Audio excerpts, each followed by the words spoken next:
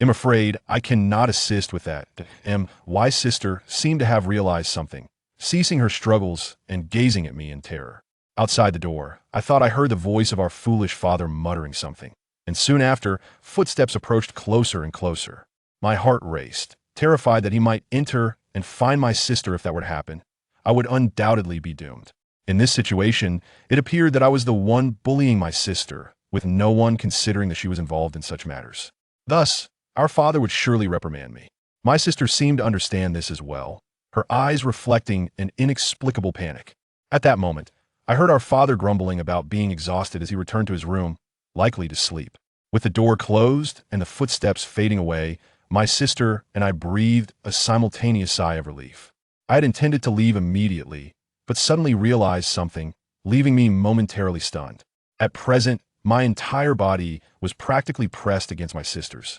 Due to her previous misdeeds, her clothing was somewhat disheveled, revealing large swathes of her fair skin and her flat chest, all laid bare before my eyes. My sister possessed a fine figure, with the only flaw being her inability to conceal her modest bust.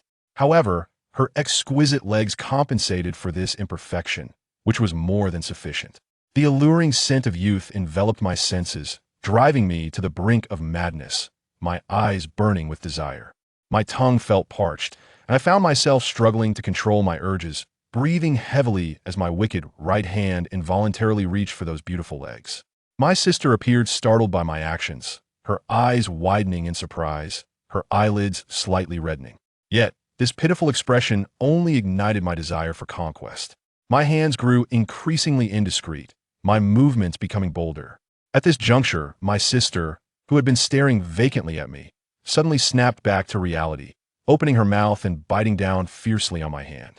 The sharp pain jolted me awake, causing me to jump back in shock and release my sister. Once freed, she immediately sat up, grabbing a blanket to cover herself, her cheeks flushed and her breaths coming in rapid gasps. I, too, was alarmed, leaping off her bed, my heart racing uncontrollably. I had nearly violated my own sister. Yet, I couldn't entirely blame myself after 18 years of being single and without a girlfriend. Such a sudden stimulus was overwhelming. At that moment, my sister glared at me with fury, exclaiming, "Tangled, you get out?" Startled, I recognized that her harsh words stemmed from my culpability, and I could only lower my head, murmuring, Lin Mingjie, I'm sorry." My sister, Miss Lin Mingjie, then seized a small alarm clock and hurled it at me with all her might, vocally berating me to leave immediately.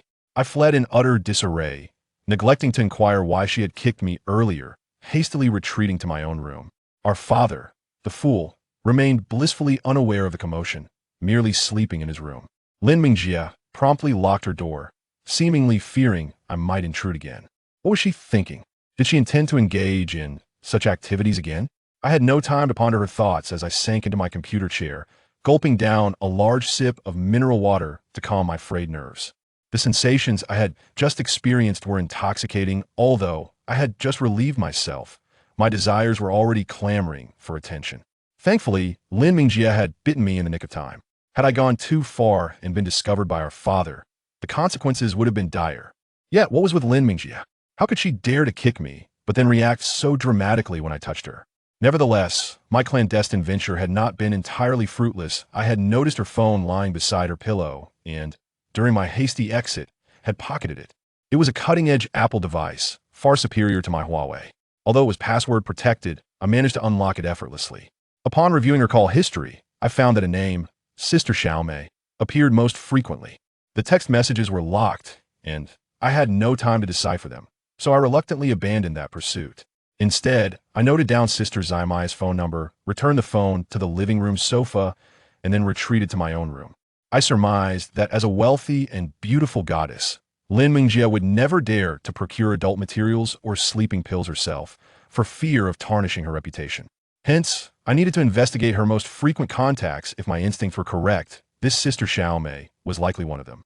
After a brief respite, once the family had finished dinner, my father, with his usual arrogance, accompanied my stepmother and Lin Mingjie out for a shopping trip. Throughout the outing, Lin Mingjie kept her head down, her demeanor icy and entirely avoiding eye contact with me. However, just before leaving, she unexpectedly turned a glance at me, her expression rife with confusion. Perhaps she was still uncertain whether the sleeping pills would be effective. But if she didn't inquire, I wouldn't divulge anything. Let's see who could maintain their composure. Once I exhaled, ensuring everyone had departed, I dialed Sister Xiaomai's number. After a single ring, the call was answered, and before I could speak, a melodious voice responded. Hello, who is this? The voice was pleasant, belonging to a girl who sounded only slightly older than me. Clearing my throat to steady myself, I cut to the chase. I am Lin Mingji's brother. May I meet with you? Lin Mingji's brother? The voice on the other end seemed surprised, but then laughed lightly.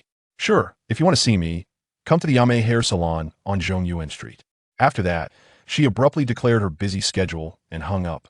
I was left momentarily stunned. Zhongyuan Street was notorious in our area as a red light district, and it was clear what sort of establishment Yame Hair Salon was. Could it be that this Sister Xiaomei was? Chapter 3. The dice. If there are no unforeseen circumstances, it seems that this Sister Xiaomei is likely one of those salon girls, or more bluntly, a prostitute. This raises a question. How could the goddess Lin Mingjie possibly know someone like her? To uncover the truth, I may need to seek out Sister Xiaomei personally. However, as I have classes tomorrow, I plan to visit that salon in a few days. After all, it would be rather unfortunate to be spotted by an acquaintance, especially by my foolish friend, Mo Dan. Mo Dan is a childhood companion of mine, simple-minded and rather stubborn, yet I enjoy the company of such naive friends. I intended to wait a few days before visiting Sister Xiaomei, but unexpectedly, Lin Mingjie took the initiative to seek me out that evening. It was quite late, and due to the exhilarating events of the day, I was utterly exhausted and sleeping soundly. Suddenly, I was jolted awake by a kick.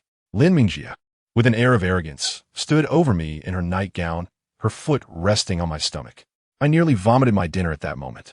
Awakening abruptly from a deep sleep left me somewhat irritable, and as I was about to express my annoyance, Lin Mingjie climbed onto me and accused me of secretly looking at her phone. Startled, I panicked at the thought of being found out and carelessly rubbed my nose, replying, Absolutely not. Who would be interested in your phone? To my surprise, Lin Mingjie coldly laughed. You always rub your nose when you lie. I was taken aback by how well she understood me, leaving me feeling strangely unsettled. I had no choice but to lower my head and admit to glancing at her phone. However, I cleverly claimed that I only wanted to see her photo album, not anything else. Lin Mingjie surprisingly accepted this, disdainfully standing up for me, saying I wouldn't be foolish enough to keep nude photos on my phone. Her words sent a jolt through me. Could it be that Lin Mingjie had indeed taken nude photos of herself? It seems she realized her comment was inappropriate, but showed no sign of regret. Before I could ponder further, she beckoned me to follow her to her room. I was taken aback. After all this time, I had always been the one sneaking into her room, and this was the first time she had invited me. Though I felt a bit anxious, I slipped on my shoes and followed her, intending to change out of my pajamas, but Lin Mingjie grew impatient. So I went to her room in my sleepwear. Upon entering her room, Lin Mingjie immediately locked the door and tossed two small items at me with a challenging expression. Do you dare play? Instinctively, I caught the two objects, and upon closer inspection, I nearly panicked. They were two sensual dice. I had seen such items on an online store before, merely fantasizing about playing with a future girlfriend, but now I was confronted with them in Lin Mingjie's possession. Nervously glancing at Lin Mingjie, I stammered, What does this mean? She casually lay back on her bed, placing a pillow aside, and smiled at me. It means we play together. You roll the dice, and whatever you get, you can do to me. Are you brave enough? At that moment, she was clad only in her nightgown, barely covering her thighs. I felt a rush of excitement, but ultimately declined her offer. Lin Mingjie suddenly changed her demeanor, her expression turning icy as she glared at me. If you don't play, I'll scream, claiming you came into my room to bully me. I'd like to see if your father would believe you. My goodness. Lin Mingjie was being ruthless, resorting to such threats. My father, being the gullible fool he was, would undoubtedly believe her. Thus, I reluctantly gave in, for deep down, I was also quite curious about the dice. Lin Mingjie insisted I keep my shoes on, so I half sat on her bed, holding the two dice, unsure of what to do next. After a long, awkward silence, Lin Mingjie impatiently kicked me. Hurry up and roll. I'm giving you an opportunity, and you're not taking it. Are you even a man? Her words stirred something within me, and gritting my teeth, I rolled one of the dice. It spun on the bed before landing on a word, squeeze. My heart skipped a beat at the sight, and Lin Mingjie's face flushed crimson as she recoiled slightly, seemingly frightened. But why be afraid? She was the one who invited me to play. However, I couldn't help but feel that this was crossing a line. What if the next roll landed on something even more scandalous? Taking a deep breath, I realized I couldn't back down now, so I rolled the second die. This one didn't spin. It landed directly on thigh. In the dim light, I couldn't help but glance at Lin Mengjia's smooth, fair thighs, swallowing hard. At that moment, silence enveloped us as neither spoke. After a prolonged pause, I hesitated, glancing at the dice again. Should we continue? Lin Mengjia shot me a glare. Of course. Although she said this, her eyes were filled with tension, hinting at her reluctance. Unsure why she insisted on this game. I complied and rolled the dice once more. The first one landed on Lick. Both of us were momentarily stunned, regardless of where this action was directed. It posed a risk of escalating too far. Yet, Lin Mengjia remained silent, so I continued rolling the second die. It spun for a moment before stopping, revealing leg. I couldn't resist stealing a glance at her exquisite, smooth legs, my heart racing. Neither of us spoke, and the atmosphere grew thick with tension. After a long moment, I finally broke the silence. Do you want to keep playing? Lin Mengjia nodded, and after a considerable pause, she softly urged, go on. With that, she shifted slightly, extending one leg. The moonlight filtered through, illuminating her leg's porcelain sheen, leaving me mesmerized and at a loss for words. Lin Mengjia, blushing and unable to articulate her thoughts, clenched her fists and urged, what are you waiting for? Hurry up. I nodded, leaning closer, my head inching toward her thigh. Faced with such temptation, I felt an overwhelming response and struggled to maintain control. A voice in my mind warned me against proceeding, warning that I might lose control of my desires and make a grave mistake. Another voice urged me to continue, reminding me that she was not my sister, and I had nothing to fear. As these conflicting thoughts battled within me, cold sweat broke out on my skin. I abruptly lifted my head, standing up and distancing myself from Lin Mengjia. Taking deep breaths, I fought to suppress my desires, striving to regain my composure. Lin Mengjia, still with a leg extended on the bed, looked up at me in confusion and disdain. Why did you stop? Trying to play the virtuous gentleman? How disgusting. I forced a bitter smile, shaking my head, dismissing her words. I shall no longer partake in this game. You ought to refrain from it as well. Lin Mengjia's eyes widened in disbelief as she regarded me. Do you still wish to dictate my actions? I merely shook my head, offering a rueful apology before departing her room. At this juncture, no matter what I said, it would be futile. I lacked the standing to speak, especially after my earlier misstep. Instead of returning directly to my own room, I hesitated outside her door, conjuring a clever idea, and turned back to enter Lin Mengjia's chamber once more. She appeared to be tidying her bed, but upon noticing my presence, she scornfully commanded me to leave. I paid her no heed, inserting my hands into my pockets and declaring, from now on, I shall accompany you to and from school. Lin Mengjia furrowed her brow, her face a portrait of reluctance. I disagree. I chuckled lightly. Who cares whether you agree? Should you refuse, I shall inform Mother that you have been engaging in nefarious activities at midnight. I have photographic evidence. Panic washed over Lin Mengjia's face. Where are the photos? Delete them at once. I confidently shook my head. Rest assured, I will not divulge them, provided that you accompany me to and from school. Without waiting for her retort, I turned and exited her room, catching the sound of the door slamming behind me, as if she had hurled something in my direction. Ignoring her, I felt a surge of confidence. I was certain Lin Mengjia would acquiesce to my demands. She was not a fool. Although I had not taken any photographs, I could surmise that she would not dare to take that risk. As long as we traveled together, any secrets she harbored would be impossible to conceal. Chapter 4. Don't leave after school tomorrow indeed.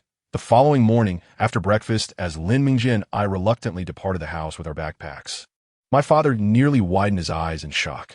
Mengjia, are you feeling unwell? Why haven't you dealt with this fool yet? His question left me with a dark expression, while Lin Mengjia shot me a look filled with schadenfreude. I ignored my foolish father, taking Lin Mengjia by the arm as we exited the house. My stepmother beamed at our harmonious sibling dynamic, having always been concerned about our relationship. We exchanged no words, our faces adorned with blissful smiles.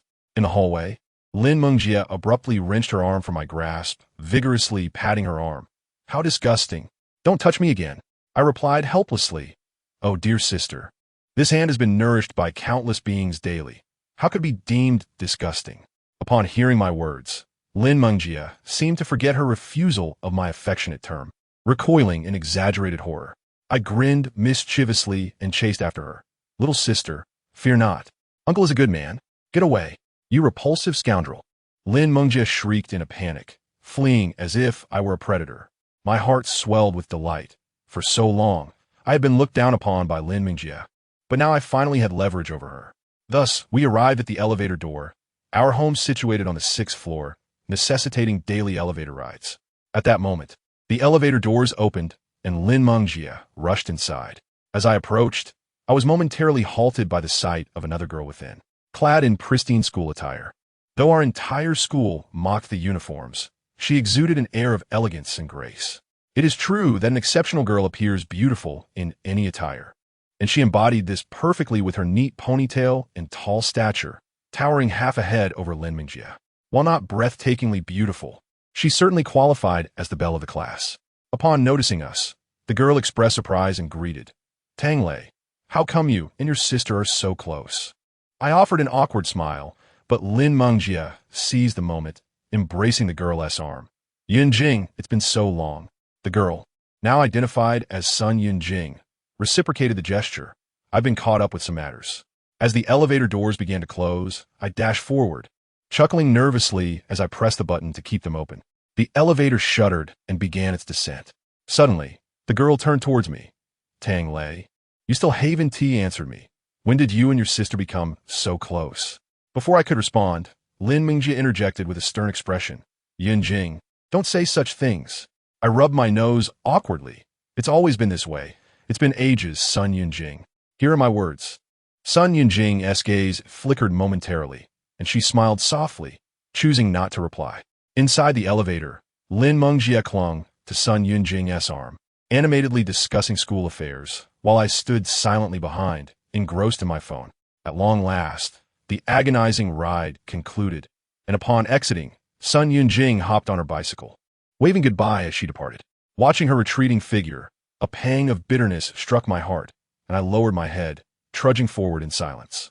At this juncture, Lin Mengjie, with a triumphant expression, glanced at me, feeling uneasy. "Are we?" I frowned. "Nonsense. I'm quite pleased." Lin Mengjie scoffed derisively. "Who doesn't T know you've been avoiding her ever since your confession was rejected? You must be feeling miserable now." "Huh, serves you right." I shot her an exasperated glare. "It's not a big deal. After all, I've been enjoying images of beautiful girls practicing judo every night. It's quite delightful." "You scoundrel, I'll make you pay." Lin Mengjie brandished her backpack, hurling it at me, and I swiftly dodged. For the remainder of our journey, Lin Mengjie ignored me, and I felt a heaviness in my heart, reluctant to speak further. The girl, Sun Yunjing, much like Mo Dan, had been a childhood companion. We had spent our formative years inseparable, frolicking together. As we entered middle school, our bond remained strong, untouched by the stirrings of young affection. As we were simply good friends. However, upon reaching high school, my father remarried, and we relocated to this neighborhood, where to my astonishment, I discovered that Sun Yunjing lived just above me. Thus, we began walking to school together, sharing meals in the cafeteria, and to the eyes of others, we seemed like a couple. I, too, entertained that notion, yet sensed something was amiss. Not long ago, in a moment of folly, spurred on by Mo Dan, I confessed my feelings. Sun Yunjing merely replied, "I only see you as a good friend." In that instant, I felt as though my world was crumbling, yet I was not ready to concede defeat and continued to pursue her. She then delivered a crushing blow. "I have someone I like, though we are not together yet. I have feelings for him." In that moment, I understood that my pursuits were futile. Though Sun Yunjing was kind-hearted, I recognized that once she set her mind on something, she would not relent until the end. Consequently, I casually stated that I merely wished for her to be my sister, harboring no ulterior motives. Amidst the mockery of onlookers, I departed with a smile. Yet upon returning home, nearly succumbed to tears. Since then, Sun Yunjing had distanced herself from me. She who once affectionately called me Xiao Lei now addressed me by my full name. I understood the implications, which is why I had recently referred to her by her full name as well. Perhaps, from this point onward, we would become strangers. A wave of bitterness washed over me, yet I refused to wallow in self-pity. I straightened my posture, walking confidently to school. Lin Mingjie did not even greet me before departing, and I paid her no mind, heading directly to my classroom. Although we were both in the second year of high school, Lin Mingjie and Sun Yunjing are in the elite class, while Mo Dan and I, true talents, find ourselves in an ordinary class. Upon returning to class, Mo Dan, that boorish fellow, suddenly wrapped his arms around me and exclaimed, "So, did you watch the sibling video I sent you? It was so exhilarating." I promptly kicked him away, feeling irritated. I had no intention of watching a film featuring such an unattractive protagonist. The situation concerning Sun Yunjing had left me in a daze all morning, and it wasn't until after school that I realized the gravity of my oversight. I had planned to return home with Lin Mingjie, but I needed to find her before she left, or I would likely miss her. Without a second thought, I grabbed my backpack and dashed out, inadvertently stepping on Mo Dan's large foot, causing him to yelp in pain. When I arrived at the entrance of the elite class, I discovered it was already empty. Just as I was about to give up hope, I spotted Lin Mingjie lurking near the school gate, seemingly searching for something. As I approached to greet her, I noticed a relaxed expression on her face as she stealthily departed. Confused, I hurriedly followed her, only to find that she was not heading home, but was instead walking in a different direction. Upon following her to a small street, I was taken aback. This was Zhongyuan Street. Was she seeking out Sister Xiaomei from the Yamei hair salon? My frustration grew. What was a young girl like her doing in such a chaotic place? Though it was broad daylight, dangers still lurked. As I entered Zhongyuan Street, intending to confront Lin Mingjie, I suddenly heard the sound of crying. Turning around, I was horrified to see two boys cornering a girl against a wall, attempting to forcibly remove her clothing. The most shocking part was that these boys, along with the girl, appeared to be no taller than my thigh. All three were indeed elementary school students. My goodness, were youngsters this brazen nowadays? Hesitating for a moment, I noticed Lin Mingjie had already entered the Yamei salon, compelling me to act swiftly. At that moment, the girl's top was already undone, and she was desperately clutching her pants to resist their advances. The girl seemed quite adorable, especially with her flat chest, which only added to my frustration. Driven by a sense of justice, I boldly confronted the two boys. They quickly recognized that I was not someone to be trifled with and scampered away, shielding their heads. As they fled, one of them threatened, "You better watch out. If you mess with our boss long, don't even think about leaving tomorrow after school." The audacity of these children was astonishing. I clasped my hands together, replying, "Brothers, be safe." The two fled in terror. I stood tall, chest out, waiting for the little girl to express her gratitude before I quietly departed, content to remain anonymous. To my dismay, the girl didn't even glance in my direction and simply walked away. How impolite. I followed her, intending to speak, but she suddenly jumped in fright, her large, watery eyes staring at me in terror. She was undeniably beautiful and charming, her pristine face revealing that she would undoubtedly be a stunning beauty when she grew up. Suddenly feeling a bit embarrassed, I forced a smile and said, "Don't be afraid. Little sister, I'm a good person. I just want to escort you home." The girl's expression grew more vigilant, and she began to jog away, clutching her backpack. Feeling awkward, yet wishing to prevent any further incidents, I trailed her at a distance. She acknowledged my presence, but did not react, continuing her silent march ahead. At that moment, Lin Mingjie appeared, and I quickly embraced the little girl, hiding in a corner. The girl panicked, believing I intended to harm her, and struggled fiercely. I whispered that I meant no harm, and urged her to remain still. After Lin Mingjie stealthily exited Zhongyuan Street, I sighed in relief and released the girl.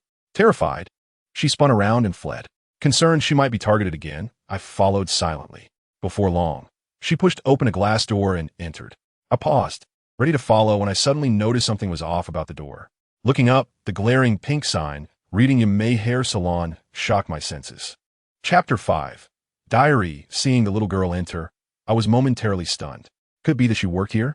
Had the industry evolved to the point where there were establishments catering specifically to young boys' needs? Burdened with endless questions, I steeled myself and walked inside. Although such places were not meant for someone of my moral standing, I felt it was necessary to uncover Lin Mingjie's intentions and the girl's identity as a self-proclaimed guardian of justice. Upon entering, I found myself in a lobby adorned with various hairdressing tools on a counter. Several scantily clad young women lounged on sofas, appearing to be in their early 20s. As I stepped in, a red-haired beauty rose from the sofa, wrapped her arms around mine, and purred, "Hey there, little brother. You to have some fun?" She tugged me toward the sofa, her voluptuous form brushing against my arm, and the enticing fragrance enveloped me, stirring feelings within me, a 17-year-old virgin. The red-haired beauty continued to tease me, her height nearly matching mine, as her long legs grazed my thigh, nearly igniting a spark. Inside the salon, several men were groping the scantily clad girls, who responded with playful gasps, their movements becoming increasingly bold. This was a scene I had never witnessed before, and combined with the red-haired beauty's seductions, I found myself reacting involuntarily. Noticing my reaction, the red-haired beauty chuckled and led me further inside, saying, "You must be new here. Want to try a full package? I'll give you a discount." At the mention of this, I snapped back to reality. I cherished my virginity and would not allow it to be compromised in such a place. I was not one to indulge in such depravity. Thus, I looked at her with righteous indignation and inquired, "How much for the full package?" A hint of amusement flickered in her eyes as she replied, "For a first-timer like you, I'll give you a discount to encourage you to return, just 200 yuan. I nodded solemnly, realizing I only had 20 yuan in my pocket. I could not delay any longer, so I cut to the chase. "Is there a girl named Xiaomei here?" "Xiaomei?" The red-haired beauty's expression shifted to one of confusion. "Are you looking for her for something? Where do you want her to?" I interrupted her. "I just need to find her. Not here to play. Not here to play." I insisted. The red-haired beauty's demeanor cooled, her earlier warmth evaporating as she muttered under her breath about yet another pauper. Embarrassed, I scratched my head, realizing the truth in her words. However, my objective was not to engage in frivolity, so I stood my ground. Before long, the red-haired beauty returned, casting a disdainful glance my way. "Go inside, first door on the left. Xiaomei is in there." I awkwardly attempted to express my gratitude, but she ignored me, turning away. I couldn't dwell on it any longer. I steeled my nerves and entered the room. The room was shrouded in darkness, illuminated only by a dim light bulb. As I stepped inside, I was struck by the soft, alluring sounds reminiscent of what I had encountered in certain films, albeit with a slight distinction. I fought to suppress the wicked thoughts that crept into my mind, and, feeling a mix of anticipation and trepidation, I ventured further.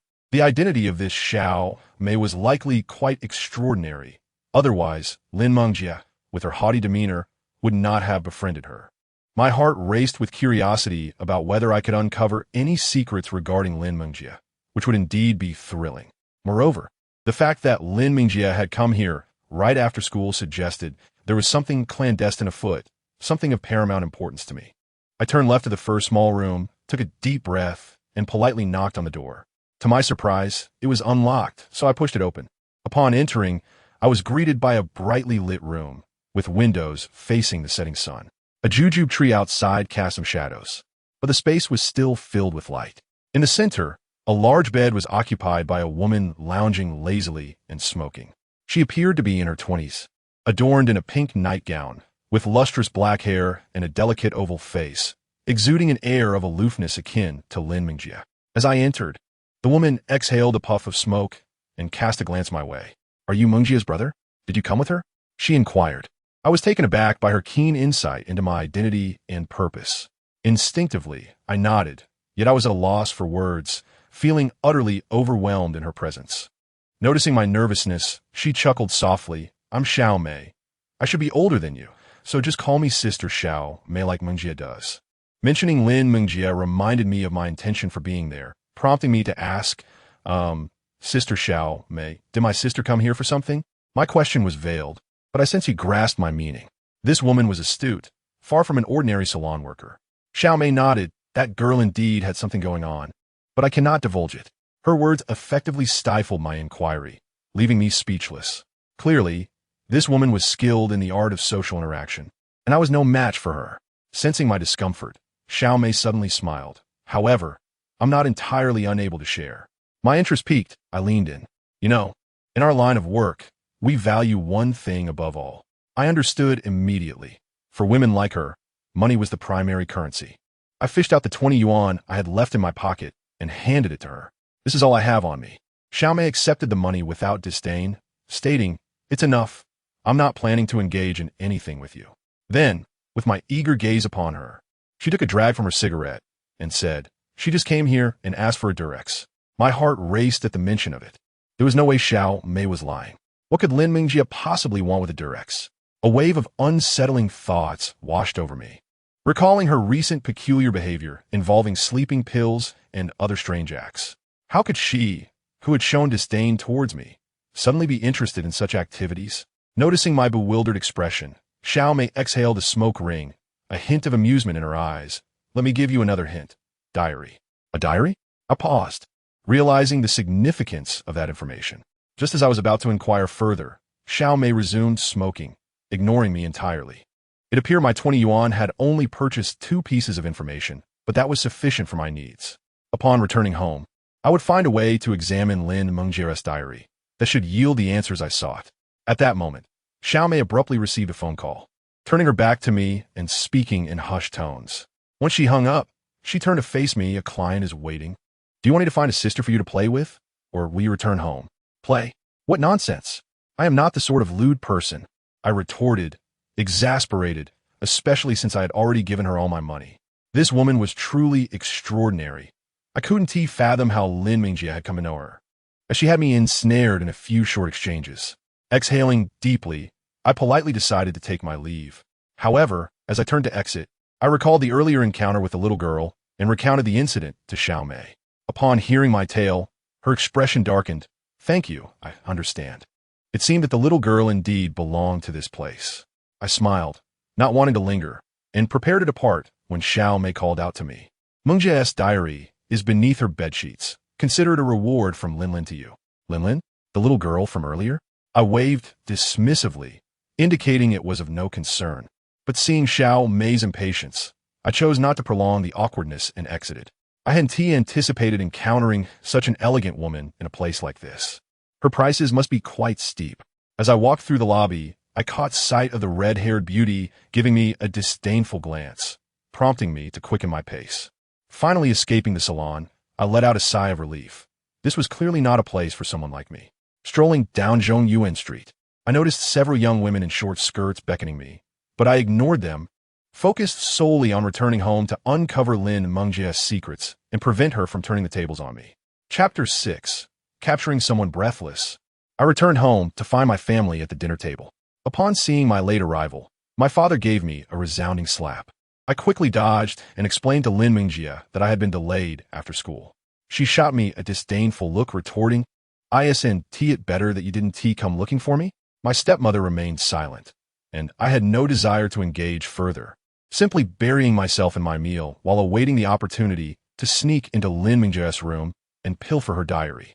That opportunity soon arose.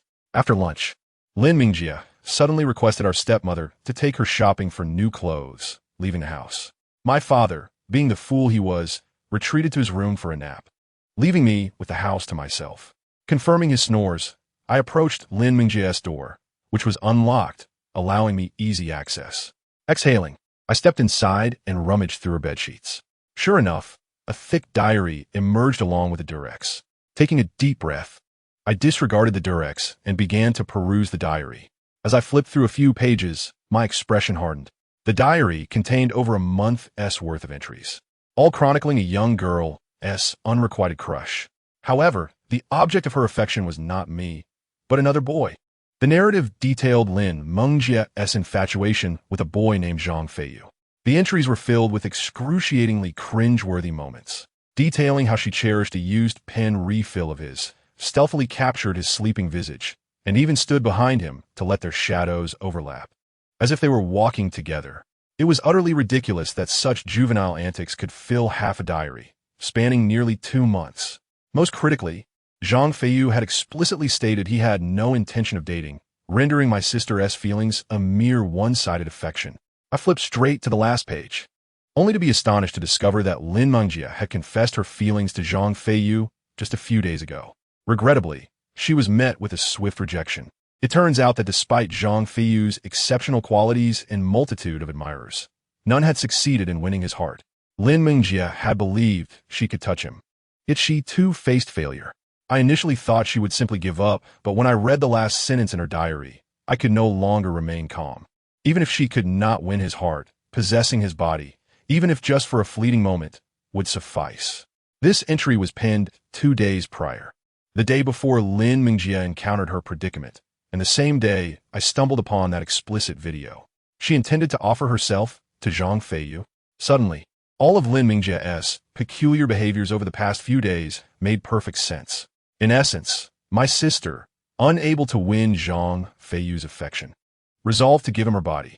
However, lacking any experience in such matters, she resorted to watching adult films, even using me as a test subject to comprehend male anatomy. As for the dice and other playful items, they were likely merely to alleviate her fears when interacting with boys. A wave of discomfort washed over me. An indescribable feeling surged within my heart. It dawned on me that all the recent flirtation with Lin Mengjie had merely been practice for another man. At that moment, I felt a twinge of unease. It appeared I was not even a spare tire, but rather less than a jack. How utterly shameless.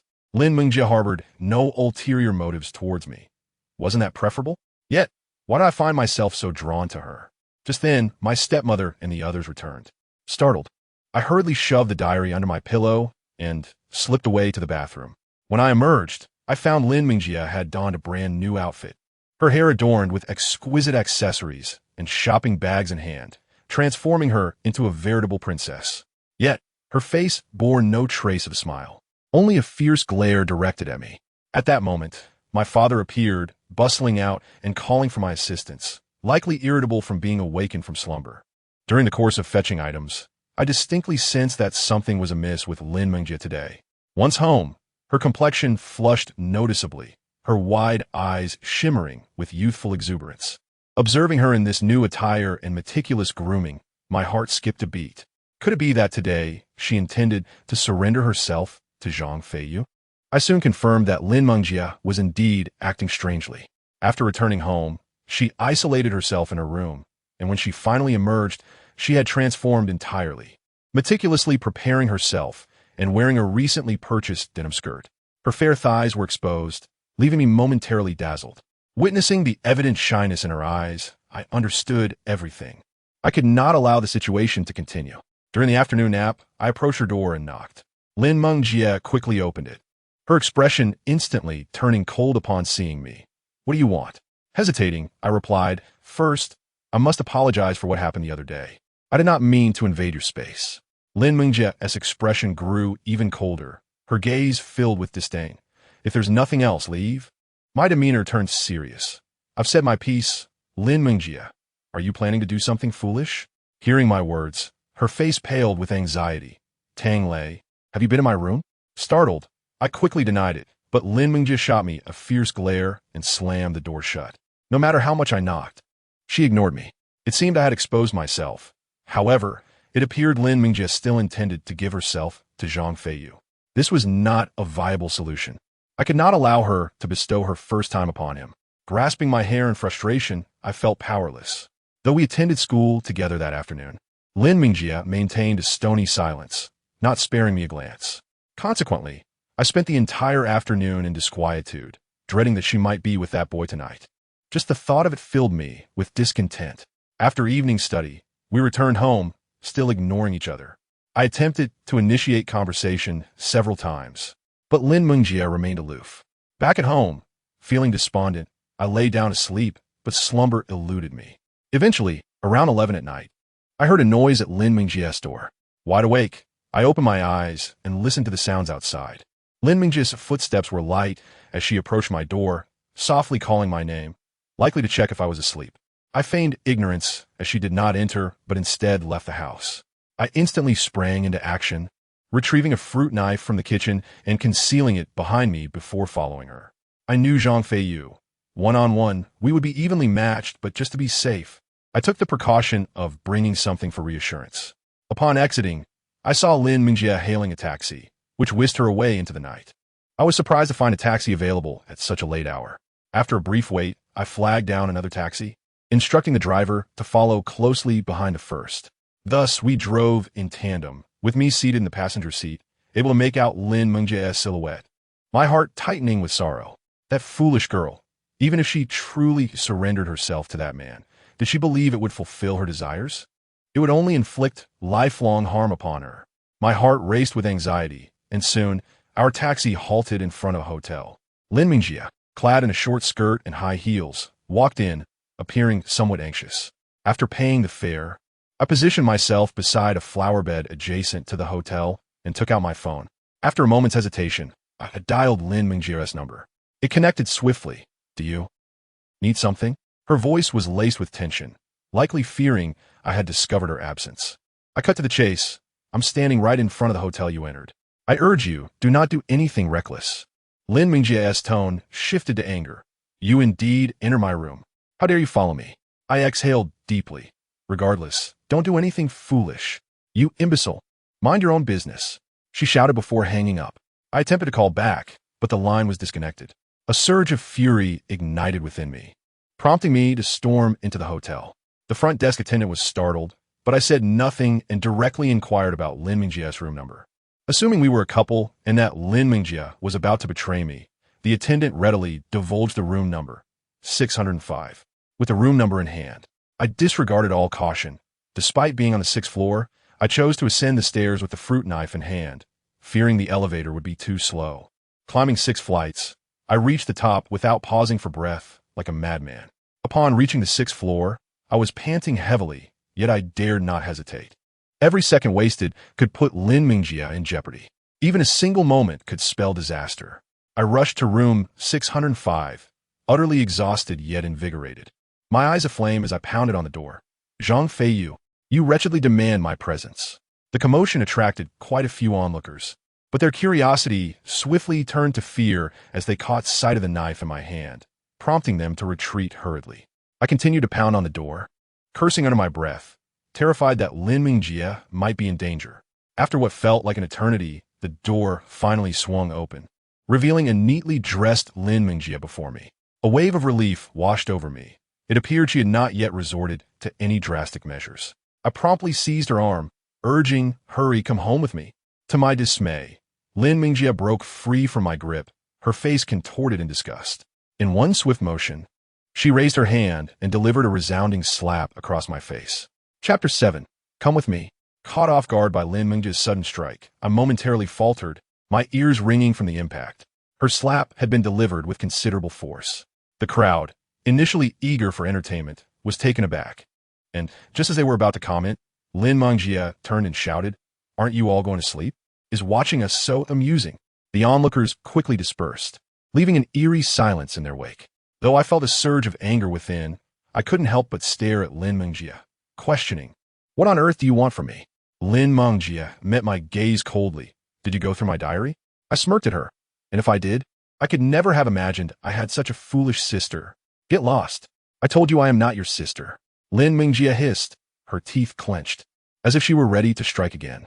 I let out a weary chuckle, choosing to remain silent. At that moment, a tall, slender young man emerged from one of the rooms. He had flowing long hair and exuded a sunny charm, his strikingly handsome face leaving a lasting impression.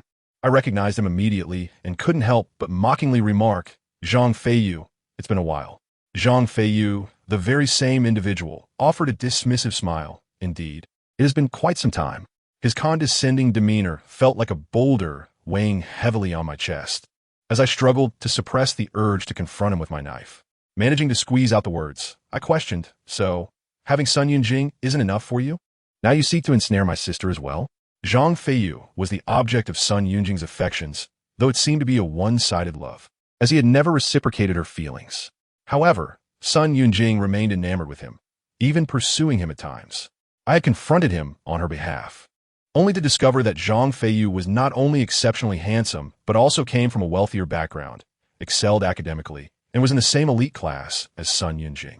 He overshadowed me in countless ways. At that time, he had regarded me with a disdainful air, and I had wisely chosen not to provoke him further. Now, to my dismay, Lin Mingjie had developed feelings for him as well. Upon hearing my words, Zhang Feiyu merely laughed arrogantly. "I'm not looking for a girlfriend at the moment, and I won't be pursuing any girls, so you needn't worry." I glanced at Lin Mingjie, only to find her nodding in disappointment. This indicated that Zhang Feiyu had never accepted Sun Yunjing's affections, yet she remained infatuated with him. My heart sank, feeling as if a heavy stone had struck me, rendering me momentarily speechless. Zhang Feiyu then casually adjusted his collar and patted my shoulder. "You're being too impulsive. Put away that thing intended to scare children. It would be unfortunate if you hurt yourself." My face flushed crimson, my blood boiling with indignation at his insult. Zhang Feiyu simply shook his head with a smile, greeted Lin Mingjie, and turned to leave the hotel. His departure was marked by a nonchalant grace that even I couldn't help but admire. It was no wonder Sun Yunjing was so enamored with him. At that moment, Lin Mingjie remained silent, avoiding my gaze entirely, and strode toward the elevator. I stood there, momentarily dazed, before sheathing the fruit knife behind my back and following her downstairs.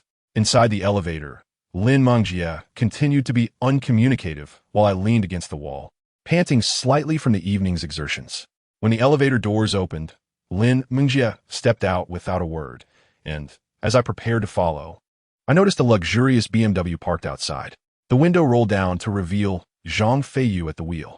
It's quite late, and there are no taxis around. Would you like a ride home? Though I intended to decline his offer, the sight of Lin Mingjie getting in without hesitation left me feeling awkwardly stranded. I had initially planned to walk home in defiance, but Zhang Feiyu's mocking smile caught me off guard. Is that all the composure you possess? His words flushed my cheeks with embarrassment, and I decided to abandon my reservations, opening the rear door and taking a seat. Lin Mingjie occupied the front passenger seat, maintaining her silence, while I wore a stony expression, unwilling to engage in conversation. Zhang Feiyu attempted to lighten the mood with casual banter, but our lack of response compelled him to fall silent as he drove us directly to the entrance of our neighborhood.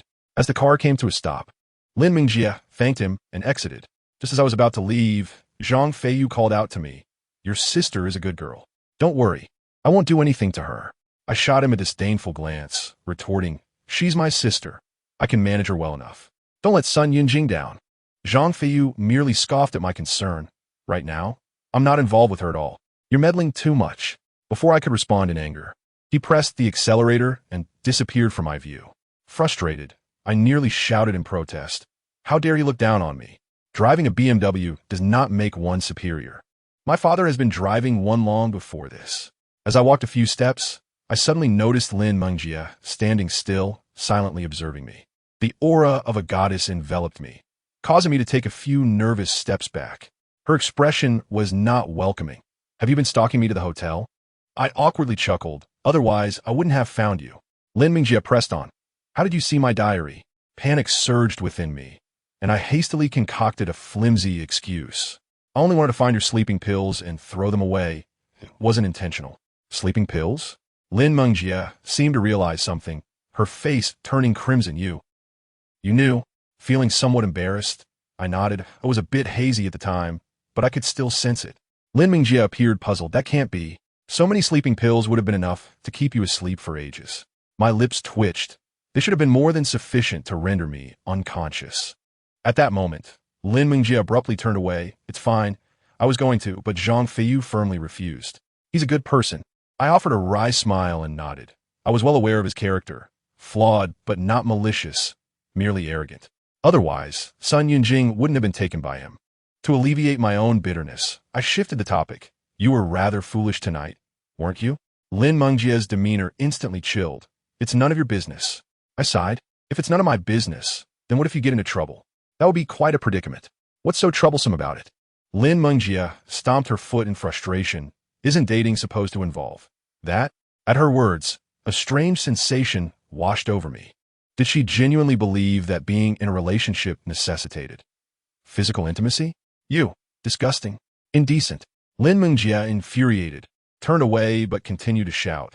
"The ultimate purpose of being in a relationship is to do this. There's really no difference. You're making a mountain out of a molehill." After uttering these words, Lin Mingjie hurried home. A realization dawned upon me. It became clear that Lin Mingjie had always equated being in a relationship with physical intimacy. While it is true that the end goal of a romantic relationship might include such encounters, the most beautiful moments of love are not confined to those instances. This foolish girl has her priorities all wrong. With a sigh, I quickly followed her home. By the time we arrived, everyone else was already asleep, yet neither of us felt the slightest bit drowsy. Just as Lin Mingjie was about to retreat to her room, I stepped forward and halted her. "Lin Mingjie, I believe we need to talk." A flicker of disgust crossed Lin Mingjie's face. "There's nothing for us to discuss." I instantly adopted a serious demeanor. "This matter is important. I must speak with you." With that, disregarding her protests, I forcibly led her outside. It was too perilous to discuss such matters at home. We had to stand outside for a moment. What are you doing? Lin Mengjie glared at me in annoyance. Yet she did not attempt to break free. I exhaled deeply. I merely wished to clarify that being in a relationship does not necessitate physical intimacy between a man and a woman. Lin Mengjie frowned and shot me a disdainful glance. If not that, then what else is there to do? I found myself at a loss for words. When two people of the opposite sex are together, there are countless delightful experiences beyond mere physical encounters. Lin Mengjie grew curious. What could possibly be more enjoyable than that? I hesitated, realizing that aside from using heroin, I couldn't think of anything else. Lin Mengjie's expression darkened. Are you suggesting that if I were to be in a relationship, I would have to resort to drug use? I quickly clarified, no, I never said that. If not drugs, then what should one indulge in? I was about to respond when I suddenly realized that our discussion was veering off track. We were supposed to be discussing what should occur in a relationship. Lin Mengjie, now visibly frustrated, exclaimed, "You've completely confused me. I'm going back to bed." Wait, I blocked her path. Please allow me to finish explaining the most beautiful aspects of love, all right? My heart ached at the thought of her equating love solely with physical intimacy. Such a mindset would be detrimental to her future. If she were to approach relationships with a mindset of mere physicality, that would be disastrous. I managed to persuade Lin Mengjie to stay, though she still appeared impatient. You've never been in a relationship. How could you possibly understand that feeling? I furrowed my brow. Who told you I've never been in love? Lin Mengjie scoffed. Was it with Sun Yinjing? She is currently fixated on Zhang Feiyu. My expression turned cold. Even so, our relationship back then could still be considered as love. Lin Mengjie looked at me with intrigue. Then can you describe what being in love feels like? I opened my mouth to respond, only to realize that the feeling is indescribable in words. After much deliberation, I could not find the right terms. Gazing at Lin Mengjie's expectant face, I ultimately conceded. That feeling is something only those who have experienced love can comprehend. Lin Mengjie shot me an incredulous glare. Isn't that stating the obvious? I've never been in love, so how could I possibly understand? I felt utterly dejected. That is indeed true, however, unless I were to experience a relationship myself, I would never grasp that feeling, correct? Lin Mengjie's eyes brightened. Tomorrow is Monday. When we return to school, I'll find a boy to date. I hurriedly interjected, alarmed. You can't just date any random boy. All the boys are in their adolescent phase, and they will undoubtedly deceive and seduce you. I glared at her. Those boys cannot be trusted. You must not casually choose someone to date. Otherwise, you will never truly understand that feeling. Lin Mengjie, now furious, retorted, what am I supposed to do? Zhang Feiyu doesn't want a girlfriend. Who am I supposed to date? I gritted my teeth and shouted, with me? Chapter 8. Emoyo. Upon hearing my words, Lin Mengjie froze. What do you mean? I felt a twinge of embarrassment, but I mustered the courage to say, what else could it mean? It means let's date. Pervert. Scoundrel. Go to hell. Lin Mengjie's face turned beet red in an instant. She shot me a fierce glare before turning to leave. I awkwardly approached her. Don't misunderstand. I merely meant to let you experience what a genuine relationship feels like, not that I want to engage in any inappropriate behavior. Enough. At that point, Lin Mengjie suddenly stomped on my foot in frustration and turned away. My heart raced. This was our first physical contact, even though my toes felt numb from the pain. I awkwardly followed her, and we both stood in silence for a moment in the chilly evening breeze, which made me instinctively huddle into myself. Truthfully, I did not believe she would agree. Our relationship had been so frosty for so long that it seemed implausible to casually enter into a romantic connection. Even if it were a pretense, it would still feel somewhat awkward. Just as I was about to suggest she return, Lin Mengjie unexpectedly turned around, her head lowered, unable to meet my gaze. You mean you can let me feel what love is like, right? At those words, I felt a spark of excitement. Absolutely, rest assured. Aside from the more intimate aspects, I will ensure you experience everything else that love entails. Lin Mengjie's cheeks flushed, disgusting. After vehemently cursing me, she turned to leave, and I couldn't help but chuckle as I followed her. However, just as we reached the entrance of the community, Lin Mengjie suddenly halted, turning back to look at me, hesitating as if she wanted to say something. I was puzzled. What is wrong? Lin Mengjie's expression was cold, tinged with embarrassment. You, scoundrel. I was taken aback, realizing my own folly, and quickly blurted, "Tomorrow, we'll go on a date." "Go to hell." Lin Mingjie tilted her head back, seemingly recalling something, looking somewhat bashful.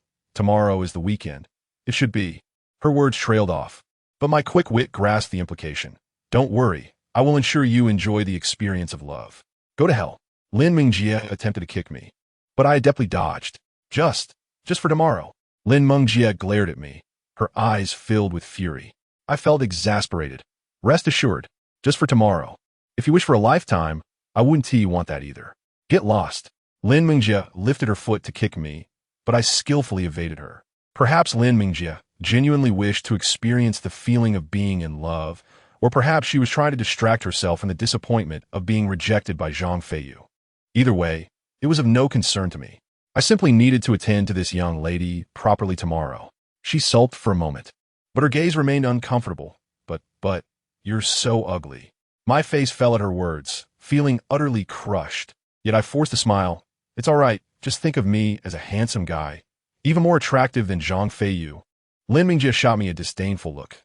"Zhang Feiyu is gold, and you're just a lump of scrap metal. How can you compare?"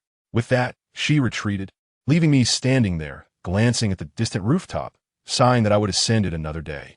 In this world that values appearances, I had already lost hope. The matter was thus settled.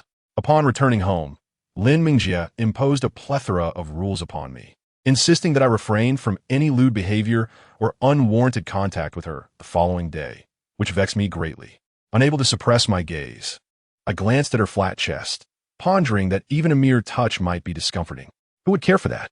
Lin Mingjie, noticing my lingering gaze, promptly delivered a sharp kick to me before retreating to her own room for the night. The next morning, as I rose, her eyes still brimmed with a murderous intent, causing me to shrink back in trepidation and bury my head in my meal. It appeared that her modesty was a sensitive topic, one I could not afford to broach lightly. After breakfast, my father, in high spirits, left for work with my stepmother, leaving Lin Mingjie to regard me with an awkward expression. I immediately grasped her intentions, and, recalling the places I often visited with Sun Yunjing, I declared, "Let us go. Little sister, today I shall take you to the People's Park." With a scowl, Lin Mingjie slapped me and queried, "What do you intend to do there?" Slightly exasperated, I replied, "It's a customary destination for couples.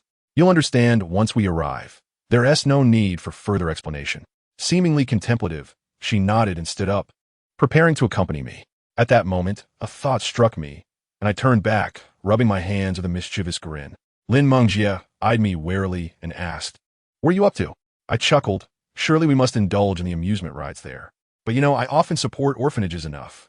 She shot back, glaring at me. "This time, you're helping me, so I shall cover the expenses." "Very well then." I proudly led my esteemed little sister towards the People's Park. Although I wasn't financially constrained, the abrupt shift from spending time with Sun Yunjing to being with someone else felt somewhat disconcerting, warranting a slight compensation for my discomfort.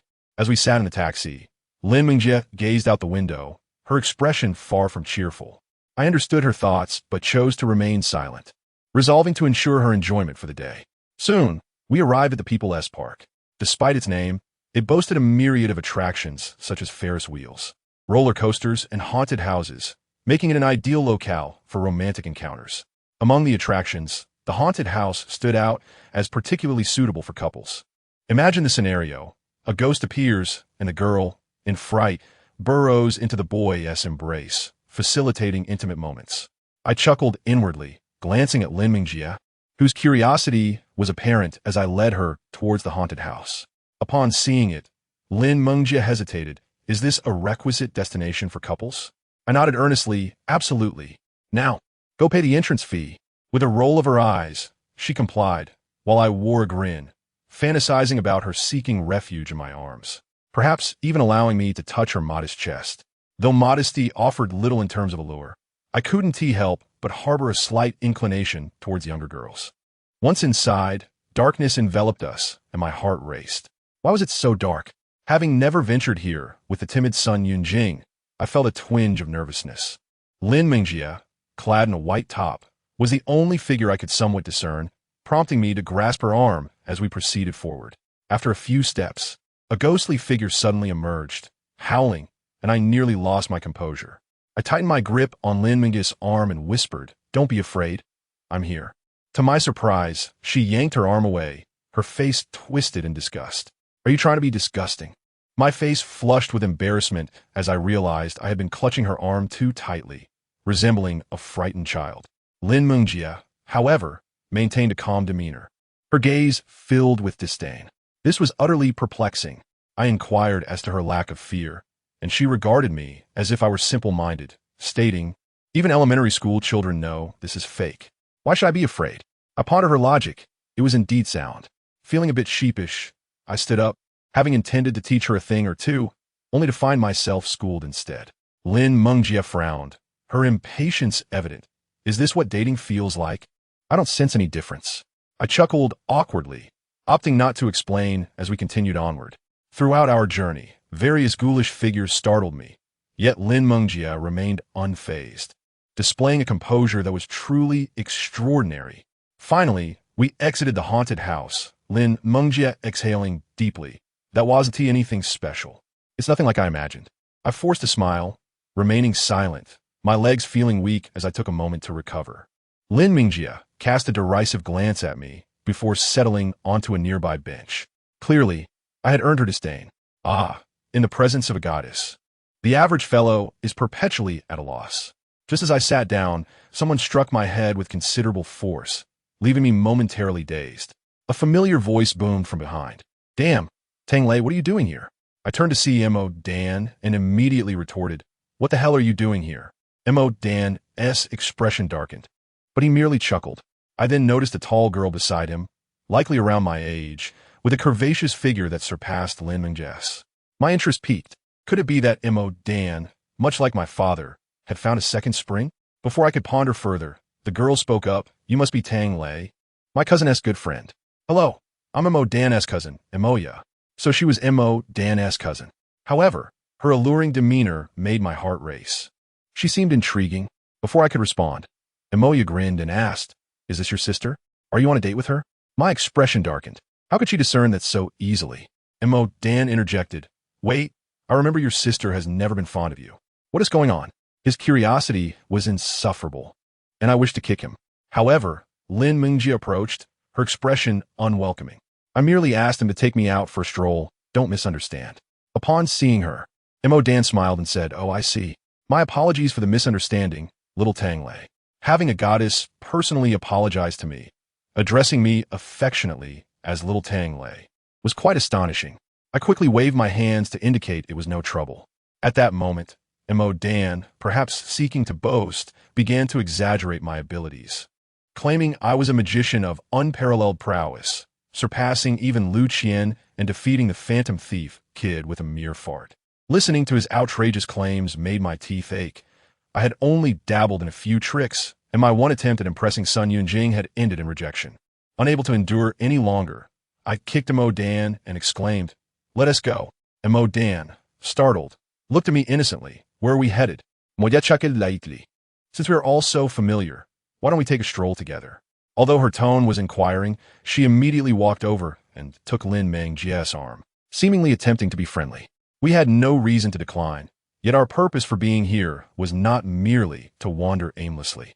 Lin Mingjia cast a reluctant glance at me, but at that moment, I was already being pulled by Mo Dan, who was laughing heartily. She knew there was no escaping this, and in exasperation, turned her head away, refusing to look at me. It seemed I had provoked this ant into irritation, and I helplessly glanced at Mo Dan, feeling an impulse to push him into a pit of muck. Within the People's Park, aside from the amusement facilities, there were mainly wooded areas where couples were paired off, displaying their affection in a manner that was rather nauseating. We were certainly exceptions. Mo was leading Lin Mingjia ahead, chatting and laughing, while Mo Dan was draping his arm over my shoulder, boasting loudly. Both of these cousins exuded a high-spirited nature, yet Lin Mingjia and I were somewhat disinterested. We had intended to enjoy our time together, only to be interrupted so soon. Of course, I was enjoying myself. As for Lin Mingjia's thoughts, they remained a mystery. Nevertheless, throughout our walk, Emoya exhibited a graceful and charming demeanor, even managing to coax a smile for the perpetually serious Lin Mingjia, which elevated my opinion of her. Beautiful, with an exquisite figure and a cheerful disposition. Such a girl is bound to attract admiration. At that moment, Mo Dan suddenly leaned in close to my ear. What is this? Are you taken with my cousin? I was startled and hastily shook my head. Don't spout nonsense. Do you think I'm some sort of beast? Even if your cousin is stunning and alluring, I am not interested. Mo Dan smirked lewdly. After all these years of friendship, do you think I don't know what you're like? Tell me, is there a part of you I haven't seen? His voice was particularly loud, and the last sentence he bellowed caused those around us to stop in their tracks, regarding us with expressions of disbelief. I buried my face in my hands, wishing I could vanish at that moment. My reputation was at stake. However, Mo Dan remained unfazed. Brother, I'm not saying this to offend you, but don't let my cousin deceive you. Deceive me? I was puzzled. Mo Dan nodded, seemingly apprehensive. She may seem impressive and looks like me, but alas, you'll find out soon enough. Although I was disgusted by this shameless individual, I still couldn't comprehend what he meant. Emoya seemed straightforward and cheerful. What did Mo Dan truly mean? After walking for a while, we began to feel warm, and I noticed a newsstand by the roadside. I hurried over to buy a few bottles of Waha to quench my thirst. However, as I approached, I inadvertently discovered the cover model of one magazine looked strikingly familiar. Unable to resist, I picked up the magazine.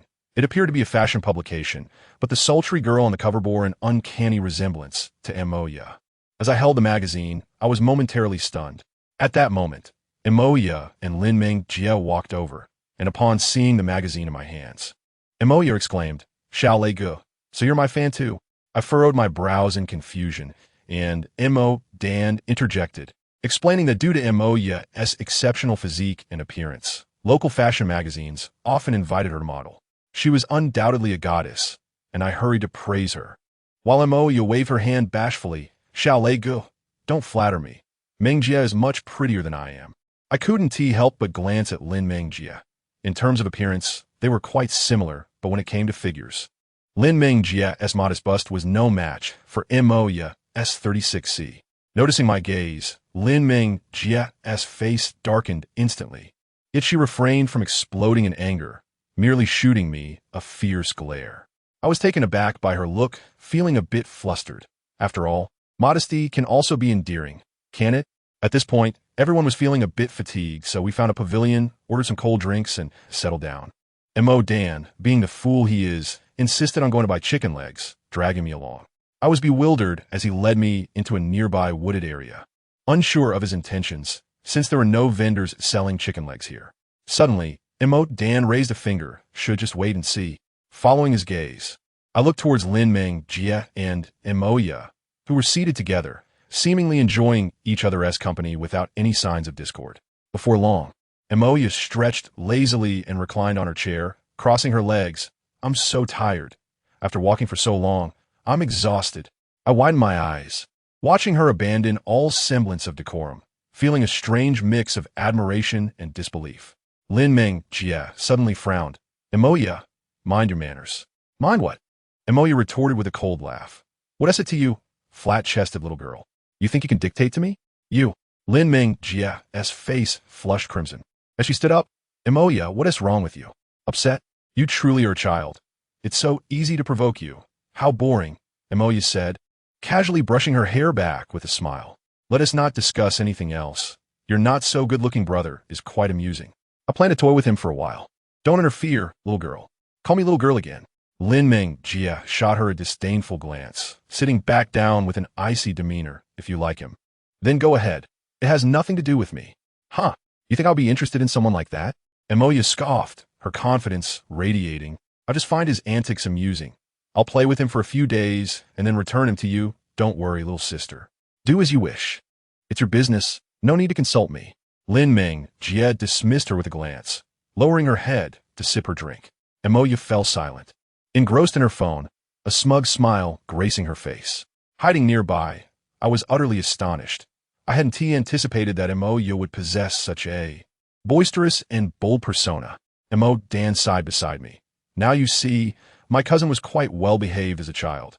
Who knew she'd grow up to be this way? Alas, misfortune befalls the family. I looked at him.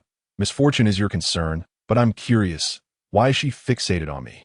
Mo Dan appeared somewhat embarrassed. When you confess your feelings, I happened to be recording it and she saw. My expression darkened. Can you give me one good reason not to strangle you? Mo Dan was at a loss for words, but still pulled me out, concerned that Moya and Lin Ming Jia might end up in a heated argument. Once we returned, Moya transformed like a chameleon, donning a friendly smile. Xiao Lei Gu, you're back so soon. I forced a laugh and nodded. Having witnessed her earlier behavior, I was inclined to keep my distance. However, Moya was not about to grant me that liberty. She promptly sat beside me, feigning innocence as she attempted to obtain my phone number. I tried repeatedly to engage Lin Ming Jia in conversation, yet she skillfully redirected the topic each time. Gazing at the seemingly pure-hearted Moya, I felt a strange unease. What kind of girl was she?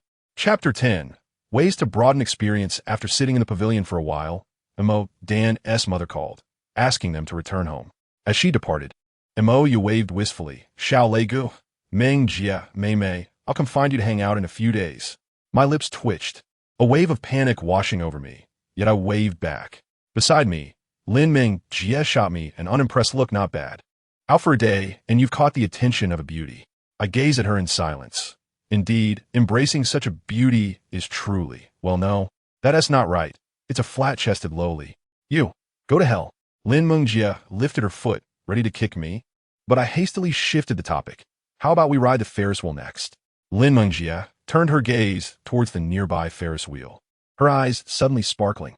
Take me there. I eagerly nodded and led her over. This Ferris wheel accommodates 4 people at a time. Fortunately, Mo Dan and the others had left, or else if Moya squeezed in, it would definitely cause trouble. Once seated, Lin Ming Jia curiously looked around, seemingly experiencing this for the first time. I exhaled, and the Ferris wheel began to move slowly, gradually elevating us higher, as the ground receded beneath us. I couldn't help but reminisce about the first time I rode the Ferris wheel with Sun Yunjing. Back then, she resembled Lin Ming Jia in her current state. Observing Lin Ming Jia, who gazed at the ground with a mixture of wonder and fear, I sighed and shook my head, dismissing those trivial thoughts. This Ferris wheel is the largest in our city. From its peak, one can overlook the entire metropolis. I felt a surge of pride as I gazed outwards. Lin Ming Jia shot me a glance. There's signs outside. Do you think I can't read? I twitched my lips, but said nothing. Lin Ming Jia looked at me weakly, yet remained silent. Her attention was captivated by the Ferris wheel, though strangely, she seemed a bit lethargic. As the wheel ascended slowly, the scenery below gradually became distant, and the tall trees beside us began to level with our height. My mood settled into tranquility. Lin Ming Jia continued to peek outside, her face filled with curiosity until we finally reached the top.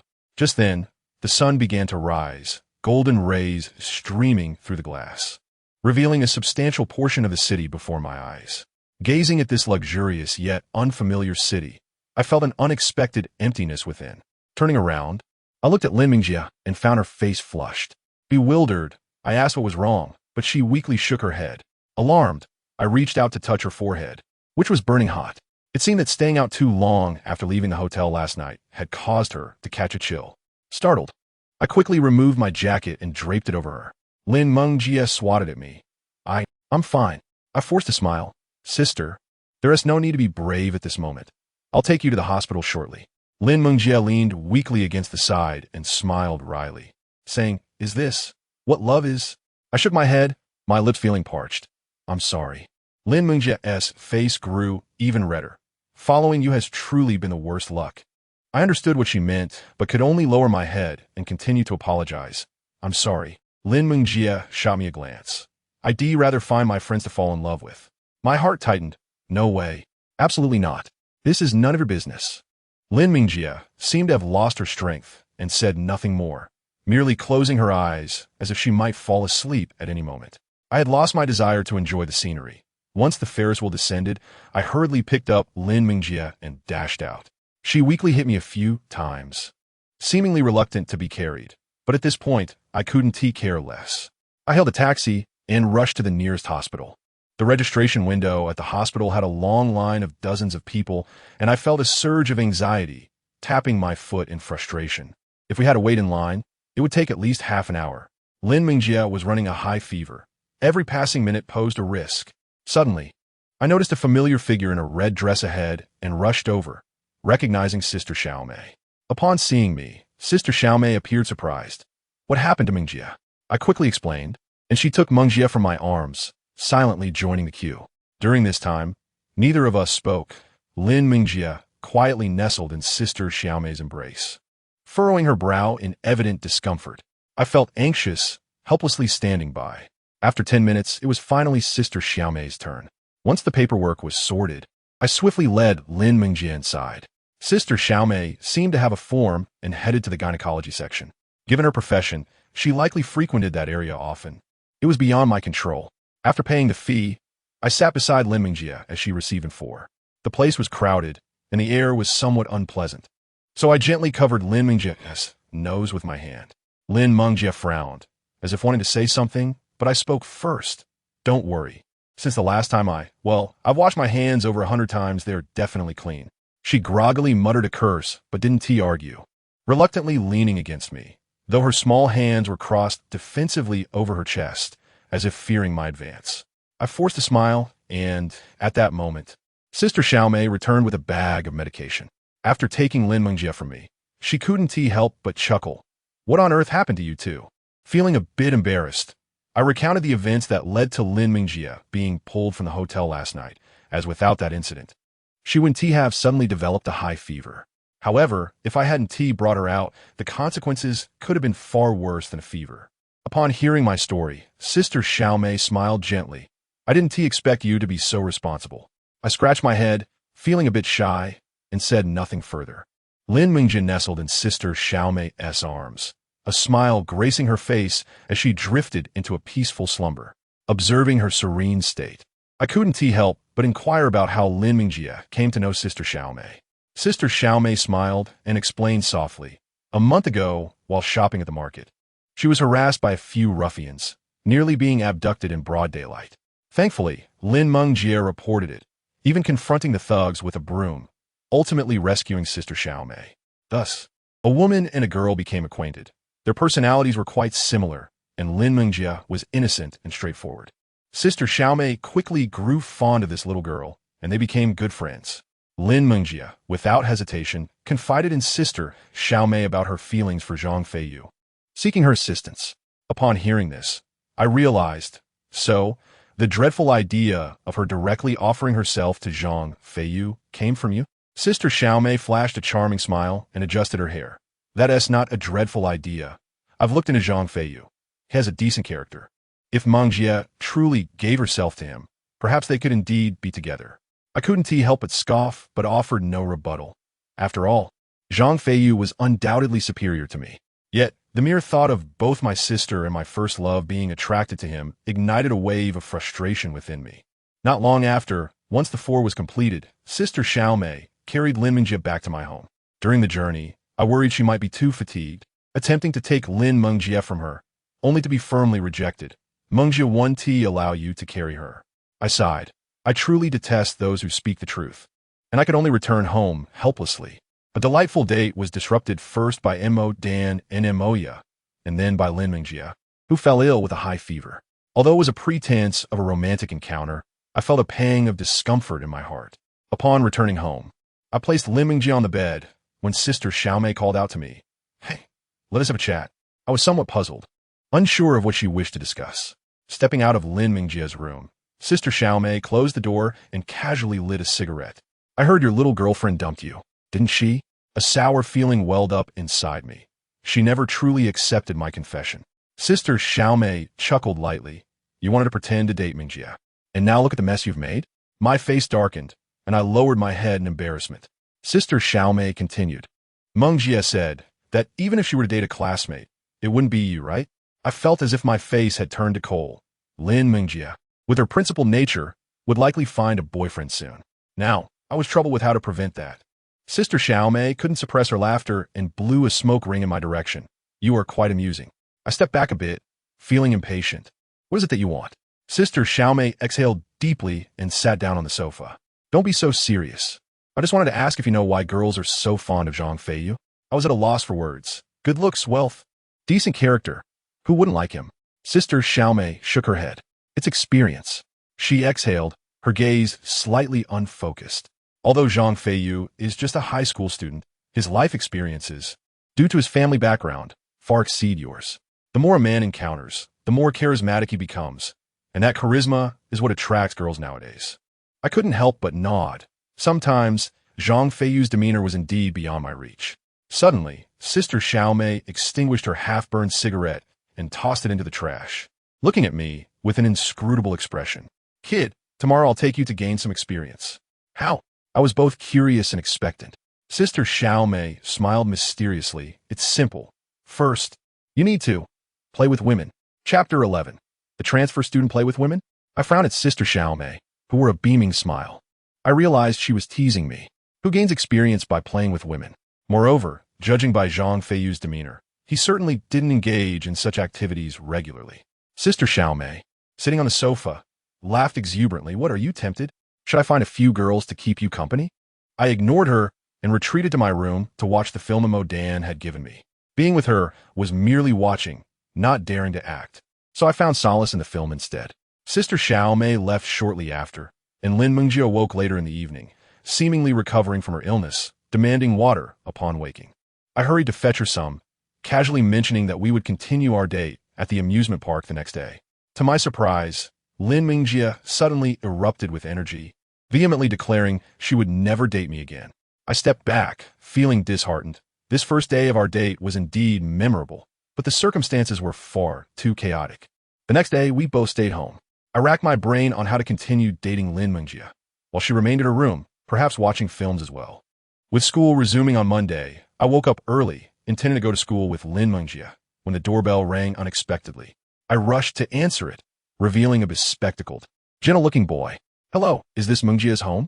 I found it odd that he referred to Lin Mengjie so casually. At that moment, Lin Mengjie burst from her room. When Zaheo, you're here, quite early. This when Zaheo smiled gallantly. Since you invited me, how could I dare not come early? After saying this, he ignored me completely, moving to Lin Mengjie's side and casually taking her bag. I furrowed my brow, while when Zaheo appeared amiable, I sensed a level of arrogance surpassing even Zhang Feiyu's, coupled with a hint of insincerity. My heart raced as I caught sight of Lin Mengjie, who had donned a new pair of shorts, looking quite radiant. Just as she prepared to leave with Wen Zaheo, I quickly pulled her aside and quietly inquired about this man. Lin Mengjie waved dismissively. He's my boyfriend. What? I felt a surge of anger as I looked at her. Haven't I told you that students nowadays are untrustworthy? You can't just date anyone. Lin Mengjie shot me a disdainful glance. Wen Zaheo is my elementary school classmate. His character is far superior to yours. If I don't date him, should I date you? I was at a loss for words. Character isn't something you can discern from appearances. Just because he wore glasses doesn't mean he was a good person. What if dating me was a better choice? I wanted to persuade her, but Lin Mengjie paid no heed, laughing and leaving with Wen Zaheo. Frustrated, I followed them, my heart boiling with irritation. Wen Zaheo was quite affluent. After leaving the neighborhood, he hopped onto a splendid blue motorcycle, and Lin Mengjie smiled widely as she sat on the back.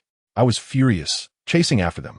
However, two legs could not outrun two wheels. After about 10 minutes, they vanished from sight.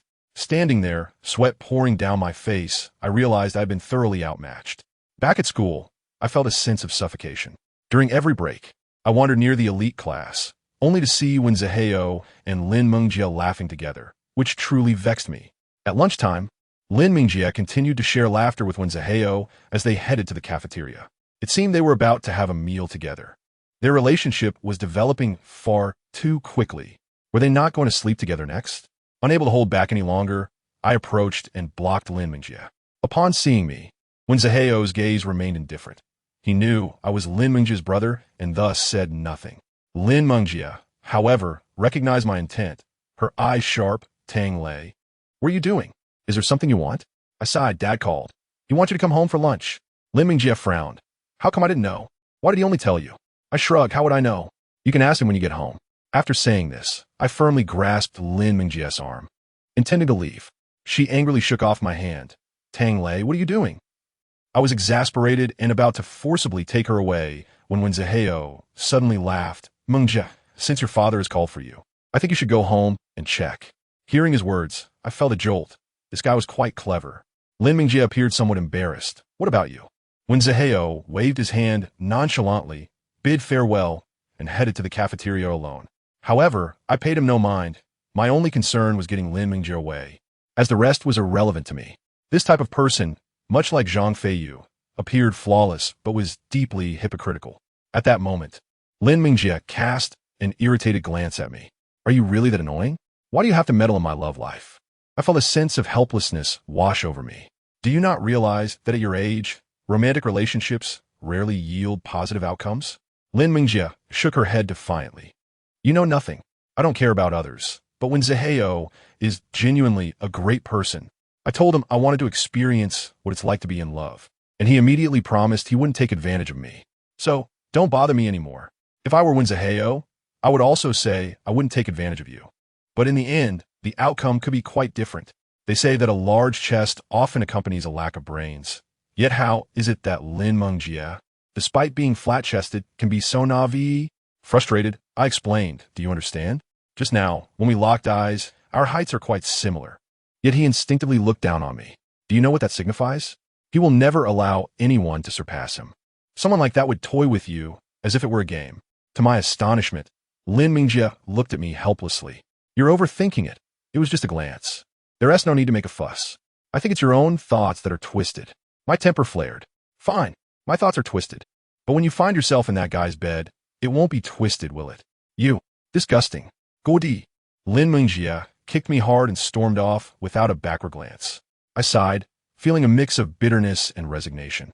After all, she was my sister, and I couldn't just ignore her. All the way home, Lin Mingjie maintained a stony silence, refusing to acknowledge me. Yet, I stubbornly followed her, determined to ensure she was all right. At home, I prepared a few dishes, but Lin Mingjie didn't touch any of it, seeming to sulk in silent protest. I knocked on her door, trying to coax her out, but she remained unresponsive, sulking in her room as if she were lifeless. Fine, I thought. If she doesn't want to eat, so be it. Later, just before school, I spotted Wen Zaheo riding a flashy motorcycle with a beaming Lin Mingjie seated behind him. My teeth clenched in frustration, but I held back and refrained from chasing after them, allowing them to speed away. All I could do now was hope Wen Zaheo would take his time while I kept a vigilant eye on my silly sister. Feeling somewhat glum, I returned to school, only to overhear a group of classmates chattering excitedly about a new transfer student who was a beautiful girl. My heart skipped a beat, and my earlier gloom evaporated as I turned to look at Mo Dan in the back row, just in time to catch the look of grievance on his face. Just then, our homeroom teacher approached, prompting me to hastily return to my seat. The teacher maintained order briefly before announcing the arrival of the new student. Today, we welcome a new member to our class. Her name is Emoya. Students, please give her a warm welcome.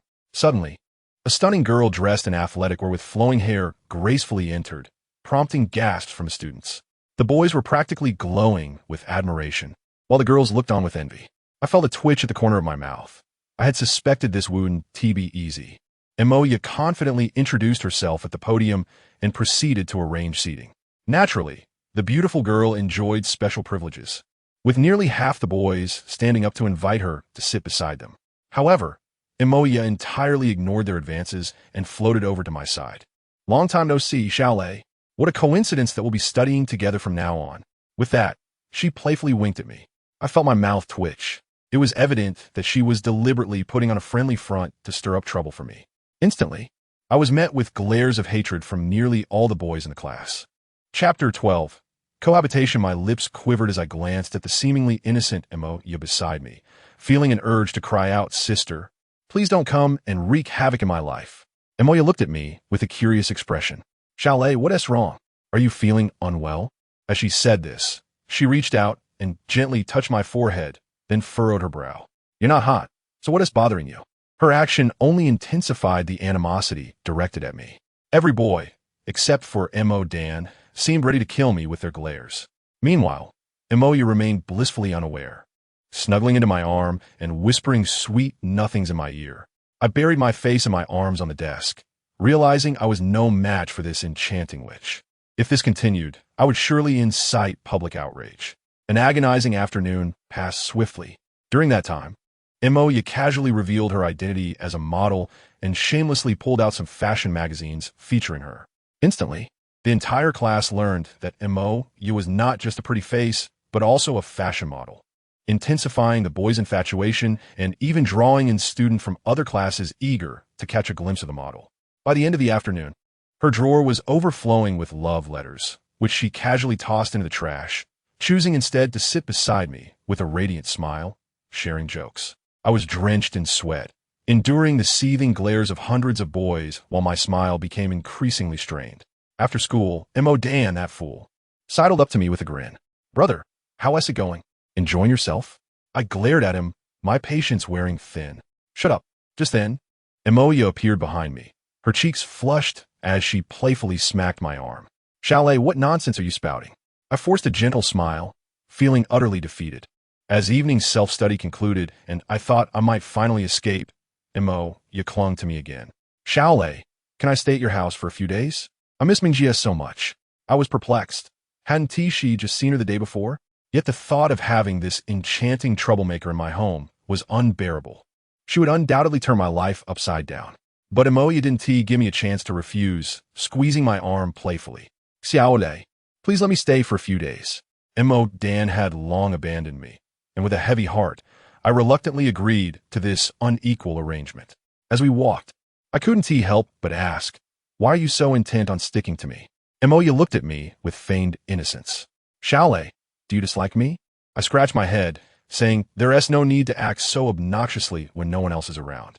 Emoya gazed at me with a wounded expression. "What do you mean, Chalet?"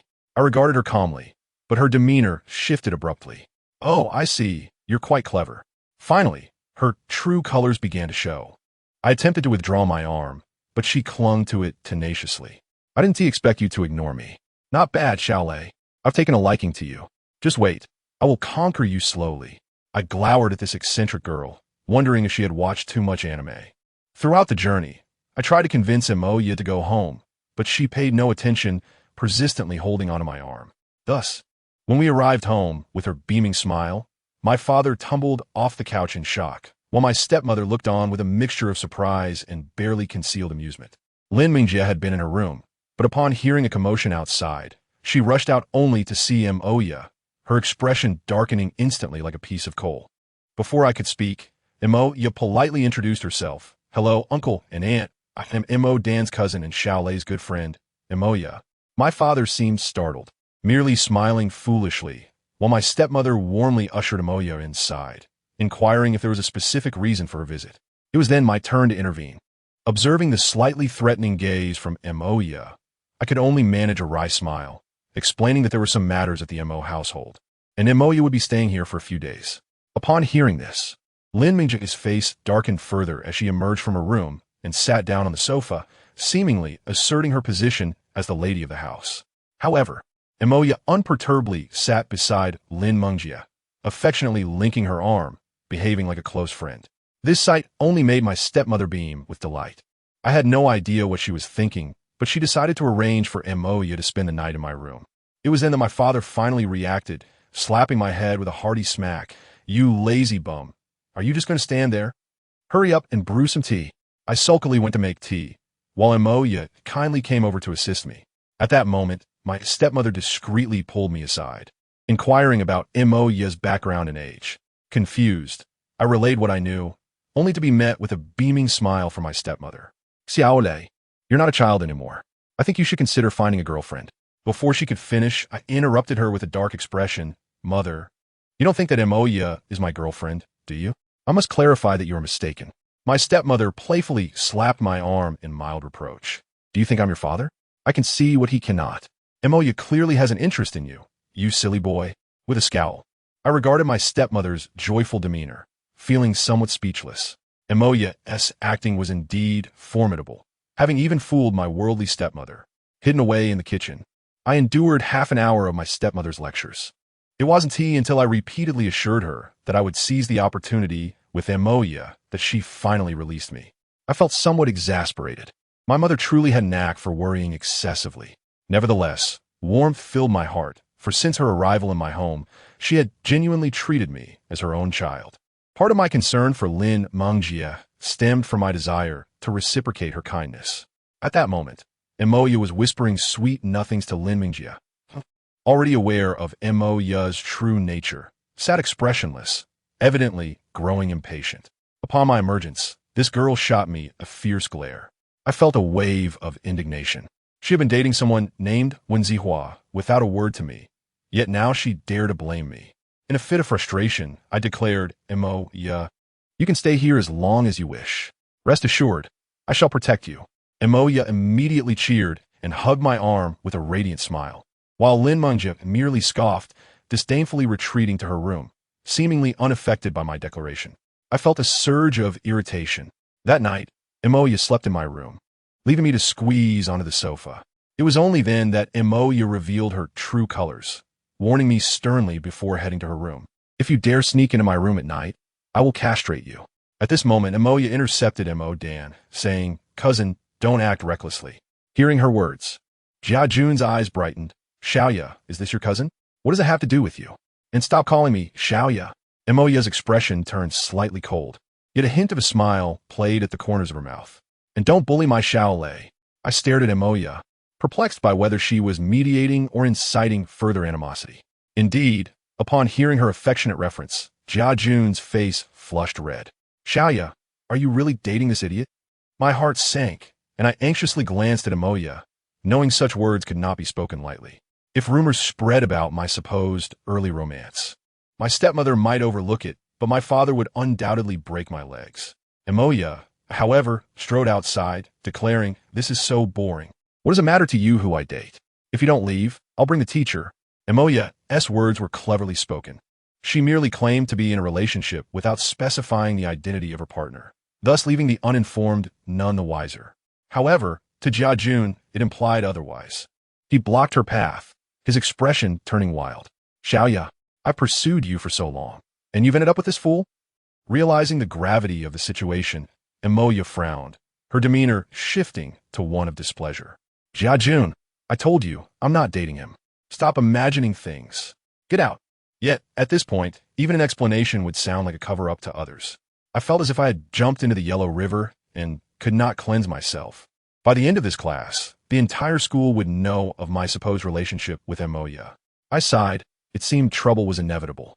Jia Jun, enraged by Emoya's insult, released her, grabbed a nearby stool, and charged at me. "You bastard, I'll kill you." Startled by his intent, I quickly turned and dodged. The wooden stool narrowly missed me, crashing to the ground. Mo Dan, startled, quickly reacted and swung the stool at Jia Jun, true to his reputation as a brawler. Jia Jun roared and kicked Mo Dan in the stomach, knocking him to the ground before the stool could even fall. Emoya, alarmed, rushed outside, seemingly in search of a teacher. At that moment, Jia Jun turned his gaze toward me. "Tangled, if you have any guts, come out and fight me." I frowned, feeling exasperated. "Are you serious? Who the hell wants to fight you?" Jia Jun yelled in response and lunged at me. I raised an eyebrow, leaping onto a desk just before he reached me, grasping a metal rod overhead for support, and then vaulted over him. Though I might not excel in fights, when it comes to escaping, none can rival me. However, my maneuver provoked further trouble. Jumping over Jia Jun's head was akin to a personal affront. His face contorted with rage as he lifted a desk to throw at me. "Damn you, Tangled, I'll kill you." Panicking, I jumped onto another desk, crouching to evade him. Jia Jun had clearly lost his mind, blindly hurling various objects, books, stools, shelves, most of which missed me but startled my classmates, causing them to flee the classroom in a panic. With the room now empty, Jia Jun regained some composure, leaping onto a desk to pursue me. "Tangled, you coward. Try running again." Furrowing my brow, I contemplated breaking the window to escape when a furious voice rang out. "How dare you bully my brother? I'll deal with you." My spirits lifted as I recognized Mo Dan finally coming to his senses. After being kicked to the ground, he had inadvertently knocked over a water bottle, and instead of retaliating, he had been apologizing to another student. Mo Dan, in a burst of bravado, sprang up and pulled Jia Jun down from the desk. With assistance, I felt emboldened and jumped down, joining Mo Dan in a fervent assault on the foolish Jia Jun. Despite our combined efforts, we struggled to overcome him. Just as Mo Dan toppled him, a sharp command echoed through the chaos. "Stop this at once." Startled, I recognized the authoritative voice of our homeroom teacher. Mo Dan and I exchanged glances, pausing our assault, though our feet continued to strike Jia Jun, who lay on the ground protecting his head. Enraged, the teacher rushed over and separated us. Didn't you hear me telling you to stop? Mo Dan, feigning innocence, scratched his head. Teacher, we weren't using our hands. Get out. Exchanging mischievous glances, Mo Dan and I swiftly exited. The teacher, seemingly concerned, escorted Jia Jun to the infirmary. However, since he had instigated the conflict and many classmates witnessed it, we faced no repercussions. As Jia Jun departed, he glared at me and Mo Dan with malice. Tangled. Mo Dan, I want to forget this. If you have the guts, don't leave after school. In unison, Mo Dan and I raised our middle fingers, unfazed by his threat. The following class, Moya refrained from further confrontation, instead watching me with concern. Be careful. Jia Jun seems like a formidable character. I scoffed, dismissing her worries with a smirk. It's just kids causing a ruckus. What is there to fear? After stating this boldly, I turned to Mo Dan. Let us leave together after school. Mo Dan, distractedly eyeing a female classmate, nodded eagerly upon hearing my words. Moya chuckled softly, returning to her novel without further interaction. For the entire morning, she didn't speak a word to me, which felt unusually odd. She typically teased me several times. After school, as I approached the exit, I spotted Jia Jun accompanied by a dozen colorful-haired delinquents, all glaring at me.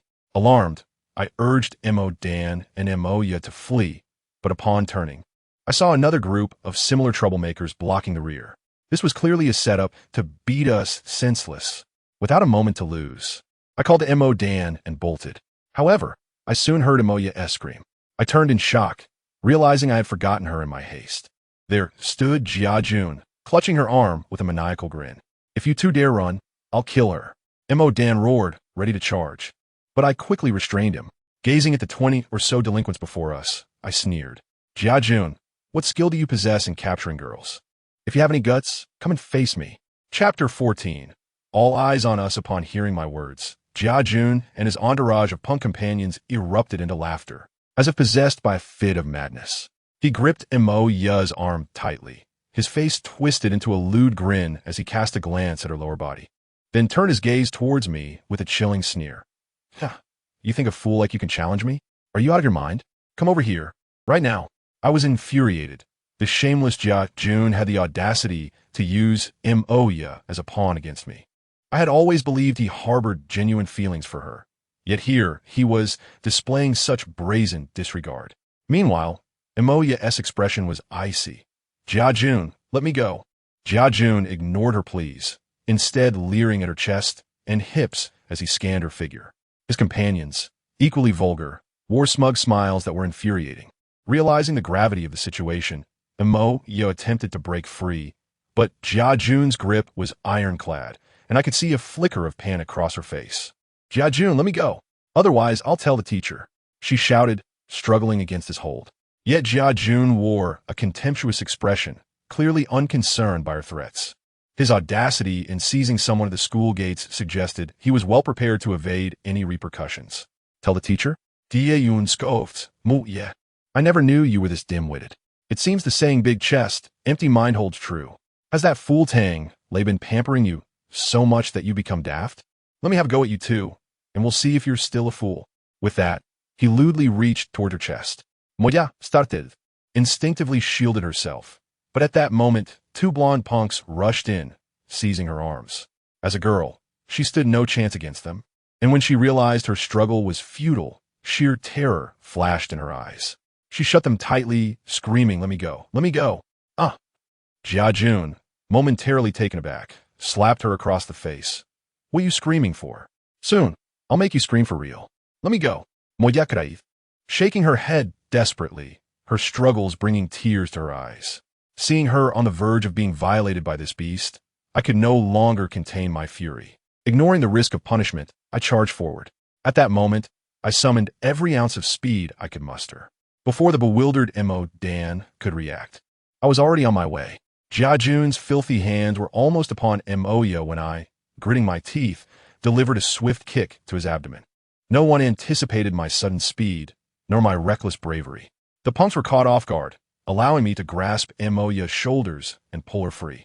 Hurry, get her out of here. I yelled at the still stunned Mo Dan, my frustration boiling over. I was risking everything, yet he seemed to be merely watching the spectacle. Moya, usually so astute, stood dumbfounded behind me, frozen in place. I was at my wit's end. Jun had already recovered, clutching his belly in pain, and glared at me with murderous intent. Finish him. The two punks sprang into action, one tall blonde kicking towards me with alarming speed. I yanked Emoya aside, just in time to evade the blow. Within moments, a throng of over 20 people had encircled us. Outnumbered, my priority shifted to protecting Emoya, even as blows rained down upon me. My legs and back bore the brunt of their assaults, pain shooting through my body. "Damn it, I'll make you pay for this," I shouted, but just then, a loud roar pierced the chaos, jolting me back to reality. Dan had finally snapped to attention. It had taken nearly 3 minutes for him to realize the gravity of the situation. I turned to see him holding a hefty brick, over half a meter long, hoisted above his head and aimed directly at me. "Watch out," I yelled, pulling Emoya out of the way just as the brick flew past, grazing my hair and slamming into the ground with a thunderous crash. The surrounding crowd was momentarily stunned, their actions halted by the unexpected turn of events. I turned to Dan, my eyes blazing with anger. "You idiot. Can't you see what is happening?" He scratched his head sheepishly, offering a foolish grin. "Sorry about that. How could he be so oblivious? This reckless behavior could cost lives." Just then, Jun charged at me, his expression twisted in rage, clearly intent on revenge. At last, Emoya seemed to regain her wits, seizing my arm and pulling me towards Dan. Her intention was to escape together, but with over 20 people blocking our path, there was no way out. "Let go of me," I barked, shaking off Emoya's grip. "Get your sister to safety. I'll hold him off." "Modan, paniked, protestet." "What about you?" I snapped back. "Damn it, better take a beating than let your sister get caught. Move now." Fortunately, Dan, quick on his feet, shouted a warning to be cautious and dashed forward, using his weight to bulldoze through the two thugs blocking our path, successfully leading Emoya to safety.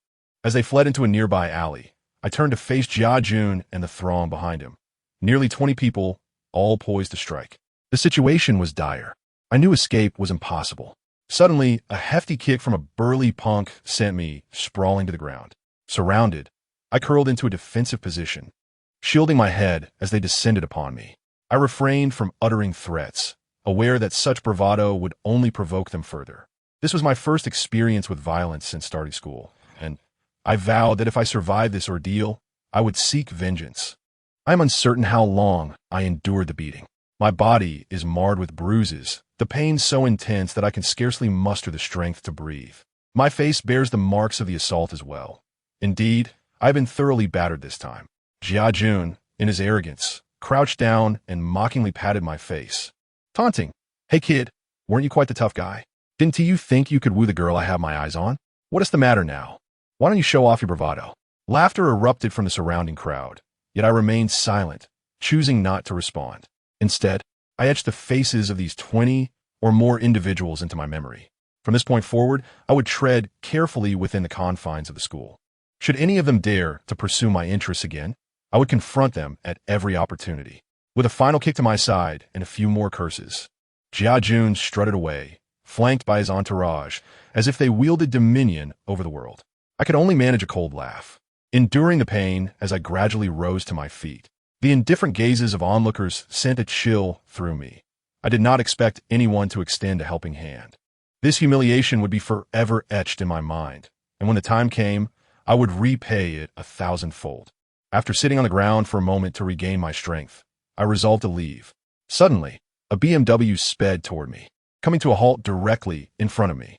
The door swung open, revealing Zhang Feiyu and Sun Yunjing, who emerged from the vehicle. To my astonishment, Sun Yunjing affectionately clung to Zhang Feiyu's arm, her expression one of surprise as she laid eyes on me. From the back seat, Lin Yiji, Wenzaheo, Dan, and Emoya also exited the car. Upon witnessing my condition, their eyes reflected a myriad of emotions, contempt, concern, and care. In that moment, I felt a surge of determination and turned to flee. Chapter 15, If You Can't Kill Him, I'll Take You Down. I did not divulge the events of the day to anyone.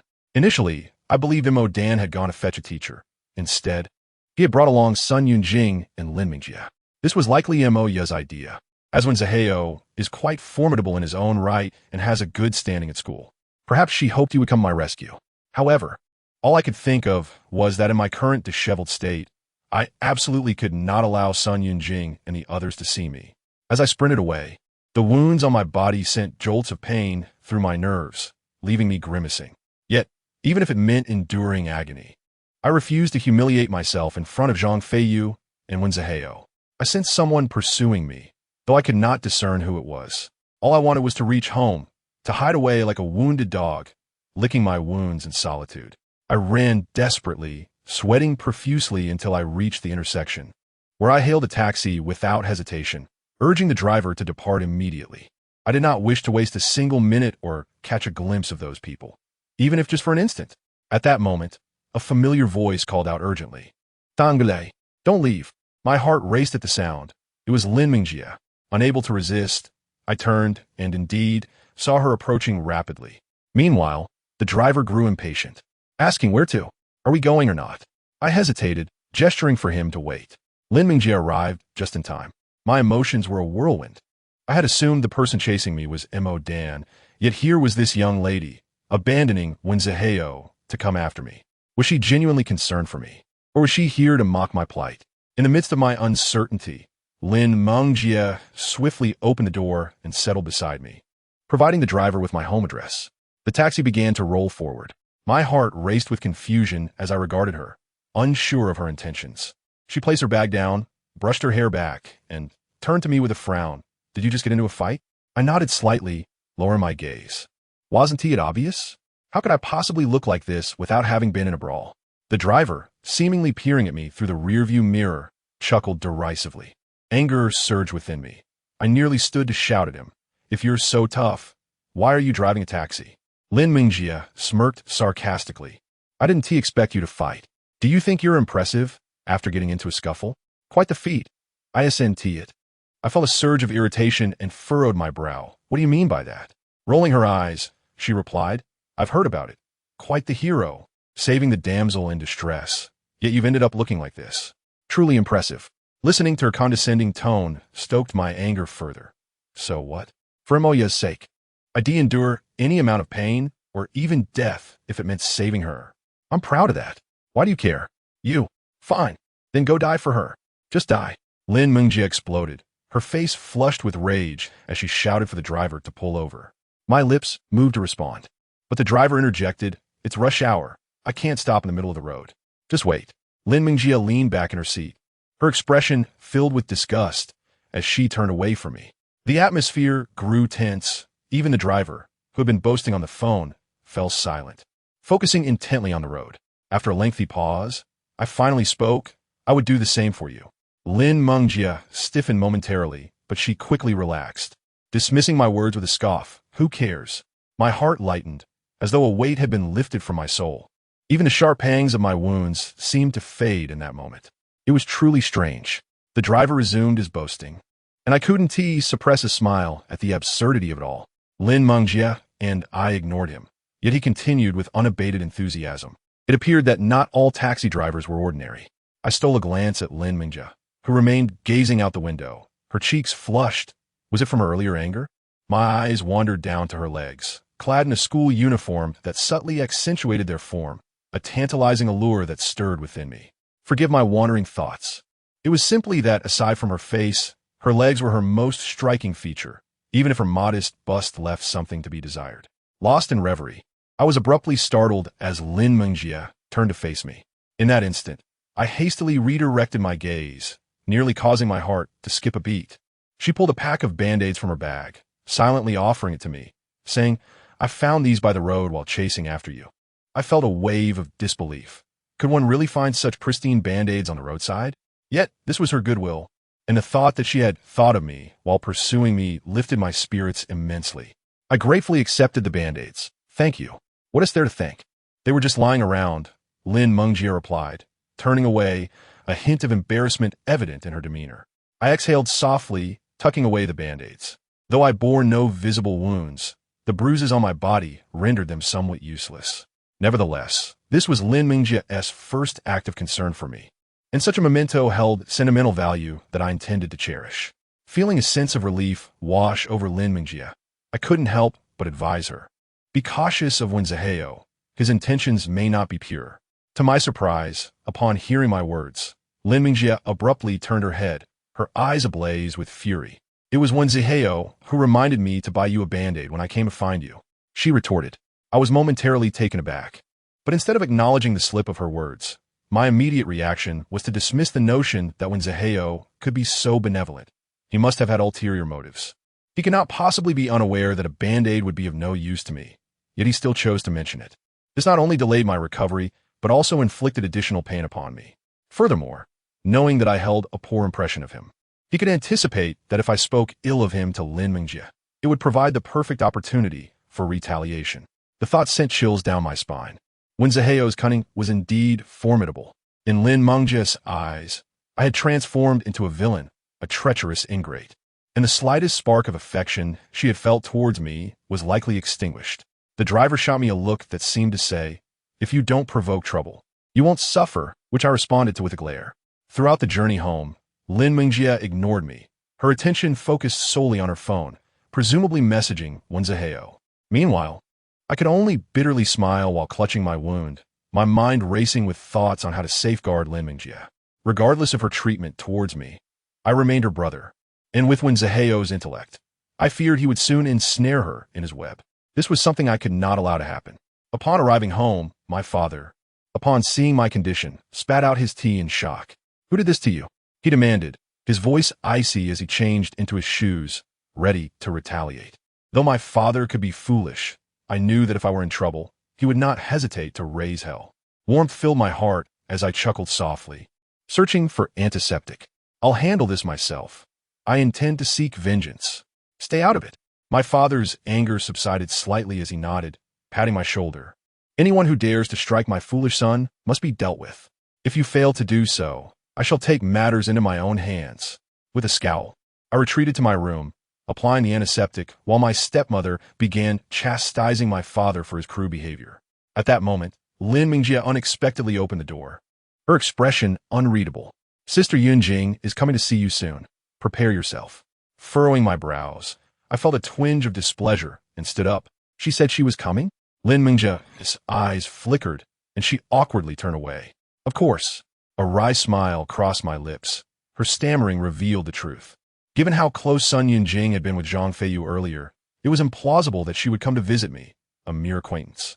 It dawned on me that while she hadn't entirely lost her temper, she still cared for me to some extent.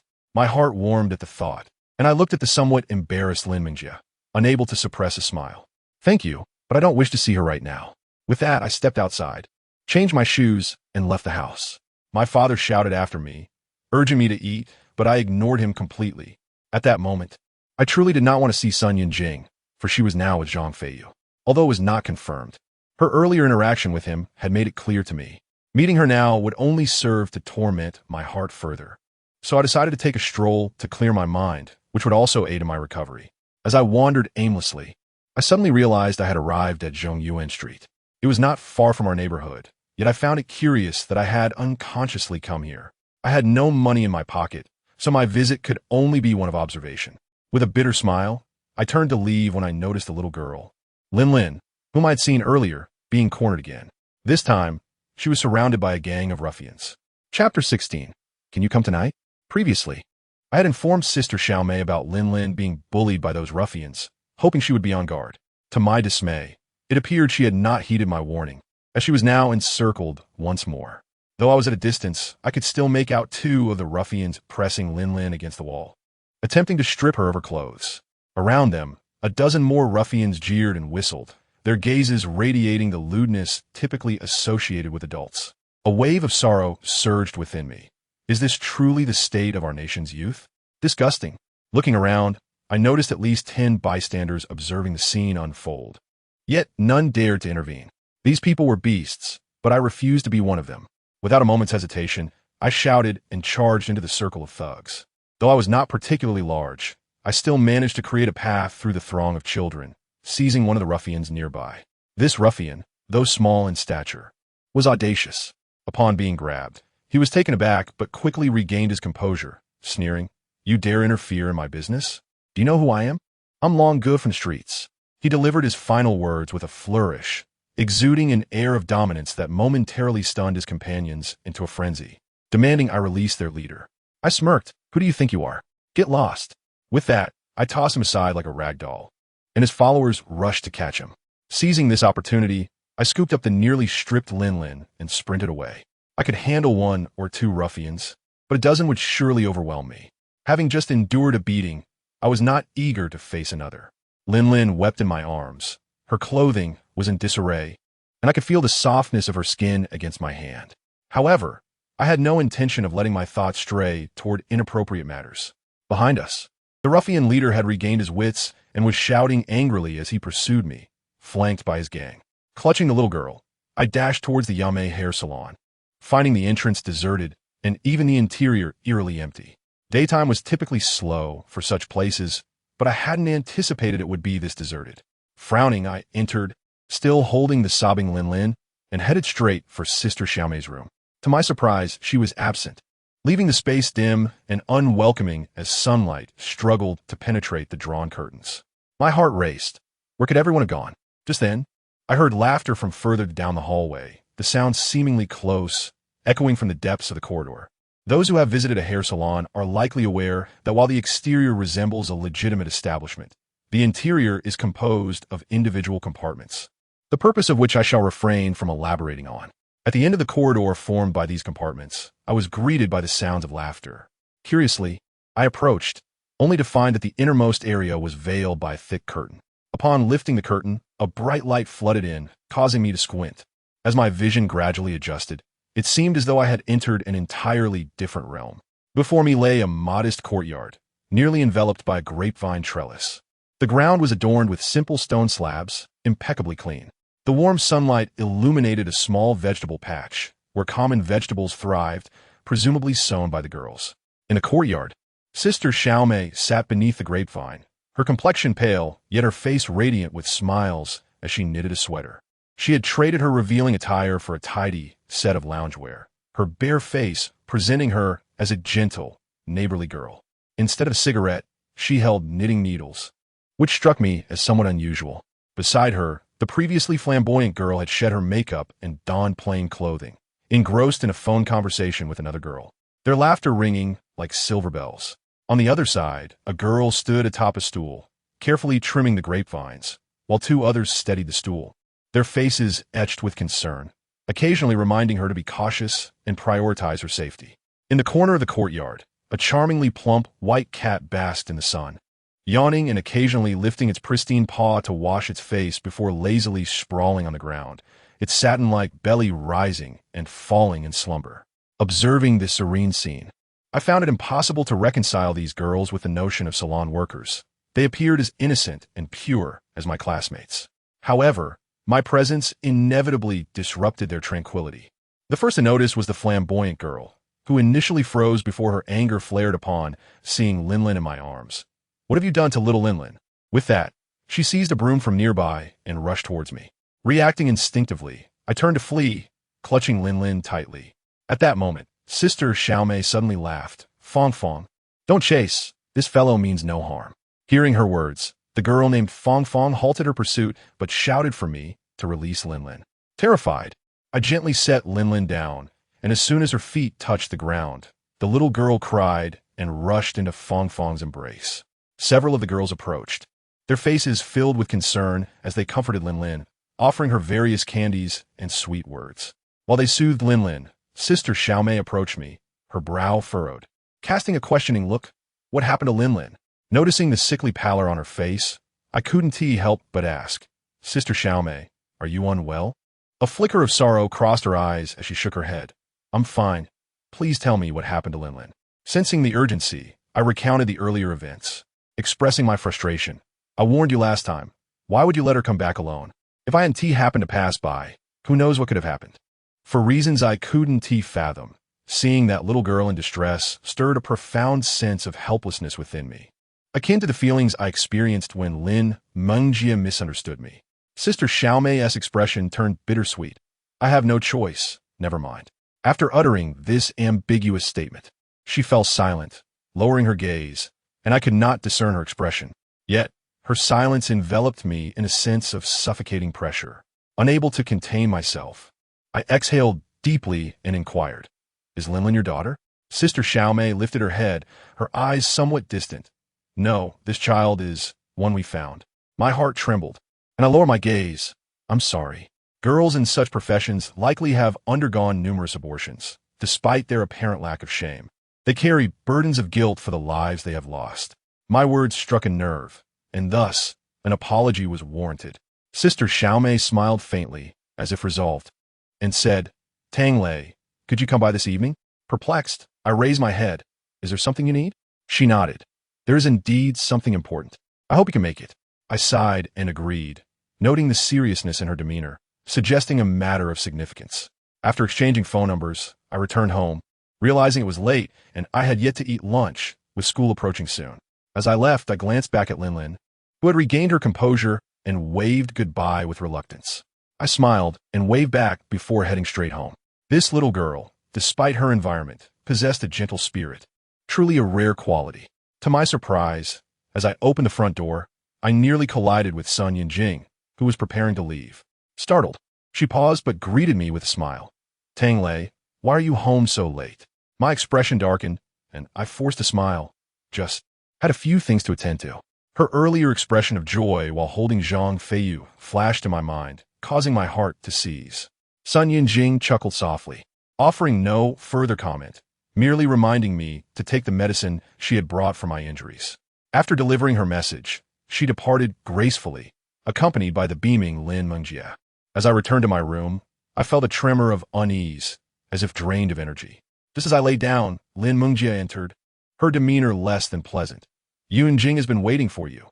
You have some nerve." I managed a dry laugh, my throat parched. "What of it?" Lin Mengjie frowned, exasperation evident. "She and Zhang Feiyu aren't even dating. You don't need to be so dramatic." My heart raced, and my eyes lit up when she was holding Zhang Feiyu's arm at noon. Lin Mengjie rolled her eyes. "Girls often behave like that when pursuing boys. Didn't you know?" My heart sank once more. As Lin Mengjie turned to leave, she paused. "Tonight, I'm going to karaoke with Wenzheo. I'll be back a bit late. Remember to inform Mom and Dad." Going to KTV with someone like Wenzheo? My brow furrowed instantly. That sort of person is as cunning as a hornet's nest, capable of ensnaring even the most unscrupulous individuals, let alone a naive girl like Lin Mengjie. I intended to caution her about safeguarding her well-being, but she seemed to anticipate my thoughts, walking out without giving me a chance to speak. It appears that this evening, she is resolutely determined to go to KTV with Wenzheo. I feel a twinge of dissatisfaction in my heart, but what vexes me even more is that this afternoon, as we headed to school, Lin Mengjie had actually taken the time to dress up, applying a light touch of makeup and adorning her hair with delicate accessories. She looked as if she had transformed into a little princess, charming and delightful. A faint smile graced her lips, indicating her excitement about going to such a place with Wenzheo. This is utterly infuriating. My heart is in turmoil, feeling an unbearable frustration. I have never experienced such treatment in my life, and I would gladly confront that scoundrel Wenzheo. Yet, I ultimately restrain myself, as such actions would not only bring me fleeting satisfaction, but would surely make Lin Mengjie resent me for a lifetime. At that moment, Lin Mengjie had already mounted Wenzheo's motorcycle, and the two appeared blissfully happy together, while I stood to the side, nearly grinding my teeth in frustration. In my helplessness, I trudged to school alone, only to be surprised to discover that Mo Ye had not shown up. Mo Dan leaned over and informed me that Mo Ye seemed unwell, her spirit visibly low, curled up in her blankets and refusing to emerge. My curiosity piqued. Given Mo Ye's character, she should not be so disheartened over such an incident. Could it be that she harbors some hidden ailment? Yet, this matter is not my concern. My sole focus now is on my reckless younger sister. I laid my head on the desk and slept the entire afternoon, my mood still unrelieved. The mere thought of Lin Mengjie and Wenzheo enjoying their time together later in the evening ignited an urge to smash my desk. This emotion persisted until the conclusion of evening study. I didn't even bother with dinner, swiftly making my way to the elite class area, intending to stealthily follow them. Before long, I spotted Lin Mengjie and Wenzheo emerging. Wenzheo's hair gleamed with oil, appearing as though he had styled it for the occasion. Yet I couldn't shake the feeling that he hadn't washed it in days, resembling a disheveled bird. I trailed behind them, as they exited the school gates. Watching as Wen Zihao, like a gallant prince, gently supported Lin Mengjia's arm, both of them strolling leisurely under the night sky, seemingly on their way to KTV. The pair, one handsome and the other charming, attracted numerous gazes as they walked. I followed behind, disdainfully spitting out a breath, lowering my head to conceal my presence. Suddenly, Wen Zihao spoke up. Mengjia, you look truly beautiful tonight. You may very well be the prettiest girl in school. It is my greatest honor to pretend to be your boyfriend. What an utterly nauseating comment. I felt my teeth ache at the words, nearly retching. Lin Mengjia chuckled lightly, seemingly flattered by the compliment. Don't say that. Zihao, you look quite handsome yourself. It is my greatest honor to pretend to be your girlfriend. Hearing this, I was instantly displeased. How could he possibly compare to me? After exchanging a few pleasantries, Wen Zihao continued, Mengjia, I've always felt that your brother seems to have some issues with me. Do you think that our relationship might cause any problems? Lin Mengjia chuckled softly and shook her head. He is just overthinking things. Don't mind him, he tends to meddle. I was further annoyed by this, thinking, how is my concern merely meddling? Wen Zihao paused for a moment, his expression awkward as he remarked, he cares for you so much. I heard he ISN to your biological brother. Do you think he might? He trailed off, leaving the implication hanging in the air. My heart jolted. Wen Zihao's tactic was ruthless. He was aware that Lin Mengjia held no strong feelings toward me, yet neither did she harbor any disdain. Thus, he chose to exploit my excessive concern for Lin Mengjia, distorting my intentions and painting me as a villain, thereby increasing his own appeal in her eyes. This scoundrel is indeed cunning. How has he honed such devious skills? I could never measure up. Unsurprisingly, upon hearing Wen Zihao's words, Lin Mengjia's complexion paled slightly, and she skeptically responded, You're overthinking it. He shouldn't he, right? Immediately, Wen Zihao cautiously shook his head.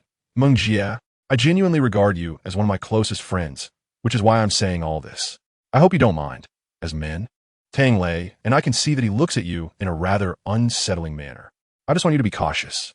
I truly care for you and don't wish for you to come to any harm. Listening to Wen Zihao's seemingly sincere words, Lin Mengjia's cheeks flushed slightly, and she lowered her head, somewhat awkwardly saying, Thank you for your kindness. I will be careful. It was evident that Lin Mengjia had started to harbor doubts about me, while her fondness for Wen Zihao deepened. At this rate, she would surely fall completely for him. My heart raced as I listened, several times nearly bursting forth to expose this hypocrite. However, without any evidence, it was merely my conjecture. Acting rashly would undoubtedly raise Lin Mengjia's suspicions about my intentions, further playing into Wen Zihao's hands. Thus, I could only endure my frustration, trailing behind them while listening to Wen Zihao speak ill of me, all the while carefully concealing my presence. Before long, they arrived at KTV, a venue not far from our school where many classmates often gathered. I was somewhat familiar with the place. I followed Wen Zihao and Lin Mengjia to a private room on the third floor. Personally, I detested KTV, as the noise was unbearable, but for Lin Mengjia's safety, I had no choice but to endure it for a while. The room was not soundproof, and I could hear that scoundrel Wen Zihao holding the microphone, inviting the somewhat bashful Lin Mengjia to join him in singing a love song. To my astonishment, she hesitated only briefly before standing to sing with him. I had to admit, Lin Mengjia's voice was lovely, soft, and melodious. Quite enjoyable, though it would have been even better without Wen Zihao's obnoxious voice interrupting.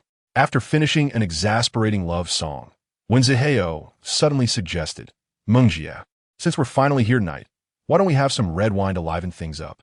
Lin Mengjia hesitated to refuse, as she had never drunk before. But Wen Zihao's tone was sincere, compelling her to agree. At that moment, he excused himself to fetch the wine, and I quickly hid to avoid being seen. Once he had completely left, I sluggishly followed, intending to uncover his ulterior motives. As I quietly stepped outside, I noticed several well-dressed ruffians lounging on the sofas in the lobby. I recognized them as notorious members of our school's elite circle, known for their brawling and mischief. What were they doing here? As I pondered this, I suddenly spotted Wen Zihao smiling and conversing with them. To my shock, he was in cahoots with these individuals. Alarm bells rang in my mind, sensing that something was amiss. However, the noise was overwhelming, preventing me from hearing their conversation clearly. Frowning, I steeled myself. pretending to be a customer as I approached the counter, feigning interest in the drinks while keeping a close watch on them. In the evening, the KTV was bustling with patrons, so not many would pay attention to a mere passerby like me. As I walked past, the voices of a couple of ruffians, including when Zaheo, became discernible. Suddenly, I heard one of the red-haired thugs lecherously chuckle. "Are you saying that's a cold beauty?" Upon hearing this, my heart jolted. The term cold beauty referred to Lin Mingjie, didn't it? Indeed. When Zhao's lewd voice followed, of course, it's a rare sight to behold a cold beauty, and from my observations, she should be a virgin. In no time, we'll have her. The red-haired thug hesitated. "You're calling her out with so many of us around. What if something goes wrong?" When Zaheo laughed arrogantly, "Don't worry, I've added something to her wine. Tomorrow, she will only remember me, and she won't have any recollection of you." The red-haired thug jested, "You love playing these tricks." When Zaheo leered, "It's more fun when we all join in. Isn't it?" Listening to this, I felt my blood boiling. How dare one Zaheo, that shameless scoundrel, plot to gang rape Lin Mingjie? Chapter 18.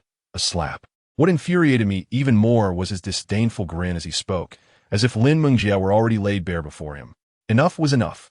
When Zaheo had already approached her, if he made her drink that drug-red wine, it would undoubtedly lead to disaster.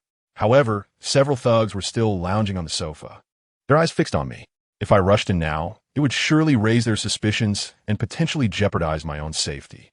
Thus, I lingered for a moment, waiting for the thugs to boast among themselves before I feigned nonchalance and slowly made my way to the room where Lin Mingjie was.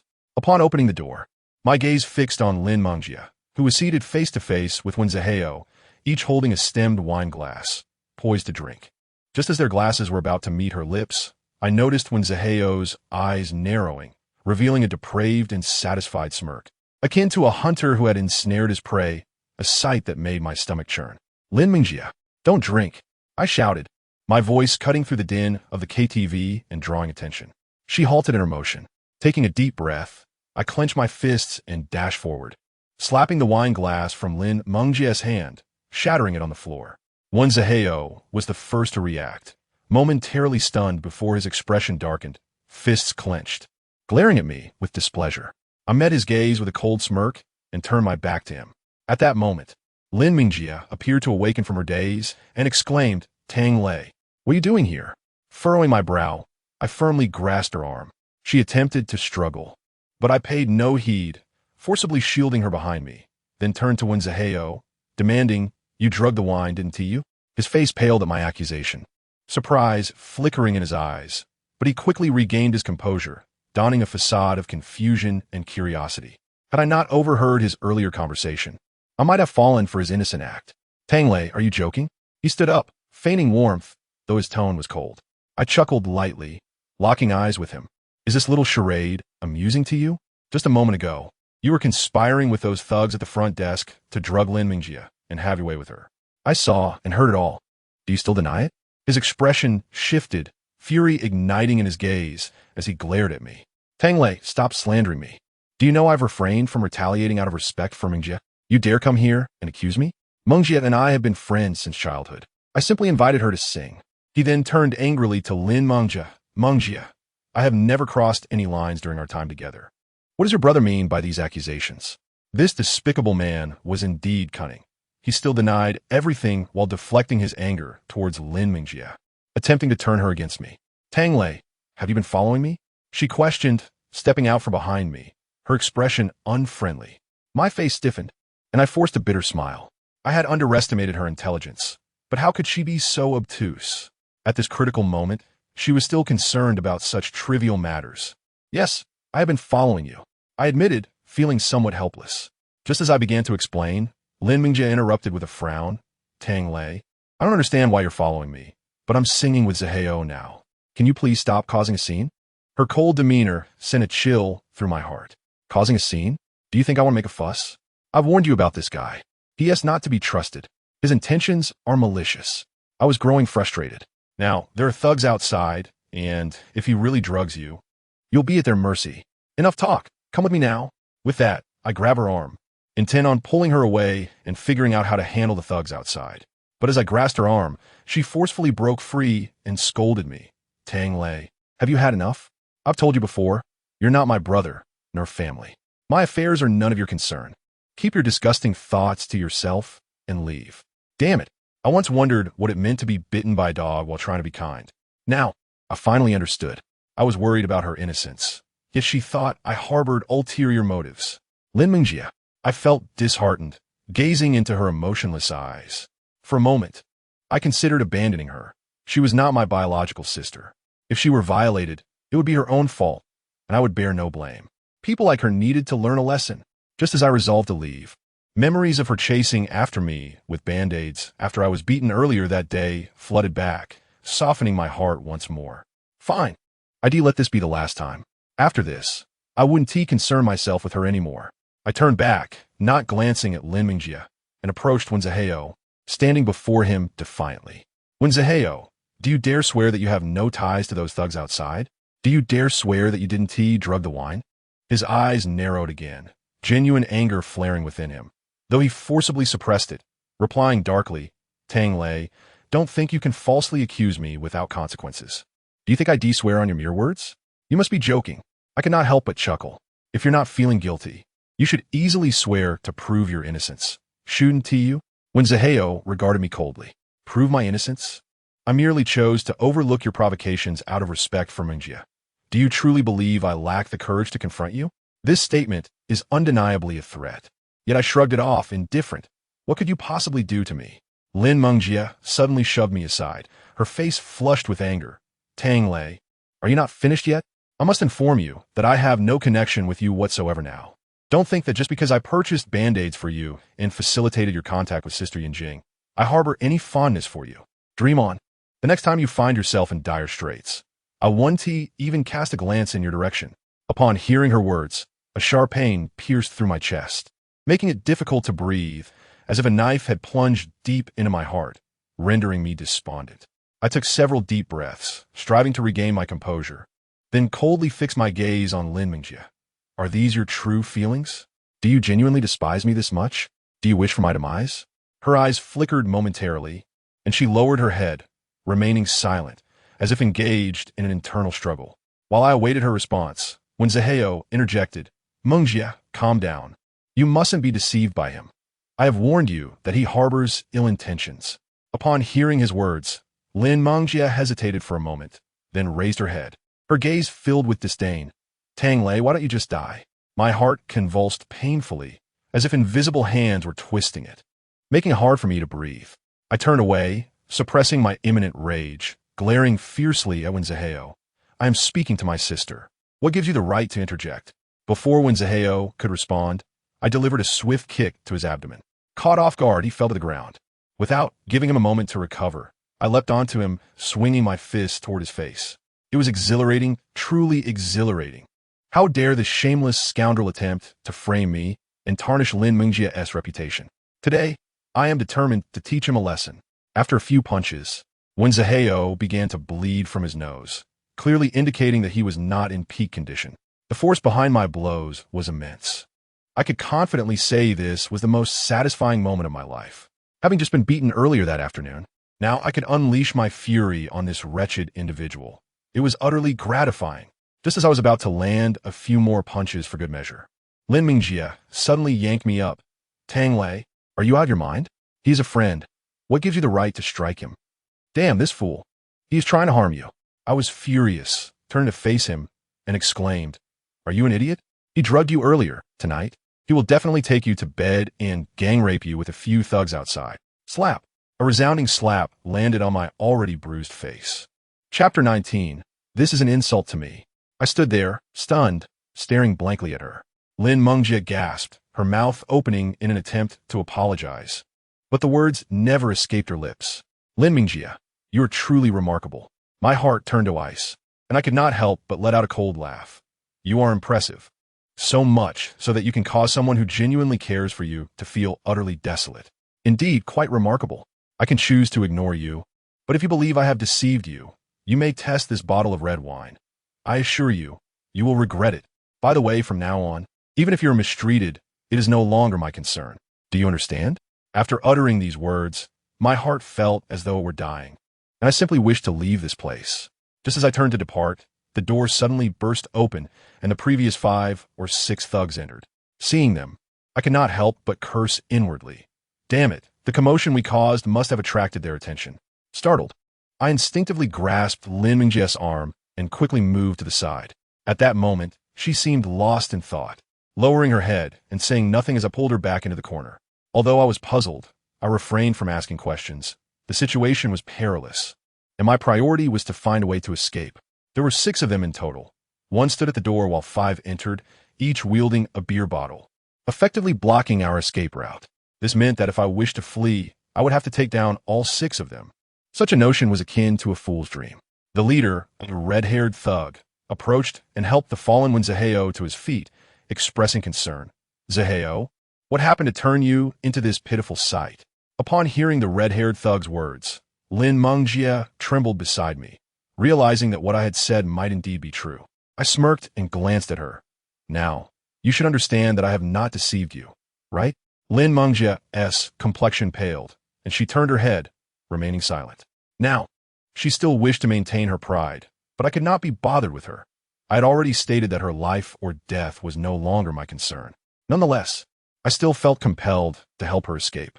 One Zaheo, wiping the blood from his nose while clutching his abdomen, stood up with a pained expression and turned to the red-haired thug. We must ensure he suffers today. His face was contorted with rage, evidently perceiving my earlier actions as a great humiliation.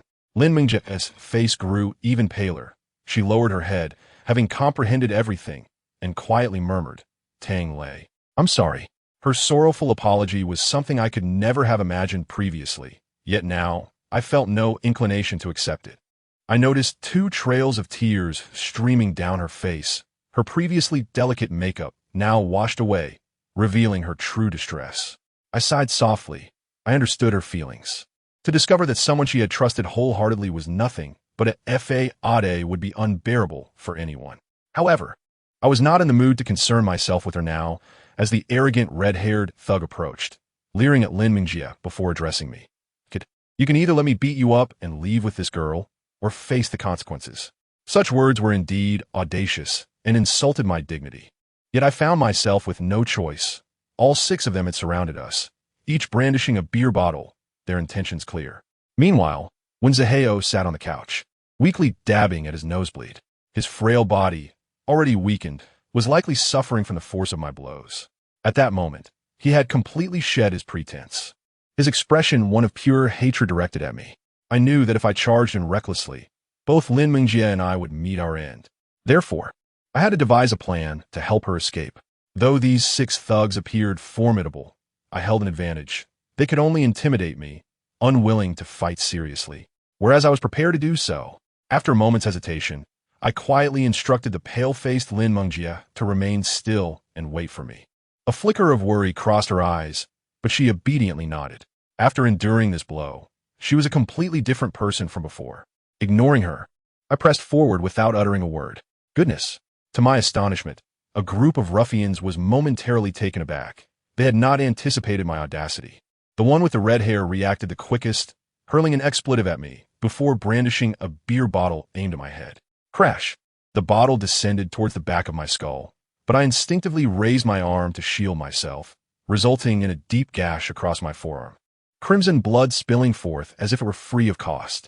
Pain surged through my arm, yet I could not afford to dwell on it. I lifted my head, eyes wide with determination, summoning every ounce of strength to grasp the wine bottle before me, and swiftly turned to charge at Zaheo. My speed was such that they were momentarily stunned, and in that fleeting moment, I reached Zaheo, launching the bottle directly at his forehead. There was no time to waste, and I resorted to this perilous tactic to confront him. At that moment, Zaheo was wiping away his nosebleed, utterly unprepared. The wine bottle struck its target with ease. Zaheo let out a pained scream, a trickle of blood immediately appearing on his brow. Just then, the other thugs regained their composure, cursing loudly as they advanced towards me. However, it was too late. I'd already mustered the momentum to tackle Zaheo, wrapping my arms around him and gripping his throat. Get lost. Anyone who dares approach will meet their end. My words rendered them hesitant. They glared at me, seething with rage. My blood surged with adrenaline, an overwhelming rush coursing through me, and for a brief moment, I was tempted to take Zaheo's life and fight them all. However, this impulse was swiftly quelled. My primary objective was to escape. At that moment, the red-haired thug's demeanor softened. "Brother, don't you think this is a bit excessive? Who the hell are you calling brother?" I retorted, causing his face to flush with embarrassment. Several of the thugs appeared furious but dared not advance, as I had a hostage. Exhaling deeply, I stood up, dragging the dazed Wanzaheo beside me, and calmly addressed the thugs. "Now, we wish to leave. You have no objections, do you?" The red-haired thug's expression darkened. Yet he waved his hand, granting us passage. "No more nonsense. Once you leave, let Zaheo return." "Of course," I replied with a defiant grin, though inwardly, I felt a pang of despair. I had just been beaten at noon and had yet to recover when I was struck with a beer bottle again that evening, leaving my head spinning. My arm was still bleeding, the entirety of it stained red, but there was no time to dwell on that. Without delay, I escorted Lin Mingjie, supporting the disoriented Wanzaheo as we exited the private room, causing quite a stir among those outside. Some had even called the police. As we reached the entrance of the KTV, a black BMW suddenly pulled up. I hesitated for a moment, recognizing the license plate. It belonged to my father. I glanced at Lin Mingjie, who looked pale as she said, "I've already informed Dad. Don't worry." To my surprise, she had proven herself capable of taking decisive action. With a sigh of relief, I pushed the terrified Wanzaheo out. At that moment, my consciousness began to blur, and I could only hear my father's furious shouts before everything faded to black as I succumbed to unconsciousness.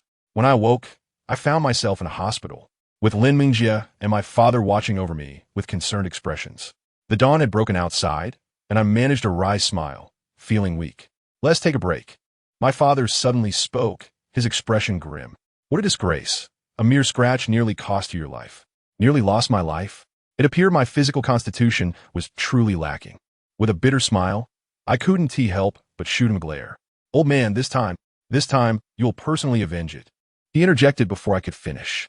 I stared at him in astonishment, realizing that my usually bumbling father now wore a chillingly fierce expression, as if on the verge of a violent outburst. I understood, despite my shock, that he was far from satisfied. "In just one day, you've been beaten twice, nearly losing your life. As for the future, do as you wish. I shall not intervene."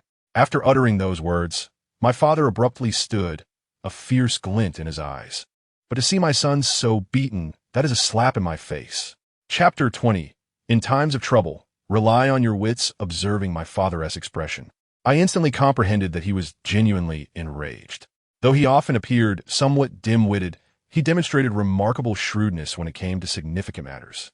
Once he made up his mind, neither I nor my stepmother could deter him.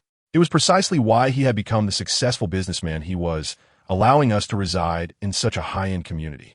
A warm feeling surged in my heart.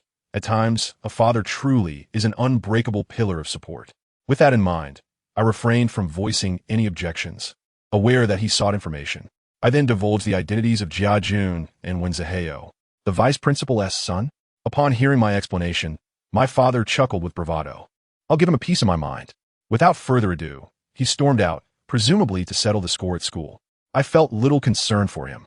Although he was not a gang leader, his years in business, particularly in real estate, suggested he could handle an encounter with a vice principal's son.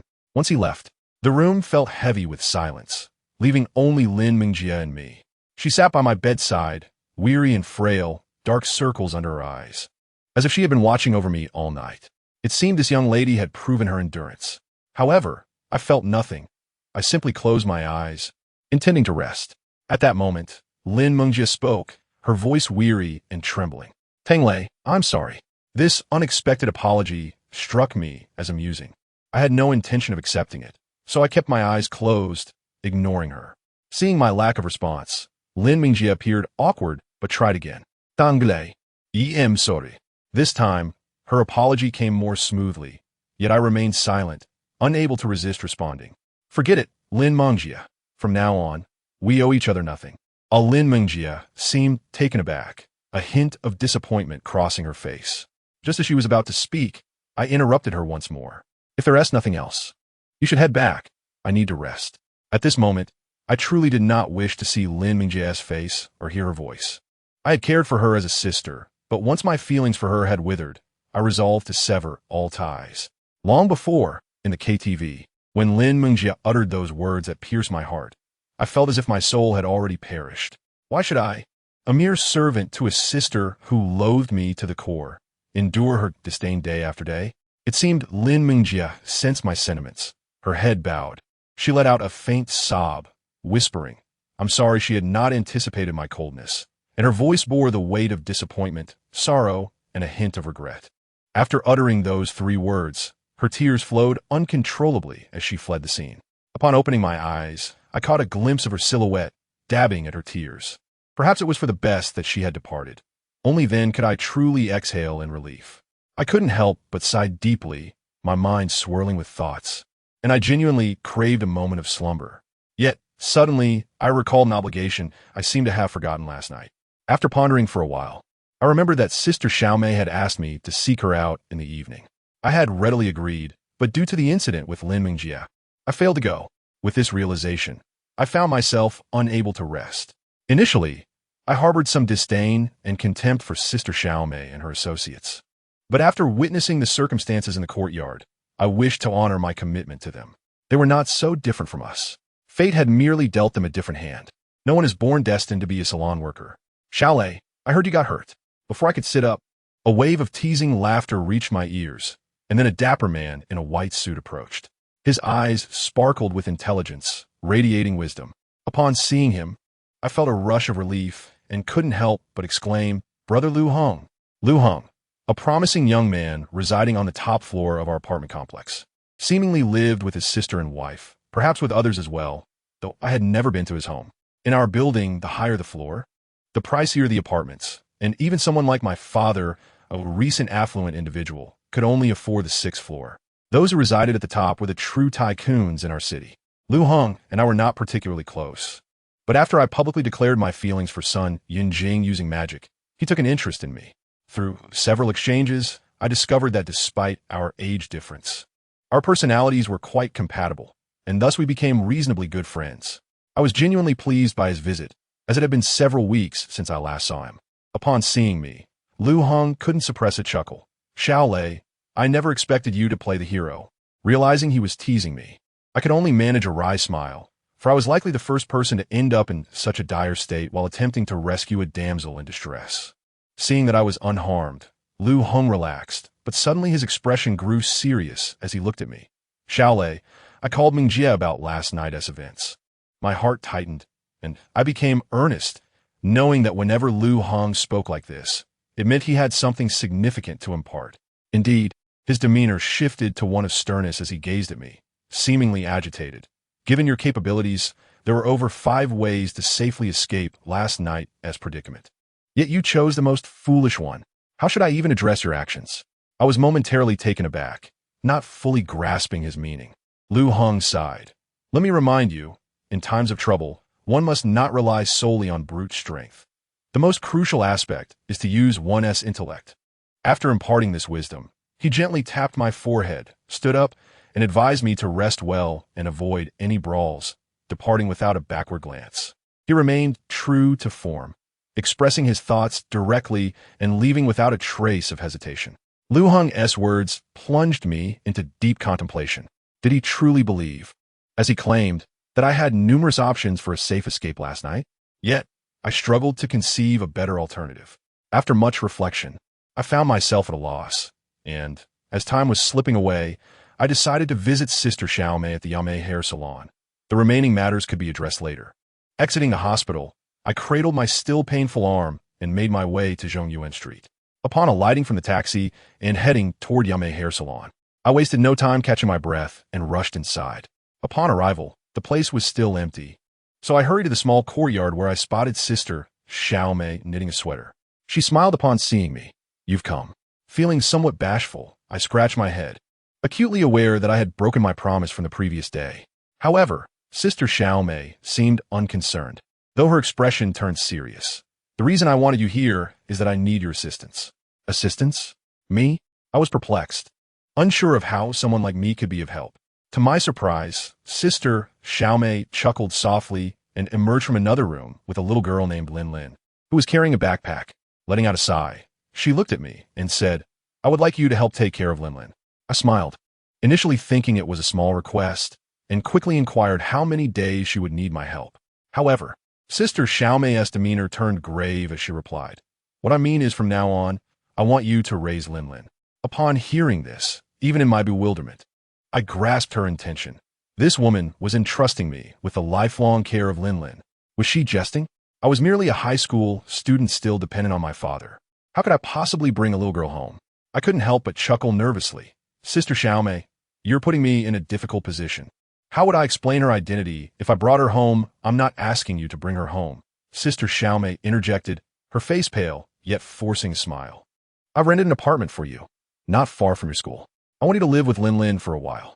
Taken aback, I froze. The notion of renting an apartment with Linlin was utterly absurd. I couldn't fathom how she came up with such an idea. No sane person would allow a high school student to cohabit with a child. Yet, I sensed she had her reasons. At that moment, a flicker of recollection passed through Sister Xiaomei's eyes as she tightly grasped Linlin's hand.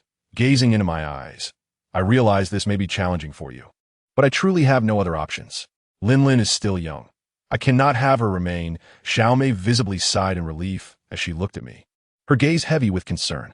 Rest assured, that sum of money will suffice for your living expenses. Linlin is quite a solitary child, and given her tender age, even if she is mature for her years, she will require an adjustment period. Therefore, it is best for her to stay with you, someone she is most familiar with, for a while. In due time, she should adapt, and you can return home. Having reached this point in our conversation, I found it difficult to refuse her, yet a sense of unease lingered in my heart. After all, I worried about a sheltered individual like myself stepping into the world to fend for myself, especially with a little girl in tow. It seemed a recipe for disaster. Xiaomei said nothing further, but lowered her head, instructing Linlin to gather her belongings while she led me to sit beneath the grape arbor. It was just noon, and the sun shone warmly upon us, alleviating the pain in my injured arm. With Linlin sent away, my courage swelled, and I couldn't help but inquire, Xiaomei, is Linlin truly just a child you found? When she first mentioned Linlin's origins, I had been skeptical. Women in her profession might abandon their own children without a second thought. Why would she take in an unrelated child? Moreover, her concern for Linlin seemed more profound than that of a biological mother. To my surprise, Xiaomei nodded. I understand your disbelief, but it is the truth. Confusion enveloped me, yet I remained silent, patiently awaiting her explanation. Xiaomei sighed, her eyes drifting toward the direction Linlin had departed, revealing a bittersweet longing. 6 years ago, when I was just 16, I arrived here. The following month, Linlin appeared, crying before me, entirely alone and devoid of anything save for her clothes. She must have been abandoned by her parents. In our line of work, having our own children is inconceivable. A few of us, seeing her plight, decided to keep her. My heart jolted at her words. I had not anticipated that Xiaomei had begun this line of work at such a young age. She certainly did not strike me as an ordinary rural girl. Her demeanor suggested a higher education and an air of mystery. Yet here she was, reduced to such a state. Today, she wore a simple white house dress, exuding warmth and kindness, devoid of the alluring demeanor I had first encountered. She resembled a nurturing older sister instead. A pang of sorrow gripped my heart, and I remained silent. Xiaomei chuckled softly. Back then, we just wanted to ensure she would be well cared for and grow up to be a fine person. Women are often short-sighted. Who could have foreseen all that has transpired? I understood the implication of her words. The current state of affairs was indeed troubling. I had only met Linlin twice, and already she had endured such mistreatment. Who knew what she might have suffered prior? Perhaps Xiaomei's intentions were sincere yet futile. If Linlin continued to be associated with this environment, her development would undoubtedly be adversely affected. With a heavy sigh, I resolved to take on the responsibility of nurturing this little girl. After all, I had played numerous nurturing games at home. Surely I could manage one small Linlin. Xiaomei fell silent, her sorrow palpable as she grappled with Linlin's departure. I considered asking her how she had come to this path, but ultimately refrained, as we were not intimately acquainted, and I did not wish to unearth her past wounds. At that moment, a chorus of chatter broke the silence, and Fong Fong, a fellow worker, emerged carrying Linlin. Dressed in a modest dress, she appeared somewhat innocent, casting a wary glance at me before addressing Xiaomei. Sister, are you truly going to entrust Linlin to this person? My face darkened with embarrassment, but I chose to remain silent, aware of the emotional turmoil surrounding us. Xiaomei nodded. I have given this considerable thought. Trust that Lin Lin will be safe with him. Fong Fong reluctantly acquiesced, showering Lin Lin with affection before handing her over to me. Throughout this, Lin Lin remained silent, her head bowed, leaving us to ponder her thoughts. Her belongings were minimal, a large backpack containing a few clothes and textbooks. Xiaomei handed me the keys to the rental apartment, signaling that I could take Lin Lin there. I forced a smile, planning to first inform my father. If he discovered that I had rented a place with a little girl, he would undoubtedly react with fury. As Fong Fong passed Lin Lin to me, her face was filled with anger as she warned me to care for her well. The other women gathered around, each offering their admonishments, and I could only smile weakly in response. Cradling Lin Lin, I felt the weight she had lost over the past few days. She had grown alarmingly thin. When she looked up at me, her bright eyes seemed to convey a world of unspoken sorrow and anxiety. My heart ached at the sight of such innocence burdened with distress, and I silently vowed to protect Lin Lin at all costs. As I stepped out of the courtyard, fearing the gaze of outsiders, Xiaomei and the others remained inside, their silence heavy with unspoken emotions. Just as I was about to leave, Lin Lin suddenly turned around, trembling as she called out, "Sister May." That single cry encapsulated her emotional turmoil and nearly brought me to tears. I refrained from looking back, fearing Xiaomei might change her mind, and resolutely carried Lin Lin out of the salon. To my relief, Xiaomei continued knitting in silence, uttering no further words.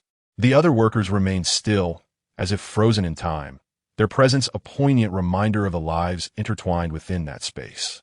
I sensed that I was not merely taking a child in need of care, but rather carrying with me the hopes of all the women at the salon. I could not ascertain whether Xiaomei's decision was correct, but for Lin Lin, it was undoubtedly her best option. Throughout our journey home, Lin Lin nestled in my arms, softly sobbing. As we approached home, I could no longer contain my curiosity and gently asked, "Lin Lin, do you know why Xiaomei asked you to come with me?" To my surprise, she nodded, "I know." This revelation puzzled me further. "Why?" With her head bowed, her voice tinged with insecurity, she replied, "Classmates say I'm the child of a brothel." A tremor coursed through me at her words.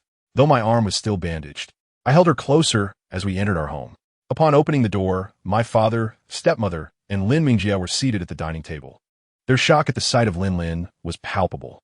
After I explained that I would be renting a place for us, my father erupted in anger, throwing a slipper at me, exclaiming, "You little rascal! You intend to raise a little girl?" I narrowly evaded my father's slipper, yet a profound curiosity lingered within me. How did he come to know the term lowly cultivation? Chapter 22, Tug-of-War Competition, Part 1.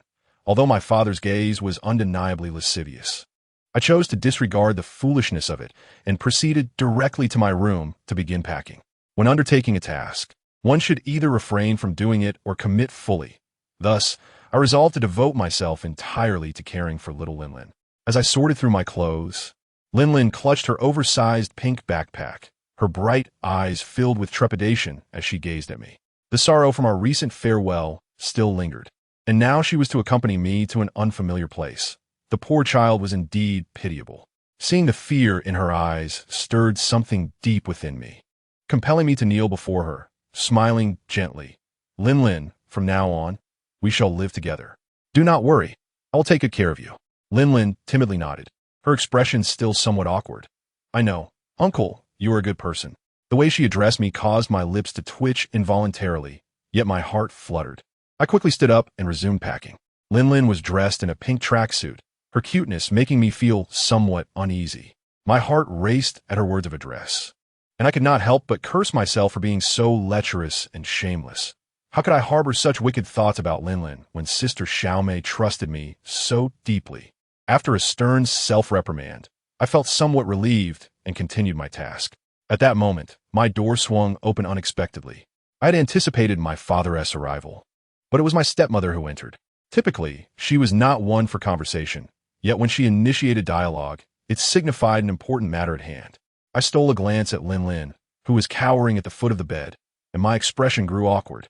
My stepmother wore a faint smile, yet her penetrating gaze made me lower my head instinctively.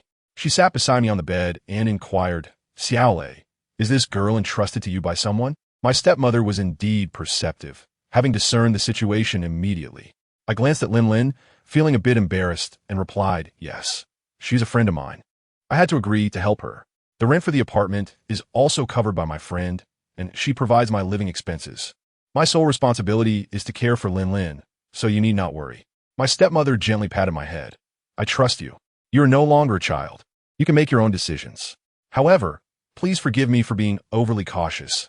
I must advise you to avoid any foolish actions, understand? At her words, I instinctively lifted my head to meet her gaze. There was a firmness in her eyes that brooked no refusal, clearly indicating her suspicion regarding my intentions towards Lin Lin. While she had misunderstood my intentions, I could only offer a wry smile. Rest assured, dear mother, I am not the sort to stoop to such depths. Enough with the banter. My stepmother chuckled lightly, shaking her head. I know what you are thinking, but I remain slightly uneasy. Please don't take offense. I nodded, feeling a tremor in my heart. Mother, do not worry, I will return with Lin Lin before long. My stepmother paused, surprised by my words. After a long moment, as if coming to a realization, she offered an awkward smile and rose from her seat. How long do you plan to stay away with her? I pondered briefly. Perhaps 2 to 3 months. That duration should suffice for Lin Lin to regain her spirits. That's good, since it's a friend's request. You can bring her back when the time comes. Having one more person around will add to the liveliness. I will speak to your father about it. My stepmother nodded, her face lighting up with a smile as she exited my room. But as she closed the door, I caught a glimpse of a tear glistening in her eye. Watching her retreating figure warmed my heart, and I exhaled slowly. That was my first time addressing her as mother. Perhaps it shocked her, but she deserved that title. Her concern for me, rooted in a motherly instinct, truly touched me. After packing a few more items, I grabbed my suitcase and led Lin Lin out of the room. To my astonishment, I found my father and stepmother in the living room engaged in a heated argument with Lin Mingjie, as if they were on the verge of a quarrel. Upon seeing me, Lin Mingjie's expression turned awkward as she instinctively turned away. I noticed a feminine suitcase placed behind her. At that moment, my stepmother sensed my confusion and quickly explained that upon hearing I intended to take Lin Lin away.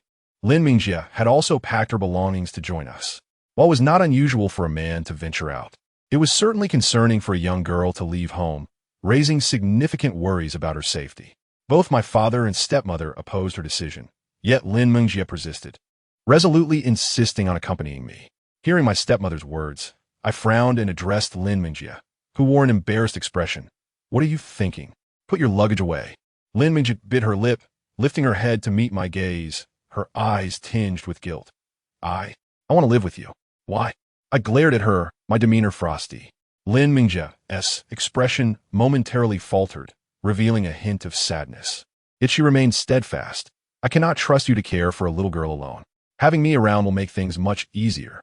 I waved my hand dismissively, maintaining a flat tone. I can manage my own affairs without your interference.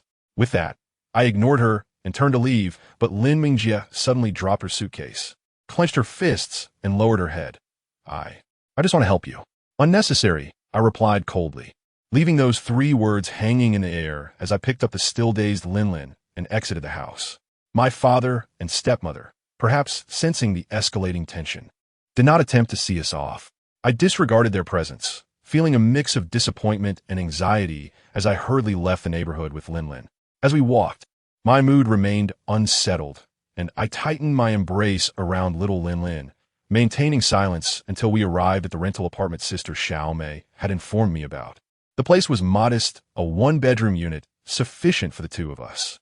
The landlord, a warm-hearted elderly lady, assisted us in bringing our luggage inside upon noticing 2 children had arrived. Her hospitality left me slightly embarrassed. Such landlords were rare in these times. Once we settled in, Lin Lin seemed to relax considerably, even taking the initiative to grab a broom and tidy up. Although the place was not pristine, it appeared to have been cleaned at some point. Rare was it to find such diligence in a child. A notification chimed from my phone. It was a message from Sister Xiao Mei confirming that she had transferred 5,000 yuan to my bank account and provided the address for Lin Lin's new school, as she could no longer attend her previous one. Sister Xiao Mei had arranged for her transfer yesterday. With the new school year approaching, I hurriedly took Lin Lin out for a bite before rushing her to school. Lin Lin was already in the 4th grade, yet I had not realized how small she was. She was indeed 9 years old now. In elementary schools, there are no evening study sessions. Thus, I must consider skipping mine in the future, for I cannot bear to leave Xiaolin alone. After ensuring her well-being, I decided against attending classes and returned to my rented apartment for some rest. At that moment, Mo Dan suddenly sent me a message about recent developments at school. It turned out that earlier that day, my father, driving a BMW, had stormed into the school accompanied by a couple of cars, brazenly parking his BMW directly in front of the administration building. A group of people then surged into the teacher's office, effectively wreaking havoc in the vice principal's office. Mo Dan mentioned that he could hear my father's furious shouts from his classroom. This incident had caused quite a stir throughout the school. However, it seemed that my father refrained from physical violence, and our principal maintained a smile throughout the ordeal, allowing the matter to fizzle out. What transpired afterward remains unclear, but I can surmise that my father's audacity likely cost the vice principal his position. Otherwise, he wouldn't have had his office demolished. As for the reasons behind my father's behavior, I chose not to ponder. What truly caught my attention was a significant piece of news that Mo Dan relayed to me. The school was to hold an autumn sports festival the following day, with our class competing in the first event, a tug-of-war. Our opponents will be Class 1, which included Zhang Feiyu, Sun Yunjing, and Lin Mingjie. According to Mo Dan, it appeared that Zhang Feiyu himself would be participating in the tug-of-war. Upon reading this message, my heart raced with excitement, and I couldn't suppress a smirk. Although I initially intended to skip school and rest for another day, it now seemed imperative that I attend. The following day, after dropping off Xiaolin, I returned to class only to notice that my classmates were acting rather strangely. The morning study session had just begun. Typically, it would be a cacophony of chatter as students boasted or flirted, yet now, nearly everyone was huddled over their desks, trembling in silence. As I puzzled over this, I was taken aback to see Mo Dan nonchalantly lounging at his desk, brazenly wearing headphones while watching a movie. His audacity almost compelled me to kick him. My expression darkened, and in an attempt to uncover the reason for this peculiar atmosphere, I slapped Mo Dan on the head. Initially, he appeared furious, ready to retaliate. But upon realizing it was me, he quickly softened, wearing an ingratiating grin that seemed off.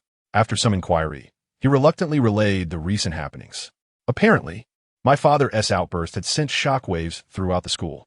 Mo Dan had been adjacent to the vice principal's office at the time, and after my father emerged, he had grandly patted Mo Dan on the shoulder, instructing him to look out for me. This spectacle had been witnessed by many in our class, and clever Missouri Dan seized the opportunity to exaggerate his connection to my father, proclaiming himself a renowned second-generation rich kid, much to the alarm of our classmates. Consequently, the ordinary students in our class grew increasingly apprehensive, emboldened by the mere association with my father's formidable reputation. Observing Modun, who was now begging me not to reveal the truth, I sighed and settled into my seat.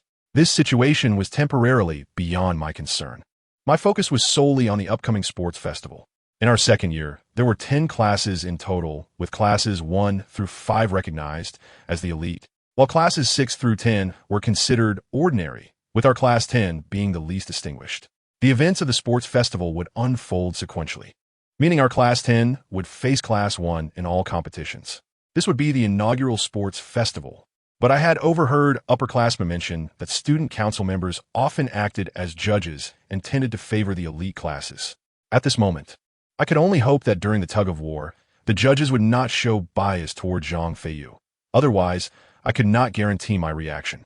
Since Sun Yunjing began pursuing Zhang Feiyu, this would be my first competitive encounter with him, and despite tug-of-war being a team event, I attached great significance to the outcome. After our morning session, the competition was set to commence. Our homeroom teacher barked orders for us to gather, and 10 boys were selected to participate. I exchanged a glance with Mo Dan, who immediately understood and added my name to the list. The student council member responsible for taking names merely glanced at Mo Dan and quietly noted mine down. Our homeroom teacher did not object. It seemed my father's earlier commotion had indeed left a considerable impact, as even the teacher refrained from reprimanding Mo Dan. Soon, the 10 of us made our way to a corner of the playground designated for the tug-of-war. Several classes were gathered there, bustling with energy. Upon arrival, I spotted Zhang Feiyu's class. He was clad in athletic gear, warming up with his classmates, exuding vitality and drawing the attention of numerous girls. To my dismay, Sun Yunjing was attentively wiping Zhang Feiyu's sweat, her face radiating happiness. Zhang Feiyu, however, merely acknowledged her with a casual thanks and retreated to the sidelines, evading her concern. Witnessing this scene, I felt a pang in my heart. As the saying goes, behind every goddess you yearn for, there lies a man who has grown weary of her. Though somewhat inappropriate, it encapsulated my sentiments perfectly. Observing Sun Yunjing's relentless pursuit and Zhang Feiyu's deliberate avoidance, I was struck by a sense of desolation, questioning the worth of my persistence. Regardless, there was no turning back at this juncture. I resolved to press on. Just then, our homeroom teacher departed, and several student council members strutted over, exuding an air of superiority. The elite students from the top classes hurried to ingratiate themselves, while we ordinary students continued our warm-ups. Throughout, Sun Yunjing's gaze remained fixed on Zhang Feiyu, neglecting to cast a glance in our direction. The first to notice me was Lin Mingjie, her expression a mix of surprise, sadness, and indignation, as if she wished to speak. Her demeanor unsettled me, prompting me to feign indifference and turn away. At that moment, a student council member, sporting a dog collar badge, began to direct us. A thick rope was laid between our two teams, and the cheerleaders from several classes took their positions. It was only then that Zhang Feiyu recognized my presence. He sneered, shaking his head at me with disdain. I clenched my fists, a surge of anger igniting within me. I vowed that during this tug of war, I would surely prevail over him. With a sharp whistle from the council member, we both teams seized the rope simultaneously. Despite its thickness, the rope was painful to grip, and I strained to pull it down, attempting to gain an advantage through technique. Those who have participated in tug-of-war competitions understand that such contests rely not merely on brute strength but also on skill. If one can press the rope down from the outset, the chances of victory increase significantly. Our group of 10 is far superior to those studious individuals. Before the top students even realized what was happening, we had already pushed the rope down. Thus, under the leadership of the somewhat foolish Mo Dan, we pulled with all our might, and the red marker began to gradually move toward us. Come on, Class 10. Let's crush Class 1. Montak, let us show them what we got. Our class cheerleaders erupted in a chorus of encouragement, as a group of misfits had long harbored disdain for that elite class, now rallying together to create a ruckus. The disciplined students from Class 1, witnessing this scene, could only tremble in frustration, yet none dared to utter a word. It was laughable. Compared to our rowdy bunch, these students were simply courting disaster if they thought they could insult us. Across from us, Zhang Feiyu, red-faced and sweating profusely, was pulling the rope, yet he was foolish enough to maintain a semblance of composure, attempting to strike a dashing pose. Perhaps, allowing such a privileged individual to partake in this competition was a mistake in itself. Watching his antics nearly made me laugh aloud, so I bellowed, exerting every ounce of strength. Soon enough, through our united efforts, the red marker slowly crossed into our territory. This competition thrived on unity, when everyone pulls together. The results are far superior to individual exertion. Zhang Feiyu's eyes reddened as he gritted his teeth and strained against the rope. Yet the marker continued its steady advance toward us. Amidst the cacophony of cheers, we worked in concert, and finally, the red marker crossed our class line. Incredible. We won. Ha ha ha. We actually won. A collective sigh of relief escaped us as we leaped up in jubilation. Mo Dan, in his exuberance, lifted me into his arms, and the overwhelming odor nearly knocked me out. Zhang Feiyu, with a flushed face, turned away, clearly disgruntled. Sun Yunjing cast a worried glance his way, contemplating approaching him, but ultimately remained rooted in place. The others, however, bowed their heads. A loss is a loss, and there was little more to say. Just then, a student council member with a dog leash cleared his throat. Class 10 did not follow the command and jumped the gun. Thus, Class 1 is declared the winner of this tug-of-war. At that moment, we were all taken aback, and Mo Dan bellowed, "What the hell? Who jumped the gun?" The student council member, with a look of disdain, retorted, "The whistle is in my possession. If I say you jump the gun, then you jump the gun." Mo Dan was ready to explode, but I interjected coolly, "Tug-of-war matches are best of 3. Since that's the case, let us consider this round a win for Class 1, and we shall continue the competition." I was confident that no matter how many times we played, we would best that foolish Class 1. Unexpectedly, the student council member frowned and stated, "Due to special circumstances today, this tug-of-war match will be decided in one round. Class 1's leader, please come forward to collect the nameplate for the next match." Upon hearing this, our expressions soured, while the members of Class 1 gleefully moved to collect their nameplate.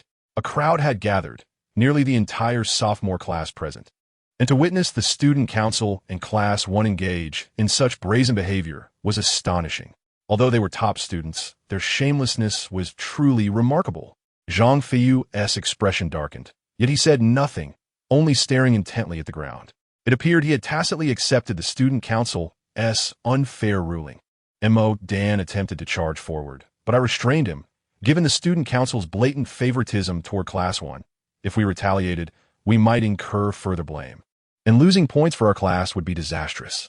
I cast a derisive glance at Class 1 and scoffed. What top students? Student council, daring to act superior before us? Go to hell. The pent-up frustration among us erupted in unison. Mo Dan joined in, laughing. What a load of nonsense from the student council. To hell with it. With that, the entire crowd echoed his sentiment. What a farce. Stupid student council. I don't even care about their nameplate. What a joke. As we vented our frustrations, the student council member trembled with anger but dared not retaliate. He was wise enough to recognize that we were in no mood for confrontation. Just as we reached a fervent peak, a chilling voice sliced through the air. Who dares to insult the student council? The voice was unmistakably cold, emanating authority. Upon hearing it, even Mo Dan's demeanor shifted, and my expression soured. How had we drawn the ire of this formidable girl? Following her words, the crowd parted, and a stunning girl in uniform, at least one, 7 meters tall, strode forth with grace. Her figure was striking, curvaceous, and her long legs accentuated her poise. Yet her face bore an unyielding frost, exuding an innate queenly presence that instilled a sense of distance. This girl was immensely popular at our school, an almost untouchable figure, our student council president, Chun Bingning. Though she possessed a beauty that rivaled any school idol, not a soul dared to cross her. Rumor had it she had practiced Muay Thai and once single-handedly subdued 4 ruffians who dared to harass her in front of an entire senior class, leaving the whole school in shock. Moreover, her family background was said to be impressive, though specifics remained shrouded in mystery. With her arrival, the atmosphere shifted. Our previously boisterous group fell silent. Even Mo Dan, who had been the loudest, shrank back behind me. The playground, filled with hundreds of sophomore students, suddenly quieted. All attention focused on the imposing figure of Chun Bingning. She seemed to carry an aura that commanded respect, and everywhere she passed, silence reigned, the only sound being the echo of her footsteps. Chun Bingning approached, halting about 5 meters from us, her expression icy as she repeated her earlier inquiry. Who was it that insulted the student council? Her voice, though soft, reverberated across the empty playground with astonishing power, and I could hear the echoes resounding around us. Behind me, Mo Dan and the 9 others who had participated in the match recoiled, clearly intimidated by the fierce reputation of the student council president. Observing Mo Dan cowering behind me, I took a deep breath, turned toward Chun Bingning, and boldly declared, "It was I who insulted the student council. Once a statement is made, it must be acknowledged. Even in the presence of Chun Bingning, I refused to back down. Having been humiliated by Jia Jun, disgusted by Lin Mingjie, and rejected by Sun Yunjing, I had endured enough. At that moment, I simply did not wish to cower any longer." Oh, a flicker of surprise and intrigue flashed in Chun Bingning's icy gaze as she regarded me. Why? I glanced at the student council member who seemed ready to flee, a cold smile forming on my lips as I recounted the events that had transpired to Chun Bingning in detail. Those who possess a sound understanding of the matter will undoubtedly discern that the student council has deliberately shown leniency, as long as there is no intention to favor oneself. I believe we shall not face any repercussions. Indeed, after hearing my words, Chun Bingning cast a suddenly icy glance at the student council member, who appeared utterly terrified. Yet, she turned back to me and remarked, "Very well, you are correct. This incident was indeed a misstep on the part of the student council." Upon hearing this, I felt a momentary sense of relief, only for Chun Bingning to shift her tone abruptly, looking at me with a frigid demeanor. However, regardless of the circumstances, you must not speak ill of the student council, for it exists to serve the students. The blame lies with that scoundrel, not with the council itself. My heart sank once more. What do you wish to do then? Chun Bingning smiled coldly, exuding an unusual allure that nearly left me spellbound. Soon, I want you to publicly apologize to the student council over the school's broadcasting system. This individual truly wields considerable influence. The notion of using the school's broadcasting system was as though she were commanding her own household. Yet, how could I possibly apologize to such a person? It was inconceivable. My expression darkened. Did she think her position as student council president granted her such authority? Why should I heed her? Chun Bingning's expression grew even colder, her tone laced with veiled anger. Do you dare to refuse? Upon uttering this, she seemed to exude an innate ferocity that sent a shiver down my spine, almost compelling me to capitulate. However, in that moment, the image of that scoundrel Zhang Feiyu flashed in my mind, and I steeled myself, defiantly asserting, I simply will not comply. At this proclamation, a wave of astonishment rippled through the crowd. Never before had anyone dared to challenge Chun Bingning. Perhaps I had set a precedent. In truth, having uttered those words, I was already bracing myself to flee. For this individual was reputed to be a master of Muay Thai, and my slight frame could hardly withstand a single blow from her. To my surprise, Chun Bingning displayed no trace of anger. Instead, her gaze held an intriguing glimmer as she regarded me. You truly refuse?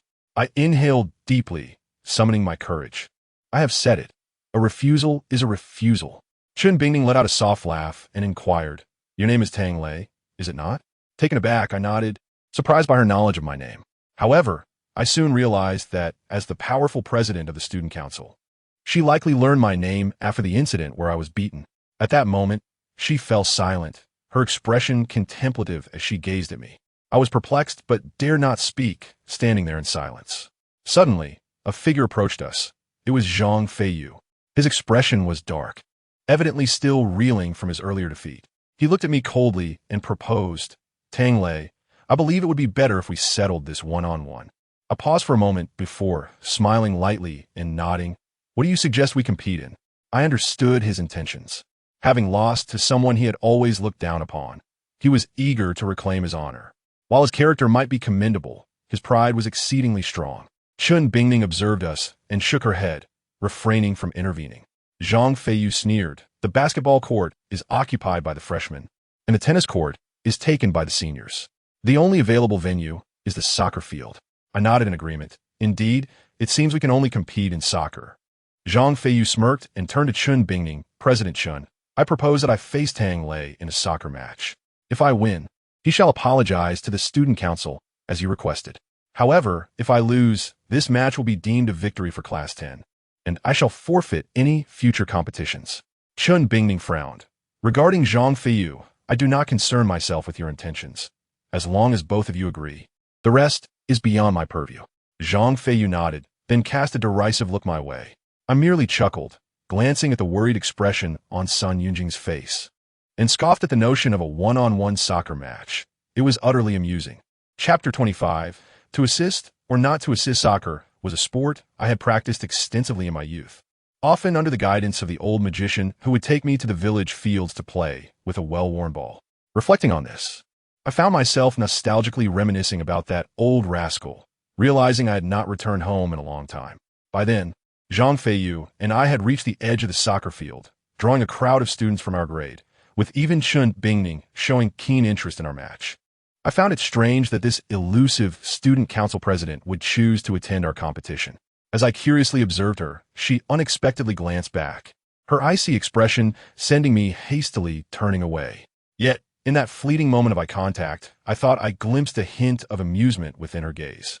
I shook my head, dismissing the notion that this renowned queen of the school, the famed cold beauty, would ever bestow a smile upon someone of my lowly status. Even with a wealthy father, I could hardly aspire to catch the attention of someone from such an elite background. After mulling it over, I chose to set aside those thoughts. What mattered now was the upcoming match. I noticed Sun Yunjing had been watching me intently since her arrival, and she now approached me directly. Tang Lei, please don't act recklessly, all right? When Sun Yunjing walked up to me, I felt a flicker of joy at the opportunity to converse with her, but her immediate admonition caused my expression to harden. Do you think I'm being reckless? My tone grew increasingly frigid as I regarded her helpless gaze, my heart aching.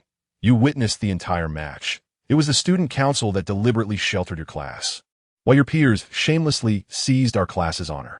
And now, you accuse me of recklessness? As I looked at her, my gaze turned colder. Sun Yunjing lowered her head, and after a long pause, her voice became barely audible. Tangled, I am sorry. Hearing her apology, I could not help but let out a bitter laugh. There is no need for such formalities. I merely want you to understand that my competition with Zhang Feiyu is not motivated by you, so do not overthink it. From a moment Sun Yunjing approached me, I had discerned her thoughts. Perhaps she believed my defiance against Zhang Feiyu and the student council was for her sake. While she played a role in my motivations, the greater impetus stemmed from my disdain for their arrogance. What did it matter that they were from the elite class? What did it matter that they were part of the student council? Why did they feel entitled to look down upon others? We all come from the same origins. No one is inherently inferior or superior to another. Thus, witnessing these loathsome individuals, I simply could not acquiesce to their disdain. To them, I could only echo my father's sentiment. Let us teach them a lesson they won't forget. At that moment, Zhang Feiyu had approached, standing at midfield as we exchanged glances before he strode toward the goal, regarding me with blatant contempt. I could only smile at his arrogant demeanor, having grown accustomed to it by now. The rules of our match were rather straightforward. One person serves while the other guards the goal. Each participant had 3 opportunities to score, and the one with the highest number of goals would emerge victorious. Such simplicity rendered the rules comprehensible even to those who had never played football before, which was sufficient for us. When the physical education teacher kicked the ball to me, I exhaled softly, using my toes to gently lift the ball, striking it with my knee. The football obediently bounced onto my heel, and with a simple lift of my leg, I firmly planted it upon the ground once it touched down. This effortless display caused a shadow to fall over Zhang Feiyu's countenance. He could likely discern that I was not a novice at football. A profound silence enveloped the surroundings as a crowd had gathered outside, all hushed in reverence, fearful of interrupting our game. I exhaled softly and turned to glance back, only to find Lin Mengjie, her fists clenched, anxiously watching me, seemingly rooting for my success. My heart skipped a beat. I had anticipated her support for Zhang Feiyu. Yet here she was focused on me. Shaking my head, I had dismissed the thought. Casting my gaze down at the football, I smiled faintly, then lifted my head and swiftly struck the ball towards the goal. A gasp erupted from the onlookers. I stood at midfield, a considerable distance from the goal. Shooting now could easily lead to a miss or be intercepted by Zhang Feiyu. Yet, to everyone's astonishment, my strike sent the white ball hurtling towards the goal with astonishing speed. Zhang Feiyu, caught off guard, leapt to intercept it, but the ball surpassed his reach, slipping past him and into the net. What a goal! Exclaimed Mo Dan, who leaped up in excitement, while our class cheered raucously, whistling at the first class, embodying a mischievous spirit. Despite our lackluster academic performance and ambition, we were undeniably good-hearted individuals. Even if labeled by the goddess as mere good people, we were a group with promising futures, devoid of ill intentions, living simply and boldly in each other's company, yet shrinking back when apart. Such individuals may not be heroes, but they could certainly become excellent friends. This notion sparked within me a desire to strive for collective improvement, yet I quickly quelled that thought. My immediate focus was the match, and the rest could wait. Taking a deep breath, I regarded Zhang Feiyu's solemn expression, smiled gently, and took a few steps before kicking my second ball. It sped towards the goal, but was intercepted by Zhang Feiyu, who swiftly blocked its path with his hand and directed it away. The crowd held its breath, anticipating my final attempt. I exhaled, glanced at the ball at my feet, gritted my teeth, and propelled it forward. The outcome hinged on this final strike. The ball arced gracefully through the air, heading straight for the center of the goal, only to be thwarted once more by Zhang Feiyu, who caught it in his arms. Sighing, I approached him, exchanging positions under his confident gaze. As I neared, he halted, looking at me with a grin. Tangled, I wish to raise the stakes. I paused, brow furrowed. What do you propose? Zhang Feiyu smiled this time. The loser must run 20 laps around the playground. A chill ran down my spine. 20 laps around our expansive playground, totaling 500 meters each, equated to 10,000 meters. However, since he had proposed it, I felt compelled to accept. So it was settled. The loser would run 20 laps. As the crowd eagerly anticipated, Zhang Feiyu's first shot, due to my lapse in concentration, found its mark. A wave of murmurs cascaded through the onlookers. If he scored again, I would lose. I steeled myself and successfully blocked his second attempt. The fate of the match rested on this last shot. We exchanged glances, each recognizing the weight of the moment. Just then, a commotion erupted from the sidelines. Someone had fallen. I turned to investigate and was taken aback to see it was none other than my recently acquainted landlord's elderly wife. She appeared significantly distressed, her face a mask of pain as she reached out for help. Yet a group of students stood frozen, none daring to assist her. I instinctively moved to help her, but Zhang Feiyu was already preparing to kick the ball. Caught between the urgency of the situation and the impending shot, I hesitated. The elderly woman lay on the ground, surrounded by top students unwilling to intervene. Lin Mingjie and Sun Yunjing might have offered aid, but their focus remained on our match. The landlord's wife seemed gravely injured, her complexion growing increasingly pale. If she did not receive prompt medical attention, it could turn dire. Zhang Feiyu's eyes flickered toward her, but he merely raised his foot to shoot. I could intercept the ball first and then assist her, yet that would only exacerbate her predicament. The moment demanded a decision. As Zhang Feiyu prepared to strike, I gritted my teeth, recalling my father's parting words. Son, you may lose money and face, but never your conscience.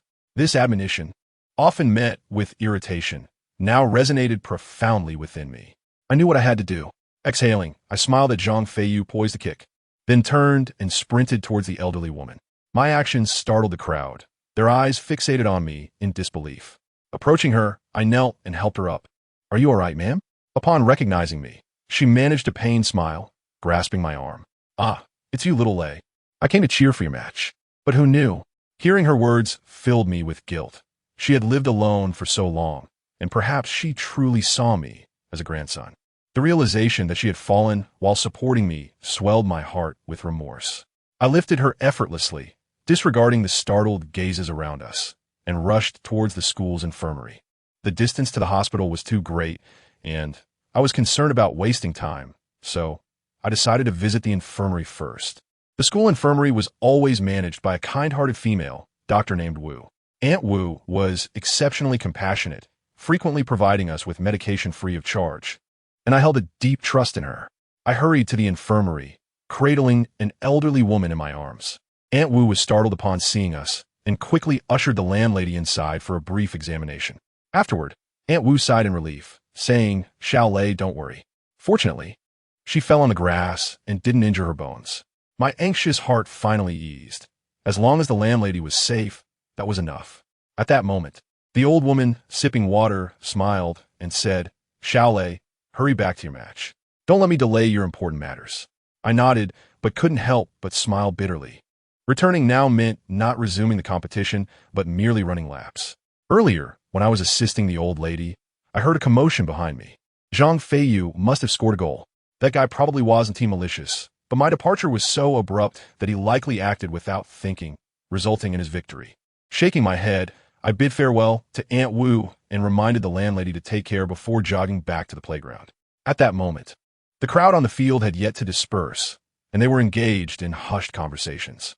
Zhang Feiyu stood alone in the center, staring blankly at the soccer ball in the goal, perhaps contemplating his undeserved triumph. Beside him, Sun Yunjing had approached, seemingly offering him quiet consolation, though I could not ascertain its effectiveness. Exhaling deeply, I navigated through the throng and walked directly toward him. Upon my arrival, the crowd fell silent, halting their discussions to watch me. I approached Zhang Feiyu, chuckling softly, and declared, in this match, I have lost. A hush enveloped the field, and for a moment, the usual clamor faded, allowing us to hear each other's breaths. Zhang Feiyu looked up at me, disbelief etched across his face. After a long pause, he sighed, yes, I have won. The revelation sent shockwaves through the crowd. Those two statements sealed the outcome of the match. I had lost, and Zhang Feiyu had emerged victorious. This prompted a flurry of chatter among the onlookers, their voices echoing in my ears.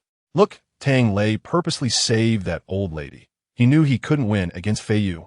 Exactly. How could he possibly compete with Feiyu? Not necessarily. He doesn't seem like that type. Who said that? One can never truly know a person as heart. Indeed, various speculations swirled around me, some dismissive, others mocking or contemptuous, and I absorbed each word with a faint smile. Casting a glance at the concerned Sun Yunjing, I reassured her, having lost, I will naturally fulfill my promise. Do not worry. With that, I turned and stepped onto the track, beginning to jog slowly. Everyone had heard my agreement with Zhang Feiyu, And now all eyes were on me as I embarked on my foolish endeavor of running 10,000 meters, a consequence of saving a stranger. They all deemed me a fool. Ignoring their gazes, I continued to run, my heart swelling with a bittersweet mixture of emotions. But ultimately, I knew I had to complete this distance. Suddenly, from the crowd, Dan, who had been silent until now, erupted, "Damn it, it's just 10,000 meters. I'll run with you." With those words, this brawny fellow dashed to my side. Grinning widely, "Hey, Xiao Lei, don't worry. I'll keep you company." Looking at this simpleton, I couldn't help but chuckle ruefully. "Why do you need to do this?" "It's my responsibility." "What? Your responsibility?" "Nonsense." Dan's expression darkened, anger radiating from him. "Every time we got into trouble as kids, who always took the blame? If it weren't for you, I would have drowned in the river long ago." He suddenly burst into laughter. "We grew up together, and you still want to separate things so clearly? How ridiculous. I'm not the kind of person who turns a blind eye." My heart ached, recalling our childhood together with Sun Yunjing and that old scoundrel. Once when they got in trouble, I took their punishment swimming back and forth in the river during autumn. I nearly lost consciousness and almost froze to death. I had always accepted responsibility for their misdeeds, feeling it was my duty to help them. Perhaps I truly was a fool. Dan's last words boomed, and I couldn't help but glance at Sun Yunjing, whose face had turned pale. Dun, despite being somewhat foolish, had a strong sense of loyalty. Sun Yunjing had not only rejected my feelings, but also pursued Zhang Feiyu right before my eyes, igniting his anger. He believed that even if she didn't love me, she shouldn't flaunt her affection in front of me. Since then, Dan had ceased all communication with her, even ignoring her attempts to reach out. Now, he wouldn't even utter her name. I exhaled softly, smiled, and said nothing as I began to run around the track with Dan by my side. Just then, a commotion erupted behind me, startling me. I turned to see a dozen people joining me in the run, students from Class 10. A burly leader shouted, "Damn it, Class 10 is following Dan. Let those arrogant top students see that I'm not afraid." The crowd behind me swelled, and soon every student from Class 10, regardless of gender, surged forward, running alongside me, laughing and chatting. I glanced at them, overwhelmed with emotion, and could not help but laugh joyfully. Together with my classmates from the bottom of the grade, we all began to run. I lost track of time as I ran, my breaths growing more labored, my legs feeling as though they were filled with lead. Yet I pressed on, oblivious to the passage of time or the pain. I was unaware of how long I had been running. Gradually, many could no longer continue and collapsed, gasping for air. After 20 laps, only Dan and I remained. At this point, my throat burned, and I struggled to breathe, the world around me fading to darkness. My physical condition was already poor, and now that even Dan had succumbed, I remained standing only through sheer willpower. The onlookers had dispersed, and, as I neared my limit, someone lifted me just as I was about to collapse. In a haze of confusion, I could only discern a cold cheek nearby, and then I felt myself resting on a warm body, as if someone were carrying me in a hurried stride. Chapter 27.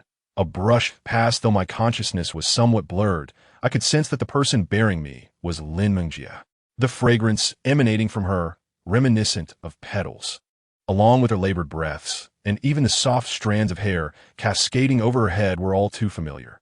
As I lay on her back, an indescribable feeling surged within me, compelling me to struggle and rise, yet my body was devoid of any strength. With a bitter smile, I squinted my eyes and leaned close to her ear, murmuring, "Are you tired?" Lin Mengjie, carrying my weight, paused momentarily but shook her head. "Don't speak. I'll take you to the infirmary." Her voice trembled slightly. She was much smaller than I, and bearing my considerable bulk must have been exhausting. I felt somewhat speechless. I was merely fatigued from exertion and did not require medical attention. However, my energy had waned, and I could only feel a sense of weakness enveloping me, my mind foggy and my mouth parched as though I were on the brink of death. Lin Mengjie lowered her head, breathing heavily, yet she steadfastly carried me, beads of sweat beginning to form on her brow. Unable to resist, I raised my head to wipe a drop of sweat from her ear, but upon touching her cheek, my heart tightened, and I quickly withdrew my hand. Lin Mengjie flinched at my gesture, but said nothing, continuing her steady pace. Upon reaching the infirmary, I noticed the landlady had not yet departed. Upon seeing my disheveled state, she was immediately alarmed and attempted to assist me, but Aunt Wu hurriedly stopped her. In truth, I was not severely harmed, I was merely exhausted and slightly dehydrated. Aunt Wu promptly set me up with a 4-drip of glucose and encouraged me to rest on the bed. After escorting me to the infirmary, Lin Mingjie returned to her classes. Watching her retreating figure, I felt an unexpected discomfort but chose not to dwell on it. The landlady, wise with experience, immediately sensed the tension between Lin Mingjie and me, but merely smiled at me without uttering a word. As for Lin Mingjie's sudden actions, I had no desire to ponder them further. The infirmary held an unpleasant odor, yet with Aunt Wu's company to engage me in conversation, I found it bearable. Lying in bed, I did not close my eyes to sleep, but awaited the arrival of Mo Dan, that fool. He would undoubtedly be restless.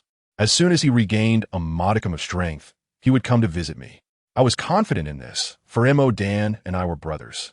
I had expected him to be the first to visit, but to my surprise, it was our student council president, Chun Bingning, who entered the infirmary first.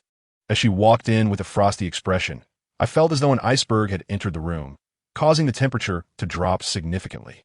Startled by her presence, I quickly sat up and managed a wry smile. President Chun, rest assured, tomorrow I will apologize to the student council over the school broadcast. Instinctively, I assumed she had come to remind me of my obligation to fulfill our wager, especially since I had lost in my duel with Zhang Feiyu. However, to my astonishment, Chun Bingning slowly shook her head and stated flatly, I am here to inform you that you need not apologize to the student council tomorrow. I have expelled that scoundrel from the council. I was momentarily taken aback. This renowned, strong-willed woman was letting me off the hook. The situation seemed almost surreal. To my further astonishment, a charming smile crept onto her lips, and she gazed at me, saying, however, your insult towards the student council has not been overlooked. Seeing the famed Ice Queen smile momentarily sent my heart racing, nearly leaving me entranced. Her expression remained cool, yet that subtle smile revealed an unprecedented allure. In the presence of Chun Bingning's smile, even the Mona Lisa's was but a fleeting memory. I had never fathomed that a single smile from a girl could exude such magnetism. Captivated by her smile, I took a moment to comprehend her words and instinctively replied, then how shall this matter be resolved?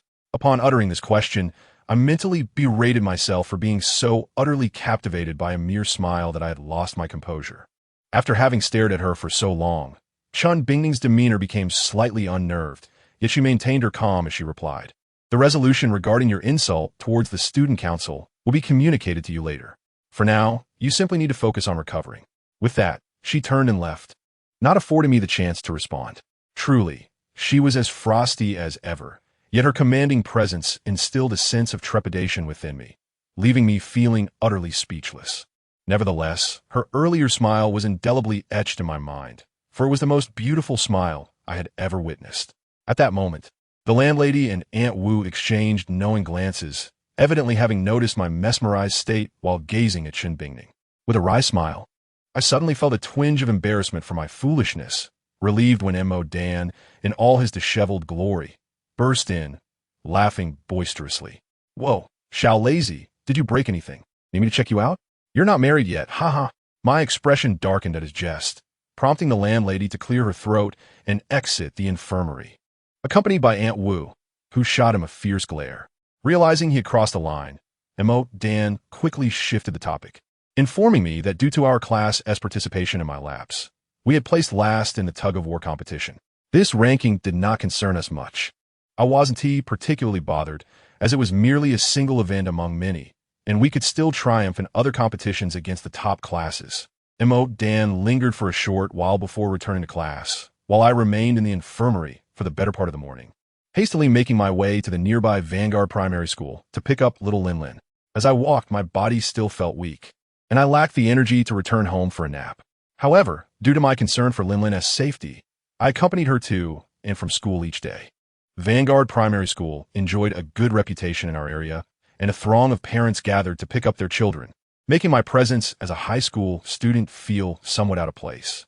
Before long, a group of children donned in uniforms and red scarves streamed out of the school gates, and I widened my eyes, scanning the crowd anxiously to catch a glimpse of Lin. The children were of similar stature and appearance, and it took me a while to finally spot her. In this new environment, the little girl seemed to have brightened considerably. She looked adorable and must have been quite popular, yet she walked alone amid the throng, a faint smile gracing her lips. Seeing her like this eased my heart, and I hurried toward her. "Uncle!" Upon noticing me, Lin exclaimed joyfully, rushing over with a beaming smile. Those around us cast odd looks at the sight of a little girl addressing a high school student as uncle. I, however, paid no heed to such matters and simply lifted little Lin into my arms. I intended to carry her home, but I felt a sudden weakness and had no choice but to set her down again. "Uncle, what's wrong?" The astute Lin immediately sensed my discomfort. I could only manage a wry smile, replying, "It's nothing. Uncle is just a bit tired." Lin nodded obediently, but refrained from saying anything further. Once home, I mustered my strength to prepare a simple meal for Lin before retreating to my bedroom alone. Lin's eyes widened in surprise. "Uncle, aren't you going to take a shower?" I shook my head weakly. "It's fine. Uncle 1T shower. Don't follow my example, Lin." She frowned slightly, looking perplexed. "Oh, I understand." This little girl was indeed quite well behaved, though she seemed a bit precocious, which was not ideal. At that moment, I was too weary to concern myself with much else. I merely wished to lie down and rest. Just as I was on the brink of slumber, I suddenly felt someone gently touching my face.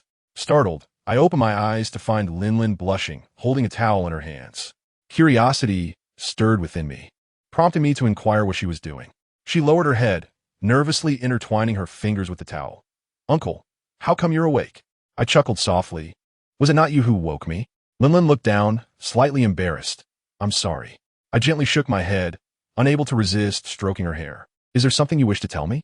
The look in her eyes indicated she had something on her mind. However, Lin shyly shook her head. "I want to help you clean up." "Clean up?" Her words caused my eyes to widen as I glanced at the basin on the floor. My shirt buttons were undone, and my pants zipper was halfway down, revealing my black underwear. Chapter 28. Taking care of her as I beheld little Lin prepared to assist me in undressing. My face flushed, and I found myself feeling somewhat anxious. She was so innocent and adorable. Was it appropriate to allow this? It felt rather shameless. Yet at that moment, Lin had already begun to wipe my face with the towel, appearing fully committed. Alarmed, I instinctively recoiled. Lin, taken aback, gazed at me with concern. "Uncle, did I hurt you?" "Uncle, did I hurt you?" Such words should not be uttered lightly. My body nearly reacted in a way I hadn't anticipated. However, upon seeing the purity in her gaze, my heart softened. I realized I was the one being indecent. Lin was merely concerned that I was uncomfortable and wished to help me clean up. With a resigned smile and a sigh, I nodded, signaling to Lin that she could proceed. After all, it was merely a cleaning, not something scandalous. My clothes were drenched in sweat, and I felt uncomfortable sleeping in them. Having someone to assist me was rather beneficial. With her head bowed and cheeks flushed, Lin reached out, preparing to help me remove my shirt. My heart raced. This girl was quite precocious, surely aware of what she was doing. Her shy demeanor, coupled with my own inclinations, made resisting the temptation quite challenging. I swallowed hard, deciding to remove my shirt myself. "Dear God, forgive me this once.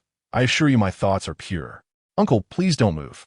Lin glanced at me, her voice tinged with shyness as she lowered her head, twisting the towel to begin gently wiping me down. "Rest assured I won't move." I felt a surge of nervousness, my gaze fixed on Lin's actions. The towel was modestly sized, and as it made contact with my skin, it felt soft and warm, sending shivers down my spine as her tiny hands occasionally brushed against my chest. Lin focused intently on wiping my upper body, and once the sweat was gone, I felt considerably relieved. Before long, she had finished my upper half, and I exhaled, preparing to lie down once more. However, Lin looked at me and said, "Your pants, you should take them off too, Uncle." Her face was adorably flushed, making her even more irresistible. Moments ago, she had already unzipped my pants halfway. Had I not awakened, she might have indeed proceeded to wipe my lower half. Realizing this, my heart raced, and upon seeing Lin's crimson cheeks, I chuckled. Perhaps it's best if I handle that myself. Before such a pure child, I truly did not wish to entertain such indecent thoughts that would tarnish her innocence. Lin nodded, awkwardly handing me the towel before hastily retreating, her face aglow. Watching her retreating figure, I sighed in relief. I was ill-equipped to navigate such situations. Nevertheless, having such a thoughtful little girl by my side was indeed a delightful blessing. Just as I was about to remove my pants to clean up, my phone suddenly rang. Startled, I glanced at the screen to see it was my stepmother calling. I rarely spoke with her, but after her recent concern for me, my perception of her had shifted significantly. Upon answering, a gentle voice came through. Xiaolei. My husband and I have some matters to attend to, and 1T be returning home for lunch. Could you please go check on Mingjie? Upon hearing her request to check on Lin Mingjie, I felt an odd unease. Mom, she is not a child anymore. She should be fine on her own. My stepmother sighed, still hoping I would go, as she felt uneasy about a girl being home alone. At that moment, I could hear my father's voice in the background, indicating that I had no choice but to comply. Reluctantly, I agreed. She had genuinely sacrificed much for our family, and I did not wish to disappoint her. After informing the landlady to keep an eye on Lin Lin, I hurried back to my old home. Though I still felt somewhat weak, I couldn't dwell on that. I merely aimed to prepare something for Mingjie. I truly did not wish for further entanglements. Upon entering the house, I found Lin Mingjie with her head buried in the sofa, seemingly lost in thought. My arrival startled her, and when she looked up, her surprised expression met mine. Tangled. I noticed her red-rimmed eyes, suggesting she had been crying. My heart raced. Had she been weeping alone on the sofa? Without wasting time on trivialities, I inquired, "There's no one home. Mom asked me to check on you. Have you eaten lunch?" Lin Mingjie appeared dazed, shaking her head slowly. Her hair was disheveled, and her pallor suggested she was in a rather pitiable state. Alas, is it truly necessary to torment oneself simply due to a lack of company at home? A wave of sympathy washed over me, yet I refrained from voicing my thoughts. I proceeded directly to the kitchen to prepare lunch for her. Since my stepmother entrusted me with her care, I felt an obligation to excel in my duties. In truth, my primary task was merely to satiate this young lady's appetite. To my surprise, while I was cooking, Lin Mingjie timidly approached and attentively observed my actions, seemingly eager to learn. Was she aspiring to cook for herself at home in the future? My curiosity piqued, yet I chose to ignore her presence, focusing instead on preparing her favorite dish, tomato scrambled eggs. Her silent gaze made me somewhat uneasy, nearly causing me to burn the eggs. At last, after much effort, I laid out a modest lunch upon the table. Lin Mingjie's expression brightened, and she thanked me before hurriedly devouring her meal. It appeared she was genuinely famished, completely disregarding her appearance, with grains of rice adorning the corners of her mouth. I found it amusing, but said nothing, opting instead to recline on the sofa and watch television. For some reason, in Lin Mingjie's presence, I felt an inexplicable discomfort, which even prevented me from meeting her gaze directly. At that moment, a children's program featuring a few sheep captivated my attention, when suddenly, Lin Mingjie softly inquired, "Are you living with Lin Lin now?" Taken aback, I nodded, yet fearing she might misunderstand, I casually explained, "I sleep in the living room, while she occupies the bedroom." Lin Mingjie acknowledged this with a nod and returned her meal. I remained uncertain about her intentions, and with a wry smile, resumed watching the television. After a brief pause, Lin Mingjie hesitantly asked, "Can I join you?" Her words were somewhat ambiguous, but I discerned their meaning immediately, and my brow furrowed. "What is it?" She set down her chopsticks and lowered her head. "Father and mother are often away, and in the future, I will always be alone." A sense of gloom enveloped me as I fixated on the television, muttering, "It's not a suitable arrangement." Lin Mingjie responded with a disappointed "oh," and continued to eat in silence. However, this exchange undeniably altered the dynamic between us. After finishing our meal, my instinct prompted me to wash the dishes, but to my astonishment, Lin Mingjie took the plate and hurried to the kitchen to clean up. Observing her somewhat awkward demeanor, a shiver ran through me as I recalled how she had carried me to the infirmary earlier. I mused about how her petite frame could possibly support my weight, leaving me puzzled about her strength. Yet, the knot within my heart remained stubbornly tied. Once she finished washing the dishes, I bid her farewell. Lin Mingjie's body trembled slightly, and she nodded before approaching to see me off. We walked together to the door, and just as I was about to step outside, I could not contain myself. I turned back and sighed. "In the future, if you find yourself alone, do give me a call." Lin Mingjie paused, looking at me with a hint of confusion. I exhaled deeply, meeting her gaze. "If you are ever alone, I will bring you to my place. It would be better for both of us, and your mother would not have to worry." Her face lit up with joy, though she shyly nodded without uttering a word. Just as I reached the elevator door, I couldn't resist glancing back one last time, only to discover Lin Mingjie peering at me from behind the door frame. Startled at being caught, she quickly withdrew. I shook my head in bemusement and stepped into the elevator. Once inside, I let out a sigh, resigning myself to the thought that I was simply doing this for my stepmother to care for her daughter.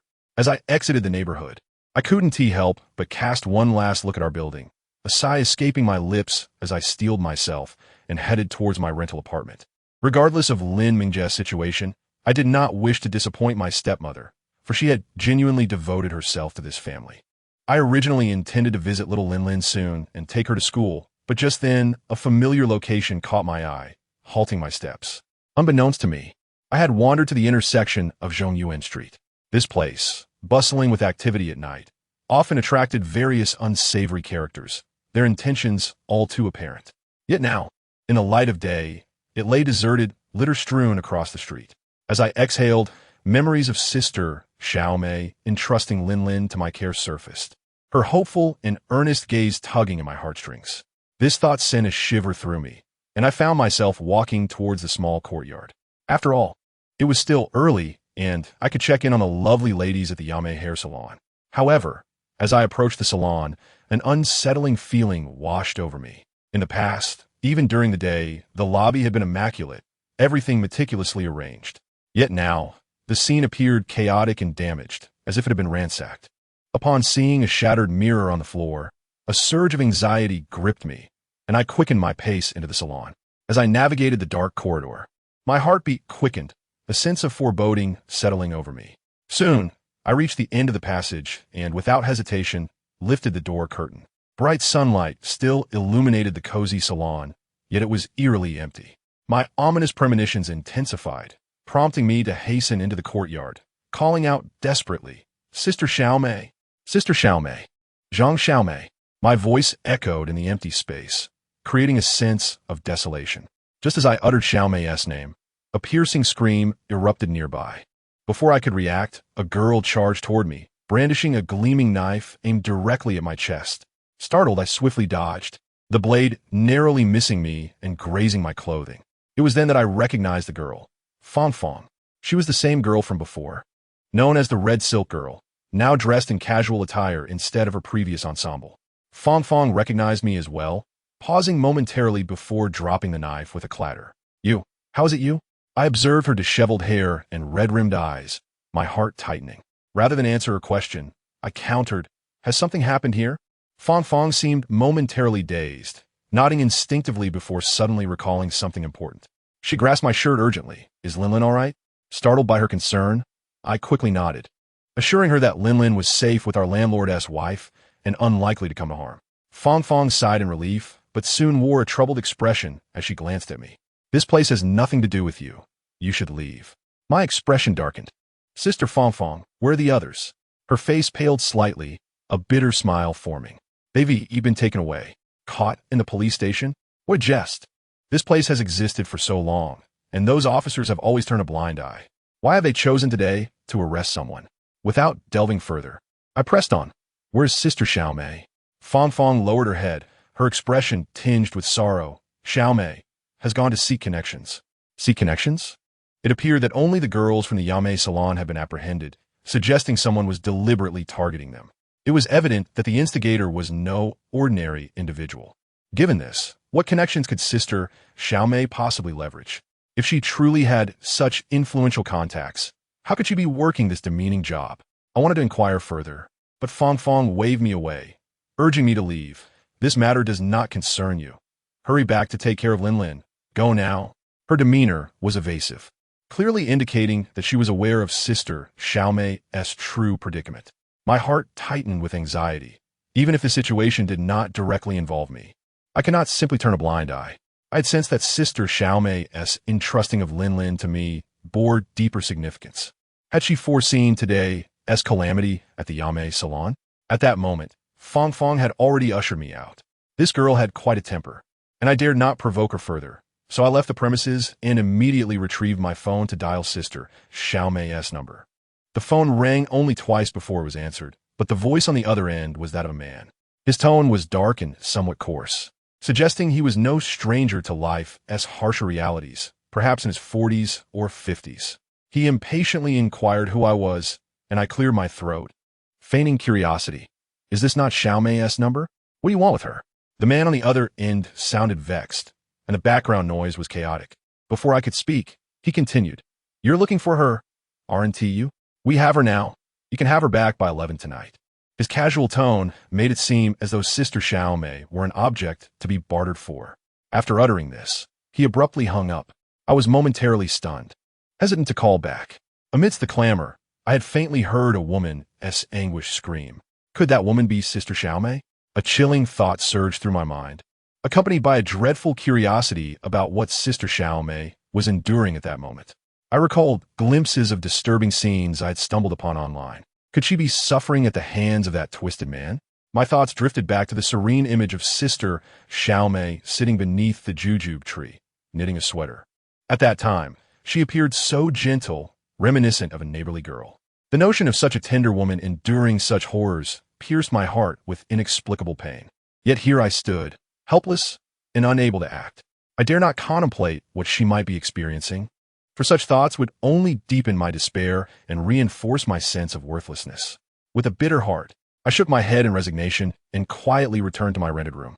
By this time, Linlin had already slung her backpack over her shoulders and was ready for school. Noticing my troubled expression, the little girl gently grasped my hand without uttering a word.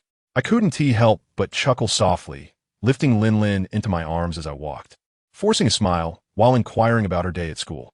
Her face instantly lit up with excitement as she shared that the new school had a wonderful learning environment, where everyone was competing to excel.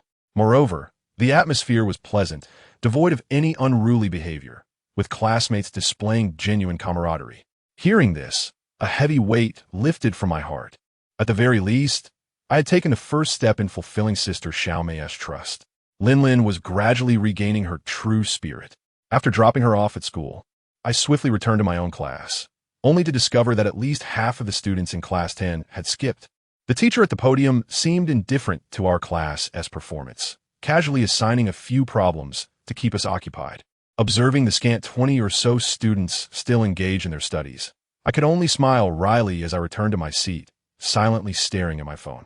That foolish Modin had spent the entire afternoon passing notes with the few remaining boys. I couldn't be bothered to intervene, merely wishing for the time to pass swiftly. After school, I took Linlin to the landlady's home, then waited alone at the corner of Zhongyuan Street. It was only 6 o'clock, and the streets were bustling with pedestrians. I casually purchased a skewer of snacks and squatted at the corner, eating while waiting. I believed that with Sister Xiaomei's intelligence, she would manage to extricate herself soon. By 7, dusk had settled in, and I had already consumed 10 skewers, yet still no sign of Sister Xiaomei. At 8, darkness enveloped the street, and groups of men began to emerge, seeking entertainment. Some bolder salon girls stood at the entrance, beckoning to passers-by, while the Yame salon remained ominously silent. As I squatted at the corner, my legs began to grow numb. By 9, Zhongyuan Street was alive with raucous laughter and shameless revelers. The street had transformed into a veritable carnival, yet still no sight of Sister Xiaomei. I waited until 11:30, when even the salon girls had begun to disappear, before a taxi suddenly pulled up nearby. A woman in a flowing white dress staggered out, her tall figure and cascading hair reminiscent of a fairy from a painting, albeit one intoxicated. Spotting her, I rushed forward. Sister Xiaomei, you've finally returned. Upon seeing me, her expression shifted to surprise, her face flushed, indicating she had indulged in quite a bit of drink. I hastened towards her, intending to offer my support, only for her to shriek in alarm, instinctively retreating from my touch. My heart sank, and I instinctively glanced at her arms. To my horror, her delicate, pale shoulders were marred with crimson welts, resembling the marks left by a whip. Moreover, I noticed similar marks on her neck, hands, thighs, and exposed skin on her back. Every area not concealed by fabric bore vivid and brutal lash marks. Chapter 30. Farewell. Emoya as I stared at those horrifying injuries. Sister Xiaomei became aware of my gaze. She offered an awkward smile, attempting to discreetly cover herself. However, this movement agitated her wounds, causing beads of sweat to trickle down her face. Her body appeared contorted, evoking a sense of deep concern within me. I could hardly fathom what those men had subjected her to. Clad only in a dress, she could not possibly conceal her injuries.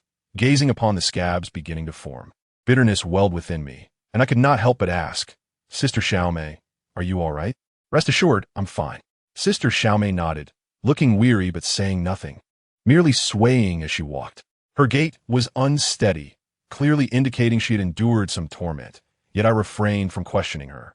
At this moment, any inquiry or concern would only serve as an affront. I yearned to assist her, but with her body in such a state, I feared causing her further pain and thus abandoned the idea, carefully trailing behind her instead. I never imagined that the once vibrant and commanding Xiaomei Jia would transform into this fragile figure. She stood tall, only half a head shorter than me, yet the white dress she wore accentuated her emaciated form. Observing her frail silhouette stirred a pang of sorrow within me, and my eyes grew warm with unshed tears. It is difficult to conceive what trials this slender woman has endured over such a lengthy period. The mere thought of it sent waves of pain coursing through my mind. I felt utterly exhausted. Suddenly, Xiaomei Jia let out a frantic cry, swaying unsteadily like a drunken woman, before collapsing onto the steps by the roadside. Her face remained as immaculate as ever, resembling a flawless gem, exuding an aura of purity. One leg curled up while the other stretched out lazily, revealing her graceful figure alongside the ghastly scars etched upon her body. The night breeze tousled her flowing hair, and I found myself gazing at her in a daze, my mind blissfully empty, as if I had entered a serene realm. After a considerable time, Xiaomei Jia lifted her head, her gaze unfocused as she looked at me. Mingjia's brother, how is Linlin? The question tugged at my heart, and I nodded. She is well, very happy now. That's good, she replied, struggling to rise, a gentle smile gracing her lips as she raised her hands against the chilly night wind, laughing softly. If she is fine, then all is well. Standing behind her, I watched her silhouette, my heart fluttering with an indescribable emotion.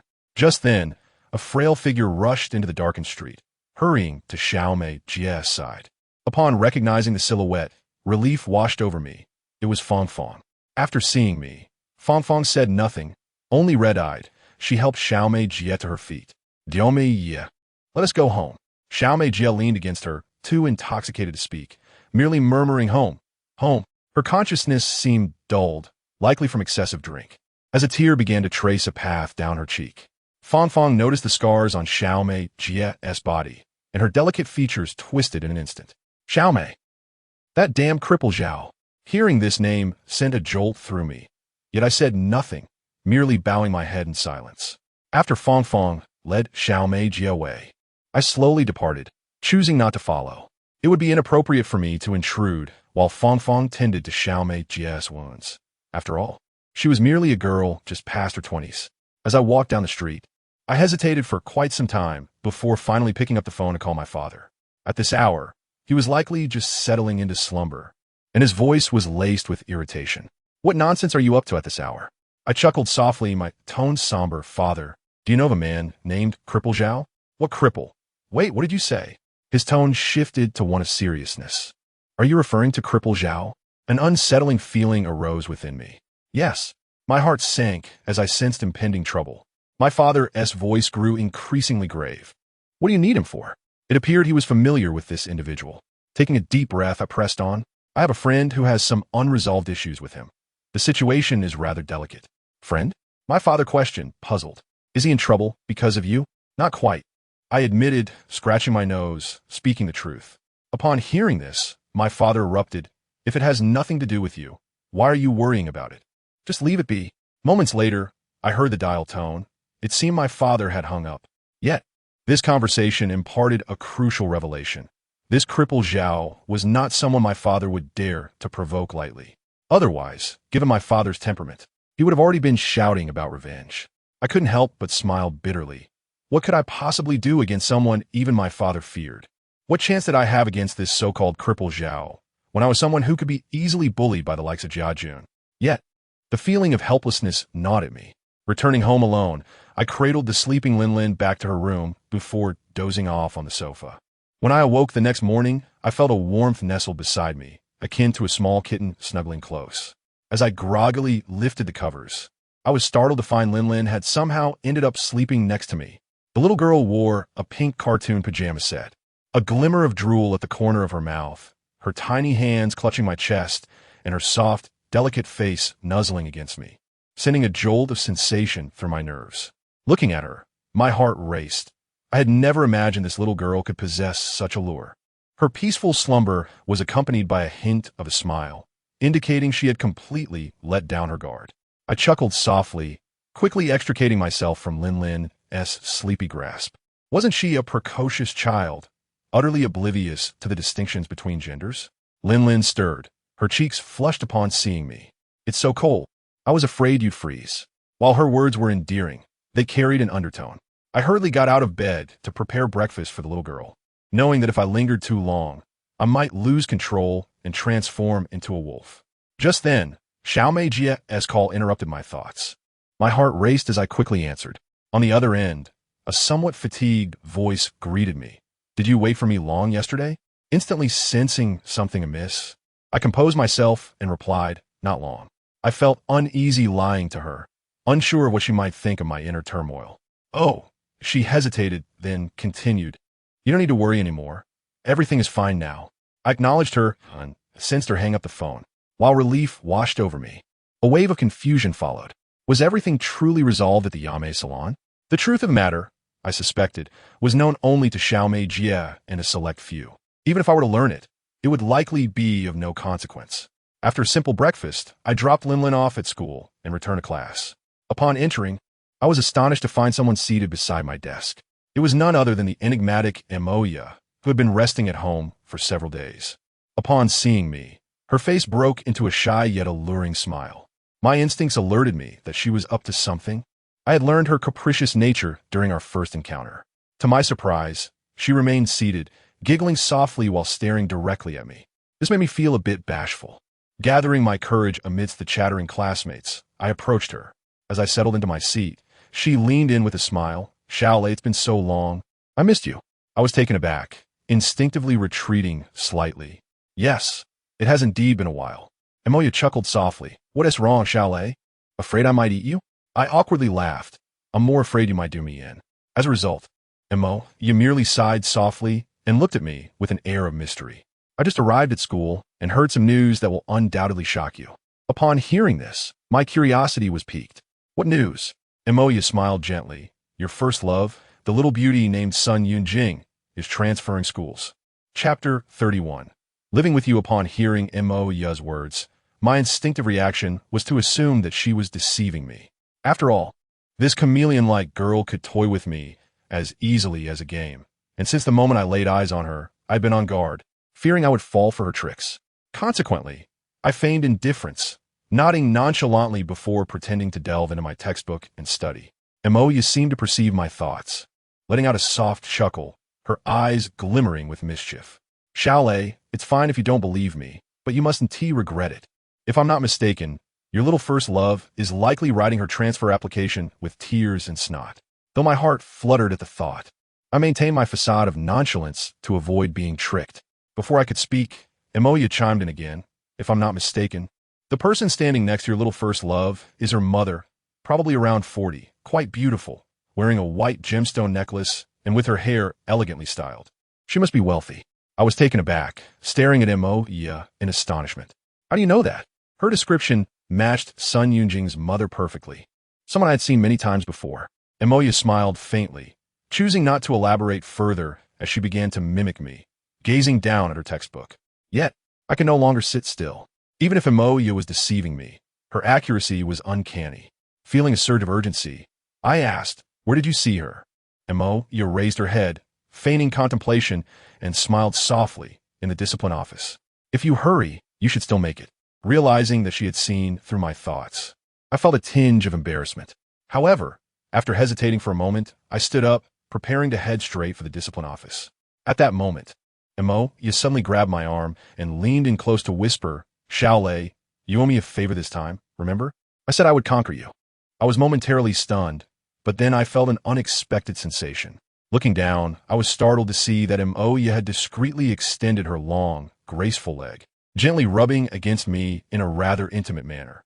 The weather was slightly chilly, and she wore black tights, her knee bent as she lightly caressed me. A season model, her physique was nothing short of perfection, and the soft, smooth sensation even through the fabric, sent shivers through my nerves. Dumbfounded, I glanced around, noting that all the other students were engaged in idle chatter, oblivious to our interaction. Sighing in relief, I reluctantly turned and fled. Remaining there any longer, I was certain this enchantress would devour me whole. As I exited, I heard her light laughter behind me. "Shall wait for me?" My heart raced, and I quickened my pace, hastily leaving the scene. How could Mo return from her break transformed into this? Such temptation was unbearable for someone like me, who had been single for 17 years. Sighing, I decided to set aside these distracting thoughts and head to the discipline office to investigate. Regardless of whether Moya's claims were true or false, I needed to see for myself. Even if I had become a stranger to Sun Yunjing, I couldn't allow her to transfer without at least trying to stop her for the sake of our childhood bond. I sprinted to the discipline office, only to find a tall woman inside, appearing to be around the same age as my stepmother.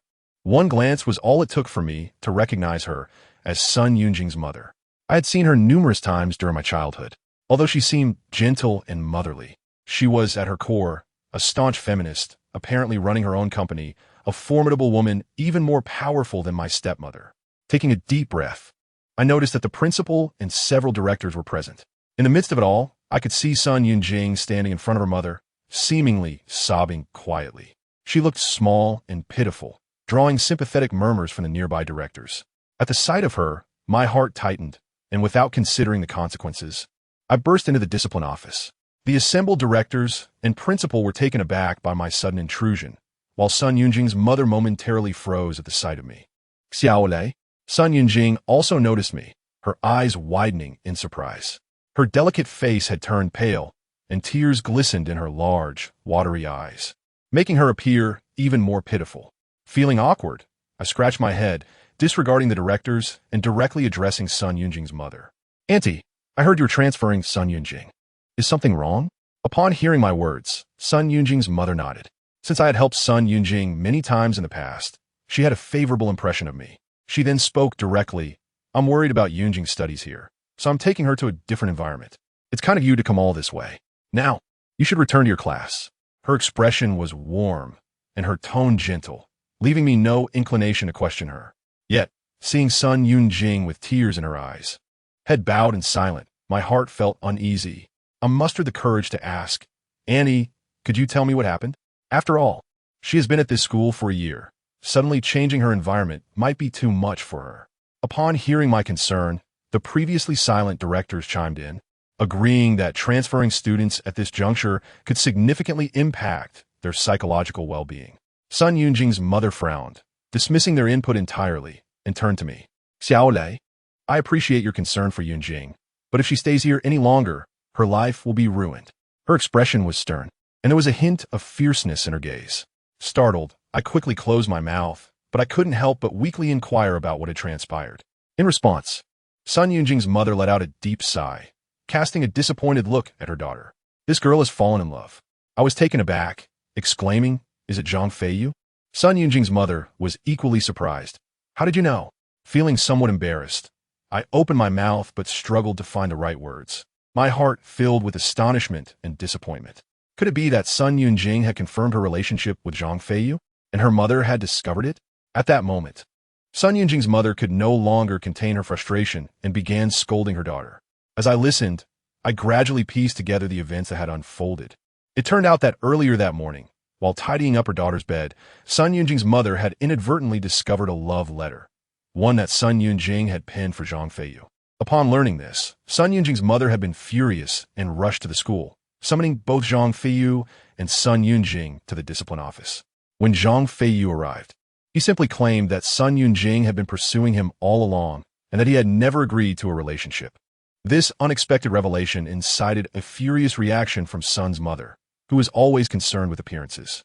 She was appalled to discover that her daughter was involved with someone like that, and thus she demanded Sun Yunjing to transfer schools immediately, leading to the current situation. Upon hearing Sun's mother's words, I felt a pang of disbelief. I could hardly fathom that Zhang Feiyu could be so ruthless as to absolve himself of all responsibility, leaving it entirely upon a girl. Yet, it seemed he had been cornered by Sun Yunjing's relentless pursuit.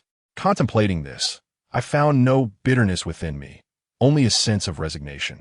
I paused, curious about my own feelings. Shouldn't I be engulfed in bitterness at this moment? This thought startled me, yet upon reflection, it appeared I had moved beyond any resentment towards Sun Yunqing. Not wanting to dwell on this, I pondered that simply forcing Sun Yunqing to leave was not a viable solution. I turned my gaze towards Sun's mother and said, "Auntie, I assure you, there's an alternative way to resolve this matter." Sun's mother paused, ceasing her admonishment of her daughter, and looked at me with curiosity. After a moment of hesitation, I voiced the idea that had just flashed through my mind. I proposed that Sun Yunqing stay at my home under the supervision of Lin Mengjie. This arrangement might alleviate some of the tension. To prevent any misunderstanding, I clarified that, due to certain circumstances, I was currently renting a place near the school, leaving only Lin Mengjie and my parents at home. Surprisingly, after a brief moment of contemplation, Sun's mother nodded in agreement. This solution seems quite reasonable. A wave of relief washed over me, and I noticed a flicker of hope on Sun Yunqing's face as well, astonished by her mother's newfound willingness to negotiate. However, Sun's mother lowered her head and inquired, "Xiaolei, are you residing near the school by yourself?" I paused and shook my head. "There's also a little girl whom I need help take care of." Sun's mother nodded. "As for the little girl, that's not an issue. Is your living space adequate?" A sense of unease crept in as I replied, "It's not particularly spacious, just a one-bedroom apartment." "Oh, that will suffice," she smiled. Then turned to Sun Yunqing. "Yunqing, come home with me to pack your things. You will be living with Xiao Lei from now on." At this declaration, both Sun Yunqing and I were taken aback. Chapter 32. Can you help me wash? When I realized the implications of Sun's mother's words, I was startled and quickly interjected, "Annie, that seems rather inappropriate." My response was subtle, yet the message was clear. It felt rather improper for Sun Yunqing to reside in another boy's home simply because she had developed feelings for him. Moreover, I harbored a complex about Sun Yunqing, and the thought of living with her was quite unsettling. Even Sun Yunqing herself appeared troubled. Her face flushed as she cast a guilty glance in my direction. I was perplexed by her expression, but at that moment, Sun's mother spoke up. "It's all right, Xiaolei. There is nothing wrong with this arrangement. You and Yunqing have grown up together. I trust her to be with you." With those words, a knowing glance passed between Sun's mother and me, followed by a smile directed at Sun Yunqing. Suddenly, I grasped the underlying meaning. Sun's mother must have been aware of my previous ardent confession and, consequently, understood that Sun Yunqing had rejected me. Thus, she felt reassured that Sun Yunqing would be safe in my company, as I was the least likely person to pursue her. I couldn't help but chuckle wryly at the cleverness of Sun's mother. She was indeed a shrewd woman, but as a mother, her concerns were understandable. Nonetheless, I sensed something was amiss. Her trust in allowing her daughter to stay with me was rather excessive. The mysterious smile on her face left me feeling ensnared in a trap, and just as I was about to decline, she interrupted, "Xiaolei, I am counting on you to take good care of Yunqing and ensure she has no further contact with Zhang Feiyu. All right?" I felt a wave of awkwardness wash over me as I contemplated declining, but at that moment, Sun's mother shifted her focus back to Sun Yunqing. "Yunqing, I ask you now, will you transfer schools, or will you choose to live with Xiaolei? The decision is yours." Upon hearing this, I felt a sense of relief. Given Sun Yunqing's temperament, she would likely prefer not to live with me even if she had a transfer. This thought gave me hope. Sun Yunqing lowered her head, seemingly engulfed in a fierce internal struggle. After a long pause, she finally lifted her gaze, her face marked with tears as she looked at me and said, "Tang Lei, I am sorry. I will trouble you from now on." At her words, I felt a twitch at the corner of my mouth. Both she and her mother had consented to this arrangement, making it difficult for me to refuse. Yet, an unsettling premonition lingered in my mind. Sun's mother's intent in having her daughter stay with me surely extended beyond merely helping her forget Zhang Feiyu. However, the specifics eluded me. Thus, the decision was made. Sun Yunqing would promptly accompany her mother to gather her belongings, while I returned to the classroom to organize my things before hurrying back to my rented apartment to prepare for my new housemate. Upon entering the classroom, I was met with the sight of Mo Yajing smiling at me, and I felt a sudden jolt of awareness, my mind involuntarily drifting to the brush of her leg against mine earlier. Clearing my throat, I attempted to feign nonchalance as I approached her, starting to gather some keys and other small items. Just then, Mo Yajing chuckled. "So, Xiaolei, the hero returns to save the damsel?" As she spoke, she subtly lifted her leg, carelessly adjusting her short skirt, the delicate lace of her black tights accentuating the smoothness of her thigh. I intended to maintain my composure and not look, yet I found it impossible to avert my gaze. I caught a glimpse of the pink hue beneath her skirt. My mouth twitched as I hastily redirected my attention, seizing the keys and turning to leave. At that moment, Mo Yajing unexpectedly grasped the edge of my shirt. "What is this, chalet? Planning to skip class again?"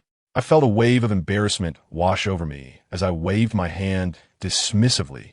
"I have some matters to attend to. I must return." "Oh, is that so?" Mo Yajing's eyes sparkled with mischief as she clung to my shirt. "May I accompany you?" I was taken aback and quickly shook my head. "Well, what I'm doing isn't suitable for girls. You should stay here and attend class properly." "Oh, are you up to no good?" she teased, a smirk playing at the corners of her mouth. I shook my head vigorously, caught off guard, and unable to articulate a coherent explanation. Just as I felt my anxiety peak, Mo Yajing released her grip. "All right, go ahead. I won't disturb you."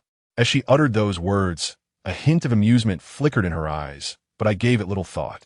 Freed from her grasp, I hurriedly exited the classroom, making my way back to my apartment.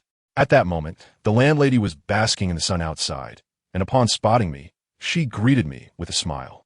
Without responding, I headed directly inside to tidy up my bedroom. The room contained a sizable bed, ample enough for both Sun Yunqing and little Linlin to share. While I had grown accustomed to sleeping on the sofa, just as I finished preparing the bedding, my phone rang. Upon answering, I learned that Sun's mother and Sun Yunqing had arrived downstairs. Hastily descending the stairs to greet her, I helped Sun Yunqing carry all her luggage upstairs. Afterward, Sun's mother offered me a few words of advice before departing with a smile.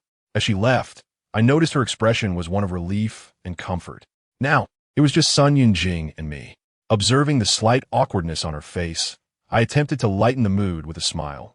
"Well, Sun Yunqing, you can go inside and take a nap while I step out to buy some things." "What? What do you need to buy?" Sun Yunqing lifted her head, her demeanor somewhat unnatural. I chuckled awkwardly. "We need to prepare lunch, so I'm off to purchase some vegetables." Feeling a bit shy, Sun Yunqing responded, I'll go with you." I was taken aback, but did not refuse. Perhaps it would be beneficial for her to clear her mind at this moment. Together, we descended the stairs, and amidst the landlord's somewhat ambiguous gaze, we made our way to the nearest vegetable market. After only a few steps, Sun Yunqing hesitantly spoke.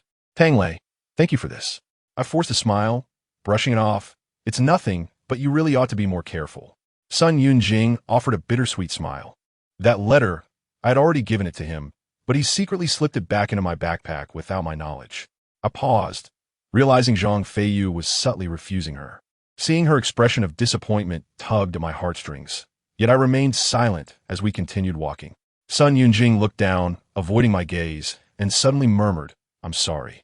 I understood the reason behind her apology, a slight ache in my heart, yet I merely smiled. "It's all right, let us go." After casually purchasing some vegetables at the market, we returned to the rental apartment. The landlord's wife even remarked, with a smile, that we resembled a couple shopping together. Sun Yunqing's face flushed slightly, and I could only chuckle and wave my hand, explaining our relationship. Once we had put away the vegetables, I went to pick up Linlin, who had just finished school.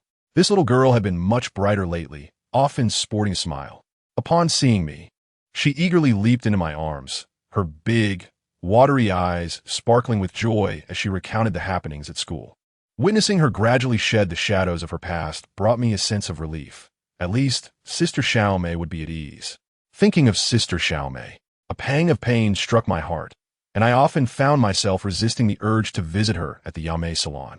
However, after much hesitation, fearing that my presence might make her uncomfortable, I decided to wait a few days before going to see her. As we walked home, I mentioned that a big sister had moved in with us, and to my surprise, Linlin frowned, visibly displeased. "Why does another person have to come?" she protested.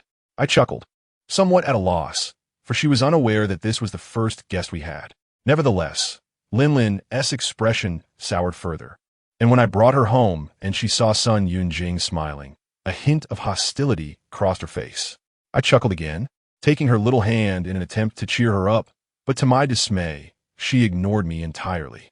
Sun Yunqing, feeling the awkwardness, didn't say anything, but enthusiastically took Linlin out to buy toys.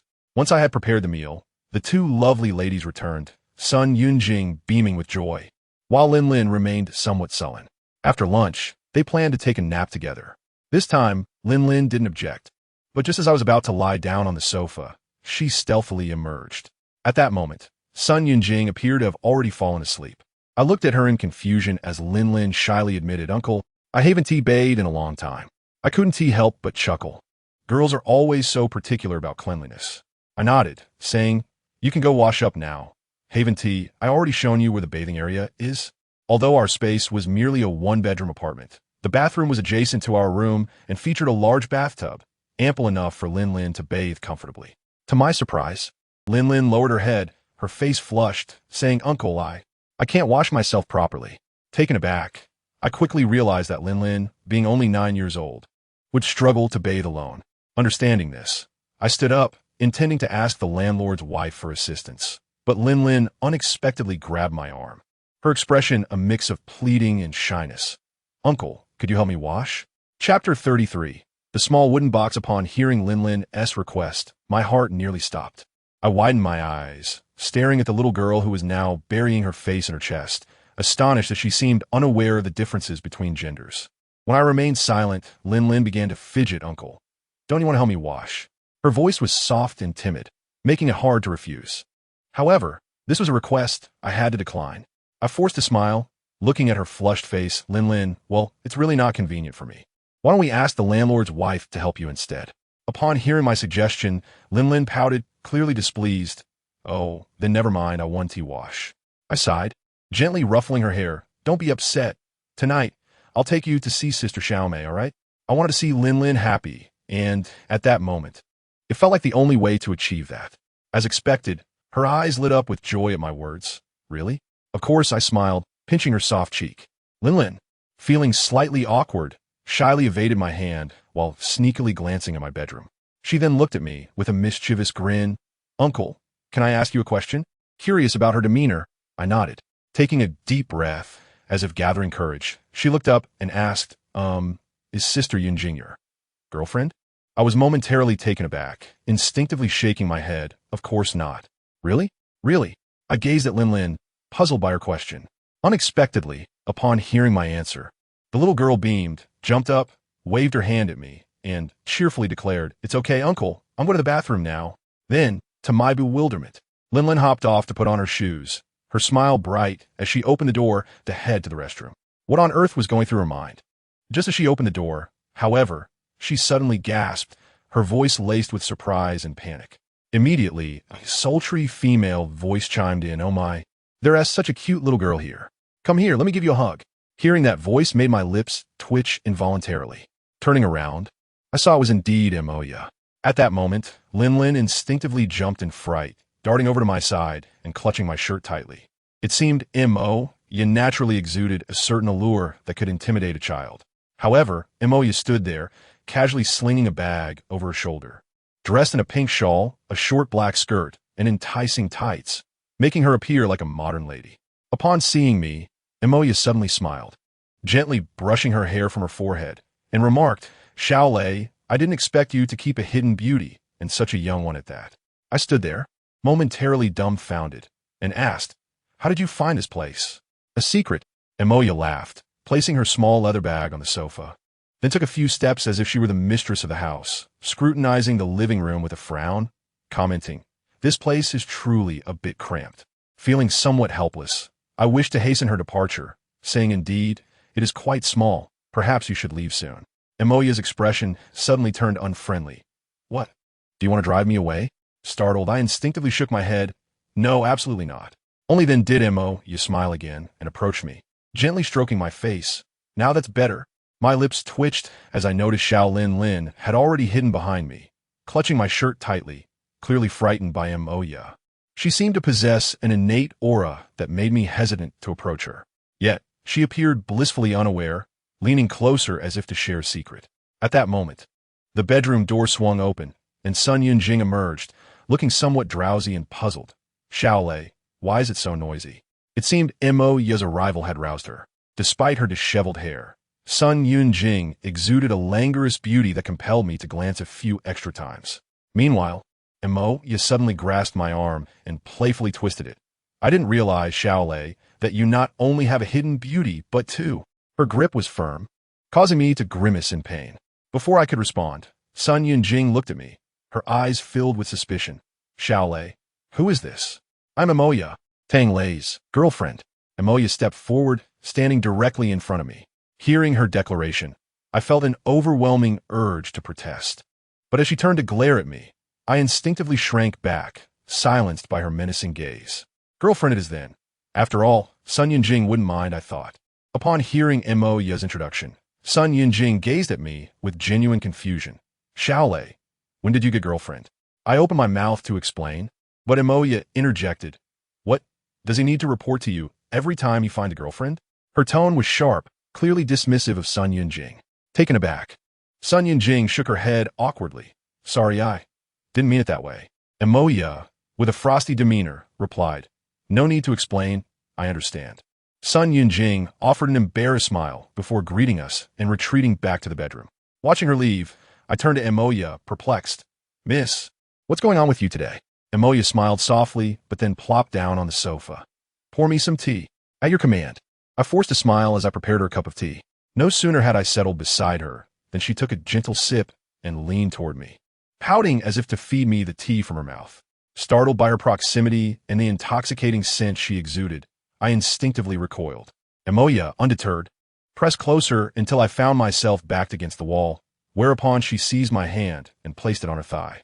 Her short skirt revealed the soft, inviting skin at the top of her stockings, sending shivers through my senses. Stunned, I jerked back, only to collapse onto the sofa. Xiaolei, don't hide. Emoya purred, swallowing the tea as she playfully draped herself across me. Her position was irresistibly enticing, her curves pressing against my chest, the sensation overwhelming. To my astonishment, her hand slid down my chest, discreetly brushing against my inner thighs. I was taken aback and quickly rolled away.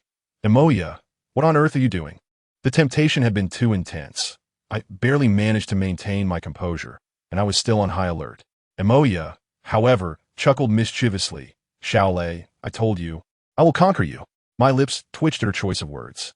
Just then, she casually tugged at her blouse, revealing a generous expanse of flawless skin, far surpassing Lin Mengjia. The sight rendered me speechless, but Emoya remained unfazed, seductively lowering her garment. At that moment, the bedroom door swung open again, and Sun Yunjing looked at me with a strange expression. Xiaolei, I hope I'm not interrupting anything? Caught off guard, Emoya hastily adjusted her top and glared at Sun Yunjing. I glanced at Emoya's displeased expression and nodded vigorously. Seeing this, Sun Yunjing smiled then. Could you step in for a moment? I nodded in agreement, while Emoya's expression suggested she wished to devour me whole. Tang Lei, I felt a wave of panic. Though the previous scene had been tempting, I harbored an innate fear of this enchantress. At that moment, Sun Yunjing came to my rescue.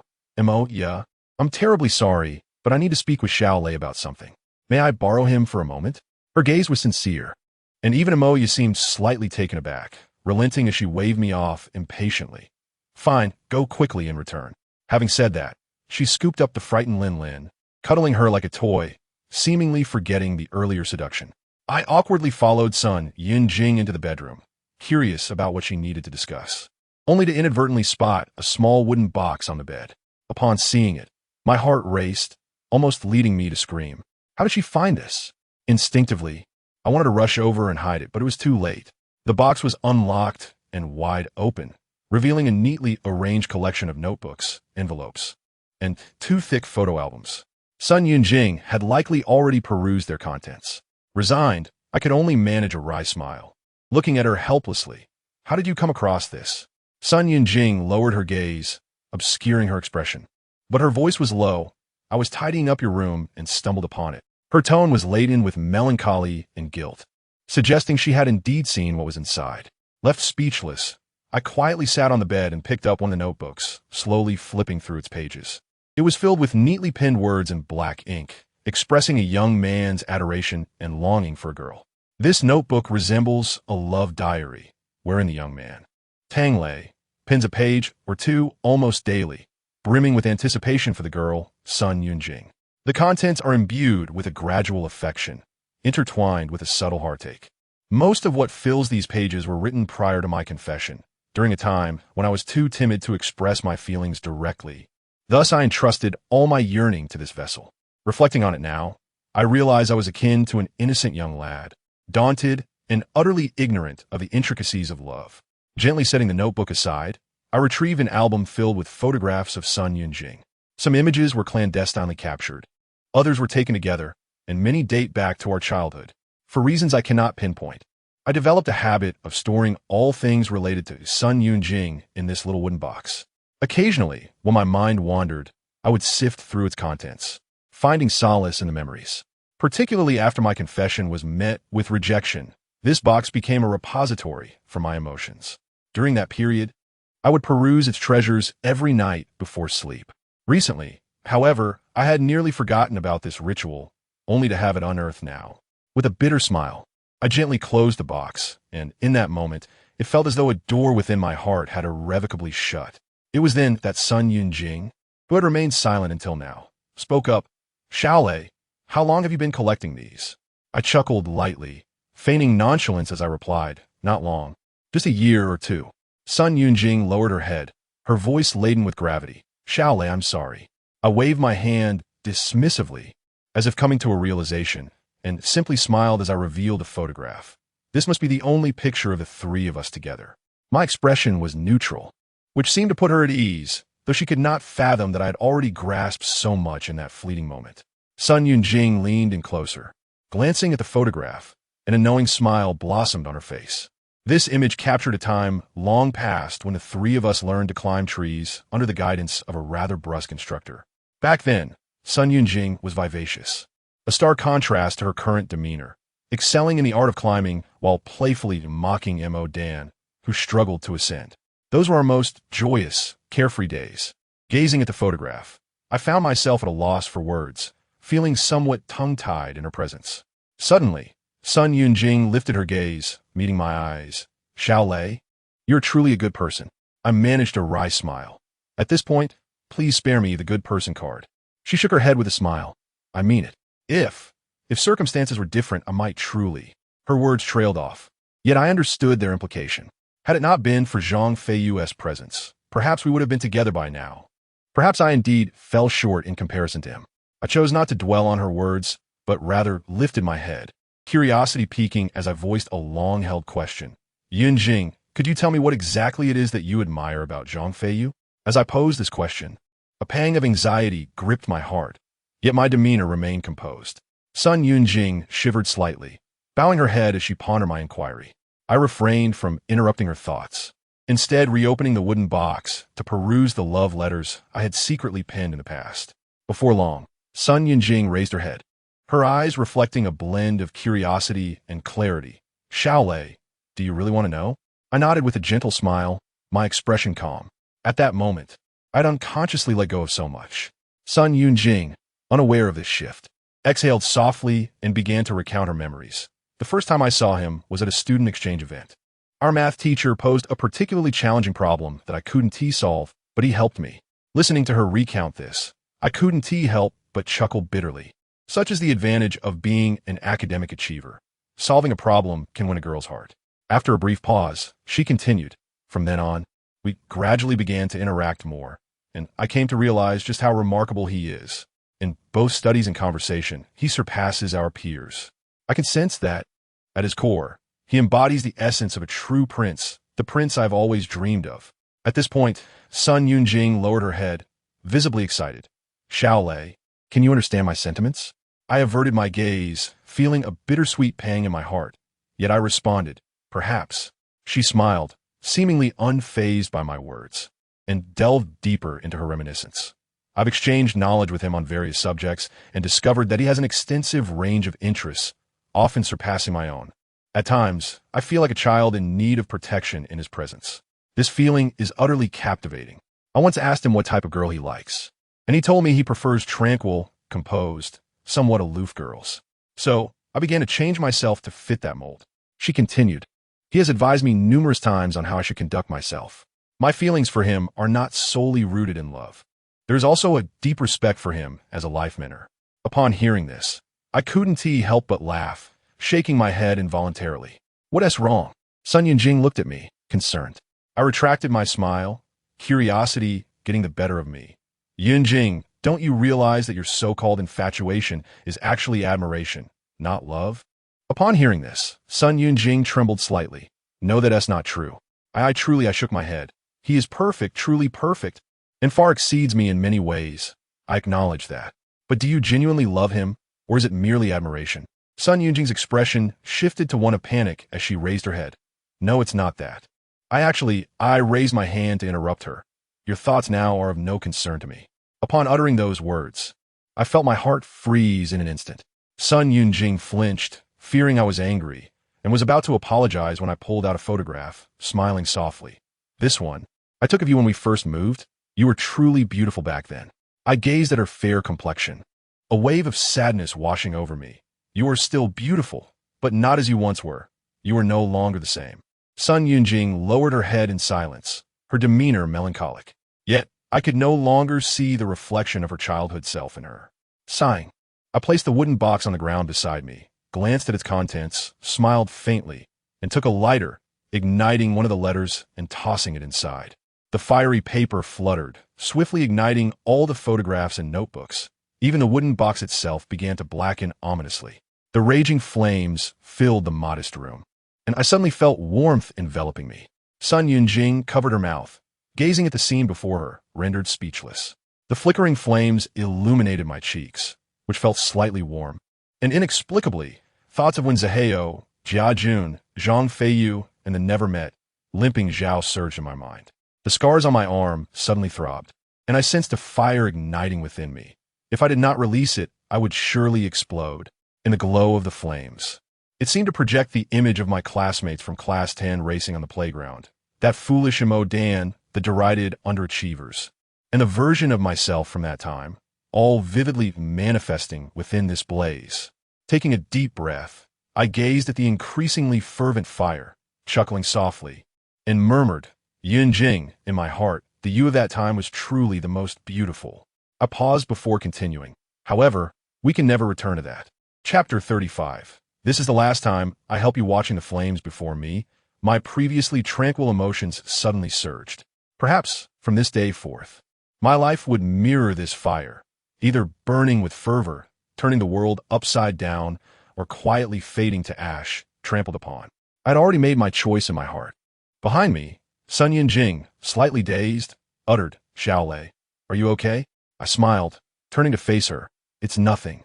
After these things burn away, just dispose of the ashes. After offering this gentle reminder, I lifted my foot, preparing to leave this bedroom. There was nothing here I yearned to cling to anymore. Sun Yunjing stood there, seemingly entranced, staring blankly at the still burning flames. As I reached the door, a thought struck me, and I halted, remaining still as I quietly spoke. Sun Yunjing, stay well here for this time. It is my final act of assistance to you. Behind me, Sun Yunjing spun around and rushed to stand at my back, her voice trembling. Xiaolei, do you really have to do this? I glanced down at my feet, smiled faintly, and opened the door. The bond of our childhood has come to an end.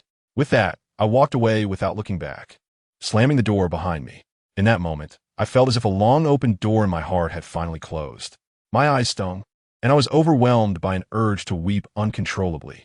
After holding on for so long, it had ultimately come to an end. Perhaps we truly were incompatible. She was no longer the person I once knew. Let everything pass as it may. Perhaps the situation should have concluded long ago.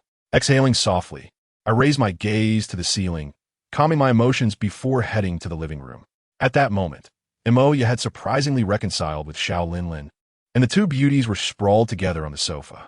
Upon seeing me, Xiao Linlin joyfully broke free from Emoya and rushed towards me. Uncle.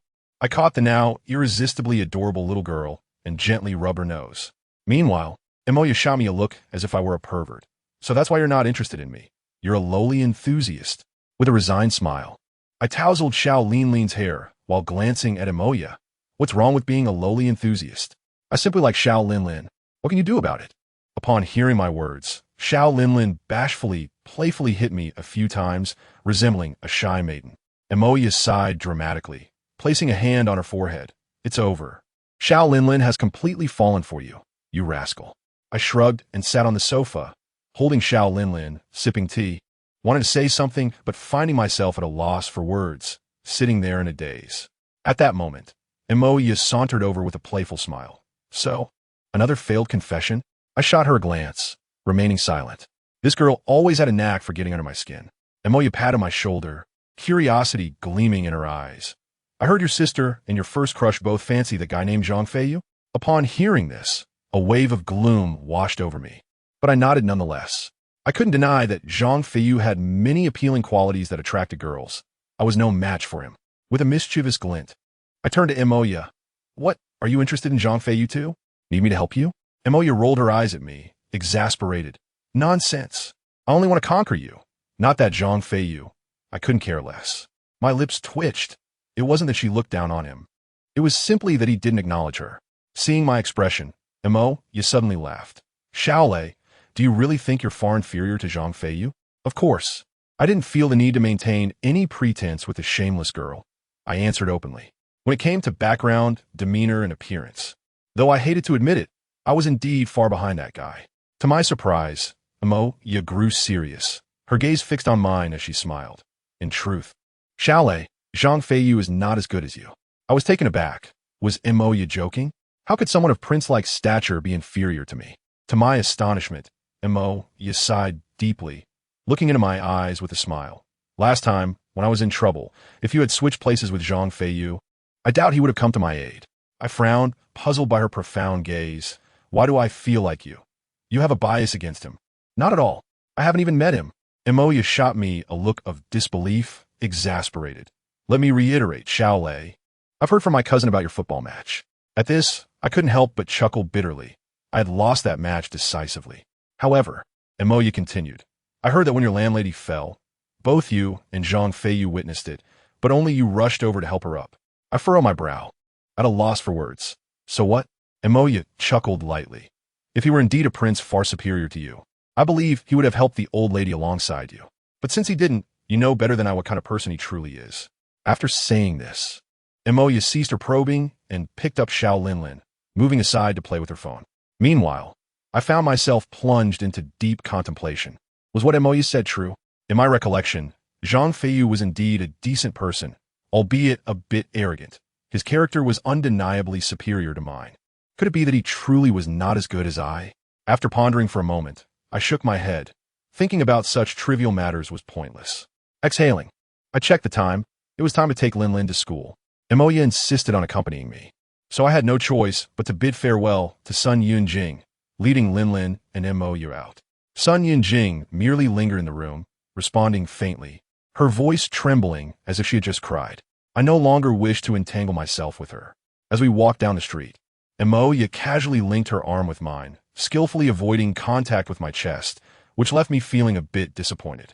After delivering Linlin, who had been pouting and wearing a frown all the way to school, I directly informed Moya that I would not be attending class in the afternoon. To my surprise, Moya, rarely devoid of her teasing demeanor, gently patted my face and smiled, saying, Once you've made up your mind, come back. I'll be waiting for you. Before I could fully process her words, she softly grasped my arm, and her flawless visage gradually leaned closer. My breath faltered as I stared at Moya, whose proximity made my heart race uncontrollably. She emanated a rich fragrance, undoubtedly not from perfume, but rather a natural scent that I was certain of. What were you doing? I stammered. What do you think? Moya replied with a playful smile, inching closer. Slowly, her nose brushed against my face, and I distinctly noticed a hint of shyness in her gaze. The few passers-by around us were scant, rendering her actions exceedingly bold. Her eyes sparkled with purity, and in that moment, I felt as though the enchanting figure before me was not the bewitching Moya, but rather a celestial fairy descended to the mortal realm. Moya's demeanor shifted from shyness to determination, and before long, she gently pecked my cheek. I felt a soft touch on my face, and when I came to my senses, the charming girl had vanished without a trace. I stood there, dazed, touching my cheek, my mind utterly blank. Had Moya just kissed me? It wasn't until the cacophony of school children arrived that I was jolted back to reality. I glanced up at the blazing sun, still grappling with the events that had just transpired, and shook my head, making my way towards Central Street.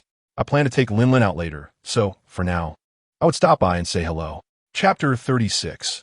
She has left. As I wandered, somewhat dazed, into the Yame hair salon, I was astonished to find Fong Fong, the red-haired girl from before, now donned in the most enticing crimson attire, appearing quite alluring. However, she lay idly at the front desk, lost in thought. This behavior piqued my curiosity. Given her usual vivacity, I wondered why she was so subdued.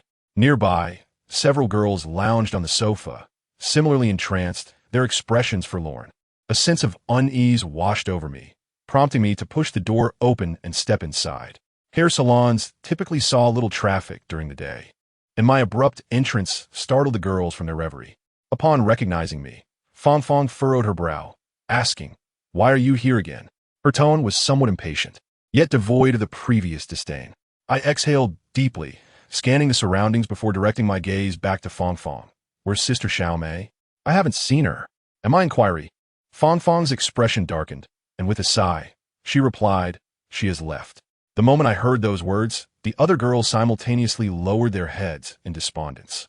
It was evident that Sister Xiaomei had truly departed. I stood frozen for a moment before rushing into the small room from before. The door was unlocked and the space was empty. All bedding and belongings had vanished. The once lush jujube tree had shed its leaves, and sunlight streaming in sent a chill through me. Unwilling to accept this reality, I dashed back into the courtyard, where the jujube tree appeared forlorn, the ground in disarray, and I could no longer see the figure knitting. The warm sunlight and the enchanting presence had utterly disappeared before my eyes. A thunderous roar echoed in my mind, nearly driving me to madness as I struggled to accept that the gentle woman had left this place. Returning to the main area, I looked at Fong Fong, my voice tinged with disbelief. Where's she gone? Who knows? Fong Fong replied dismissively, though her eyes betrayed her sorrow. Suddenly, she looked up at me and said, "Before leaving, Xiaomei asked me to tell you to take good care of Lin Lin. She will ensure your living expenses are deposited into your account regularly, without fail." I furrowed my brow, ignoring her words, my expression darkening. Why did she leave? Fong Fong shot me an exasperated glance. How should I know? Clearly still enveloped in her own melancholy, she showed little interest in my questions. Taking a deep breath, my heart ached with a profound sense of loss as I implored, "Please, tell me why she left. Where did she go? I beg you, please." Fong Fong was taken aback by my urgency, and after a long pause, her expression softened into a wry smile. "If she hadn't left, do you think she'd still be doing this kind of work? Could you elaborate?" I asked, perplexed. In response, Fong Fong's smile faded, her demeanor turning somber. "Among us sisters, Xiaomei's story is the most tragic."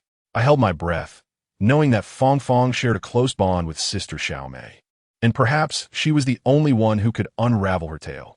As Fong Fong recounted it, I listened intently to the profoundly sorrowful narrative of Sister Xiaomei. In her hometown, Xiaomei was renowned as an exceptional student. Due to the educational system's limitations, her elementary schooling lasted only 4 years.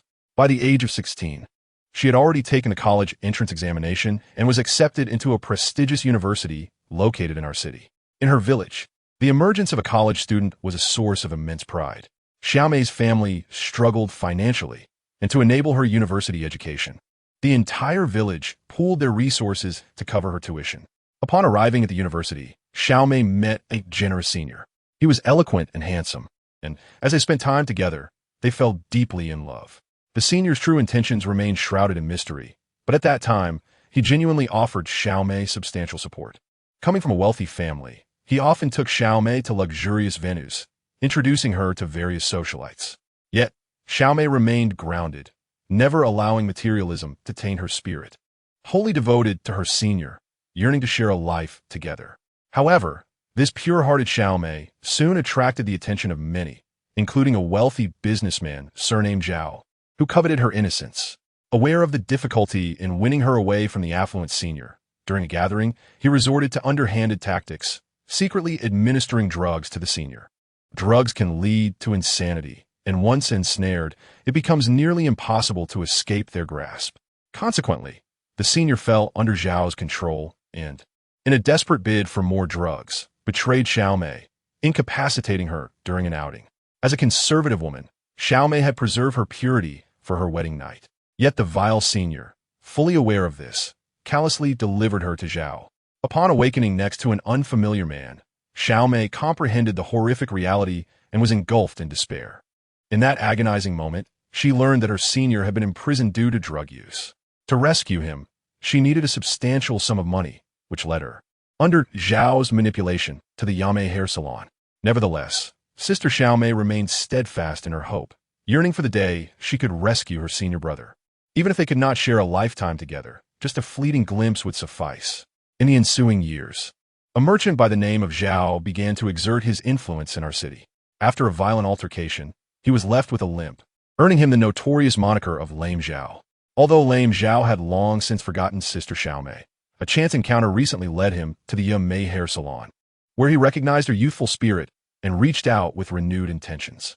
To protect her sisters at the salon, Sister Xiaomei felt compelled to submit to this beast once more. However, in a moment of arrogance, Lame Zhao inadvertently revealed secrets from years past. I could scarcely fathom the tumult of emotions that must have coursed through Sister Xiaomei upon learning this, and at last, I understood why she had transformed into such a shadow of herself that night. All her efforts, all her hopes, had culminated in a cruel deception.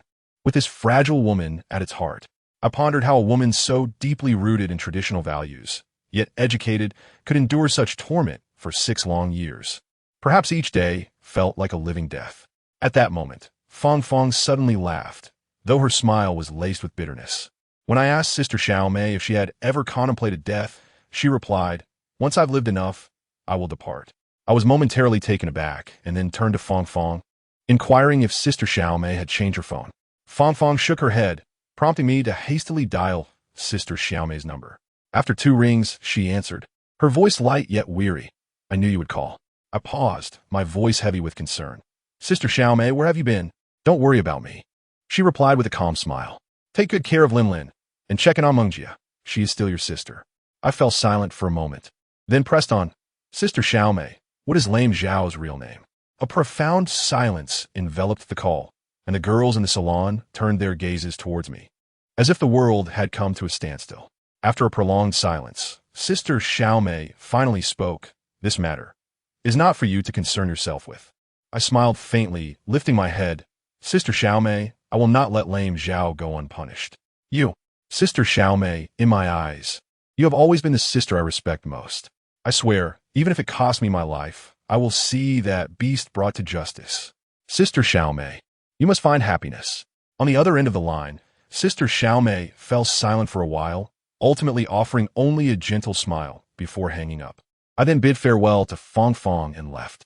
The gentle salon girl, who had always teased me, was gone. Without her, perhaps Lin Mengjia and I would have remained trapped in our awkwardness, or worse, she might have done something foolish. "Oh, ethereal queen, you must find happiness. Allow me to avenge you." Taking a deep breath, I lifted my gaze to the distant sun, which seems to govern all destinies, yet ultimately remains a lifeless entity. Those who are excessively arrogant become mere shells, while those who are overly modest may find themselves in a more lamentable state than death itself. When I returned to my rented room, feeling somewhat somber, I was taken aback to find Sun Yunjing had not attended class. As I opened my mouth to inquire, a cold figure suddenly appeared on the sofa, causing my jaw to drop in astonishment.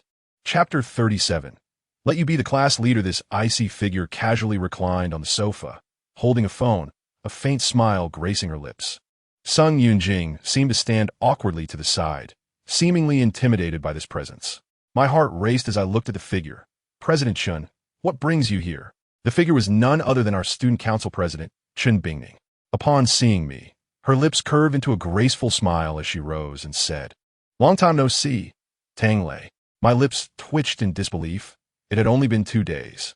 Confused, I glanced at Sun Yunjing, silently questioning her about the president's visit. However, Sun Yunjing merely cast a wary glance at Chun Bingning and shook her head.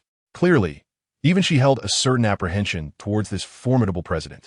Observing Chun Bingning's serene demeanor, I took the initiative to inquire, "President Chun, how did you find this place?" She offered no reply, instead elegantly turning her gaze toward the bedroom. Following her line of sight, I spotted Lin Mengjia, who emerged awkwardly from within. Realization dawned upon me. It must have been simple for the student council president to trace our relationship through Lin Mengjia. But why did she seek me out? as if sensing my thoughts. Chun Bingning approached with a smile, prompting me to lower my head, unable to meet her exquisitely crafted visage. Faced with such an icy beauty, I found myself devoid of any impure thoughts. Her light footsteps drew nearer, and she stopped right before me, extending a delicate white hand, seemingly inviting me to shake it. Momentarily stunned, I instinctively reached out, feeling a polite urge to reciprocate, yet I secretly yearned to touch her elegant hand. Just then, however, a small dagger materialized in her pristine palm. Startled, I froze, and before I could react, Chun Bingning lunged forward, aiming the blade at my neck. With no retreat available, I frantically grasped at her abdomen in desperation. My fingers closed around a slender string, and a surge of relief washed over me as I tightened my grip. Chun Bingning's hand, clutching the dagger, halted mid-strike, the sharp tip poised dangerously close to my neck. She appeared taken aback by my sudden control over her movement. Her body momentarily suspended as she stared at my hand.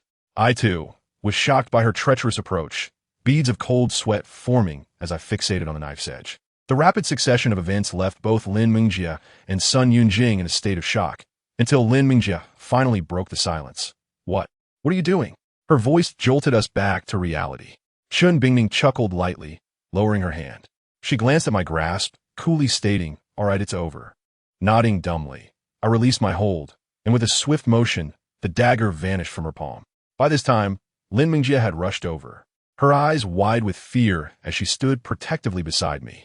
Seeing this, Chun Bingning calmly remarked, "It was just a little trick, no need to overreact." Upon hearing this, I couldn't help but furrow my brow, sincerely marveling, "Your movements are incredibly swift." Her sudden disappearance and reappearance of the dagger seemed enigmatic, yet it was easily explicable.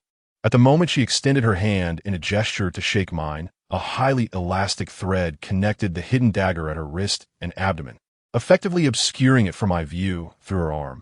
Thus, to me, the dagger appeared to materialize out of thin air, for without such sleight of hand, she could not have ambushed me so effortlessly. However, executing this trick necessitated extreme speed. Otherwise, it would be impossible to deceive the eye. Even I, who had long studied the art of magic, could barely achieve such speed, and Chun Bingning, being a Muay Thai expert, could it be that her training enhanced her agility? In an instant, I found myself engulfed in profound confusion. Before I could contemplate this further, Chun Bingning spoke. "Tangled, could you step aside with me? I have something to discuss." Her tone commanded an air of authority akin to that of a queen, leaving me instinctively resistant. Yet, inexplicably, after a moment's hesitation, I nodded. Subsequently, Chun Bingning turned away, leading me into the bedroom, under the unnatural gaze of Lin Mingjie, while instructing me to close the door. It felt as though I were being commanded like a servant, and I forced a wry smile, casting a glance at Lin Mingjie's vigilant expression, finding it all rather perplexing. However, disregarding her, I locked the door and turned to face Chun Bingning's cold silhouette. "President Chun, do you have any instructions for me?" Chun Bingning pivoted, inhaling deeply, her frosty demeanor now tinged with an undeniable authority, her eyes sparkling with intrigue. "Tangled, you are at the bottom of your class, of average appearance, and come from a well-off family, a rather unremarkable student. Yet, you once captivated half the school with a flower magic trick, which moved a girl deeply, only for her to reject you. In essence, you are an exceedingly ordinary individual, yet from that magical performance, one can surmise that you possess extraordinary reflexes and a formidable mindset, making you a talent in your own right." Upon hearing her words, a wave of cold sweat washed over me. I was astounded that a student council president could probe into my life so thoroughly, even acquiring details about that magic show. Wiping the perspiration from my brow, I inquired, "What is your purpose in investigating me?" Chun Bingning chuckled softly, her confidence palpable. "I believe you must be unwilling to remain so ordinary, correct?" I wrinkled my nose. "Who says that? A simple, tranquil life is the best kind." Ignoring my retort, Chun Bingning raised her chin, her expression shrouded in mystery. "Tangled, you should know that Class 10 has long been the weakest class in the entire school since its establishment." I nodded. That was hardly news. She continued in a low voice. "The students of Class 10 have consistently had the worst grades, the poorest character, and less than ideal family backgrounds, for otherwise they would not find themselves in such a class. However, recently, an unexpected event has transpired in the second-year Class 10. I gazed into her eyes, perplexed by her intentions. Chun Bingning smiled lightly and declared, "The only person capable of galvanizing the entire class, compelling them to collectively endure punishment and ignore the teacher's objections, is you. Since the school's inception, there's only been one individual who could achieve such a feat." After uttering those words, Chun Bingning stood, her smile radiant. "Thus, I have already informed your homeroom teacher that starting today, you're the class president of Class 10. I was taken aback. Class president? Chun Bingning nodded. Indeed, class president. Why bestow upon me this title? A sense of unease flickered within me. Yet there was also a glimmer of anticipation. It felt as though a dormant beast within me stirred at her words. The reason was simple. Chun Bingning regarded me with serious intent. I hope that under your leadership, Class 10 can shed its poor reputation and emerge from the shadows of being the bottom tier. I inhaled deeply, looking at this ambitious woman. You aren't afraid? There is nothing to fear. Chun Bingning suddenly laughed. Sansure, I believe in you. Thank you for your belief. My lips twitched as I replied. But my name is Tang Lei, not Tang Sansure. Oh, it's all the same. A hint of embarrassment crossed Chun Bingning's face as she stood up and moved toward the door. This afternoon, you must attend class. Your homeroom teacher will announce your new role. I hope you can inspire change. At the doorway, Chun Bingning left me with those words before swiftly exiting my line of sight. Chapter 38. Change begins now. Once Chun Bingning departed, I found myself alone in the bedroom, exhaling deeply as I surveyed the remnants of ashes on the floor, reflecting on her earlier statements. Class 10 was indeed a chaotic assembly, where even the top studentess grades would barely qualify as acceptable in Class 9. In this class, universally scorned and abandoned by all, I had unexpectedly stirred emotions during a moment on the playground. Truthfully, even I had not anticipated such a result. Chun Bingning's vision was astute. Reshaping the perceptions others held of us was undeniably crucial. Although my classmates were rough around the edges, enduring constant disdain would surely take a toll on their psyche, making their transformation imperative. Yet could I truly achieve this? I couldn't help but wonder why Chun Bingning believed I was capable. Furthermore, her earlier display of speed was astonishing. When had Muay Thai practitioners developed such agility? While I pondered these questions, the door suddenly swung open, revealing Lin Mingjie. Her expression tinged with concern. She approached me hesitantly, her voice wavering. Tang Lei, what did Chun Bingning want with you? I paused, snapping back to reality, and smiled. Nothing much. Why do you ask? Lin Mingjie cast an awkward glance my way. It seems Chun Bingning has never been known to meet with a boy alone, not even Zhang Feiyu. As she trailed off, she hastily sealed her lips, evidently worried I might take offense to Zhang Feiyu's mention. Yet, I had long since moved past that matter. My relationship with Sun Yunjing had ended, and there was no longer any conflict between Zhang Feiyu and me. Still, I found myself puzzled by Lin Mingjie's concern regarding my significance. As the bell signaled the start of class, Lin Mingjie's reminder compelled me to set aside my tumultuous thoughts. I accompanied her and Sun Yunjing on our walk to school. It had been ages since the three of us attended together, and this time, an uncomfortable silence enveloped us, with even Lin Mingjie and Sun Yunjing exchanging no words. The atmosphere was tense, but my mind was preoccupied with myriad thoughts, resulting in an enduring quiet. Upon reaching the school gate, just as I intended to part ways with them, Lin Mingjie suddenly called out, Tang Lei. I halted, turning to face her, curiosity etched on my features. Lin Mingjie, visibly nervous, clenched her fists, her face flushed as she met my gaze. If I ever need your help in the future, would you agree to assist me? With that, her cheeks reddened like a ripe persimmon as she awkwardly lowered her head. Sun Yunjing looked at her with a hint of surprise, yet chose to remain silent. A sudden flutter coursed through my heart, and an indescribable sensation enveloped my chest, prompting me to chuckle softly. Of course, Lin Mingjie appeared as if she had just been granted a reprieve, her whole demeanor relaxing as she smiled at me, radiating pure joy. Thank you. I shook my head in response. It's nothing. I may need your assistance again in the future. I will definitely help you, Lin Mingjie declared with unwavering conviction. Then, almost bashfully, she turned and dashed away. I chuckled lightly as I watched her retreating figure, a flicker of confusion igniting within me. Was the shy and adorable girl I just encountered truly the aloof Lin Mingjie? Reflecting on her momentary shyness, I felt as though I had just awakened from a dream. Throughout this exchange, Sun Yun-jing stood quietly observing me, her gaze enigmatic. I was left wondering what she wished to convey. My lips parted, intending to strike up a conversation, but suddenly an idea struck me, and I lowered my head, turned, and departed without casting another glance back. As I neared the entrance of our classroom, I noticed a crowd gathering in Class 10, and I could even faintly hear Mo Dan's boisterous voice. Curiosity piqued. I pushed my way through the throng, only to find Mo Dan brandishing a stool, shouting at a tall boy clad in a school uniform. "What the hell? You dare come here, and I'll make you regret it. You! How dare you hit someone?" retorted the tall boy. "I just did. What are you going to do about it?" The surrounding noise became a cacophony of shouts and insults, and I furrowed my brows in exasperation as I stepped into the fray, snatching the stool from Mo Dan's grasp. "What on earth are you doing?" "Hey, I thought someone else took it." Mo Dan, mistaking my intervention for an antagonistic act, was about to unleash a torrent of curses, but upon realizing it was me, he burst into laughter. "Finally, you're here. Let's show these fools what." I sighed. "What is actually going on?" Mo Dan spat, directing his ire towards the tall boy. "These idiots just claimed our class is filled with animals." I responded rather harshly. Hearing this, the tall boy's face flushed with indignation. "You lot were the ones hurling insults during the sports meet. We were cursing at the latrine. How could you take it personally? What do you expect us to do?" Mo Dan resorted to childish antics.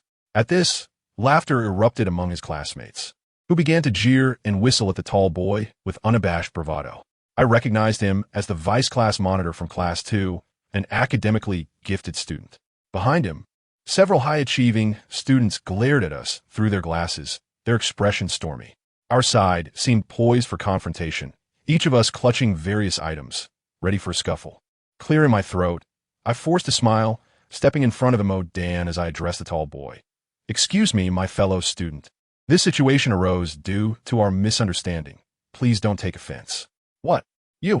More than blurted." But I shot him a warning glance to silence him. The tall boy's expression softened slightly, yet he still pressed on. "You can't simply brush off the insults."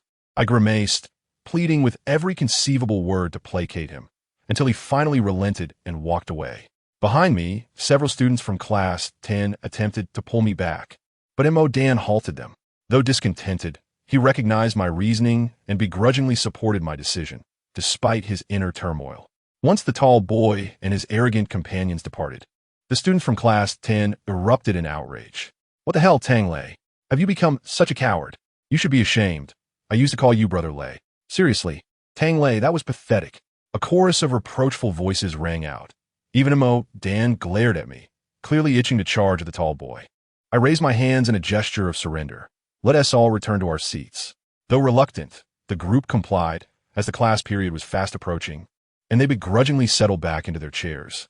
Observing their frustration, I felt a stirring within me, a sense that change must begin now. Exhaling deeply, I closed the door. Standing at the front of the classroom, gazing at the sea of faces before me, tranquility washing over me as I spoke softly. "Gentlemen, did you think I appeared rather cowardly just now?" Of course. Mo Dan was the first to answer, his tone brimming with sarcasm. I glanced at his impish face and those around him, offering a wry smile. "Did you think that delivering a beating to that fellow would truly make you formidable?" Silence fell as many contemplated my words, reluctant to admit their desire for confrontation. I paced the stage a few steps, then continued. "Do you believe that students from the top class are truly superior? I could take down 2 of them with one hand, right?" "Absolutely." A murmur of agreement spread through the crowd, their expressions betraying a mix of amusement and pride. I chuckled, pressing on. "Do you think you're such skilled fighters that those effeminate top students don't even register on your radar?" I exhaled slowly, observing the amused faces before me, and resumed, "But consider this, my friends. If you think that way, how do the students from the top class perceive you?" The room fell silent once more.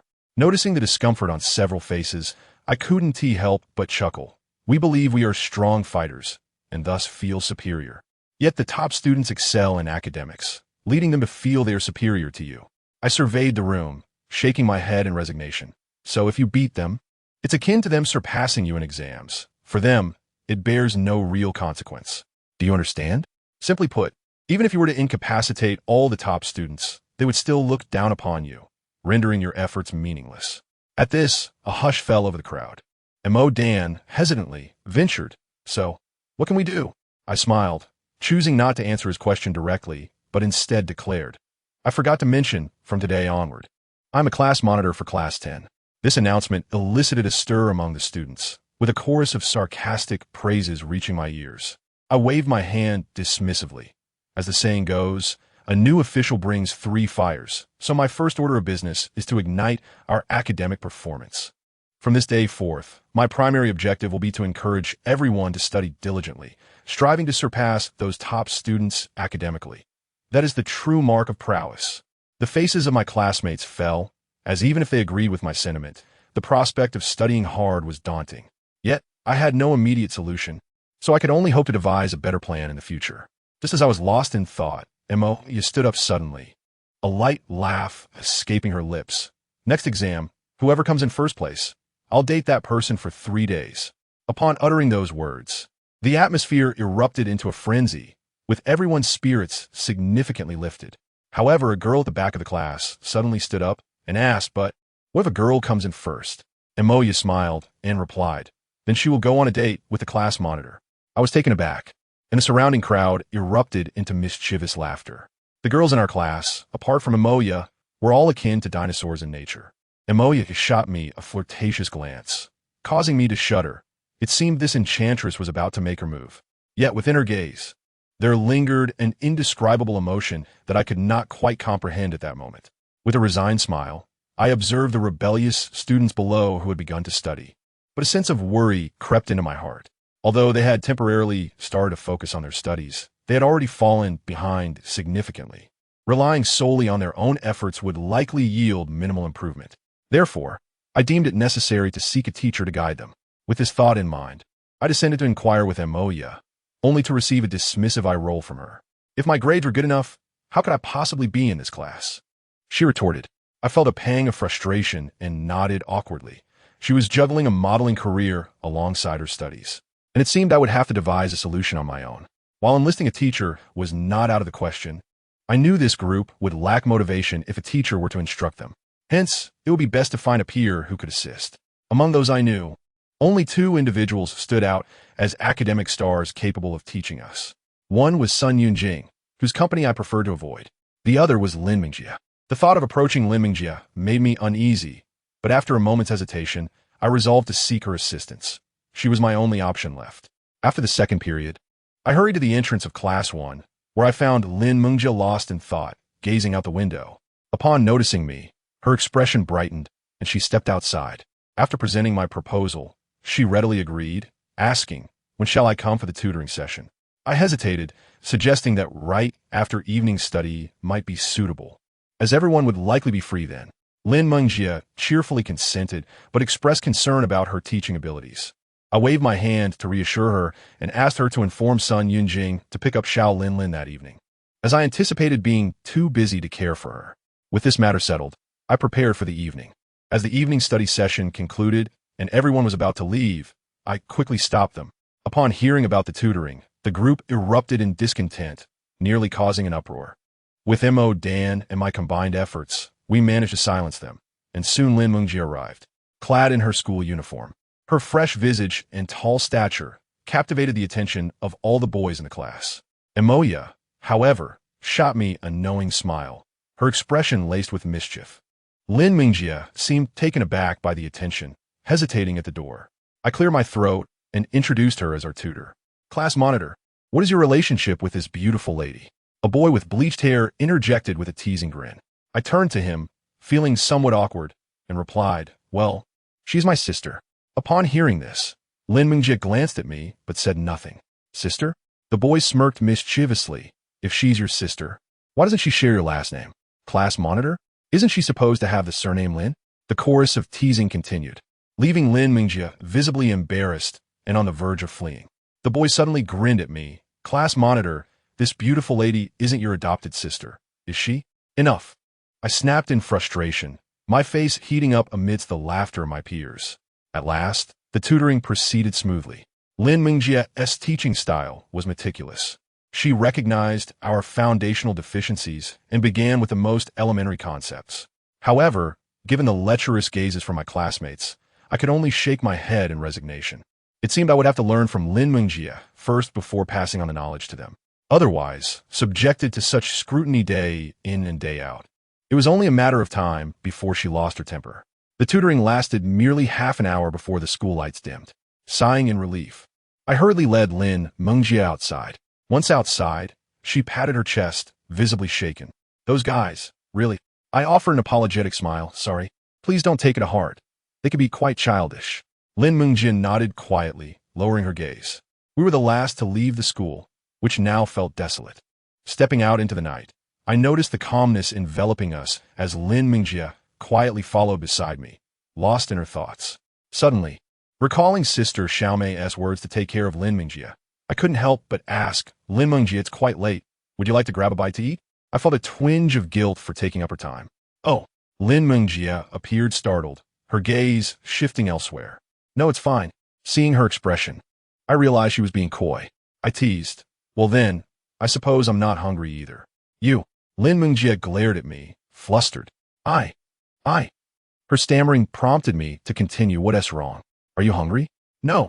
She turned her head, seemingly annoyed. I chuckled. Come on. Let me take you to try the new barbecue place. Well then, I'll go along with your suggestion. Lin Mingjie averted her gaze, somewhat embarrassed. I laughed inwardly, nearly succumbing to the urge to tousle her hair, but quickly suppressed the impulse. Our relationship had softened a bit, yet a knot remained in my heart. Gazing at Lin Mingjie's petite figure, I couldn't help but recall the past, maintaining a certain distance from her. Just as we were about to set off, a voice called from behind. Can I join you for the barbecue? Startled, Lin Mingjie and I turned to see Chun Bingning, clad in a black leather jacket. Her expression cold, yet smiling as she approached us. Chapter 40. Autumn outing. Upon recognizing the frosty figure behind me, I was taken aback. I had not anticipated her presence here. Wasn't she the most enigmatic president at our school?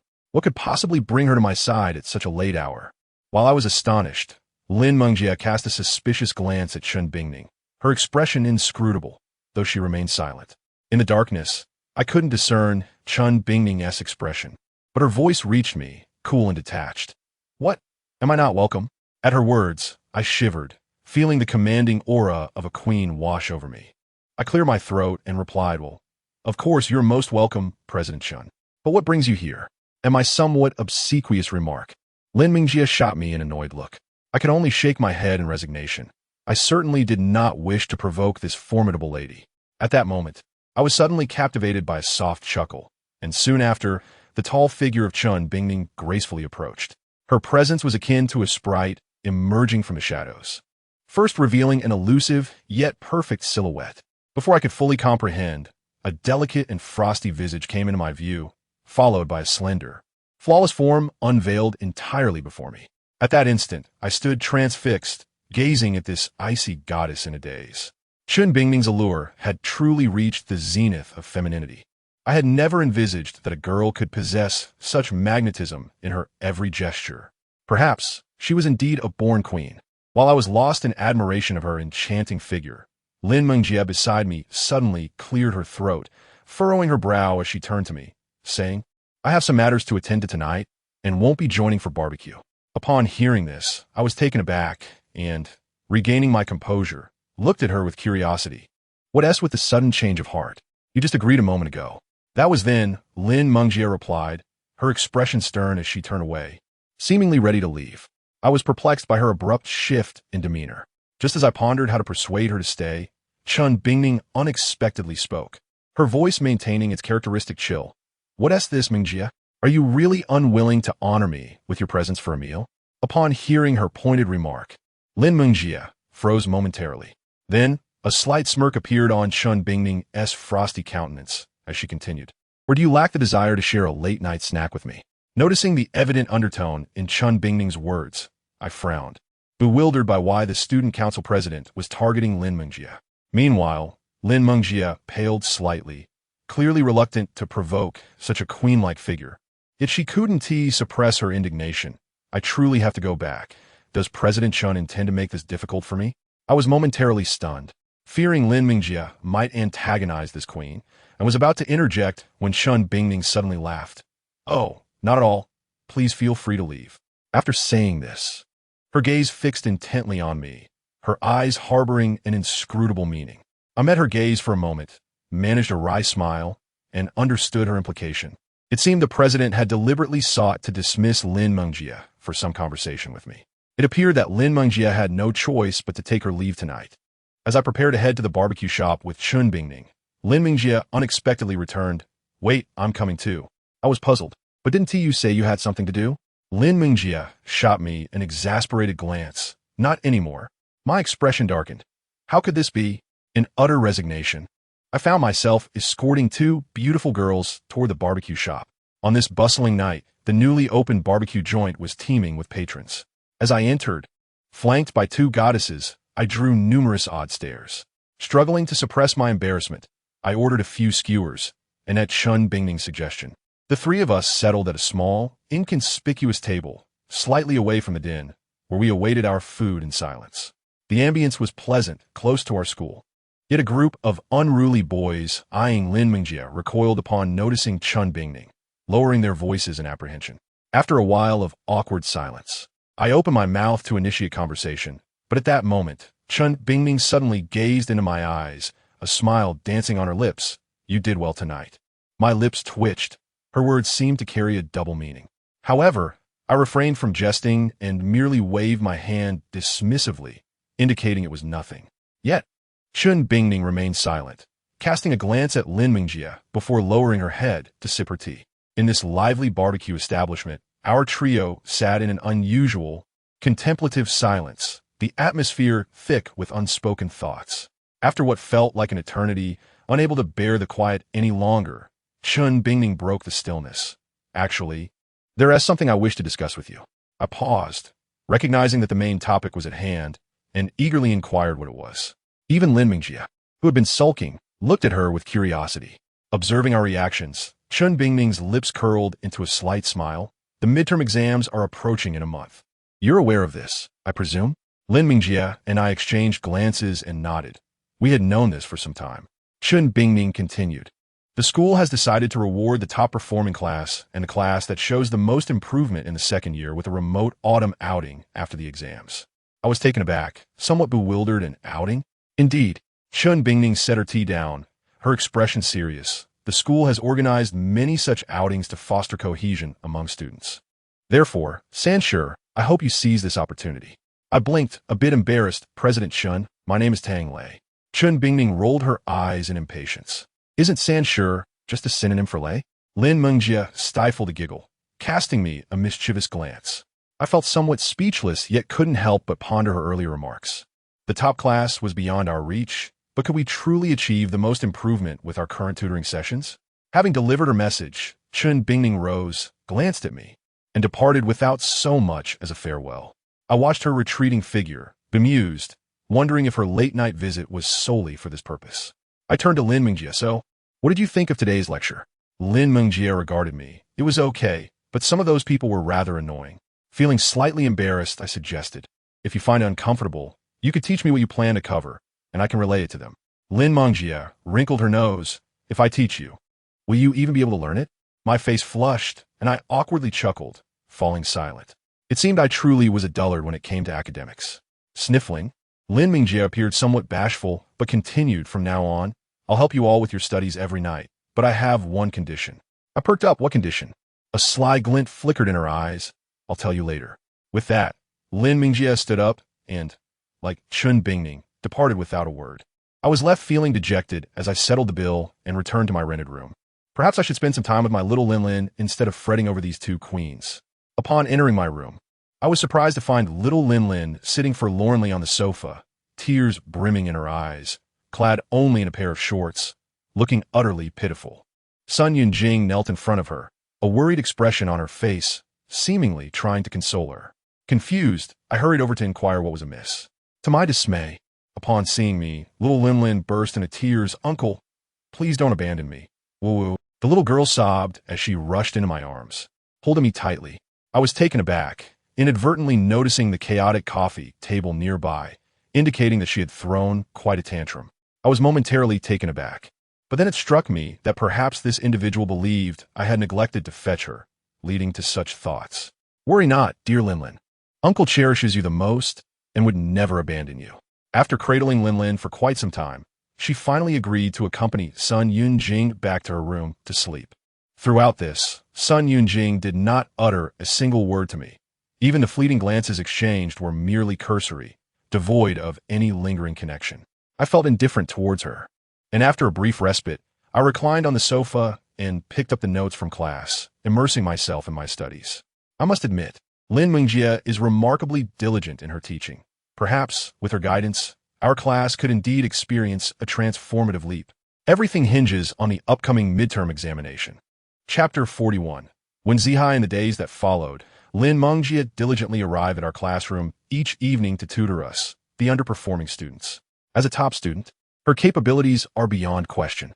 Moreover, her ability to approach problems from a student's perspective has rendered her teaching exceptionally effective. Under her tutelage, we have begun to tackle some challenging problems on our own, a monumental shift for those of us who have relied solely on copying during exams. It seems that Lin Mingjie prepares extensively each day and patiently addresses each of our inquiries. However, should an ill-mannered individual dare to tease her, she swiftly retaliates with a kick before either Mo Dan or I can express our anger. This fierce and cold beauty, while not as formidable as Chun Bingning, commands considerable respect within our class. Even Moya, attempting to jest with her, was met with a sharp retort. Of course, after her lessons, I would often treat her to various late-night snacks, and, at times, I would bring her to my rented apartment to playfully tease Linlin. Our relationship, which had previously been frosty, began to thaw gradually. For me, this was a positive development. As for little Linlin, I dared not let Sun Yunjing pick her up anymore. Instead, I found myself utterly exhausted each day, ferrying her from school to the landlady's place before returning to my own school for classes, often without time to enjoy dinner. Time passed swiftly, and before I knew it, the midterm exams had arrived. Before the exams, Lin Mingjie, unusually, sent me a message offering encouragement, urging me to perform at my best. Reading her message warmed my heart, and I let out a sigh, burdened yet resolute as I entered the examination hall. High school examinations, especially those deemed less significant like midterms, are often the most arduous, starting in the early morning and continuing until late at night. These 2 days of testing left me utterly drained. Our class is a liberal arts class, and among the subjects, mathematics is my favorite. Although not typically categorized as a liberal art, it allows for creative expression, unlike subjects like politics and history that require rote memorization, which can be quite mentally taxing. During the math exam, inspiration struck me, and I wrote with fervor. Though I only completed half of the multiple-choice questions, it sufficed for me. In my spare moments, I couldn't help but glance at Mo Dan, who was earnestly scribbling calculations with one hand while holding a piece of scratch paper in the other. I was taken aback. I never expected him to take the exams so seriously. However, as I leaned in closer, I nearly exclaimed in disbelief. He was doodling Pleasant Goat and Big Wolf on his scratch paper. Truly absurd. This fellow showed no regard for the significance of the midterm exam. I shot him a disdainful glance and resumed my unfinished rendition of the Mona Lisa's smile. Ultimately, this examination proved to be a grueling ordeal for our class. Despite Lin Mingjie's tutoring, the experience of studying remained unappealing to us. Once the exams concluded, a collective sigh of relief escaped the room. The completion of these tests promised a few days of respite before we would return to school for our results. Thus, this period would be our most blissful time. As I prepared to rest my head on the desk, a classmate suddenly called my name from the front row. I turned to see Lin Mingjie approaching. Due to her frequent tutoring sessions, she had become quite familiar with our class, perhaps even more so than I was. Upon seeing her, several boys in the class attempted to make advances. Lin Mingjie ignored them and walked directly towards me, her expression betraying a hint of concern. It was the first time I had witnessed such an emotion from her, causing my heart to race. As she neared, I quickly whispered, "Is something wrong?" Lin Mingjie glanced at me with apprehension, took a deep breath, and stammered, I think I saw. When Zihai near the school. When Zihai. I was momentarily stunned, recalling that long-absent hypocrite, and a surge of anger ignited within me. How dare he show his face again? I looked at Lin Mingjie and lowered my voice. "Are you certain you saw him?" She nodded, though I only caught a glimpse of his back. "I'm certain it was him." Her words shifted my anger to confusion. What could Zihai be doing here? Had my father not dealt with him? After pondering for a moment, I urgently asked her where she had seen him. Lin Mingjie, still shaken, replied, right at the school gate. After the exam, I saw him through the window. A jolt of alarm ran through me. Could he be planning something against me or Lin Mingjie? A sense of vigilance ignited within my heart as I turned to her. From now on, be cautious when heading home. Lin Mingjie furrowed her brow. I don't dare to go home alone now. I was taken aback, unsure of her meaning. Suddenly, Lin Mingjie raised her head, her expression somewhat awkward. My parents often work late into the night, and I am alone at home. Sometimes, I'm afraid to sleep without the lights on. I hesitated, feeling helpless. Then what should we do? I can't have you come stay with me. I don't have the space. Upon hearing my words, Lin Mingjie looked at me with confusion. Why can't you come back to stay? At that moment, I was taken aback. It seemed I could indeed return. Little Lin should be fine now. And as for Sun Yunjing, although Sun Yunjing and I had zero communication, I could sense from her sorrowful gaze that she still harbored feelings for Zhang Feiyu. If I were to bring her back to the community now, and old feelings reignited, it would lead to another transfer once discovered by her mother. As if reading my thoughts, Lin Mingjie frowned. I can keep an eye on Yunjing. You can keep an eye on her? My eyes lit up, and I nodded eagerly. If you watch her, I will feel at ease. After all, Lin Mingjie also liked Zhang Feiyu. Having a rival monitor the situation should pose no issue. What do you mean? Lin Mingjie exclaimed, somewhat vexed. I hurriedly waved my hands to explain, but she seemed genuinely upset, disregarding my attempts at clarification. She shot me a fierce glare. Are you certain you want to return? I was momentarily bewildered. Yes. Lin Mingjie snorted coldly. Pack your things. I don't have time for you. With that, she turned away, her demeanor icy, as if she were a queen departing the scene.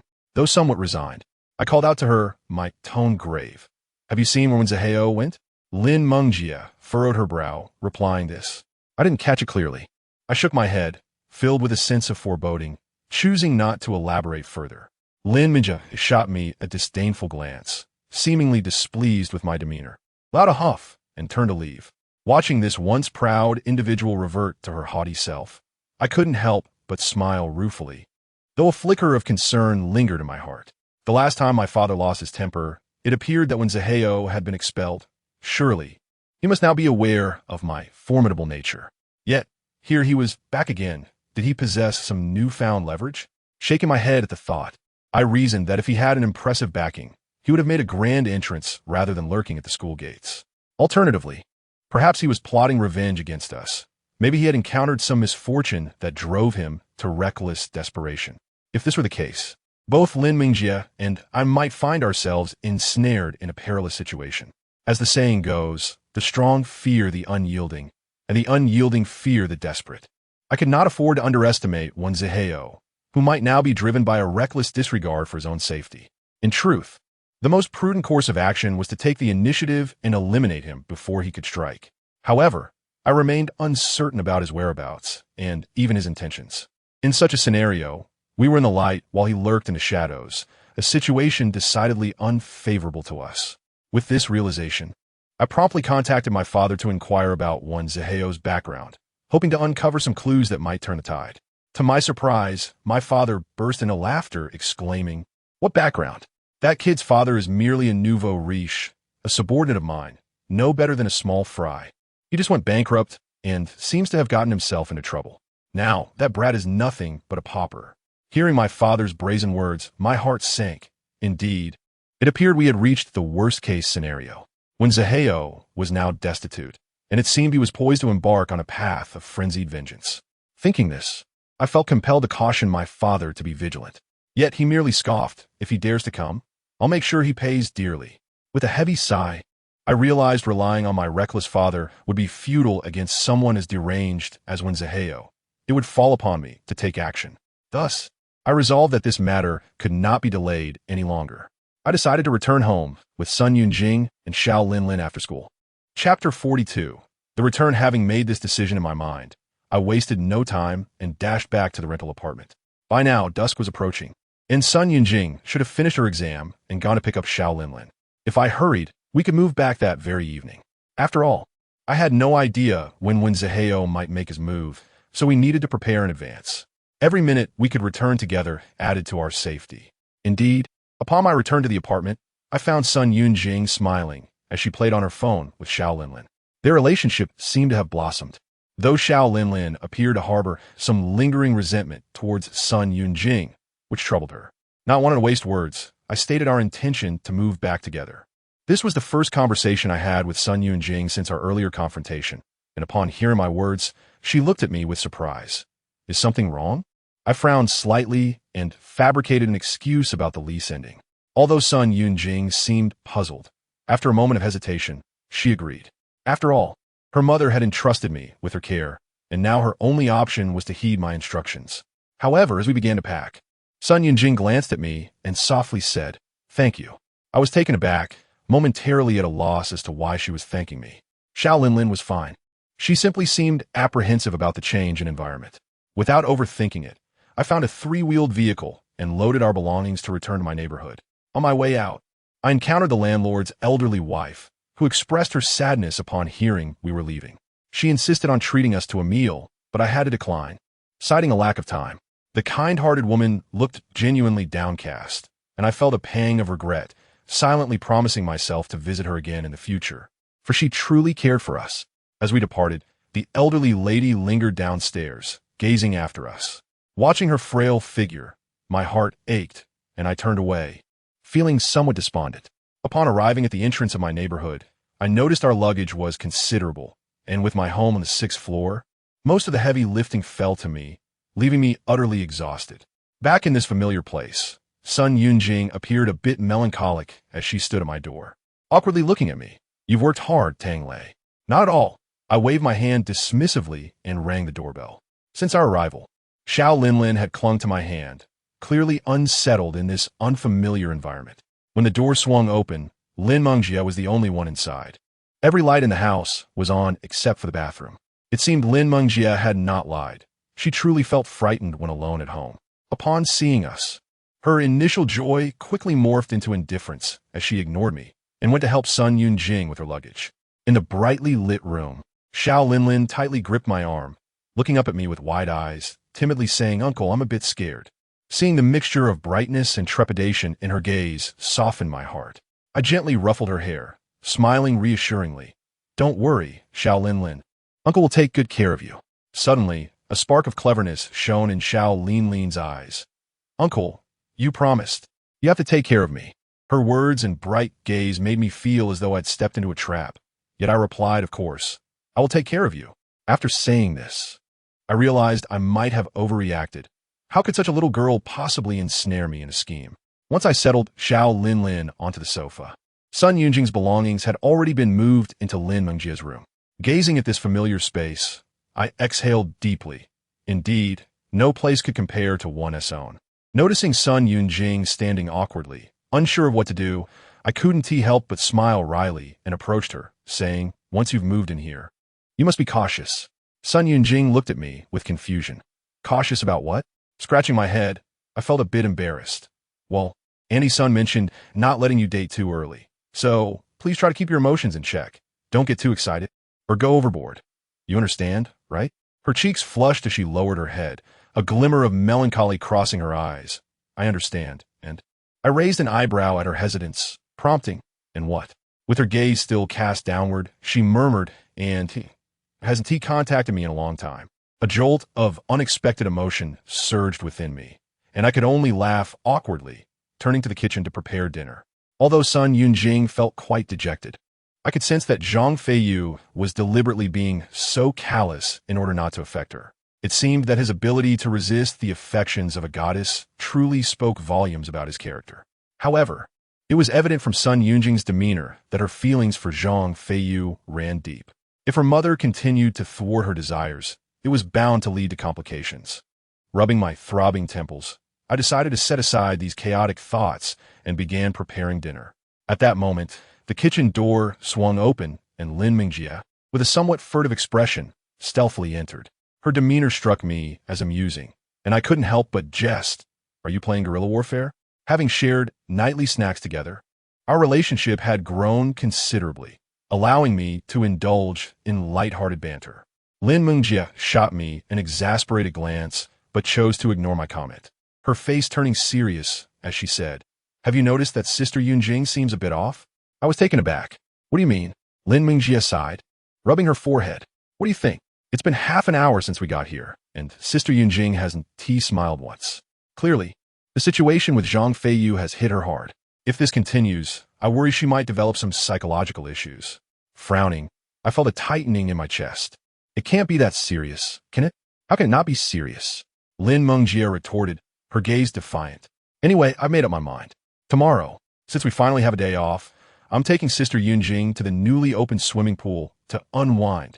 The mention of the swimming pool made my heart skip a beat, and I couldn't resist glancing at Lin Mingjie. Have you prepared your swimsuit? As I said this, a mischievous grin crept onto my face as I observed her flat chest. Children's swimsuits must be quite affordable, right? You, go to hell.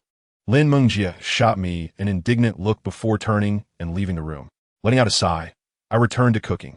Despite the jokes, I felt an inexplicable distance from Lin Mingjie, a distance rooted deep within me that I couldn't shake off no matter how hard I tried. Perhaps Lin Mingjie sensed this as well, which is why our conversations were always limited. For now, we could only allow time to soothe our respective hearts. When I brought dinner to the table, my father and stepmother were already seated, clearly aware of son Yunjing's presence. My stepmother merely glanced at Lin a few times without saying anything. However, my father regarded me with a wary expression, seemingly fearful that I might engage in some inappropriate behavior with the young girl. As we ate, we all discussed accommodation arrangements, and it was unanimously agreed that Sun Yunjing and Lin Mingjie would share a room, while Lin would stay in my room, and I would sleep on the sofa.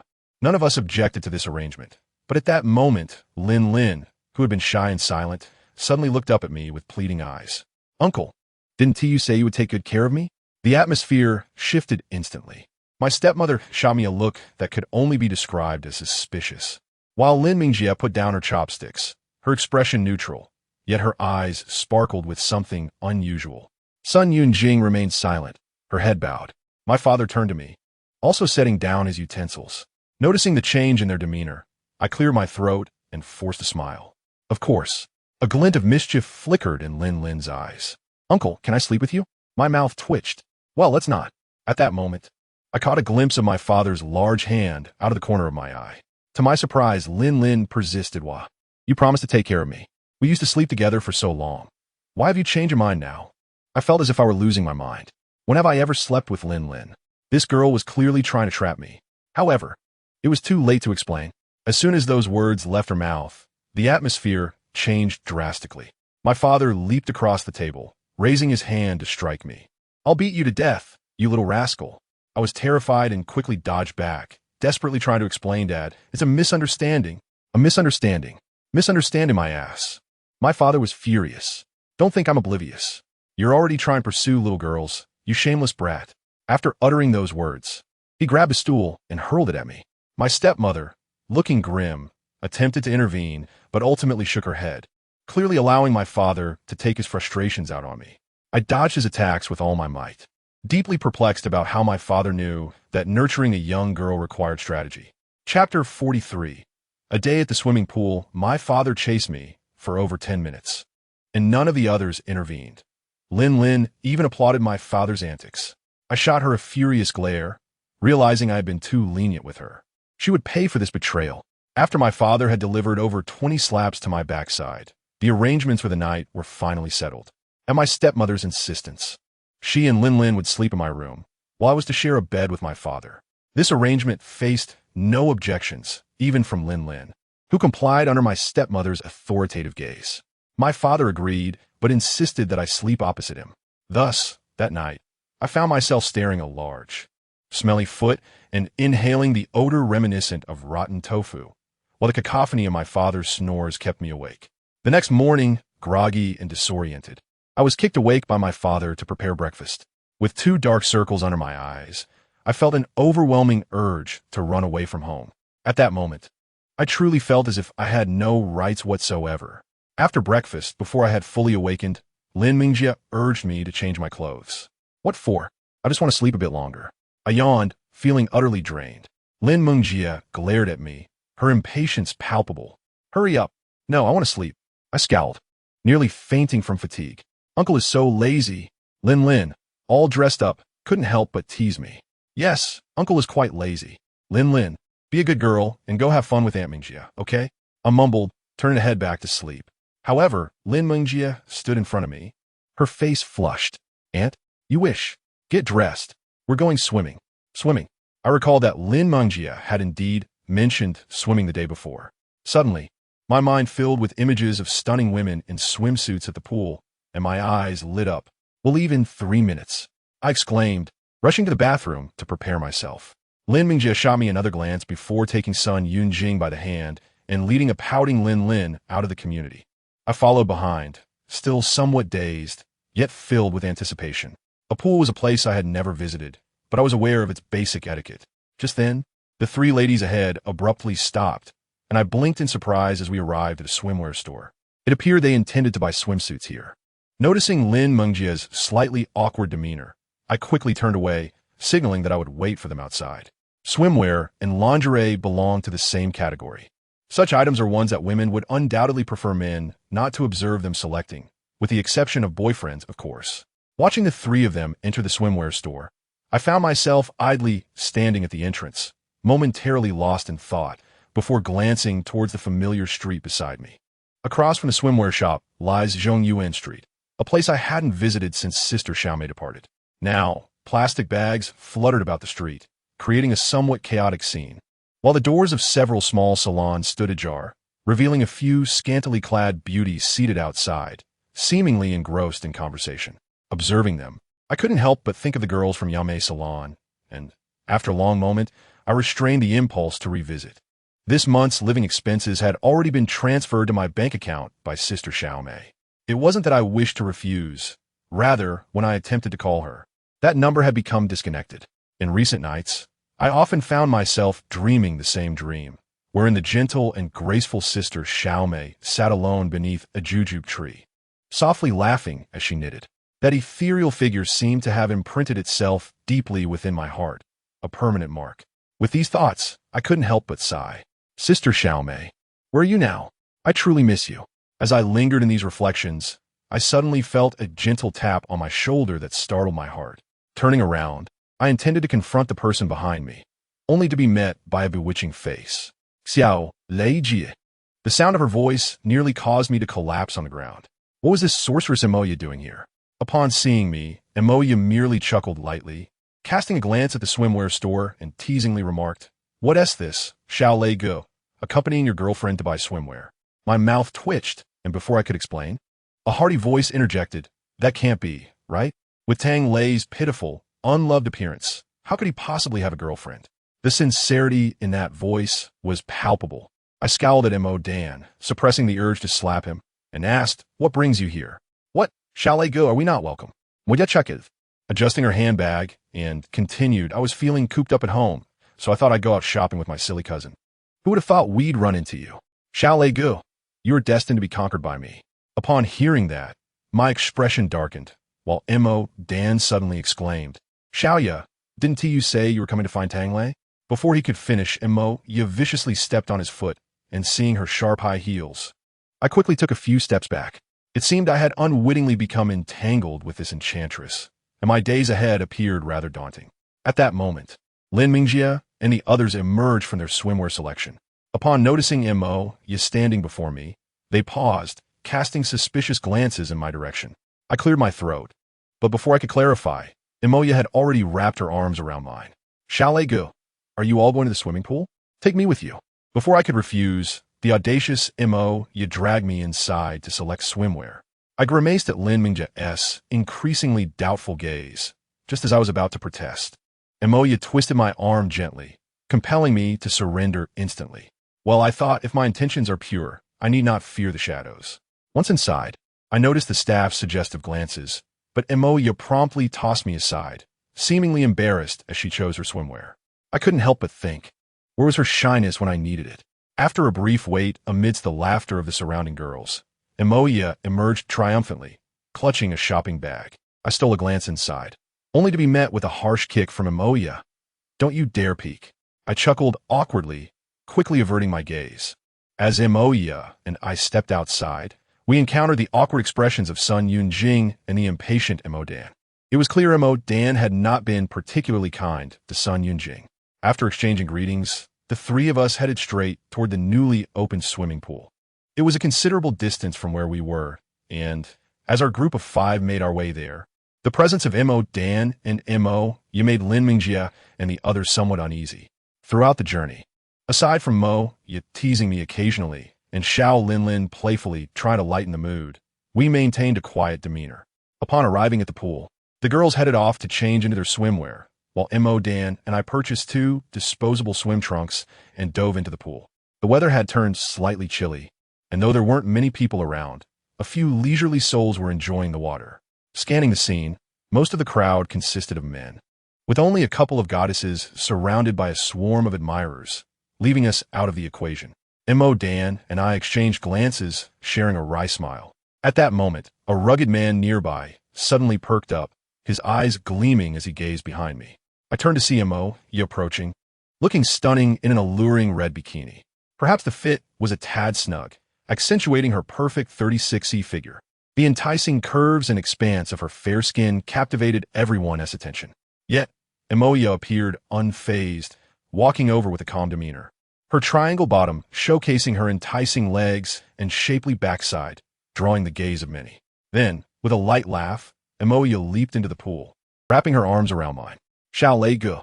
The sight of this goddess embracing me left everyone stunned. I managed an awkward smile. Mo Ye clung to me closely, unabashedly pressing her ample bosom against me, the softness and elasticity of her form incredibly exhilarating. Furthermore, beneath the water, she playfully rubbed her foot against my calf. The sensation of her smooth, wet thighs against me was almost intoxicating. I nearly lost my composure, quickly retreating to maintain some distance. Before I could utter a word, Lin Mingjia emerged, her cheeks flushed with shyness, drawing all eyes once more. Chapter 44. The old rascal's words. Lin Mingjia donned a white one-piece swimsuit adorned with black patterns, which elegantly highlighted her tall figure. While she may not have rivaled Sun Yunjing in stature, her long, fair legs were undeniably captivating. It was only then that I realized Lin Mingjia was not merely flat-chested. Her modest bosom was likely only slightly larger than a man's. The appearance of this petite beauty with a modest chest instantly drew the attention of all the lecherous uncles in the pool, myself included. Unable to resist glancing at her delicate form, Lin Mingjia maintained a natural expression, yet her eyes subtly flickered towards Mo Ye, hinting at a tinge of jealousy. Mo Ye, noticing her gaze, chuckled and proudly pushed her chest out. Lin Mingjia's face flushed as she lowered her head, clenching her small fists in frustration. As I gazed at her approaching figure, I could not help but chuckle. What is this? Are you envious? Go to hell. Lin Mingjia shot me a glare, avoiding my gaze, her cheeks slightly flushed as she splashed into the water. I glanced at her, cautiously standing in the shallow end, puzzled. You can't swim? Who said that? I could when I was a child. Lin Mingjia lowered her head, her voice dwindling, her confidence clearly faltering. It was evident she could not swim now. I chuckled softly, contemplating whether to offer her some lessons when, suddenly, I heard Xia Linlin's voice nearby. Uncle, she shouted, leaping into the water with a splash that sent waves cascading around her. Startled, I quickly embraced the adorable little girl, realizing she was wearing a pink bear-themed swimsuit, resembling a charming little chihuahua. The proximity allowed me to catch a faint whiff of her sweet, creamy scent, stirring something within me as I gently pinched her cheek. Be careful, stay safe. Got it. With that, Xia Linlin wriggled free from my embrace, and, to the astonishment of those around, she swiftly paddled over to Lin Mingjia with surprising speed. It appeared that Xia Linlin was quite the swimmer. Lin Mingjia looked delighted as the 2 little girls began to frolic together, a delightful sight indeed. Meanwhile, Mo Ye merely crossed her arms, feigning interest in the handsome, affluent men, while occasionally casting a wary glance at the drooling Mo Dan, anxious that her cousin might embarrass her. I chuckled softly, then glanced towards the entrance, feeling a twinge of confusion. It had been over 10 minutes since we arrived, yet Sun Yunjing had yet to make an appearance. If not for her, Lin Mingjia wouldn't have even considered joining us at the swimming pool. Why was the main character still absent at such a crucial moment? Just as I began to feel anxious and contemplated searching for her, Sun Yunjing finally emerged, albeit looking somewhat awkward. As I exhaled in relief, I was taken aback by her swimsuit, instantly understanding the reason for her late arrival. This reserved and shy beauty was now clad in a blue bikini. I suddenly realized that Sun Yunjing's figure was quite comparable to Mo Ya's, her naturally pure visage accompanied by a hint of innocent laughter, her long, elegant legs accentuating her enchanting silhouette, resembling an ethereal fairy. I had always believed that what captivated me most about Sun Yunjing was her personality and exquisite appearance. But today, I discovered she possessed a transcendent beauty that could enchant any man. Her entrance drew numerous gazes, easily outshining many other beauties and several boys, including some unmistakably affluent and handsome types, gravitated towards us. Yet, throughout it all, a subtle melancholy lingered in Sun Yunjing's expression. Unlike the other beauties who dove right into the water, she quietly sat by the pool's edge, lost in thought. Seeing her in such a state made me feel uneasy. Just as I hesitated to approach, a long-haired affluent young man, perhaps assuming Sun Yunjing could not swim, approached her with a charming smile and began chatting. I froze, an indescribable sensation rising within me, and was about to turn away when I unexpectedly locked eyes with Lin Mengjia, who shot me a threatening glance. With a resigned smile, I turned back, drifting towards the Sun Yunjing's side, deliberately ignoring the handsome young man. Would you like to try some diving? Upon my arrival, Sun Yunjing appeared startled, then shyly attempted to cover her chest, but ultimately just shook her head. I felt a bit helpless. Before I could say anything further, the affluent young man, irritated by my interruption, remarked, "Hey dude, can't you see she can't swim?" "Oh really? How do you know she can't swim?" I retorted, causing his expression to falter. "It's obvious." He began to protest, but fell silent as Sun Yunjing, almost as if to corroborate my statement, exhaled softly, glanced at me, then gracefully leaped into the water like a mermaid. The handsome young man stared in astonishment, rendered a fool. I cast a triumphant glance at him, ignoring his presence as I took a deep breath and swam in the direction of Sun Yunjing. In my childhood, while the old rascal often focused on me, he would also offer guidance to Sun Yunjing and Mo Dan. Though she wasn't as proficient as I was, she was certainly skilled. With her head down, her alluring white skin glistening, she moved through the water like a lively little fish, only pausing when she reached the deeper end, surfacing gracefully. Following her, I admired her wet hair and the droplets adorning her cheeks, my heart fluttering as I beheld her beauty. At that moment, Sun Yunjing suddenly turned to me and asked, "Tangled, is there something on your mind?" Her eyes held a hint of confusion and an unusual emotion. I momentarily froze, unable to meet her gaze, quickly shifting my focus to her cheeks. "What has been troubling you lately?"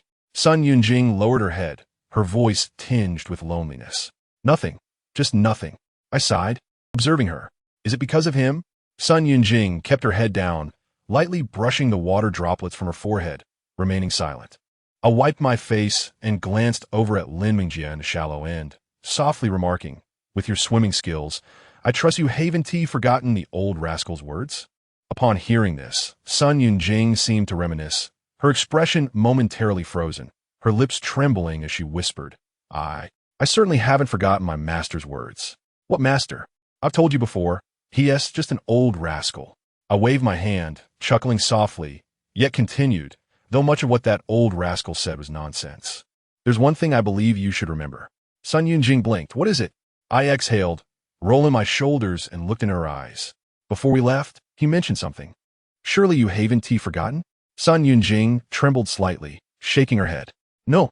In that case, you should know what to do moving forward." I flicked the water droplets from my hair, glanced back at the still distracted Sun Yunjing, and was about to leave when she suddenly called out, "Wait, Xiaolei." "Thank you." I almost waved her off when she lowered her head again. "I'm sorry."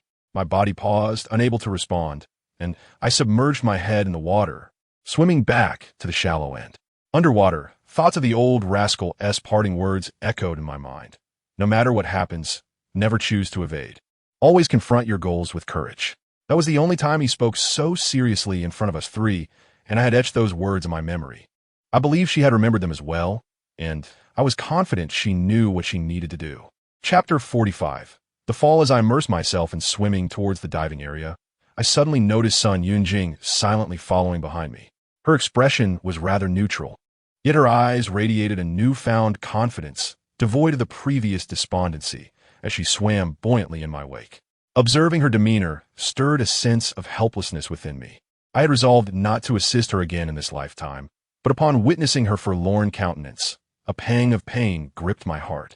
This transcended mere romantic feelings. After all, we had shared our childhood together, and I wished for my friend to be free from such gloom. Perhaps after today, Sun Yunjing would once more pursue Zhang Feiyu, and the two would become inseparable again. Even if this would invite reproach from Sun's mother and was contrary to my original intentions, it was still far better than her constantly wearing a frown. Upon my return, Lin Mingjie approached me slowly, having noticed a change in Sun Yunjing, and could not help but commend me. Well done. A bittersweet feeling washed over me. But as I watched her cautiously traverse the water like a clumsy duck, I couldn't suppress a chuckle. What? Hasn't Xiaolin taught you how to swim? It's none of your business. Lin Mingjie retorted, her tone laced with embarrassment as she lowered her gaze, clearly dissatisfied with her swimming skills. Though there seemed to be other emotions intertwined. Xiaolin had already approached Sun Yunjing, and during this time, their bond appeared to be the strongest. Upon seeing Xiaolin, I paused momentarily, unable to resist glancing at Lin Mingjie's chest. Truly, it was rather flat. Lin Mingjie caught my gaze and scolded me, turning away. Yet her eyes betrayed a hint of insecurity. I was taken aback, realizing how much she cared about her figure, and hurriedly offered her comfort.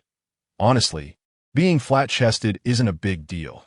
In this era, many find it endearing. There are plenty of lowly enthusiasts out there who appreciate it.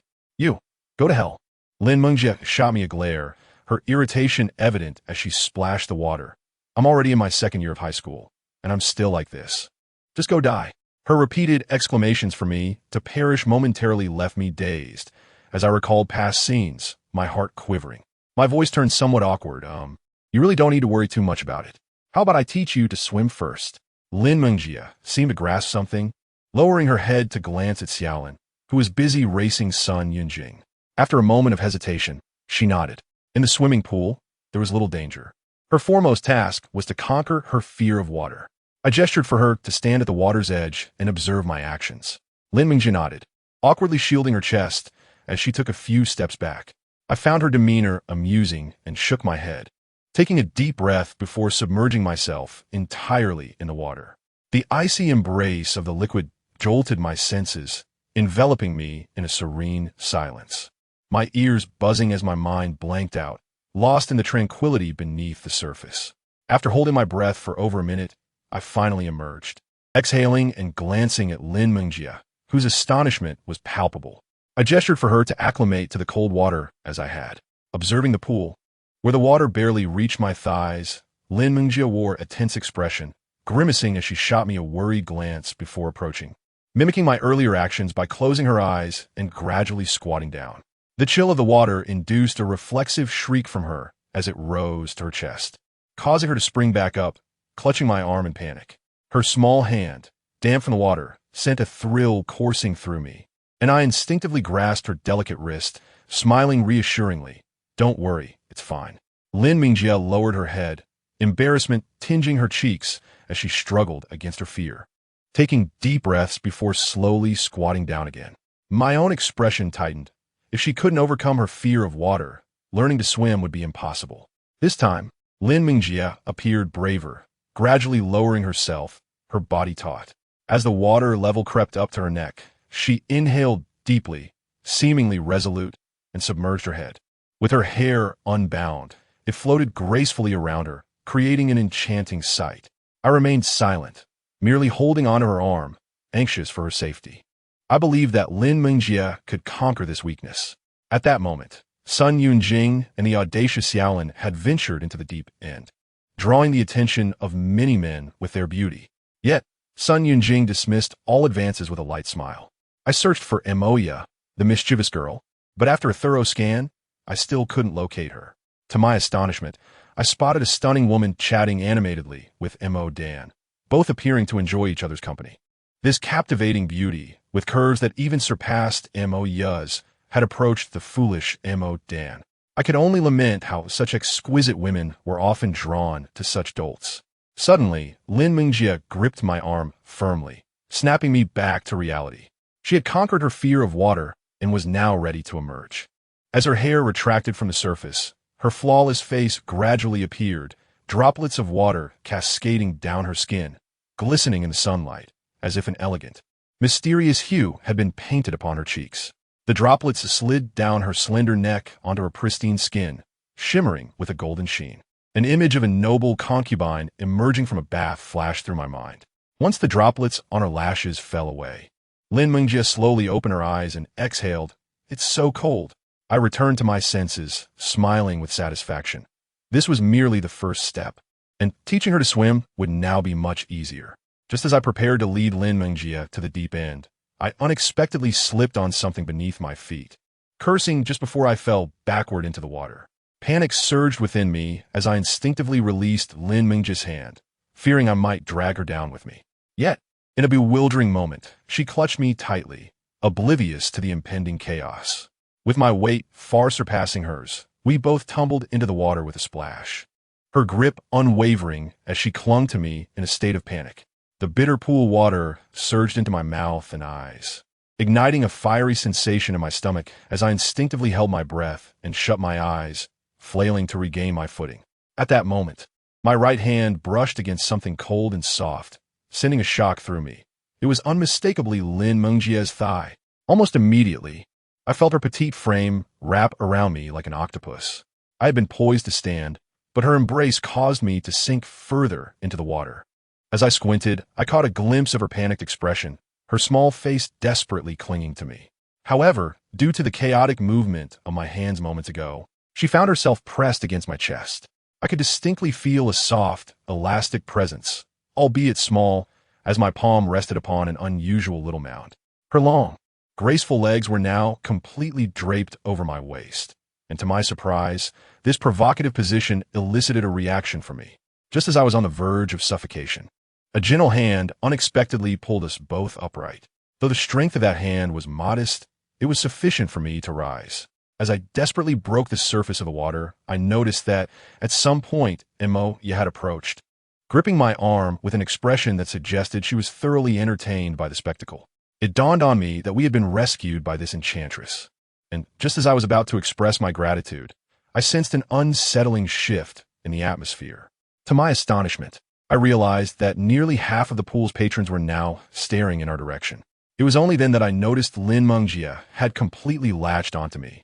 Her arms tightly wrapped around my neck, her small head nestled against my chest, her warm breath sending shivers through me as she trembled. Her legs curled around me, and unfortunately, one of her remarkably elastic thighs was positioned uncomfortably close to my own. Chapter 46. The factory of indulgence. The situation between Lin Mingjie and me had become exceedingly ambiguous. She was clad in a form-fitting swimsuit, while I wore merely shorts, leaving us in a state of near undress as we embraced one another. I could even feel the warmth radiating from her face and chest. Lin Mingjie kept her eyes closed, seemingly oblivious to her surroundings, holding onto my neck for fear of losing her balance. My face flushed with embarrassment, my hands awkwardly positioned at my sides, unsure where to place them. A delicate, fragile body hung before me, and I was acutely aware of a certain part of my anatomy that had become as rigid as iron, pressing firmly against Lin Mingjie's smooth abdomen. Thankfully, my swim trunks provided a modicum of coverage. Otherwise, I would have been thoroughly humiliated. Yet, Lin Mingjie refused to relent, clinging to me as her delicate face brushed gently against my chest, her skin smooth and tender, igniting an undeniable urge within me. Eventually, amidst Mingjie's laughter, Lin Mingjie blinked awake as if emerging from a dream, gently detaching herself from my chest and slowly lifting her head to gaze at me. What just happened? My lips twitched awkwardly as I managed a dry chuckle.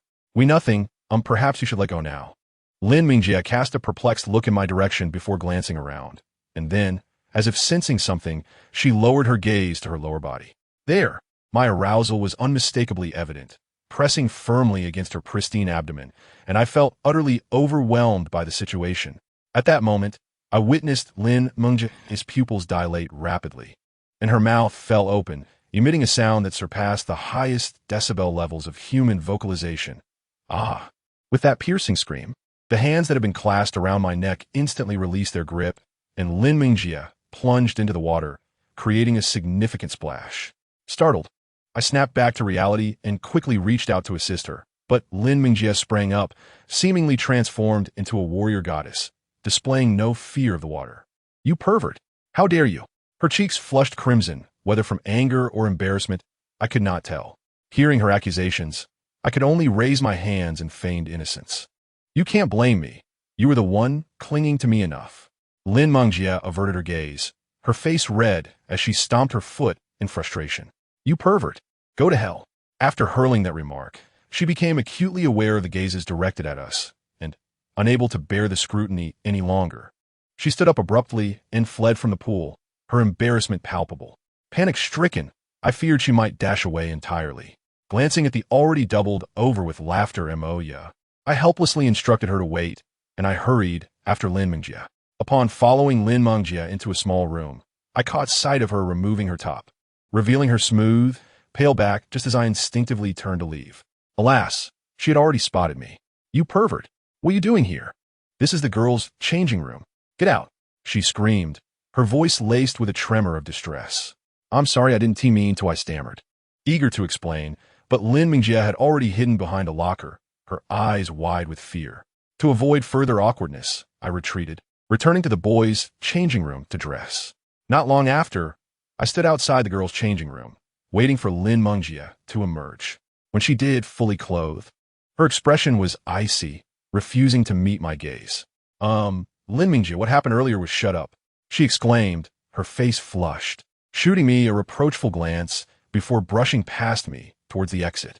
I followed behind, feeling somewhat helpless, pondering how to clarify this misunderstanding.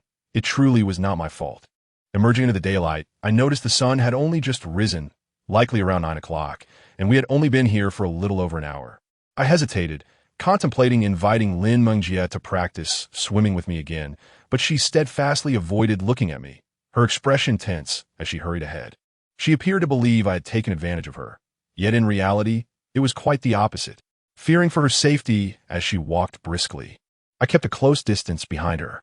After a while, Lin Mingjie suddenly halted, and I, engrossed in the sight of her elegant legs, nearly collided with her. As I approached, intending to inquire what was amiss, I noticed her gaze fixed intently on a particular direction, her expression frozen in a state of shock and fear. My heart sank, instinctively sensing an impending danger. Following her line of sight, I was met with a chilling sight that caused my pupils to constrict. Across the street stood a man clad in a black suit, his demeanor menacing and pale, teetering on the brink of collapse, exuding an aura of deranged madness. Upon seeing me, his body trembled slightly. This man was Wenzaheo. In just over a month, I was taken aback by the extent of his transformation. Though he was of a similar age to me, he now appeared to be in his 30s, with stubble adorning his gaunt face. It was evident that my father had truly wrought havoc upon him. Yet, this very situation indicated that he likely harbored a deep-seated animosity towards us. Lin Mingjie had already hidden behind me, terrified of this deceitful individual who had nearly ensnared her in his web of lies. Meanwhile, I clenched my fists, cautiously observing this man. Since he had made an appearance, it was evident that we were his target. Sure enough, as a black sedan passed by, I caught a glimpse of a cold smirk emerging on Wenzaheo's pale face, his eyes brimming with a profound hatred that sent a shiver down my spine. Despite the daylight, I felt a chill creep over me, my heart tightening with apprehension. I found myself locked in a silent gaze with him, neither of us making any move, simply observing one another. Yet, unexpectedly, as a large truck passed by, the opposite side of the road suddenly appeared desolate. Rubbing my eyes, I realized that when Wenzaheo's figure had vanished, it was as if he had been a fleeting bloom, appearing abruptly only to dissipate in an instant. This occurrence heightened my vigilance. His sudden emergence surely harbored some insidious intent. Perhaps next, he would seize an opportunity to strike directly. I exhaled deeply, casting a glance at Lin Mingjie, who was drenched in cold sweat. Instantly, I felt a weight settle in my heart as I cautioned her. "You must be more careful from now on. Do not venture out alone." I understand." Lin Mingjie's pale face revealed her evident fright. "And you must be cautious too." Just as I was about to lead her away, she unexpectedly voiced this concern first. A warmth surged within me, yet I sighed, choosing to remain silent as I guided her towards the swimming pool. However, I had scarcely taken a few steps when my phone rang. Startled, I hurriedly answered, "Hello." Who is this? Who do you think it is? A calm voice replied from the other end, and I instantly recognized it as Wen Zihao. Taking a deep breath, I forced a nonchalant expression, signaling Lin Mengjia to return home as I had matters to discuss.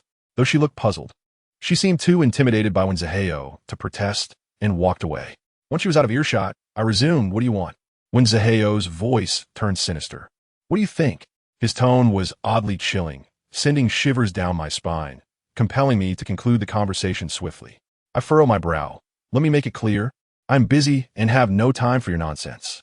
I felt a surge of irritation, and then Wen Zihao suddenly burst into laughter. "Indeed, you are busy? Busy accompanying your brother." Taken aback, I stammered, "What do you mean?" Wen Zihao's laughter became increasingly derisive. "Tangled, within half an hour. Come alone to the Intang factory in the outskirts. If you fail to arrive, this fool named Mo Dan will face dire consequences." A wave of panic surged through me, and I nearly screamed, What did you say?" I wanted to repeat myself. He hung up before I could inquire further. Holding my phone, I stared at the hollow tone for a long moment before rushing into the swimming pool.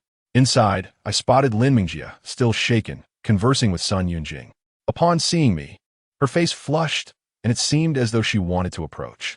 Frowning, I gestured for her to stay back and scan the area before hurrying to find Moya, who was sipping a drink. I asked urgently, "Have you seen Mo Dan?" Moya shot me a glare. That beauty from earlier took him away. They're probably off somewhere. Darkness clouded my vision as I nearly collapsed. This time, I had fallen into a trap. Chapter 47, Neil. Now that Mo Dan had been lured away, I should have sensed something when that alluring woman enticed him. Mo Dan, with neither charm nor wealth, had no business attracting such a beauty. I could only blame my excessive concern for Lin Mengjia, which had clouded my judgment regarding others. It appeared that this was all part of Wen Zihao's scheme. His true target was not me or Lin Mengjia, but Mo Dan. A chill ran down my spine as I realized that Wen Zihao had likely made his presence known deliberately to raise our suspicions, thereby diverting our attention from the most vulnerable target, Mo Dan. Although I was taken aback by Wen Zihao's cunning, I was puzzled as to why he wanted Mo Dan. The previous incident had solely involved me. Mo Dan had no connection to it whatsoever, but time was of the essence. The Intang factory was not close, and if I did not arrive within half an hour, something terrible would surely occur. At that moment, Moya looked at me with curiosity. "Xiaolei, why do you look so dazed? Are you perhaps jealous of my cousin?" I snapped back to reality, forcing an awkward smile before stating, Moya, I need to step out for a moment. You all can head back without me." "What is going on?" Moya asked, her gaze scrutinizing me, her delicate leg enticingly poised, a sight that was almost distracting. I hurriedly ignored it, scratching my head awkwardly. "My dad asked for my help. I have no choice, haha." "Oh, is that so?" Moya seemed slightly disappointed, rolling her eyes at me and instructing me to leave quickly. I brushed off her remarks, feeling as though I had been granted a reprieve. With one last glance at the still nervous Lin Mengjia, I stealthily exited. I knew that this venture would not yield any favorable outcomes. Faced with a deranged Wen Zihao, I could even lose my life. Yet I had to go. If it were anyone else, I might hesitate, but when it came to Mo Dan, I would not pause for a moment. He was my childhood friend, and I would not allow any harm to befall him. Even if it meant risking my own life, I was determined to bring him back. Once outside, I hailed a taxi to the Intang factory, a place notorious for its illegal operations. It was devoid of even the slightest vegetation, surrounded by desolation. If someone were to kill me here, it would likely take at least a month before anyone discovered my fate. I exhaled deeply and entered. The environment was dimly lit, with towering smokestacks and dull gray buildings blocking out the sunlight, creating an eerily oppressive atmosphere. I had contemplated bringing a self-defense weapon, but hesitated, knowing Wen Zihao would likely be well prepared. Even if I had a weapon, it might prove futile. Thus, I resolved to take things as they came, leaving my fate to chance. Upon entering, I spotted Mo Dan. He appeared to have endured a severe beating. His face was swollen, resembling a pig's head, and his body bore bruises. His clothes were torn, and he lay on the ground, a pitiful sight. Had I seen him in such a state before, I might have laughed, but now I felt no amusement. A singular thought consumed me. I wanted to kill. Damn it. Cough. "What the hell are you doing here, Tangled? Get the hell out."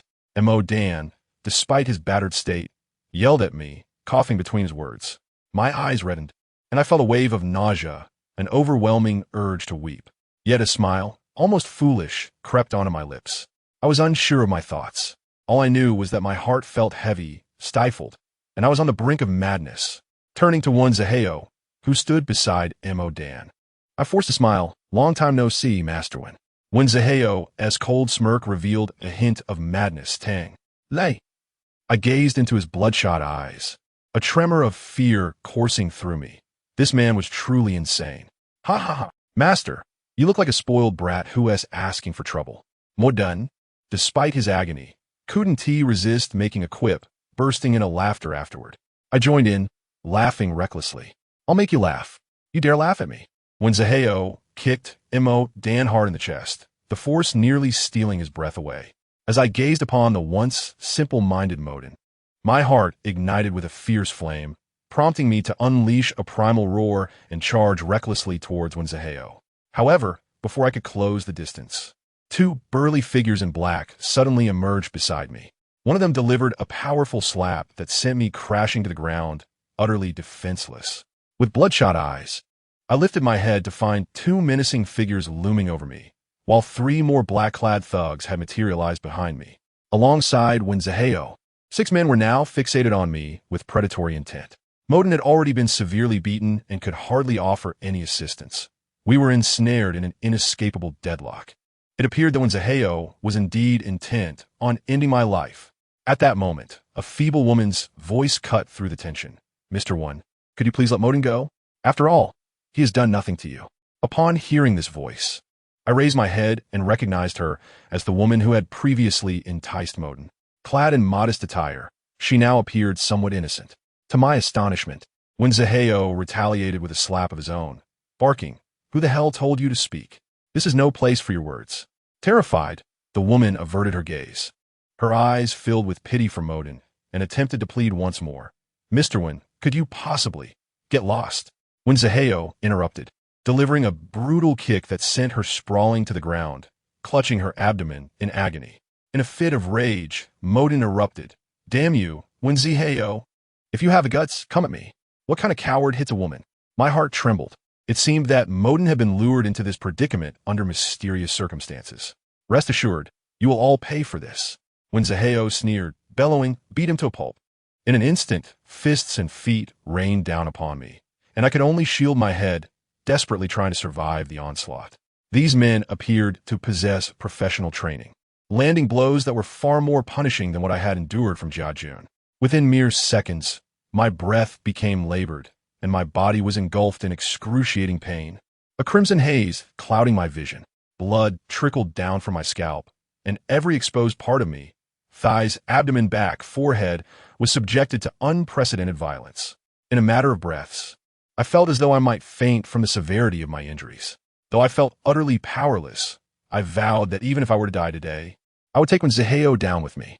After enduring a relentless beating for 5 or 6 minutes, Zaheo finally commanded a halt, and the storm of blows ceased, I was left in a condition no better than Modun, who had fallen silent, leading me to suspect he might have lost consciousness. Zaheo approached slowly, placing his foot on my face and taunting, "What is this, Tang Lei? I thought you were tough. Why are you in such a pitiful state now? Aren't you the one who dares to kill?" With a cold smirk, I forced my eyes open. "Zaheo, you made this mess, so set Modun free. If you want my life afterward, I will accept that." Zaheo's voice darkened, a hint of amusement flickering in his gaze. "Oh, is that so?" Indeed, the moment I uttered this, I heard Modun's feeble whimpers, as if he were desperately trying to dissuade me, but his voice failed him.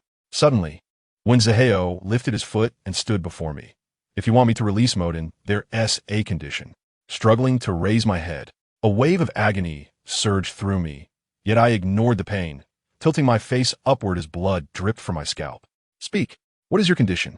Zaheo's eyes glinted with a sickly light as he spread his legs before me, declaring, "It's simple. I want you to kneel before me like a dog and crawl through my legs." Upon hearing this, my breath caught in my throat, and my vision turned crimson with rage. I swore I had never felt such fury before. Every muscle in my body trembled as I struggled to contain my emotions. This was the first time in my life I found myself humiliated in such a manner, and the first time I dragged my brother into this disgrace. My fists clenched tightly, yearning to strike Wen Zihao down. Before I could voice my thoughts, Modin, lying on the ground, suddenly shouted hoarsely, "Wen Zihao, you bastard! If you have the guts, kill me. If I scream once, I'll share your surname. Tangled, if you dare kneel before this scum, I'll kill you." Tears welled in my eyes at his words. Modin had moved me countless times throughout our friendship, but this was the moment I felt the deepest gratitude and guilt. "Brother, I have brought this upon you." I exhaled deeply, steeling my resolve without looking at Modin, and summoned every ounce of strength to rise. Slowly, I bent down, pretending to comply, enduring the pain coursing through my body. When Zihao's eyes sparkled with mocking anticipation, seemingly relishing my submission, I feigned kneeling, then, summoning all my strength, leapt up, clenched my fist, and struck him squarely in the eye. The blow caught him off guard, and he fell to the ground, his eyes swelling painfully. I laughed heartily, and Modin joined in, despite the agony it caused him. "Yua." When Zihao, previously only half mad, was now utterly unhinged. His eyes wide with fury as he screamed, beat them to death." At his command, 5 thugs charged at us. I turned, wounded and weak, crawling towards Modin, desperately grasping the pant leg of one assailant who was kicking him. "Get off him!" I exerted all my strength, managing only to trip the thug slightly before the others turned their full attention to me. "Damn it! Are you trying to get yourself killed?" Modin's voice was hoarse as he glared at me with red-rimmed eyes, struggling to rise but lacking the strength. I shielded my head, peering through the gaps in my arms, only to realize Modin was signaling me. I couldn't comprehend his intent, and the thug's blows intensified, forcing me to protect my face and avoid being beaten to death. Time blurred, and, at Wen Zihao's command, the second round of beatings concluded. I was left in agony, unable to stand, nearly devoid of the strength to struggle. Modin fared no better. His face was unrecognizable, yet his eyes burned with defiance as they locked onto Wen Zihao. Surrounded by 5 burly men forming a circle, we lay on the ground, akin to 2 wretched dogs. At that moment, Wen Zihao sauntered over, his face contorted with a vengeful expression. "What is this? Aren't you quite the hotshot? Aren't you so arrogant? Keep being arrogant now." He laughed maniacally, raising his foot and bringing it down forcefully upon my face once, twice, thrice. His gaze was that of someone observing a mere toy, filled with arrogance and disdain. After all these years, this was the greatest humiliation I had ever endured. A grown man reduced to such a pitiful state, subjected to such disgrace. I had never imagined this could happen to me, yet here I was, living the nightmare. While another might succumb to despair, I, Tangled, would not resign myself to being trampled underfoot. With reddened eyes, I sought an opportunity to reverse this dire situation when, unexpectedly, Wen Zihao halted his assault. My eyes were swollen, my vision blurring. He leaned down, grinning wickedly, and said, "Same as before, kneel before me and crawl under my legs. And I'll let you go, along with your little brother." My voice was weak, yet I lifted my head to return a cold smirk. I damn you." Bang! Wen Zihao kicked me with ferocity, his expression twisted in rage. "Not bad, you have some spirit, but I shall call Lin Mingjie, that despicable woman, to witness your current state. Let us see if you still have that spirit." My heart sank at his words, as he picked up his phone and dialed her number. My consciousness faded, and no one wishes to reveal their weakest self, let alone my current pitiful state before Lin Mingjie. Though I lay on the ground, I gasped for breath, tried to alleviate the pain, and regain my strength. Even if escape seemed impossible, I would show Wen Zihao a glimpse of resistance. "Hello, Lin Mingjie?" Wen Zihua's voice was calm as he spoke. "Long time no see, have you missed me?" "My girlfriend." I gritted my teeth. A wave of humiliation surged within me, and I clenched my fists. "Wen Zihao, what do you want?" I heard Lin Mingjie's fearful voice from the other end. Wen Zihao activated the speakerphone, smiling as he placed his foot on my face. "Mingjie, don't be so on guard. I just wanted to let you know I've acquired a rather interesting toy, and I'd like to invite you over to play." The men in black looked at me with disdain, their gazes akin to that of someone regarding refuse. "What do you intend to do?" Lin Mingjie seemed to sense something amiss, her tone tense. Ignoring her, Wen Zihao turned to me. "This toy is made of flesh, Mingjie. Are you sure you don't want to come play?" You've captured Tangled?" Lin Mingjie gasped in shock from the other end. Wen Zihua's expression twisted as he coldly declared, "It's just a toy with a name, Mingjie. If you don't want this toy to be turned to ash, come to Intang Factory in half an hour." Don't even think about calling the police or anyone else. I have your phones under surveillance. Wen Zihua. You? I'll say it again, do not call the police, do not inform anyone. Come to Intang factory alone within half an hour, or prepare to watch this toy disappear. Wen Zihua, you bastard. Lin Mingjia attempted to curse, but he hung up abruptly. My heart tightened, yet simultaneously relaxed. The situation had escalated so suddenly that I hadn't informed anyone. Thankfully, I hadn't called the police. If Wen Zihua truly monitored my phone, then Mo Dan would be in grave danger.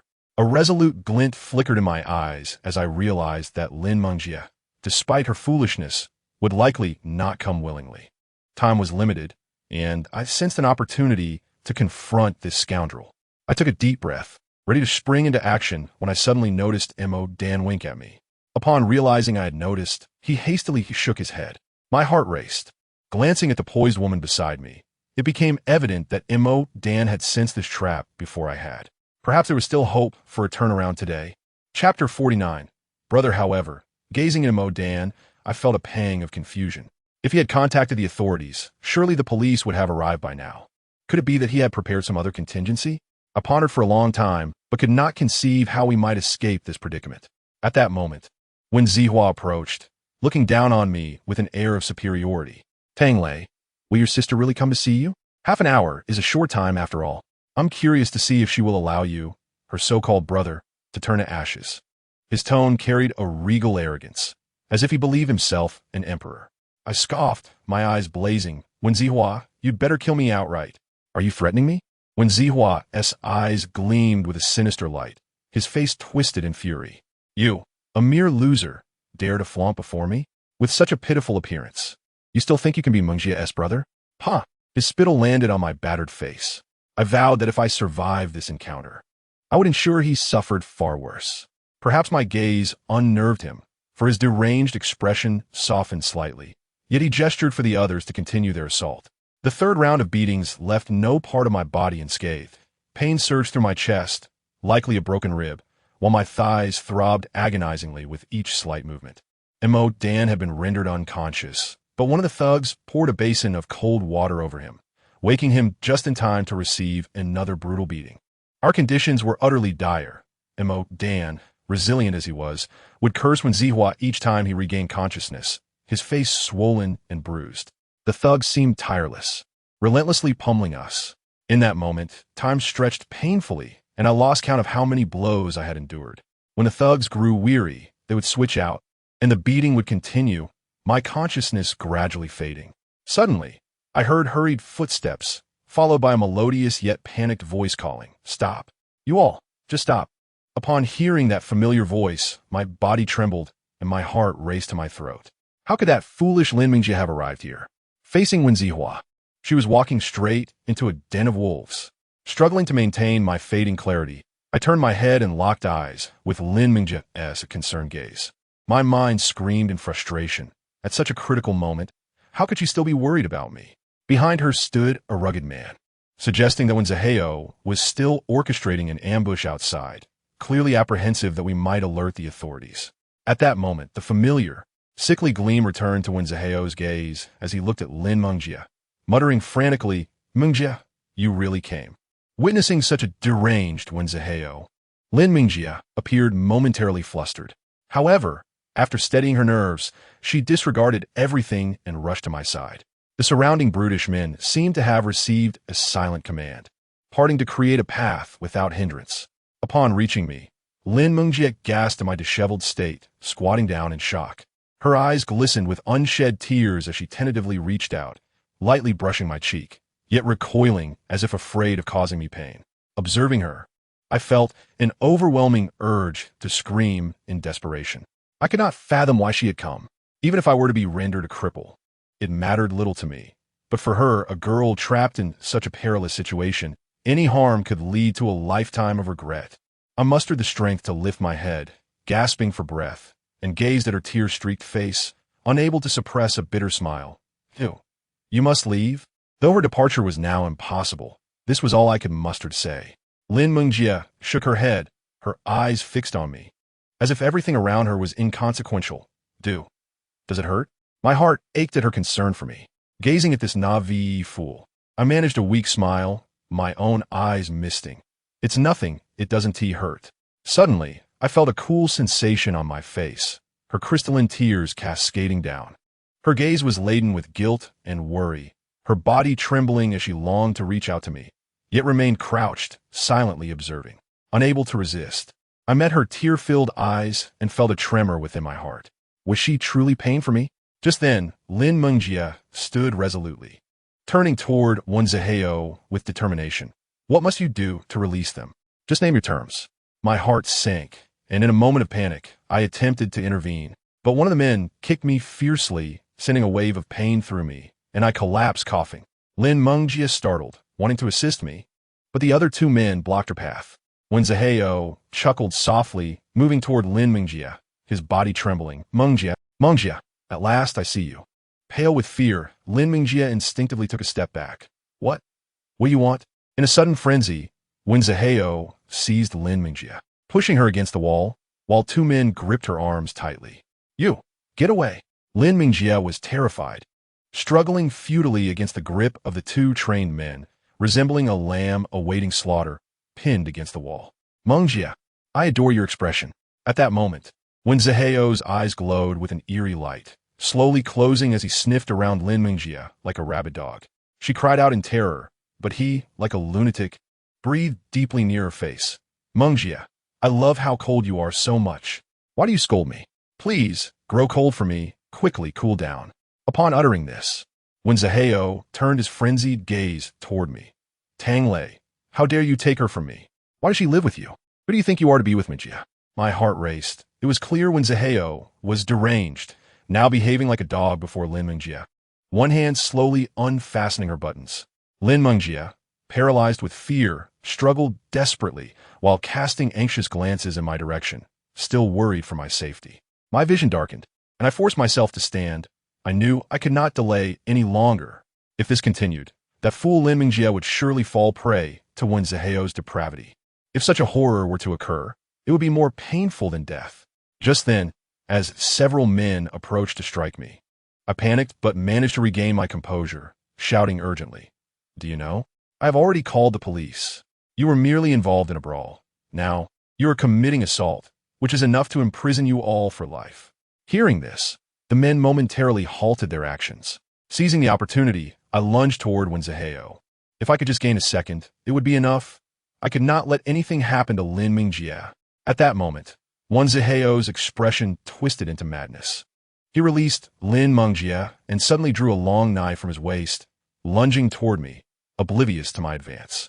Just as Lin Mengjie, on the verge of being violated, cried out in urgency, Brother! Startled, I quickly dodged, but in the next heartbeat, I felt a cold sensation on my thigh, followed by an excruciating pain that plunged me into darkness as I collapsed, struggling to gather my senses. I discovered a gash had been inflicted upon my leg by the gleaming blade. Tangled! In that instant, Wenzheo, overcome with fury, charged at me with a knife, seemingly intent on ending my life. As I closed my eyes, bracing for a final confrontation, a cacophony of footsteps erupted from the factory entrance. Chapter 50. I merely do not wish for you to encounter misfortune. We were all startled by the sound of the footsteps, and then I saw a crowd of over 20 individuals rushing toward us from the factory entrance. They appeared young, their faces etched with alarm, their gazes filled with concern. My eyes widened in disbelief as I recognized the leader among them, Chun-Su, a bespectacled boy from our class. Upon closer inspection, it was evident that they were all from our class, some wielding steel pipes, others brandishing axes, charging in like a band of vigilantes. We stood dumbfounded, uncertain of where this group had materialized from. At that moment, Lin Mengjie seized her chance, gritting her teeth, and kicked Wenzheo in the groin. He howled in agony, collapsing to the ground, and the black-clad men finally reacted, but instead of us, they charged toward Chun-Su and his entourage. Seeing us, Chun-Su erupted in fury. How dare you touch our brother and Mo? I'll make sure you all pay dearly. His voice boomed, rallying his comrades. Get them. Show no mercy. Witnessing our dire state ignited a fire within the group, and they charged at us with steel pipes and axes in hand. Although the 6 men were trained, they were no match for over 20 high school students wielding makeshift weapons, quickly turning the tide in our favor. I marveled at the scene. Was this the backup MO Dan had arranged? Yet why had he not called the police and instead summoned this group? And why had they arrived so late? As I pondered these questions, Lin Mingji approached, a flicker of pain crossing her features as she gently placed her hand on my arm. Hurry, take a moment to rest. I was momentarily taken aback, and as the realization hit me, a sharp pain surged through my mind, causing cold sweat to bead on my forehead. I nearly collapsed to the ground. In my fervent attempt to prevent Lin Mingji from encountering any danger, I had genuinely forgotten everything. Startled, Lin Mingji hastily helped me to the ground, and once I was seated, she looked at me with tear-filled eyes and said, "Why didn't you tell me? Look at what you've become." Her concerned words warmed my heart, and I managed to smile, reassuring her, "Don't worry, I'm fine. I wasn't worried about you." Lin Mingji's expression was slightly unnatural, yet she continued to wipe her tears. Seeing her prideful demeanor, even in such a moment, I couldn't help but shake my head, relieved that the tension within me had eased. On the ground, Wenzaheo was writhing in agony, while several burly men nearby were nearly subdued by our unexpected reinforcements. At that moment, we were safe. I glanced at the unharmed Lin Mingji and felt a wave of fear wash over me. What had just transpired felt surreal, almost like a dream. I turned to the elegant woman who was assisting Mo Dan and sighed with relief, then chastised Lin Mingji. "Why did you come here? Don't you realize that you were putting yourself in danger?" She looked at me, her gaze somewhat unfocused, and retorted, "But you came alone too." I shook my head, exasperated. "I'm not like you. Just promise me you won't act so recklessly again." Lin Mingji lifted her chin. I know this was dangerous, but I just... Her voice faltered, growing softer until it trailed off into silence. My heart raced with curiosity. Just what? She lowered her head, suddenly somber. "I just didn't want anything to happen to you." Upon hearing those words, my heart skipped a beat, and a sense of panic arose within me. I quickly turned my head, speaking awkwardly. I won't get into any trouble." Lin Mingji shook her head, her eyes reddening, biting her lip as she looked at me. "Who said that? You've already encountered trouble many times. The last time was because of me, and this time too. Why won't you accept my apology? It hurts so much. I am sorry." Her tone grew increasingly despondent, tears streaming down her cheeks. It seemed she was reminded of the incident at the KTV, and I never expected her to still be burdened with guilt. A pang of sorrow struck my heart, and I awkwardly forced a smile. I've long since moved past those things. Don't think too much about it." "Really?" Lin Mingji gazed at me, her eyes filled with pity. Of course, I exhaled deeply, waving my hand dismissively. "Let the past remain in the past. Don't dwell on it." She nodded, but remained silent. I took another breath, suddenly recalling the way she had called me brother earlier. I wasn't sure if I had misheard, but it was the first time she had addressed me that way since we met. I wanted to ask her about it, but reconsidered as I saw her still wiping her tears, stifling the thought. Perhaps all of this was merely a dream. As I pondered these thoughts, Chun Su and his 20 or so companions had already subdued the 6 men, now strutting towards us with an air of triumph. Mo Dan, with the assistance of the elegant woman, approached me unsteadily. Supported by Lin Mingji, I mustered the strength to stand and looked at Mo Dan with a wry smile. "What on earth happened to you?" Mo Dan grinned sheepishly. "I originally intended to invite Chun Su and the others for a brawl, but I never imagined it would turn into this." My expression darkened slightly. It was baffling that he considered this a mere brawl. No wonder he hadn't called the police. But what about that elegant woman? I contemplated asking Mo Dan directly, but hesitated upon seeing her awkward expression, opting to keep quiet. Perhaps he would tell me when the time was right. At that moment, Chun Su approached, a hint of embarrassment on his face. "I'm sorry. It took me a long time to gather this group, so I arrived late." Before he could finish, I waved my hand. "It's fine. Better late than never." Everyone chuckled, but the pain from my injuries intensified, and my consciousness began to fade. Chun Su had already called the police, and Lin Mingji noticed my condition, urgently dialing for an ambulance. I tried to stop her, but when I opened my mouth, I found I had no strength left. Suddenly, when Zaheo on the ground lifted his head, his eyes still a ghastly white as he stared at me. "Tangled, just wait. Someone will take care of you." Looking at this deranged individual, I remembered the humiliation I had just endured and couldn't help but shake my head. "Wenzaheo? Do we really harbor such deep-seated hatred for one another?" On the ground, Wenzaheo seemed to lose his sanity. "My father is in prison, and we're evading debts every day. This is all because of you." I gazed at this once privileged young man with indifference. "While your situation is unfortunate, It is entirely of your own making. From the beginning to the end, I only acted defensively in response to your provocations. When Zaheo scoffed, his features twisted with rage, Tangled, don't worry. Without me, many others will be waiting for you. Just wait. Ha ha. I took a deep breath, pressing my hand against my wounded thigh, shaking my head. Whoever it may be, I will face them. Reflecting on the events of the day, I suddenly felt I'd erred. This time, it seemed I'd made numerous mistakes. One could say that my and M.O. Dan's current plight was entirely self-inflicted. I couldn't shake the feeling that there were alternative ways to handle this situation, but I couldn't fathom what they might be. Therefore, once I recovered from my injuries, I believed it would be time to seek out that enigmatic Lu Hong again. When Zaheo attempted to say something more, but Chun-Su kicked him, prompting a cry of pain that silenced him. Lin Mengjie anxiously clung to my arm, fearing I might face further mishaps. A group of friends looked on with concern for both me and M.O. Dan, and a warm sensation enveloped my heart. This is what brotherhood feels like. Then, Chun-Su turned to me, excitement evident in his voice. Lego, the results of the midterm exams are out. As far as I know, our class has made the most progress in the entire grade. A surge of joy filled me, yet the pain coursing through my body intensified. My awareness began to wane. Everyone, be sure to work hard. With that final thought, my vision darkened, and I slowly drifted into unconsciousness. Chapter 51. I no longer recognize or the events that followed are a blur in my memory. I vaguely sense being lifted into a somewhat jostling vehicle amidst a cacophony of cries and curses. Though my consciousness was hazy, I could still faintly hear the wailing of sirens outside, along with Lin Mengjie's worried sobs. At that moment, regret washed over me. Had I known it would come to this, I would have called the police directly, regardless of the danger, or at least informed my father. This ordeal was solely my fault for being too headstrong and reckless, not only endangering myself and M.O. Dan, but nearly subjecting Lin Mengjie to humiliation as well. When I finally lay on a hospital bed, my mind quieted and an overwhelming sense of fatigue washed over me, allowing my body and spirit to relax, and I gradually drifted into slumber. Subsequently, I lost track of time, and upon regaining consciousness, I found myself lying in a single hospital room, permeated with the scent of antiseptic.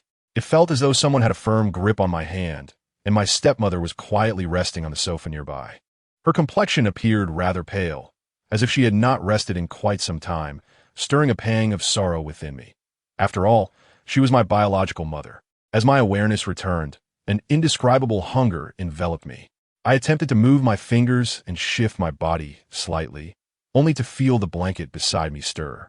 Almost immediately, a voice filled with both surprise and concern emerged. You're awake? Upon hearing that familiar voice, my heart momentarily halted. I slowly turned my head, which caused some of my wounds to throb painfully, but I was met with Lin Mengjie's weary yet lovely face. My lips moved as if to speak, yet my mouth was parched to the extreme, producing only a series of unpleasant rasping sounds. Lin Mengjie instantly understood my predicament. She anxiously rose, being careful not to disturb my stepmother, and silently poured me a glass of water. Gently, she helped me sit up and slowly brought the cup to my lips. Feeling a touch of moisture, I gulped down the water like a starving infant. Lin Mengjie promptly began to pat my back softly, urging me to drink slowly. I had never witnessed such tenderness from her before. When I inadvertently caught a glimpse of her eyes, brimming with concern and gentleness, an ineffable stirring surged within my heart. After quenching my thirst with the water, I regained some strength and turned to Lin Mengjie, inquiring, "How long have I been here?" Her face turned slightly pale, gripping the bed sheet tightly as she replied, 2 days. When you arrived at the hospital, there wasn't a single uninjured spot on your body. The doctors were horrified as she uttered this. Her eyes glistened with tears. 2 days had passed. Our midterm break was barely 2 days long, and now Lin Mengjie must have already returned to school.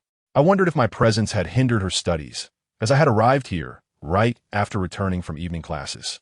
Lin Mengjie seemed to breathe a sigh of relief as she continued, "M.O. Dan's injuries were even less severe than yours. He was discharged yesterday and spent the day caring for you, returning home to rest at night. Worried about your stepmother being too fatigued, he voluntarily came over. Upon learning of my situation, my father had flown into a rage, smashing the family computer in his fury.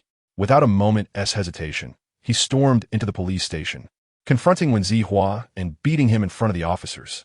As of now, he was writing a letter of remorse at the station. Hearing this, I couldn't help but chuckle. My father truly was a fool. Noticing my expression improve, Lin Mingjie hurriedly arranged a pillow behind me, softly saying, "The results of this exam have been released. Your class made the most progress, while our class remains the top of the grade.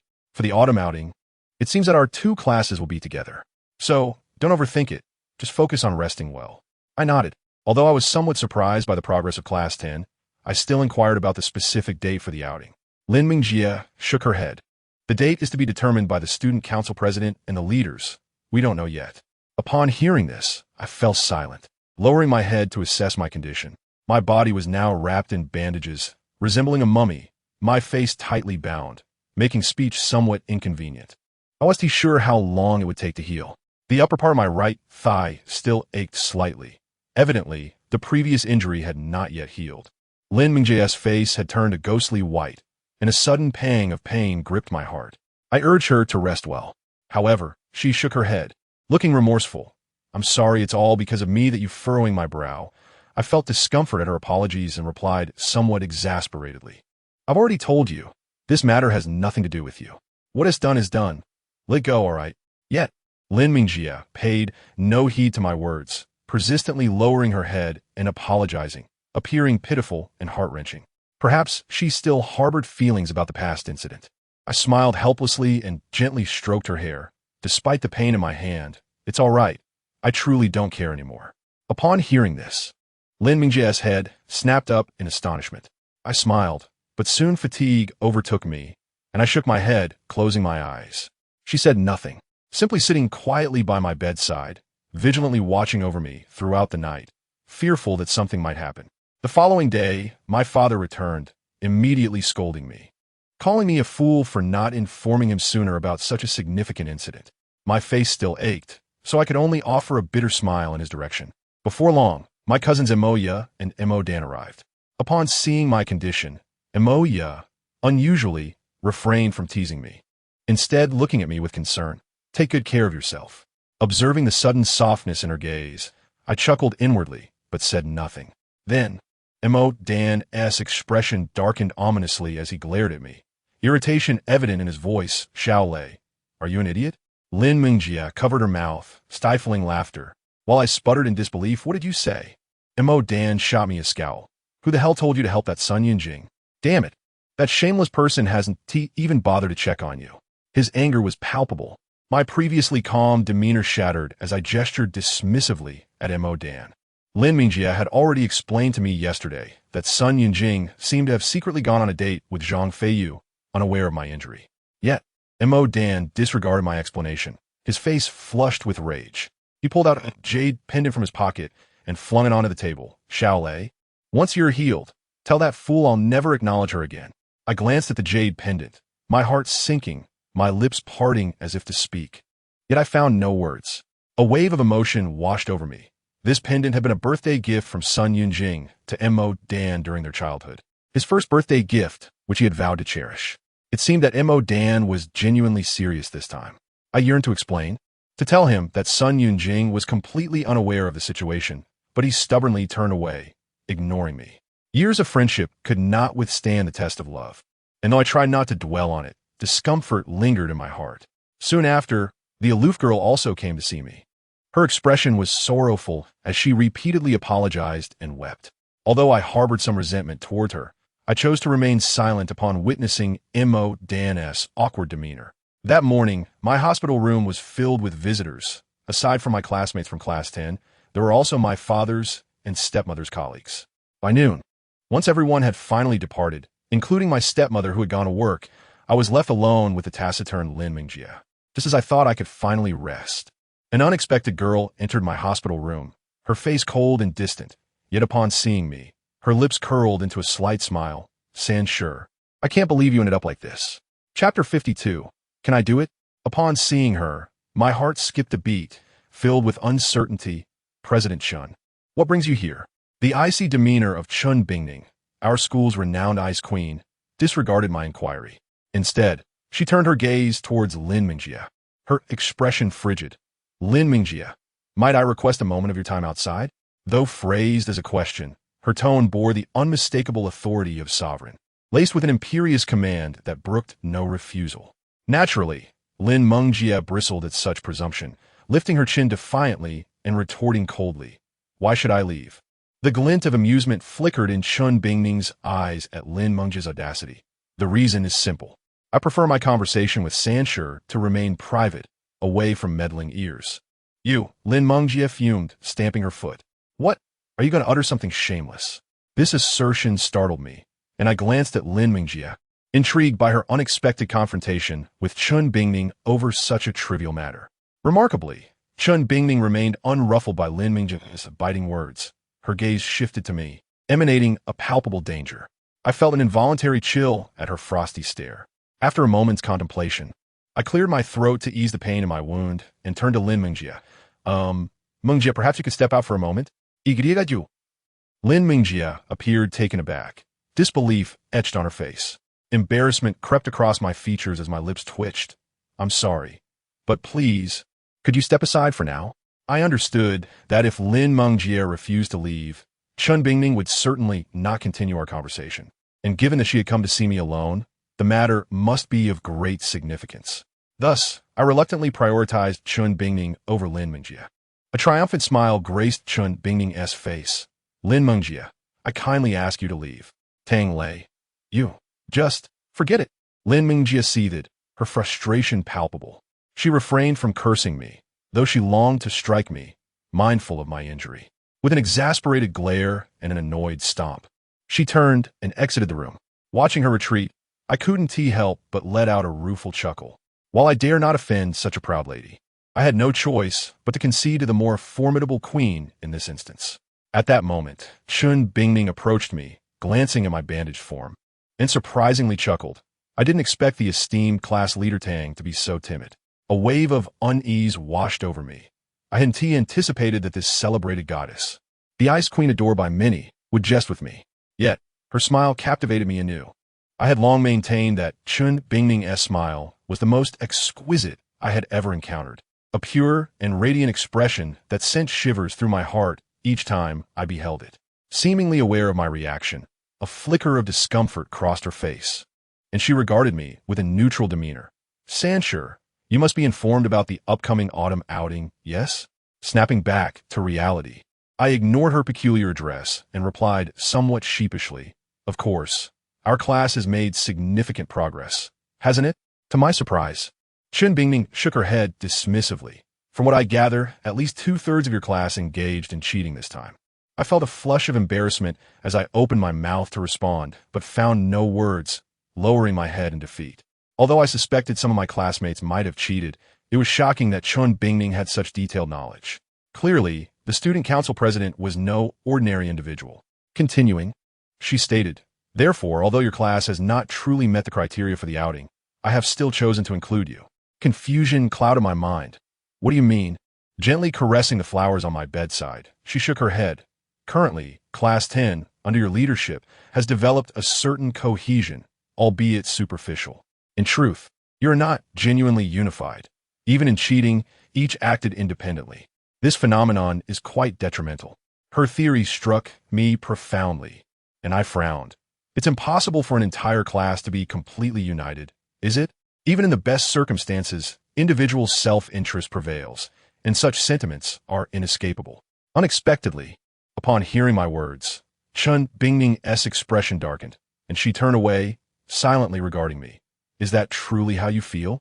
Startled by her demeanor, I instinctively nodded. However, a sudden flash of confidence ignited in Chun Bingning's eyes. "What if I insist you unite them?" Her assertion amused me.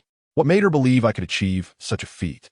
Yet, as I raised my gaze to meet hers, an unexpected fervor surged within me, prompting me to counter. "Do you genuinely believe I can accomplish that?"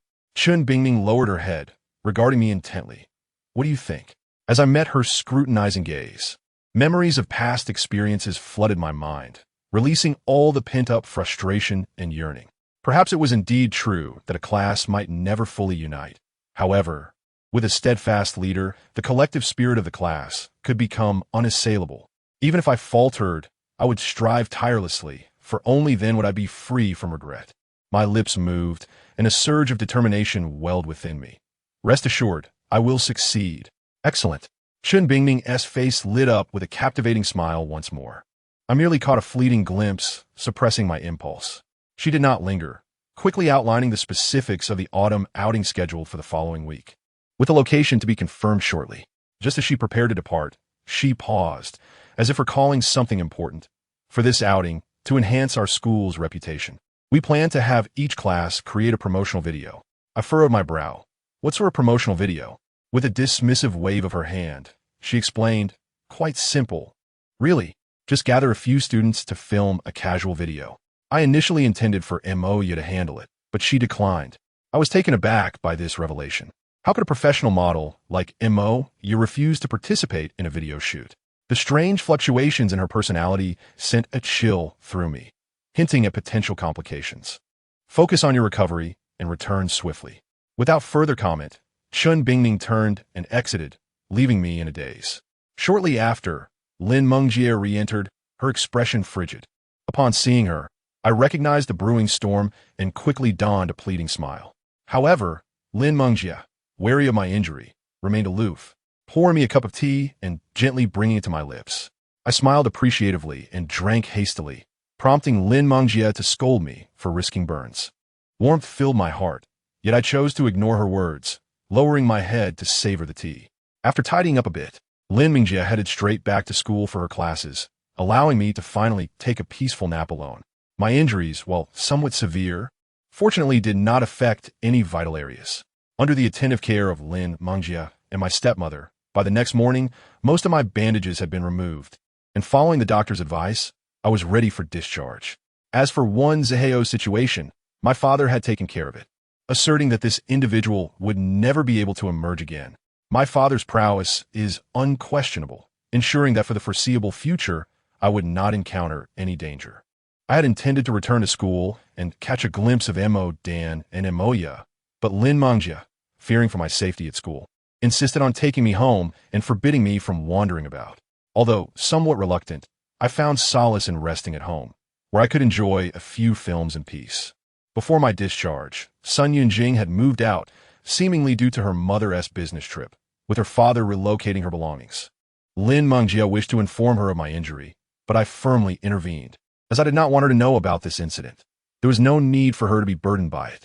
After merely 2 days of solitary relaxation at home, Chun Bingming's call interrupted my peace. Shortly after I answered, I hung up bemused. Moya had consistently declined to participate in the class promotional video, while Class 1 had long completed their project, leaving our Class 10 lagging behind. Reluctantly, I donned my clothes, as I was now only hindered by the wound on my thigh, which was manageable enough for me to make it to school. However, what piqued my curiosity was the reason behind Moya's unusual behavior. As a former model, why was she so averse to filming a video? Chapter 53. The peculiar Missouri. Upon limping into the classroom, I was taken aback by the chaotic scene before me. Surrounding Moya's desk were a throng of boys, with Chunsa squatting on the floor, all pleading pathetically for something, while Moya sat like a queen, smiling yet completely ignoring them. The boys' desperate appeals were so heartfelt that I felt a twinge of sympathy, yet Moya remained engrossed in her book, her head bowed. Perplexed, I approached and cleared my throat, intending to speak, but Chunsu with keen eyes dashed over and grabbed my arm. Brother Lei, my dear brother, you've finally come out. Please help us. His pitiful demeanor made me chuckle, momentarily forgetting to inquire about my injury. I quickly asked what was amiss. Chunsu's expression was filled with frustration. The school announced that if we don't produce the best video, our class will lose the opportunity to go on the autumn outing. I paused, observing the sorrowful faces around me. It was evident they had been eagerly anticipating this outing. Our class was filled with underachievers and tough girls, making a promotional video quite the disaster. If Moya, the model, were to lend her talents, the video, while perhaps not as good as Class 1's, would certainly suffice to satisfy the authorities. At that moment, Moya caught sight of me, her eyes lighting up momentarily, but then her gaze shifted to Chun-Su clinging to me, and she grew impatient. I've told you, I want to participate in any photos or videos. Her declaration stunned the majority of the class. No one expected the usually gentle Moya to erupt in such a manner. Furrowing my brow, I scanned the room, but did not see Mo Dan. Suddenly, a brash boy from the back, perhaps irritated by Moya, approached and said, "Hey, beautiful. It's just one favor. No need to make it so complicated." Moya stood abruptly, her expression frosty. "I don't want to take pictures. Are you trying to force me?" The atmosphere shifted, prompting Chun Su to step in as a peacemaker. "All right, let us not pressure Moya. We can think of another solution." I sighed and limped forward to mediate. "Wait." Before Chun Su could finish, the brash boy interrupted, glaring at Moya. "It's just a photo. You've done so many already. What is the big deal about making one for our class? Can't you handle it?" "Exactly. It's just a model. Why act so high and mighty?" This sentiment seemed to resonate with several boys, who began to join in the chorus of disdain. Moya's expression turned icy. She clenched her fists, her body tense, her gaze chilling as she retorted, "I'll say it again. I don't want to shoot this ridiculous video." Her words silenced the room. Even the previously arrogant boys ceased his protests, astonished. To them, Moya had always been the gentle beauty, and her sudden outburst, including profanities, left everyone in shock. Feeling a bit awkward amidst their astonishment, I, as the class monitor, could no longer remain silent. "You hoblet kolosser, Moya. Are you going to pressure me too?" Her demeanor remained cold. I shook my head. "No, don't worry. Even if we don't shoot the video, we can still go on the outing." I had resolved that something must be troubling Moya, and I wouldn't force her further, even if it meant having to plead with Chun Bingning. Upon hearing my words, Moya's expression faltered briefly. Then she lowered her gaze to my leg. "Why did you come so early? Are you all right?" I forced a smile, waving my hand dismissively to indicate I was fine. "I am sorry." Yet Moya continued to look down, uttering a brief apology before walking out without meeting my eyes. The boys parted to create a path for her as she exited. I turned to watch her retreating figure, choosing not to follow, allowing her some solitude, though I felt contemplative. Chun Su, wiping sweat from his forehead, approached nervously. "Brotherlay, was that really Moya just now?" I merely twitched my mouth without responding. While I was indeed surprised by Moya's eruption, what astonished me further was the absence of any girls stepping forward to support her. Though there were a dozen or so girls in our class, they all seemed indifferent, heads bowed as if preoccupied.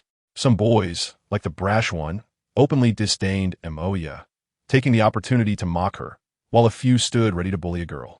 Even now, I could sense a fraction of disdainful gazes directed at me, clearly dismissing my authority as class monitor. In a class full of underachievers, fostering genuine cohesion and unity seemed an insurmountable challenge. I exhaled, feeling a sudden discomfort in my stomach during the break. Shaking my head, I ignored the chaos and sought to calm myself, making my way silently to the restroom. To my surprise, upon entering, I encountered that fool Mo Dan. Despite knowing my leg was injured, he hadn't bothered to check on me. Now, he sat in the restroom, a lollipop in his mouth, looking quite satisfied. His antics made me feel nauseous, and I quickly approached, clearing my throat. Moden was startled by my sudden appearance. Upon turning around and seeing me, he instantly stood up with joy, exclaiming, "Wow, Xiaolei, you're alive. Get down." I retorted, urging him to crouch. He was still half-dressed, fidgeting nervously as he reached out to touch me, seemingly concerned about any injuries I might have sustained. In the process, he accidentally exposed himself, nearly making me retch. Moden, however, simply chuckled, unfazed, and pulled out an Alp candy from his pocket, offering, "Want to try? It's delicious." With a scowl, I accepted the candy and shoved it into my pocket, then squatted beside him. After a moment's hesitation, I inquired about Moya. "Oh, my cousin?" Moden suddenly seemed enlightened.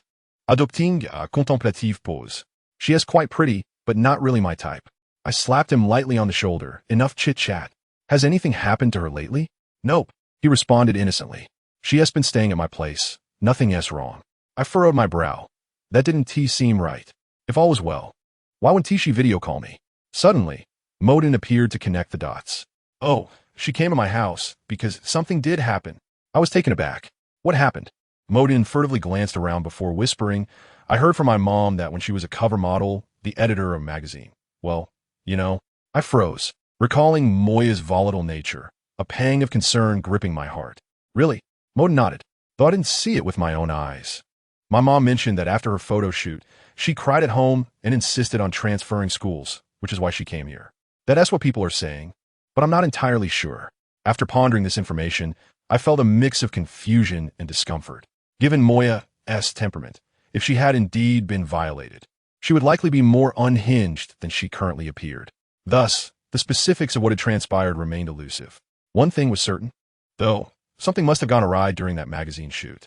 Hesitating for a moment, I snatched Modin's tissue and wiped myself before leaving.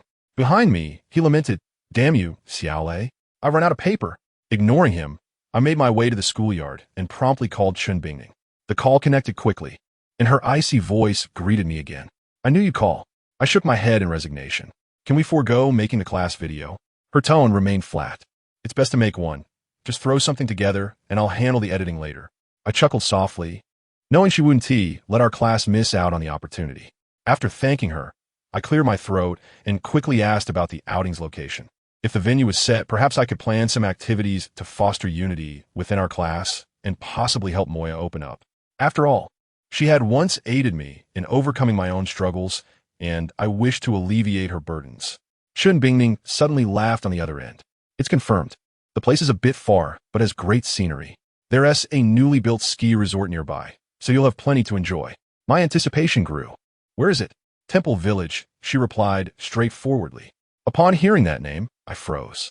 Temple Village, a name so familiar that it haunted my dreams almost nightly. After all these years, I had never forgotten it. Just the thought of it stirred a wave of sorrow within me. Modin and Sun Yunjing had skillfully avoided mentioning it. Fully aware it was a place of deep pain for me, the site of my most tormenting memories. It was my hometown, the very place that scoundrel still resided. Chapter 54. My little sister, upon hearing that location, it felt as if a door within me had swung open, causing a sharp pain in my chest, leaving me momentarily stunned and speechless. On the other end, Chun Bingning seemed to expect my reaction and did not hang up immediately, instead sharing in the silence with me. My mind was flooded with fragmented memories that persisted in flashing before my eyes, each instance sending tremors through my brain. These recollections were ones I had hoped to leave buried, yet now they resurfaced unexpectedly. After a long while, I closed my eyes and shook my head, trying to dispel the chaotic thoughts. Finally, I exhaled deeply to calm myself, chuckling softly as I asked, "President Chun, when do we depart?" Chun Bingning seemed to have been waiting for my question. Her voice remained cool. "In 2 days, at 8 in the morning. You all will gather at the school gate." "Understood." I nodded, prepared to end the call when an impulsive thought crossed my mind. "President Chun, will you be joining us that day?" "Oh," she replied, her tone suddenly intrigued, accompanied by a gentle laugh. "Do you want me to come?" Hearing her words, even though she wasn't physically present, I could vividly picture her smiling face, causing my cheeks to flush inexplicably. I stammered, "Well, what I mean is..." "Don't say any more, I understand." Before I could respond, she hung up. In the end, she didn't clarify whether she would attend. She merely acknowledged my question. A sense of helplessness washed over me. Strangely, I found myself wanting Chun Bingning to join us on this excursion. This notion had emerged suddenly and seemed impossible to shake off. Holding my phone, I listened to the dial tone for a moment before slowly putting it down. Looking up at the lifeless sunlight in the sky, I tightened my clothing, casting aside all thoughts as I quietly returned to the classroom. By this time, our teacher had begun the lesson. Upon seeing me, she shot me an admonishing glare, but didn't press the issue, simply directing me back to my seat. Moya was still slumped over, seemingly lost in her own thoughts. Seizing the opportunity while the teacher lectured, I leaned in closer and hesitated before asking, "Moya, I heard you came here, because what?" A flicker of wariness crossed Moya's usually indifferent gaze. "Tangled, did you hear some nonsense from my cousin?" "Absolutely not," I exclaimed, startled by her use of my full name. Moya's expression darkened slightly. "Don't overthink it. Rest assured I haven't been. It's just those shameless people spreading rumors." I know, I nodded, fully believing her, yet unable to resist asking, "So, Moya, can you tell me what actually happened?" Despite often being teased by this witch, I held a sense of gratitude for her, as she had helped me in the past. I certainly didn't want anything unfortunate to befall her. Upon hearing my question, Moya hesitated, letting out a deep sigh and rolling her eyes. "Just mind your own business. I'll handle my own issues. By the way, is your leg healed?" My expression darkened slightly. Although I realized she was changing the subject, I could only nod. "It's fine now." Moya turned her head away, no longer looking at me. "If you're fine, then stop running around. If you end up limping, I want to carry you. My face darkened completely, and it seemed that I could not extract any words from her for now. However, I felt a twinge of concern and reminded her to contact me immediately if anything arose. Suddenly, Moya transformed her expression into one of alluring mischief, letting out a soft laugh as she playfully tugged at her stockings and licked her lips. "What is the matter, little Lay? Are you so concerned that you wish to engage in something mischievous?" My gaze involuntarily drifted to the pristine expanse of her thighs and the hint of her snow-white underwear, causing my face to flush crimson once more. I quickly lowered my head, choosing not to indulge in any further frivolous conversation. I must admit, once Moya adopted this enchanting demeanor, my innocence as a Navi young man rendered me utterly defenseless within moments. In such a classroom overseen by our strict headmistress, her antics truly bespoke a unique kind of sorcery. Ignoring Moya, along with the resentful expression of Modan, I drifted through the afternoon in a daze. Upon returning home after evening study, I found my father and stepmother engrossed in a television show, while Lin Mingjie had returned early, happily munching on an apple behind them. Observing the harmonious scene of the three, I hesitated but felt compelled to approach. The moment my father noticed me coming over, his expression shifted to one of immediate suspicion. "You little rascal, have you gotten into trouble at school again?" I rolled my eyes, scratching my head while glancing at my stepmother, and couldn't help but speak up. "Dad, can we have a word alone?" Upon hearing this, my father's hand shot up. "What nonsense requires hiding from your mother? Speak quickly." Startled, I dared not resist his authoritative demeanor and settled onto a small stool in front of him.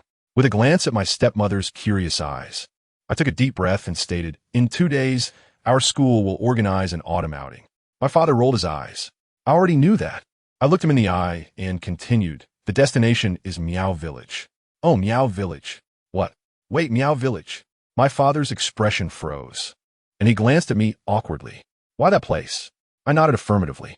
Lin Mingjie cast a dubious glance at the two of us, but remained silent. Before I could elaborate further, my stepmother chimed in with curiosity. "Meow Village, is that where Xiao Lei's hometown is?" My father nodded, but hesitated, stealing a glance at my stepmother before conspiratorially saying, "Xiao Lei, come, let us find a place to talk privately." My mouth twitched, and before I could respond, my stepmother's piercing gaze met mine. "What? Is there something you need to discuss behind my back?" Her words dripped with threat, causing my father's demeanor to shrink considerably as he chuckled sheepishly. I wouldn't dare. No, absolutely not." I looked at my father, exasperated, and after a while, once my stepmother settled down, he sighed on the sofa. "Actually, even if you weren't going on the outing, I wanted you to visit." I was taken aback, not quite understanding his meaning. "Why?" My father looked at me seriously. "Your mother seems to have returned and is living there." Confusion washed over me as I turned to glance at my stepmother, suddenly realizing he wasn't referring to her. My father's expression was awkward, and he glanced at my stepmother, clearly uncomfortable with not having disclosed this matter to her. My stepmother wore an unusual expression, but merely smiled without comment, seemingly unfazed by my father's omission. My mood darkened instantly, and I stood up, scratching my head. What is the point of looking at her? We're going on an outing, not a family reunion. By the end of my outburst, my expression had turned cold, and I turned to leave. "You little rascal." My father was irritated, but didn't truly erupt in anger, merely waving his hand dismissively. "Do as you please." I chuckled softly and took a few steps when my father suddenly called out to me again, "You little rascal, even if you don't want to see her, you should at least go back and check on your sister." I frowned, glancing at Lin Mingjie, who wore a peculiar expression. "Isn't my sister right here?" My father shot back in anger. "I'm talking about your biological sister." At those words, a petite figure suddenly flashed in my mind, causing a slight tremor in my heart. I smiled faintly, choosing not to respond, and turned to leave. Just as I entered my room, Lin Mingjie followed me in, her demeanor increasingly awkward, and I noticed her steps were somewhat unsteady, as if she were injured. My heart skipped a beat, and I forced a smile, realizing trouble was brewing. Taking a deep breath, I steadied myself and looked at Lin Mingjie, whose face bore a mix of embarrassment and fatigue. "What brings you in?" She waved her hand, her expression oddly unnatural. "Nothing. Nothing at all." Not grasping her intentions, I turned away to pour her a cup of tea. But when I turned back, I was taken aback. My room, once a mess, was now immaculate, the clean floor reflecting my shadow. Even my desk was organized, and the usually disheveled bed was perfectly made, with not a wrinkle in the blue sheets. I had never been one to tidy up my room, and with my father and stepmother busy with work, the only person who could have done this was Lin Mingjie. My heart warmed, and I turned back, smiling at her awkward demeanor. "Did you return so early just to tidy up?" Lin Mingjie nodded, seemingly embarrassed, letting out a huff, her cheeks reddening. "I wasn't he doing it for you? I just came back early and found it so filthy that it was disgusting, so I chuckled, feeling warmth spread within me. But I found her stubbornness amusing. "Regardless, thank you." "Oomph. It's nothing." Lin Mingjie looked up at me, her expression oddly curious. About that Meow Village." Her demeanor was cautious, her words hesitant, clearly concerned about my reaction. However, at that moment, my expression darkened as I focused on her feet. "Did you hurt your foot?" I had noticed earlier that her walking seemed off, and now she stood there, slightly tilted, looking uncomfortable. Startled by my interruption, Lin Mingjie nodded without concern. "I was just running too fast." No. I tripped while walking." I frowned. "Have you treated it?" Lin Mingjie lowered her gaze. "It's nothing, just a little twist." Sighing in exasperation, I pulled her closer, causing her to jump in surprise and let out a yelp, hopping on one leg while looking at me with annoyance. "What are you doing? Sit on the bed for a moment. I'll get some medicinal alcohol." I firmly guided Lin Mingjie to the bed, feeling a twinge of anxiety. "If you don't treat it, it will swell badly by morning, and you won't even be able to walk, you fool. It's not that big of a deal." Lin Mingjie began to protest, but I didn't listen, standing up to fetch a bottle of medicinal alcohol. When I returned, Lin Mingjie sat on the bed with her head lowered, her face slightly flushed. I paused for a moment, but then realized that Lin Mingjie had not yet taken a bath. She had merely changed into slippers. Since our school does not enforce a uniform policy, she was dressed in shorts and a pair of black knee-high cotton stockings. If I were to apply the ointment for her, I would first need to remove her stockings. The thought made my face feel somewhat uncomfortable. I cleared my throat and handed her the medicinal alcohol, saying, "Could you do it yourself? I have something to attend to." Having concocted such a clumsy excuse, I was about to turn away when unexpectedly, Lin Mingjie called out to me, her eyes reddened. "My leg hurts, I can't reach it." I halted, feeling an overwhelming sense of awkwardness as I observed her flushed face. With my stepmother already asleep and little Lin seemingly having gone to bed ages ago, I couldn't possibly venture into the bedroom to find them.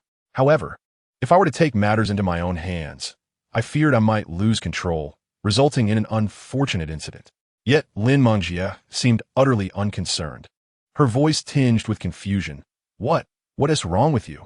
Since she exhibited no apprehension, I reluctantly turned back to face her, offering a somewhat awkward smile as I said, "Well, let me help you." Lin Mingjie lowered her head, her face growing increasingly crimson. My own cheeks felt flushed as I pulled a chair closer and sat down awkwardly in front of her. Holding the medicinal alcohol, I looked at her hesitating expression, steeling myself to speak. You injured that foot." I'll help you. I can do it myself." Lin Mingjie exclaimed, startled, quickly raising her right foot. Observing the pain etched on her face, I realized she was unable to remove her slippers by herself. Thus, I gently grasped her calf and slowly eased off the pink cotton slipper. The moment my hand made contact with her leg, we both shivered, an electric sensation coursing through me. I desperately ignored the warmth and smoothness beneath my fingers as I carefully removed the adorable slipper. Soon, a delicate little foot appeared before me, encased in black stockings. I couldn't help but recall the moments when Lin Mingjie had previously used her feet in a rather intimate manner, causing my heart to flutter, and I quickly placed her small foot upon my lap. You should take it off first." I inhaled deeply, beads of sweat forming on my forehead. Lin Mingjie nodded, her gaze fixed downward as she reached down to slowly peel off the stockings from her right leg. Perhaps out of shyness, her movements were painstakingly slow, and this temptation was nearly unbearable for me. The sound of the fabric rubbing against her thigh reached my ears, causing my cheeks to burn hotter. As she continued, the black stockings gradually slid down from the root of her thigh, revealing her fair, glistening skin, which sparkled under the harsh light. Her legs were slender, embodying an almost perfect proportion that could hardly escape anyone's notice. I turned my head away, swallowing hard. unwilling to gaze any longer. After a moment, as I awaited her to remove the stockings entirely, Lin Mingjie suddenly called out to me the back. I can't reach it. Startled, I turned around, nearly causing a nosebleed at the sight before me. The black stockings had slipped down to just below her knees, leaving the remaining fabric awkwardly in place, creating a tantalizingly ambiguous view that almost made me lose control. I exhaled, striving to dismiss any lewd thoughts, and extended my hand to gently peel down the stockings. Given our proximity, I could hear her racing heartbeat and catch a faint, delicate fragrance. Her warm breath brushed against my face, sending a shiver through my body as my hand trembled, nearly brushing against her thigh. Finally, as the stockings reached her foot, I was taken aback to discover that her ankle had swollen considerably, clearly indicating that she had at least taken a tumble, with visible bruises adorning her calf. A pang of concern gripped my heart, and I swiftly removed the stockings, anxiously glancing at her flushed face. Is your leg injured? Lin Mingjie, startled by my question, shook her head, blushing. I just fell. It's nothing serious. I sighed, disregarding her stubbornness, as I took out the medicinal alcohol and gently applied it to her now reddened ankle. Ah, she gasped softly at the sudden contact, causing my heart to skip a beat. I slowed my movements, aware of the potent allure of her legs, which were now presented before me, stirring an unexpected mix of emotions within me. It had been ages since anyone had tidied up my room, and despite the chaos, I had paid it no mind. Yet this petite, seemingly naive girl had gone to such lengths to surprise me, exhausting herself in the process. Shaking my head slightly, I inhaled her fragrance, finding a moment of tranquility amidst the turmoil. At that moment, Lin Mingjie broke the silence. Did something happen at that temple? After a moment of hesitation, I nodded. That essay story from my childhood. I'll tell you about it someday. For now, you should get some rest and refrain from wandering around. Join me for school tomorrow. Oh, she replied obediently, nodding without uttering a word. After applying the ointment, I cast a lingering glance at her pristine thigh, unable to suppress a smile. To be honest, your figure is truly remarkable. You, Lin Mingjie exclaimed, her eyes wide with disbelief. After a moment of bashfulness, a glimmer of joy sparkled in her gaze as she scoffed. That's just stating the obvious. I chuckled softly, choosing not to reply further. Lin Mingjie furrowed her brow and glanced at me before descending the bed on her own, preparing to return to sleep. I hurried over to support her arm. Don't push yourself. Let me help you. I don't need your help, she retorted, yet instinctively clutched my arm. I smiled, wrapping one arm around her shoulder while gently guiding her with the other. A rich fragrance enveloped me, seeping deep into my heart as her soft form leaned against me, prompting memories of our initial encounters to resurface. After safely returning Lin Mingjie to her room, I finally exhaled. Just as I intended to depart, she unexpectedly called out, Tangled, remember to wait for me tomorrow. Don't worry, I replied with a smile, releasing a soft sigh as I turned to head back to my own room. Chapter 56. Dare to strike, dare to stop me. The following morning, after preparing breakfast, Lin Mingjie awoke just in time. The swelling on her foot had diminished significantly, and she appeared to be in much better condition. Upon seeing me, her face lit up with joy. Thank you for yesterday.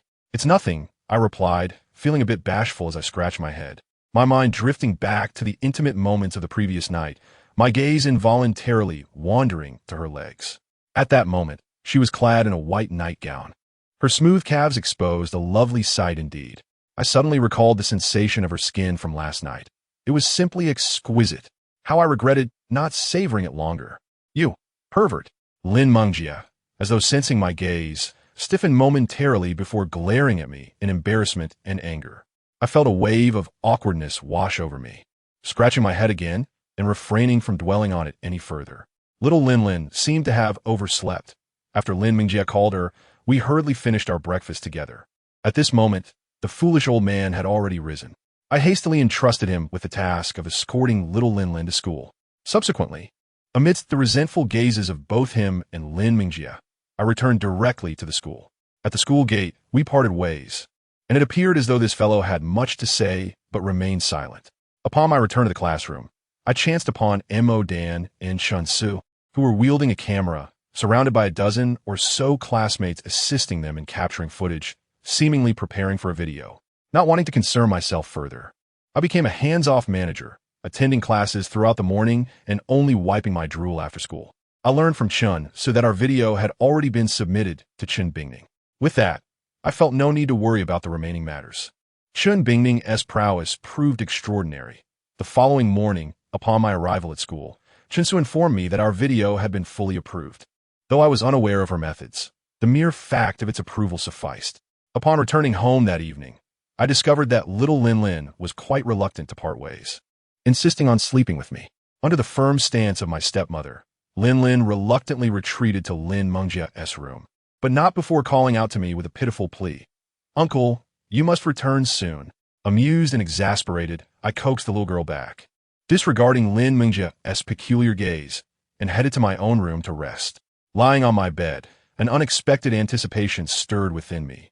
Tomorrow, we would depart from Yaozhuang. I wondered about the old rascal and how he had fared during this long absence. The thought of that shameless fellow, even more so than my father, brought a smile to my lips. "Old man, I shall return tomorrow.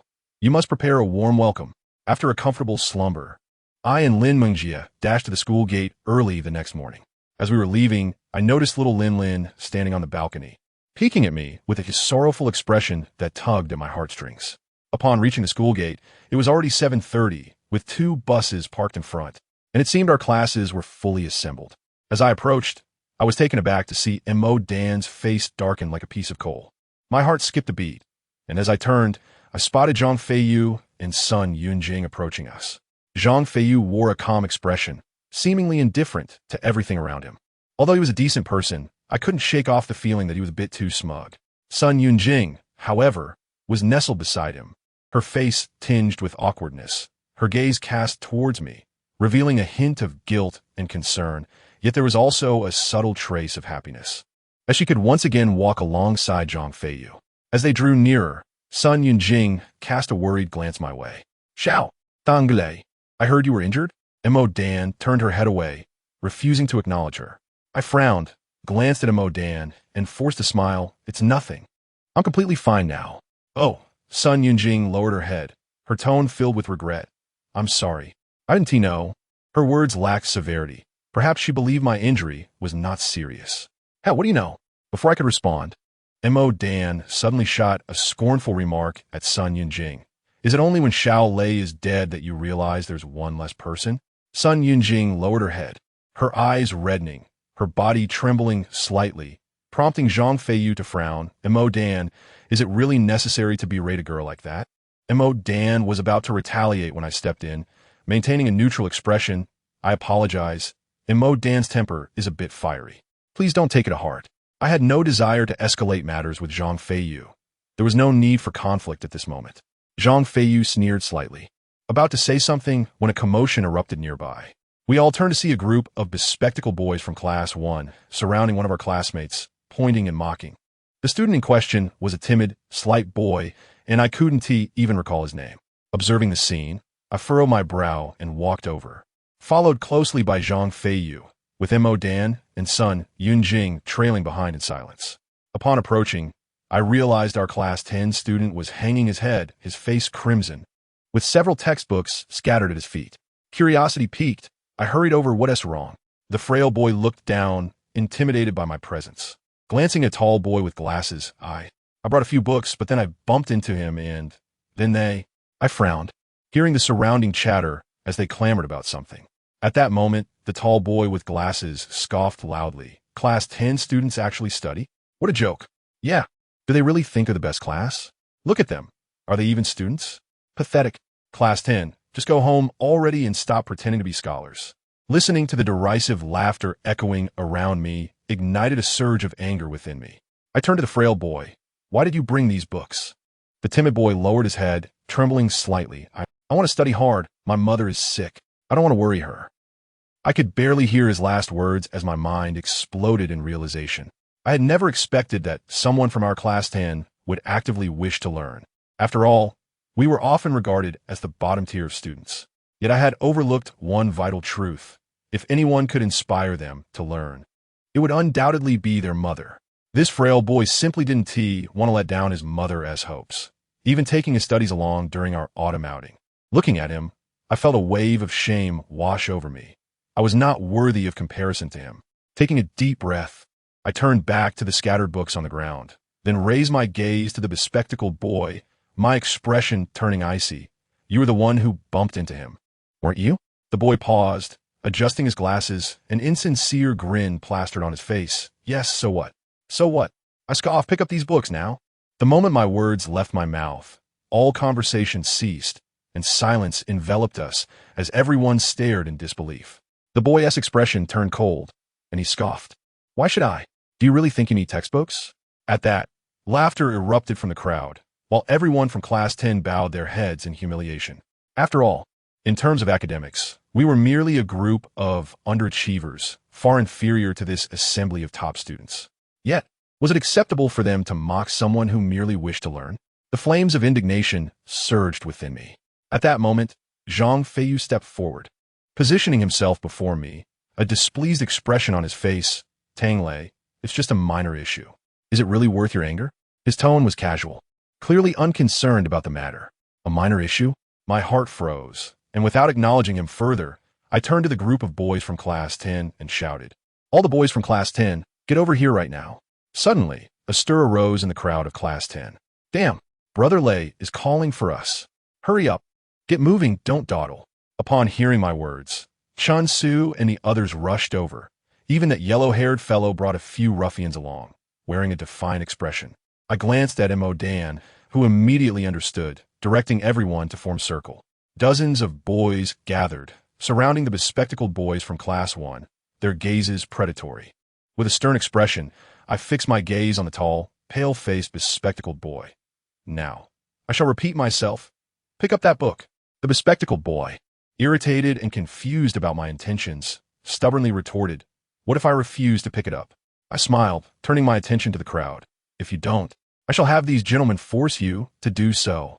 At this proclamation, silence fell once more. Even the students from Class 1 were taken aback by my audacity. Chun Su, perplexed, inquired, Brother Lei, are we really going to do this? I chuckled and addressed the surrounding crowd. Brothers, what would you do if someone bullied our class? Chun Su's anger flared. What else? We would beat him to a pulp. Anyone who dares to bully our class will face dire consequences. This is not mere talk. We must ensure he pays. Listening to their fervor, I chuckled and placed my hand on the shoulder of the frail boy. As the class leader of Class 10, I will not allow anyone to bully our own. Upon hearing this, the atmosphere grew tense.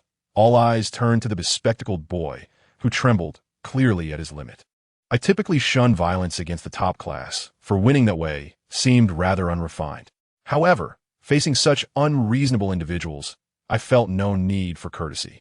Sometimes, I relished dealing with unreasonable people, as it granted me the freedom to be equally unyielding. If you refuse to pick it up, fine. I shall compel you to do so. The bespectacled boy's face grew paler at this confrontation, while the other students, mere bookish scholars, retreated at the sight of our numbers. Mo Dan and Chun Su had already picked up a brick, prepared to act on my command. Sun Yunjing attempted to intervene, but I ignored her, and Mo Dan blocked her way. Anyone who dares to bully our class must face the consequences. Zhang Feiyu's expression darkened as he stepped forward, a flicker of anger in his eyes. Tang Lei, do you dare to resort to violence in front of me and so many students? His tone remained haughty, reminiscent of a prince, yet I chose to disregard him. I sneered and glanced at the frail boy with disdain, then turned my gaze back to Zhang Feiyu. If I dared, would you dare stop me? Zhang Feiyu's face froze instantly. At this moment, nearly all the boys from Class 10 had gathered, their expressions icy, ready to follow the lead of anyone willing to act. Against a group of weaklings, we academic underachievers held a decisive advantage. Zhang Feiyu's expression darkened further. It was the first time I had witnessed such a look on his face. And while I found it amusing, I also noted the underlying calm in his eyes. He raised his head and addressed me. Tang Lei, are you truly prepared to escalate this matter? Hearing this, I frowned and replied, Zhang Feiyu, you have pushed the situation to its limits. If that bespectacled fellow can pick up the books and publicly apologize to our classmate, then this matter will be settled. But will he do that? Upon voicing this demand, I noticed a flicker of discontent on the face of the yellow-haired ruffian. While the tall, bespectacled boy's expression shifted to one of humiliation, his gaze lowered. Zhang Feiyu hesitated, glanced into my eyes, then turned to the bespectacled boy. The boy seemed to sense something and quickly averted his gaze. I was fully focused on Zhang Feiyu, eager to see how he would navigate this situation. Zhang Feiyu furrowed his brow, sighed deeply, and looked at the bespectacled boy, calmly instructing, "Go, pick up the books," and apologized to this classmate. The bespectacled boy was taken aback. What did you say?" Zhang Feiyu's face flushed with anger, his voice rising. I said, "Pick up the books and apologize. Are you deaf?" The elite students were momentarily stunned, and I too felt a jolt of surprise, my facial muscles twitching, for this fellow had indeed backed down. While I understood that Zhang Feiyu wouldn't openly confront us, I hadn't expected such a clear concession. In front of so many witnesses, he had retreated, essentially begging for mercy. Although I anticipated this outcome, witnessing it unfold left me momentarily speechless. I observed Zhang Feiyu, his face crimson and fists clenched, and secretly marveled at his talents. If it had been anyone else, they would never have swallowed their pride so readily. Yet he managed it. However, his arrogance had led him to miss an opportunity. Had he made the bespectacled boy apologize sooner, the outcome would have been far more favorable. Now, the elite students regarded him with skepticism. Even Sun Yunjing's expression reflected surprise. The bespectacled boy seemed slow to react. Only after a prolonged silence did he nod in realization. Then, under the gaze of over 100 students, this humiliated individual bent down, gathered all the textbooks, and handed them to the frail boy. I am sorry. The frail boy, taken aback, accepted the books but lowered his head, uttering not a single word. In this confrontation, Class 10 emerged victorious. I couldn't help but glance at Zhang Feiyu, who was simultaneously looking in my eyes.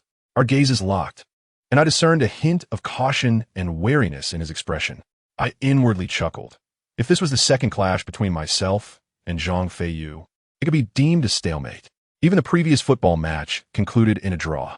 Though Zhang Feiyu won that game, and I lost, I garnered the support of Class 10, thereby gaining a slight upper hand, yet it remained a tie. This time, I led Class 10 in compelling the elite students to apologize, yet Zhang Feiyu had retreated. In truth, neither of us emerged victorious. Had we engaged in a physical altercation, none of us would escape the school's repercussions, and Class 1 would lose their autumn outing privileges, resulting in mutual destruction. Yet, with Zhang Feiyu's concession, we set aside this matter, allowing it to fade into obscurity. As I pondered, I couldn't help but scrutinize Zhang Feiyu closely, a smirk involuntarily creeping onto my lips. This fellow is truly remarkable. A person of great capability, yet devoid of arrogance. Although Zhang Feiyu hasn't quite reached that level yet, he is certainly close. Utilizing such an individual to foster unity within our class appears to be an excellent idea. Despite Zhang Feiyu's prowess, he remains but one person, whereas I possess the unwavering support of all my classmates. Just as I was lost in this mischievous reverie, the earlier brash youth approached me, his gaze hostile. "Why do you act like a coward? Why didn't you just take out those fools earlier?" Upon hearing this, his companions echoed his sentiments. Chun Su and Mo Dan frowned and began to approach, but I stopped them, inhaling deeply and addressing the youth. "Could you kindly tell me your name?" He rolled his eyes. "Wang Junjie."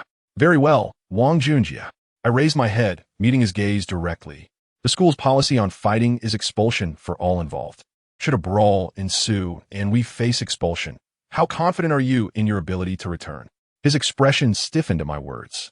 "Return? I'm just an ordinary guy. A nobody. If worst comes to worst, I can always find a job and endure this humiliation." Hearing your tone, it seems you have no intention of returning. I chuckled coldly. If a fight breaks out, at least half of us will be expelled. Can you bear the responsibility for those who are expelled? I have always maintained that violence is the most disgraceful response when confronting the elite class. Do you remember? Since you recall that, I believe I need not elaborate further. I waved my hand dismissively, furrowing my brow. I resolved that Wang Junjie would become my key focus from this point forward. His expression became somewhat awkward upon hearing my statement, though he huffed defiantly and walked away. At that moment, several teachers, donned in hats and carrying backpacks, approached, including our rather formidable homeroom teacher. Upon seeing the teachers, the previously gathered students straightened up in an orderly manner. As a frail boy passed by me, he shot me a grateful glance. Our homeroom teacher called for us to board the bus, and just as I was about to lead this group of misfits, I felt a sudden tug at the hem of my clothing. I turned in surprise to find Lin Mengjie standing awkwardly behind me. "What do you want?" I asked, curiously regarding her, as she had been elusive earlier, making me search for her in vain. Lowering her head, she appeared quite embarrassed. "Class 1's bus is full. I can't find you." "Full?" I glanced curiously at the nearby bus, which seemed quite empty, with many still unboarded. "You!" Lin Mengjie suddenly became irate. "I said it's full, so it's full." My expression froze as I understood her implication, prompting the surrounding misfits to exchange knowing glances. Embarrassed, Lin Mengjie dashed onto our class's bus without a word, and our homeroom teacher, seeing such a beautiful girl, made no attempt to stop her from boarding. I shook my head in resignation and followed her. By the time I reached the bus, Lin Mengjie had already claimed a seat in the front row. Concerned about her being bothered by the misfits, I chose to sit beside her. Lin Mengjie's cheeks flushed slightly as she glanced at me, snorted, and turned away. I let out a wry smile, intending to speak, when I suddenly spotted a familiar figure. Emoya, dressed in casual blue attire, sat in the back, head bowed and wearing a troubled expression. She had been absent during the recent commotion, and seeing her pale face now filled me with an instinctive sense of foreboding. Even the autumn outing had not alleviated her spirits, and now, as we were about to depart, she remained troubled. It seemed something was indeed amiss with her. As the bus roared to life, I frowned, preparing to check on Emoya when Lin Mengjie suddenly lifted her head, curiosity and caution etched on her face. "Where do you think you're going?" Her gaze held a hint of accusation, leaving me perplexed. "I'm just going to see Emoya." I scratched my head, suddenly feeling awkward. "Why would you want to see her?" Lin Mengjie frowned, her eyes flashing with displeasure. "What would that girl possibly need?" I chuckled awkwardly, realizing that the straightforward Lin Mengjie could be quite intimidating. Exhaling deeply, I glanced at the melancholic Emoya, feeling a surge of concern. I stammered a dry explanation. "Well, I'm a class leader, so I ought to check on her. And, you. Forget it. Just go." Lin Mengjie, evidently annoyed by my hesitance, glared into my eyes. "You must return within 3 minutes." "Why?" I asked, intrigued. "No reason." Lin Mengjie shot me a glare. "If you're not back in 3 minutes, I won't let you off easily." "Understood." Gazing at this fierce girl, I felt as though a weight had been lifted, and I breathed a sigh of relief, hastily rushing to Emoya's side. Perhaps due to the previous incident when Emoya had unexpectedly asserted herself, her seat was devoid of companions. Even the lecherous boys kept their distance. She sat quietly, gazing out the window at the sunlight. At that moment, the dawn sun had just begun to rise, casting a golden hue upon her face, which, combined with her slightly melancholic gaze and gently tilted posture, rendered her ethereal, as though she were a fairy fallen into the mortal realm, devoid of her previous witch-like demeanor. As I approached, somewhat taken aback, Emoya seemed to snap back to reality, turning to me with a faint smile, her voice slightly awkward. "What is up, Shaolei? Did you miss me?" Seeing her forced smile, I felt a pang in my heart, sitting down beside her silently, meeting her gaze. "Emoya, do you dislike autumn outings?" "How could I?" Emoya gently brushed her hair aside, looking out the window. "I've been looking forward to the autumn outing for quite a while." Her voice carried a hint of nostalgia and loneliness, causing my heart to ache. I awkwardly continued then, "What exactly, Xiaolei?" Before I could finish my question, Emoya suddenly turned to me, as if making a decision. She looked at me earnestly. "Could you do me a favor?" I was puzzled. "What favor?" Emoya hesitated, lowering her head. "When we arrive at Miaozhuang, could you accompany me to meet someone?" My heart skipped a beat at her words. "Who is this person?" Emoya turned away, stating, "A friend of mine, an editor at a magazine." Upon hearing this, I recalled Emo Dan's words, my heart trembling. "He has been waiting for you in Miaozhuang. Does he need something?" Emoya shook her head. "He came along with me. I'll tell you the specifics later. Will you accompany me just this once?" Emoya's eyes held a pleading look, softening my resolve, and I nodded. "Of course, I will accompany you." Her face lit up with a smile as she turned away, saying nothing further. Furrowing my brow, I was dissatisfied with her reaction. Just as I was about to press on with my inquiries, a sudden sting pricked my face. Startled, I lifted my gaze only to find Lin Mengjie staring coldly at me, her eyes glinting with a hint of menace. What on earth was wrong with her? I had merely exchanged a few words with Emoya. It seemed unrelated to her. At that moment, Emoya also noticed Lin Mengjie and chuckled softly. "Shaolei, you should head back. I need some time alone. With concern, I inquired, should I stay here with you? Her troubled expression vanishing as she looked at me with a rather enchanting gaze. What's the matter, Xiaolei? Are you reluctant to leave me? After saying this, she playfully tugged at her collar, revealing a glimpse of her fair neck and the straps of her white top. I must leave. Rising abruptly, I fled, the sound of Moya's laughter ringing in my ears. I couldn't help but wipe the cold sweat from my forehead. This Moya, now transformed into a bewitching figure, was truly beyond my capability to handle. However, what astonished me further was that the editor dared to seek Moya out. Had there been some previous misunderstanding between them? As these thoughts swirled in my mind upon returning to my seat, Lin Mengjie behaved as if nothing had transpired, not uttering a word to me, merely giving a soft hum before reclining her chair and shutting her eyes to rest. I chose to ignore her. The bus had already merged onto the highway, and by afternoon, we should arrive at Miaozhuang. I had to set aside my concerns about Moya for now. She would surely elucidate the matter once we arrived.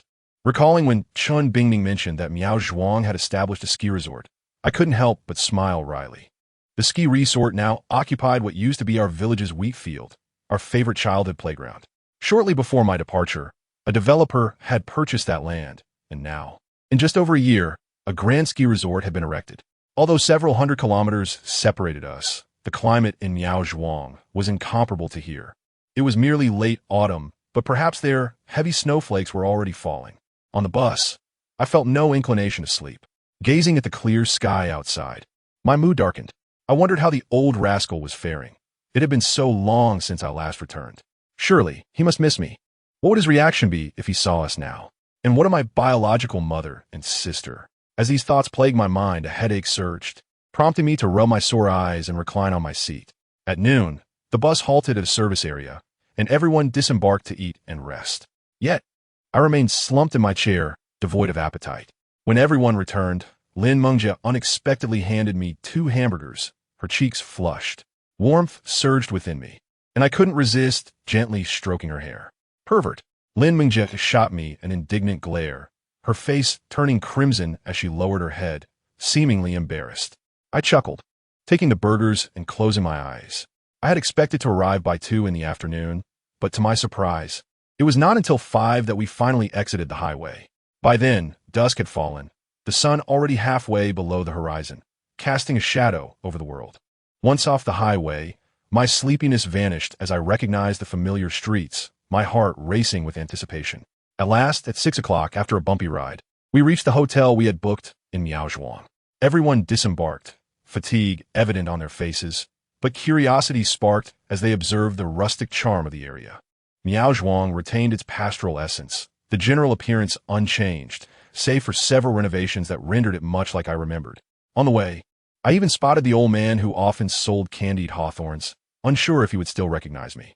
The hotel stood at the village's entrance, and it was then I noticed Mo Dan, burdened with a large backpack, staring intently at an old locust tree at the village's edge, lost in thought, a tinge of sadness in his eyes.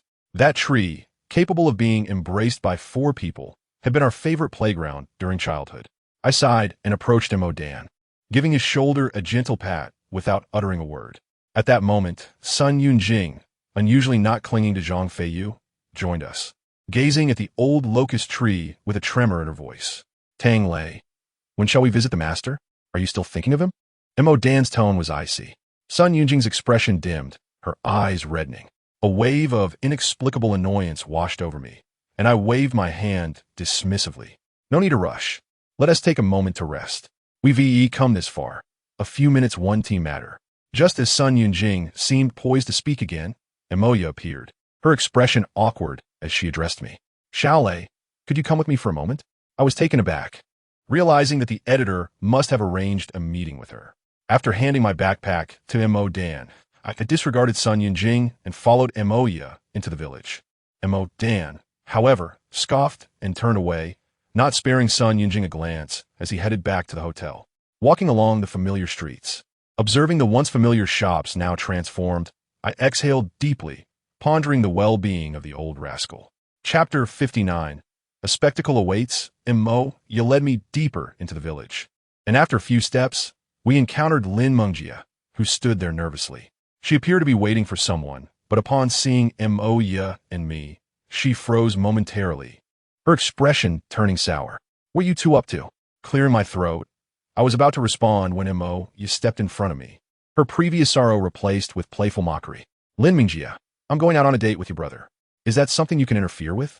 I gaped, a cold sweat breaking out as I recalled that these two young ladies had been at odds since their first meeting. Lin Mingjia's face flushed with anger as she glared at me. Is that true?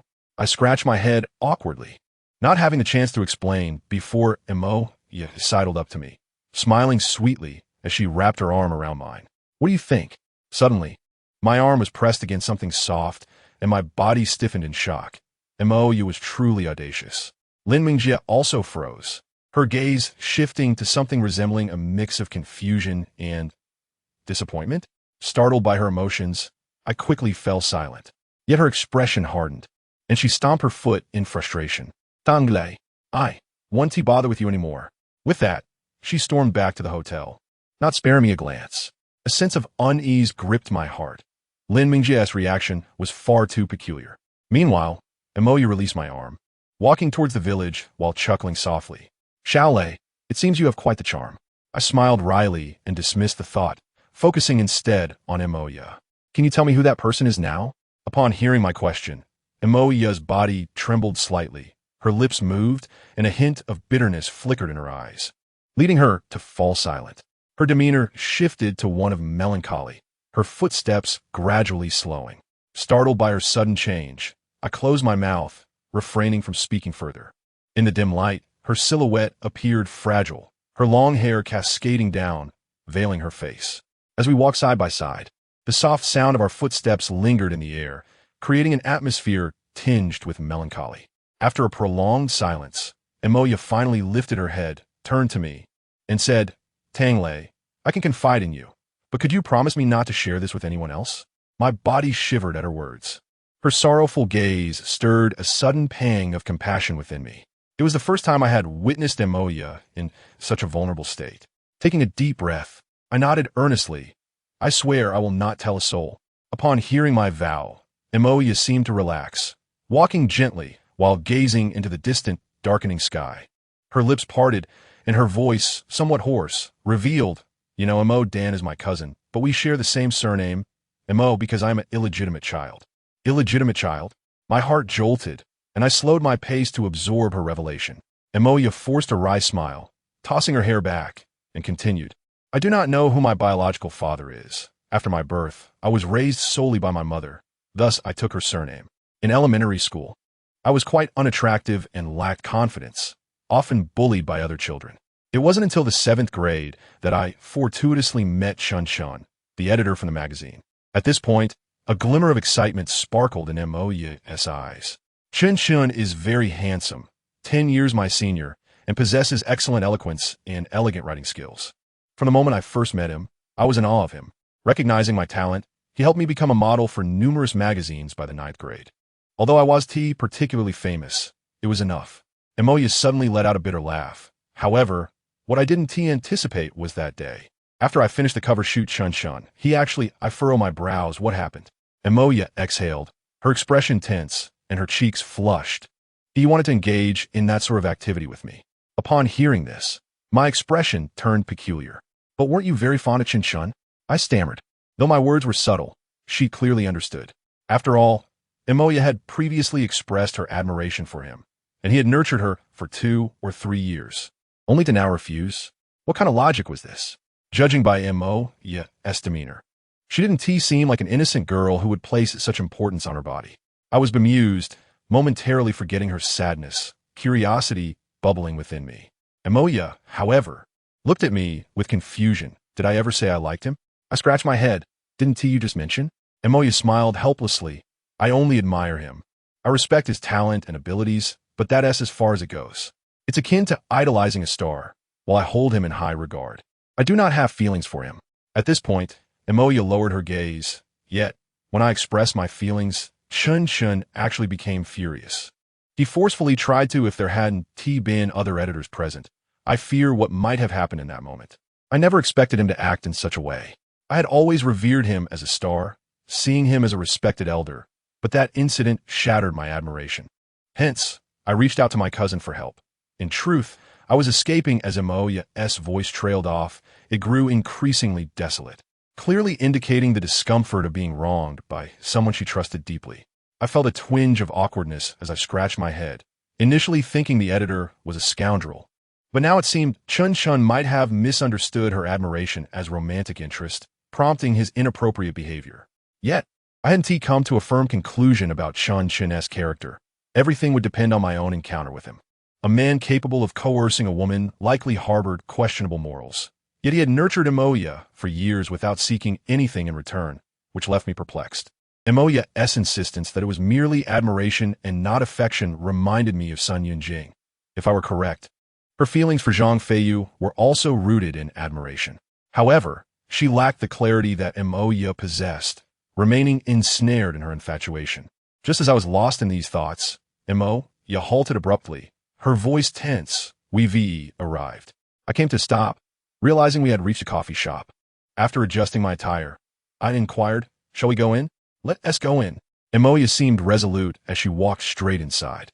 Following her, I awkwardly asked, "On what position should I assume while accompanying you?" Emoya chuckled softly, regaining her composure. "I told you you're my cousin." Nodding, we made our way to a small private room where I spotted a young man in a suit seated on the sofa, engrossed in a newspaper. This young man was undoubtedly Chun, appearing nearly 30, with a refined appearance and bright eyes, his stylish crew cut suggesting he was not of a deceitful nature. However, something about his impeccably straight posture and the mature, composed way he read the newspaper stirred an inexplicable discomfort within me, a feeling I could not articulate. So I suppressed it deep within. At that moment, Chun noticed us and his eyes lit up. Rising, he greeted Emoya with a smile and extended his hand toward me. "Hello, are you Emoya's classmate?"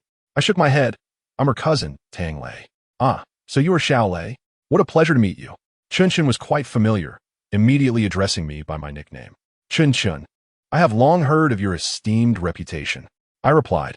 "Oh, I'm merely a minor figure." Haha, after a round of pleasantries. Chun invited us to take our seats and ordered 2 cups of coffee. Before Emoya could speak, Chun chimed in, "Xiaoya, may I still call you that?" Emoya was taken aback, her face reddening. "Of course you may." Seeing her reaction, Chun laughed. "That's good. Xiaoya, I am here today primarily to sincerely apologize." At this, Emoya gazed at him in confusion. Chun cleared his throat, directing his sincere gaze at me. "Xiaoya's cousin, first and foremost, I owe you an apology. I was in the wrong recently. I had too much to drink that day, and in a moment of folly, I acted inappropriately towards Xiaoya. I hope you can forgive me." As he spoke, Chun's eyes glimmered with remorse. Appearing genuinely sincere, I was taken aback by his directness, my lips twitching in silence. After expressing his apology, Chun took a deep breath, stood, and bowed deeply to Emoya. She was startled, quickly rising to assist him, her eyes glistening with emotion. "Please don't do that, I've long since moved on." Sorry, Xiaoya. It was my foolishness."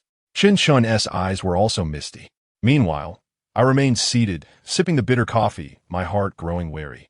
Until this moment, I finally comprehended why I felt such discomfort regarding that man. He was simply too perfect. A flawless man cannot possibly exist in this world. Even the likes of Zhang Feiyu would frequently reveal his arrogant nature. Therefore, if a man appears so impeccably genuine, there can only be one conclusion. He is a complete hypocrite. Moreover, his acting skills are rather mediocre. Even I would extend a modicum of courtesy before offering an apology. This fellow is decidedly unprofessional. With this thought, I couldn't help but smile wryly, observing Emoya's somewhat wary gaze, yet my heart felt a surge of amusement. Perhaps Lin Mingjie, that Navi fool, would be easily deceived, but this guy was far too inexperienced to perform before the likes of Emoya, the enchantress. This time, it should be quite a spectacle. Chapter 60. Worse than beasts. In response to Chun's apology, a touch of emotion flickered across Emoya's face. Yet her eyes harbored a hint of caution. "Brother Chun, please take a seat." Upon witnessing her expression, my heart skipped a beat. Could it be that there were aspects of the situation I remained oblivious to? Hearing Emoya's words, however, Chun remained bent over, fervently shaking his head. "Xiaoya, everything is Brother Chen's fault. I am the one who wronged you." I am here to apologize. As he spoke, Chun Shun bent his knee, as if to kneel down right there. Emoya furrowed her brow, evidently at a loss for how to handle the situation, and I could no longer suppress a cough. Unable to endure this buffoon's theatrics, I swiftly stepped forward and grasped his arm. Editor Chun, perhaps it would be best for you to sit and converse. Chun Shun cast a surprised glance my way, a glimmer of coldness flashing in his eyes, followed by an overwhelming shame upon his face. Xiaolei, I am truly sorry to Xiaoya. Thank you. Subsequently, with Emoya and my encouragement, Chun Shun, his face awash with tears, sank onto the sofa. Observing the redness surrounding his eyes, I sighed inwardly. This fellow was indeed too talented to not be an actor. Once we were all seated, Chun Shun continued to offer apologies, yet Emoya's expression began to cool noticeably. Brother Chun, I would like to ask you something. Upon hearing this, my heart tightened. We were finally approaching the crux of the matter. Chun Shun paused, wiping away the tears at the corner of his eyes. What is it? Xiaoya, please speak. Brother Chin will certainly answer you. At this moment, however, Emoya's demeanor shifted, becoming somewhat forlorn as she locked eyes with Chun Shun. Brother Chun, on the day we left the photography studio, at that time, you said that the reason you cultivated me was to wait until I grew up so that I could become your possession. Am I correct? I was momentarily taken aback by her words. This was something Emoya had not disclosed to me. Could it be that Chun Shun had indeed harbored such intentions? I gazed at him in astonishment, realizing he had set his sights on Emoya since her early adolescence. Was he perhaps intending to play the same game as I did, involving a form of Lolita training? At that moment, Chun Shin's gaze turned awkward, and he stammered, Xiaoya. I was drunk back then. Those were merely nonsensical words. Please don't take them to heart. It was all nonsense. He had hoped Emoya would offer some polite deflection, allowing him to gracefully extricate himself from the situation, yet Emoya continued to regard him coldly, remaining silent. Eventually, his words became increasingly disjointed. It was then that Emoya finally spoke, her eyes filled with sorrow. At that time, you said that if it weren't for the fact that you believed I would be quite beautiful when I grew up, you wouldn't have cared about my well-being, would you? That, Xiaoya, at that time, Brother Chin was drunk. Please do not take such words seriously. Chun Shin's face displayed a hint of anxiety, beads of sweat forming upon his brow. Emoya maintained her smile, her countenance tinged with desolation as she gazed at him. Brother Chun, ever since you uttered those words, I have been reflecting on all the days we spent together. When I was in the first year of middle school, I was somewhat afraid of your gaze. Even my mother often cautioned me to take care of myself upon seeing you.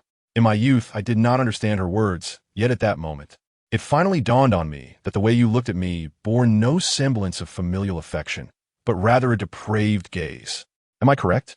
Chun Shin's complexion drained of color, his confidence wavering, his expression turning sinister. Xiaoya, you truly misunderstand. Listening to his noticeably tense tone, I realized that this fellow was about to be forced to reveal his true nature by Emoya. With this thought in mind, I glanced at the fire extinguisher on the floor nearby. Should this shameless individual dare to resort to trickery, I would not hesitate to act. At this point, Emoya's expression grew increasingly frigid, her gaze devoid of any warmth as she regarded Chun Shun. Is that so? Then, Brother Chun, can you explain why there's a camera in my dressing room? As soon as these words left her lips, Chun Shin's countenance turned ashen, devoid of any color. Emoya offered a bitter smile, her eyes shimmering with desolation. You know, Brother Chun, I truly wish to believe that you were merely deceiving me. But upon returning and discovering that camera, I realized everything. That dressing room was personally arranged by you, and at the time, you jokingly warned me not to let anyone take advantage of me. Later, I found those photos of me on your computer. Brother Chun, do you still need to explain this matter? At this juncture, Emoya's expression had transformed into one of icy resolve, while Chun Shun lowered his head, gasping for breath. After a long pause, he finally lifted his head, the traces of tears having vanished, replaced by a profound indifference. He no longer contested her accusation, his voice now flat. Where did you discover this? A flicker of disdain crossed my mind. This fellow was utterly inferior to Zhang Feiyu. His question was tantamount to an admission of guilt. Emoya's complexion paled further. The very next day, I found out. Chun Shun raised his head, his expression shifting. Then why did you come to see me today? Emoya regarded him, her voice steady. I simply wished to ask you one last time. What were your true intentions in helping me? My mother says you have always harbored ulterior motives. Have you ever regarded me as family? In your eyes, one might truly. Emoya's voice carried an undeniable authority. And in that moment, she appeared regal, her face a mask of indifference. Chun, on the other hand, seemed to transform into a cornered beast, his demeanor becoming frantic as he stood to face her. Xiaoya, what do you think? Emoya trembled slightly, shaking her head. Chun suddenly let out a cold laugh, his expression dripping with disdain. Do you think I would be so idle as to help a first-year middle school child? Do you believe I would possess such benevolence? What kind of fool exists in this world? If it weren't for the fact that I found your mother somewhat attractive, do you think I would care about you? My heart raced violently. This shameless Chun was intent on tearing off the mask entirely. But what did his words imply? Could it be that he harbored desires for Emoya's mother as well? Emoya, lifting her head, glared at him with a glint of hatred in her eyes. What do you mean? Chun chuckled mockingly, his expression one of utter contempt. Rest assured, I have no interest in that old hag. However, from her appearance and your childhood likeness, I deduce that you would undoubtedly grow into a stunning beauty. Otherwise, do you think I would invest so much time and effort into nurturing someone unrelated to me? However, your mother, that old hag, is so overly cautious at her advanced age. If it weren't for her, I would have succeeded several times. And you've taken so many photos. What are you afraid of? It was just the last time in bed, after all. How many true virgins are left among today as high school girls? How can you be so foolish? What difference does it make if I slept with you last time? I stared incredulously at Chun's shameless face, astonished that this guy dared to brazenly utter such disgraceful words. It seems calling him a hypocrite is still too generous. Even a hypocrite wouldn't be this shameless. Meanwhile, Emoya trembled with rage. Chun, I forbid you from insulting my mother. That old hag. I'm only insulting her to give her face. Chun's expression suddenly turned arrogant. Xiaoya, the reason I sought you out is to discuss something beneficial for you. You can hear me out before saying anything else. Emoya's demeanor grew frigid. What is it? Chun's expression became sinister. Tomorrow, Editor Wong from the magazine wants to have dinner with you. I trust you understand his status. If possible, let us leave now. After saying this, Chun suddenly laughed. After this meal, I should be able to secure you a better job. At that point, your pay for a single shoot would be at least 4 digits. So what do you say, interested? Emoya recoiled slightly, her face turning pale, her eyes revealing a deep-seated pain. I'm sorry, I won't take any more photos. Chun's expression darkened. Don't push your luck. Let me remind you, I've supported you for years, and it wasn't for nothing. You must go tomorrow. Moya's expression hardened. I will repay your help soon, but I will no longer work with you, nor will I take any more photos. At that moment, Chun exploded in anger, standing up and grabbing Emoya's arm. Stop right there. My brows furrowed instantly, and just as I was about to rush over with the fire extinguisher, Emoya suddenly turned around, her face icy, and slapped him hard across the face. Chapter 61. The first kiss. Emoya suddenly erupted. The slap was loud enough to startle the waitstaff. A few female servers approached, but I quickly waved them off, signaling that there was no issue here. The servers hesitated but did not advance, their eyes filled with caution, seemingly worried we might be fighting. At this point, Chun was stunned. He stared at Emoya in disbelief. Xiaoya, you dared to hit me. You actually dared to hit me? Emoya turned her head, her gaze cold. Yes, I hit you. So what? Chun's face contorted in rage, and just as he was about to speak, Emoya suddenly kicked him in the stomach. The event transpired so swiftly that Chun had no time to evade, letting out a cry of pain as he fell to the ground, knocking over a chair in the process. The waitstaff, having already been alerted by me, did not approach, but they gathered in a huddle, seemingly eager to witness the drama. Emoya's expression was frigid. In that moment, she was a true queen. Even I had to concede, setting aside the fire extinguisher, realizing that in the presence of a queen, it was best to remain understated and serve as mere backdrop. Previously, I refrained from intervening because this was a matter Emoya needed to handle herself. However, this sorceress was indeed far more formidable than Lin Mingjie, that Na'vi girl. I recalled how, upon discovering that when Zaheo had deceived her, Lin Mingjie had foolishly hidden behind me, weeping uncontrollably. With that thought, a pang of frustration gripped me, and I shook my head, focusing intently on the unfolding situation. Chun lay sprawled on the floor, clutching his stomach, a look of agony on his face. Seemingly unable to comprehend what had just transpired, staring blankly at Emoya. Conversely, Emoya's eyes suddenly reddened, her expression sorrowful. Chungu, this is the last time I will call you that. I shall return everything you've given me, and we will consider our debts settled. As she uttered these words, it appeared she had expended all her strength, retreating a few steps. I suppressed the urge to rush to her side, casting a cold glance at Chun Chun, the scoundrel. Chun Chun lay on the ground, his face a mask of disbelief. Emoya, you. Just as he attempted to say more, I could no longer tolerate it. Emoya was on the verge of collapse, and I wanted to shield her from any further provocation.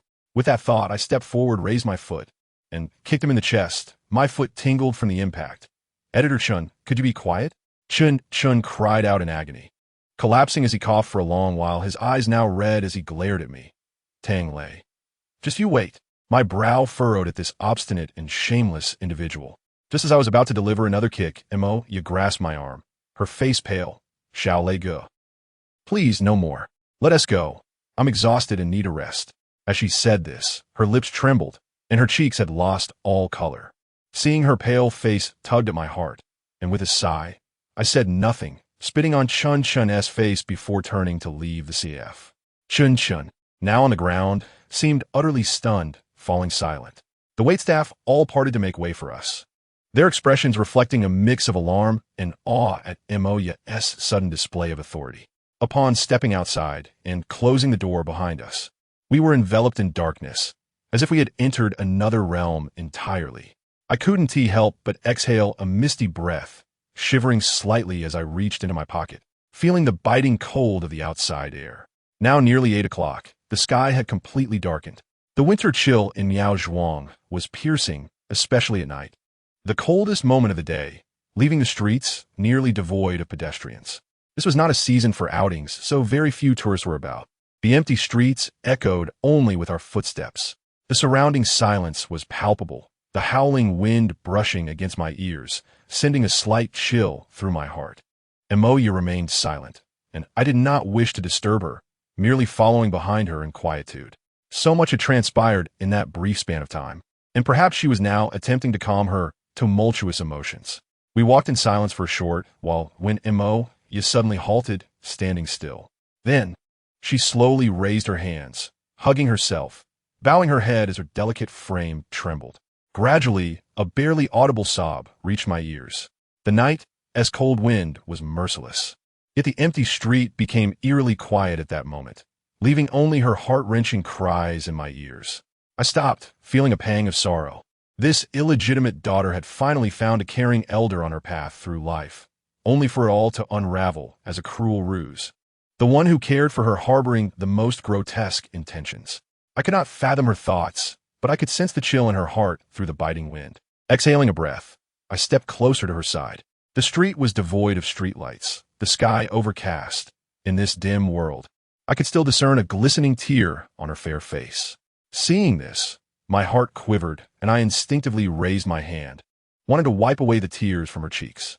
As my fingers grazed her smooth cheek, a tremor coursed through me, not born of lewd thoughts, but rather from the chill that emanated from her skin, as frigid as a block of ice, devoid of warmth. Emoya, a pang of sorrow struck my heart, and I gently wiped away her tears, a surge of warmth flowing through my fingertips into my very soul. Emoya, be strong. She lowered her head, remaining silent, the tears still streaming down her face. I sighed and placed my hands in my pockets, gazing into the distance. Emoya, this world is inherently harsh. You should know this better than I do. As an illegitimate child, she must have long endured life's myriad trials and tribulations, perhaps explaining her peculiar disposition. Emoya kept her head down, still silent. My eyes grew warm as I lightly caressed her hair. Once, I too believed the world had collapsed around me in an instant. But in truth, that was merely a figment of my imagination. Suddenly, memories of a long-planned confession flooded my mind, blurring my vision. I raised my gaze to the sky. This world will not adapt to us. Thus, our sole option is to adapt to it and integrate ourselves within it. Do you understand? These words were imparted to me by an old rascal, and in that moment, my heart felt as though a door had swung wide open, illuminating the path ahead. I understood, And so, did Emoya. I believe tonight we both grasped this truth. Emoya lifted her head, finally speaking, her voice trembling.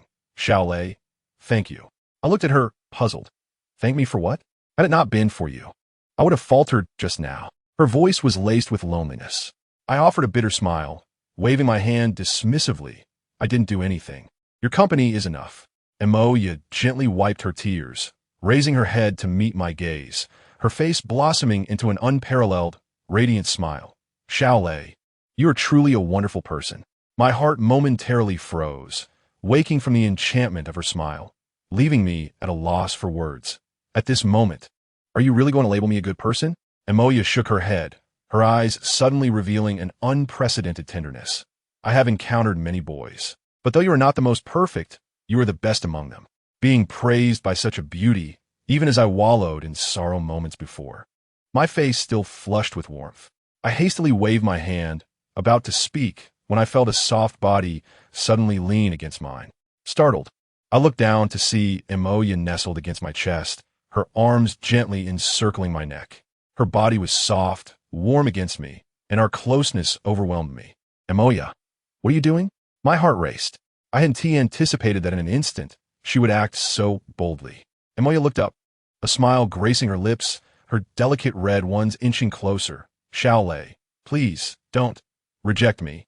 My mind went blank, my heart pounding furiously as I stared at the exquisite face before me, drawing nearer.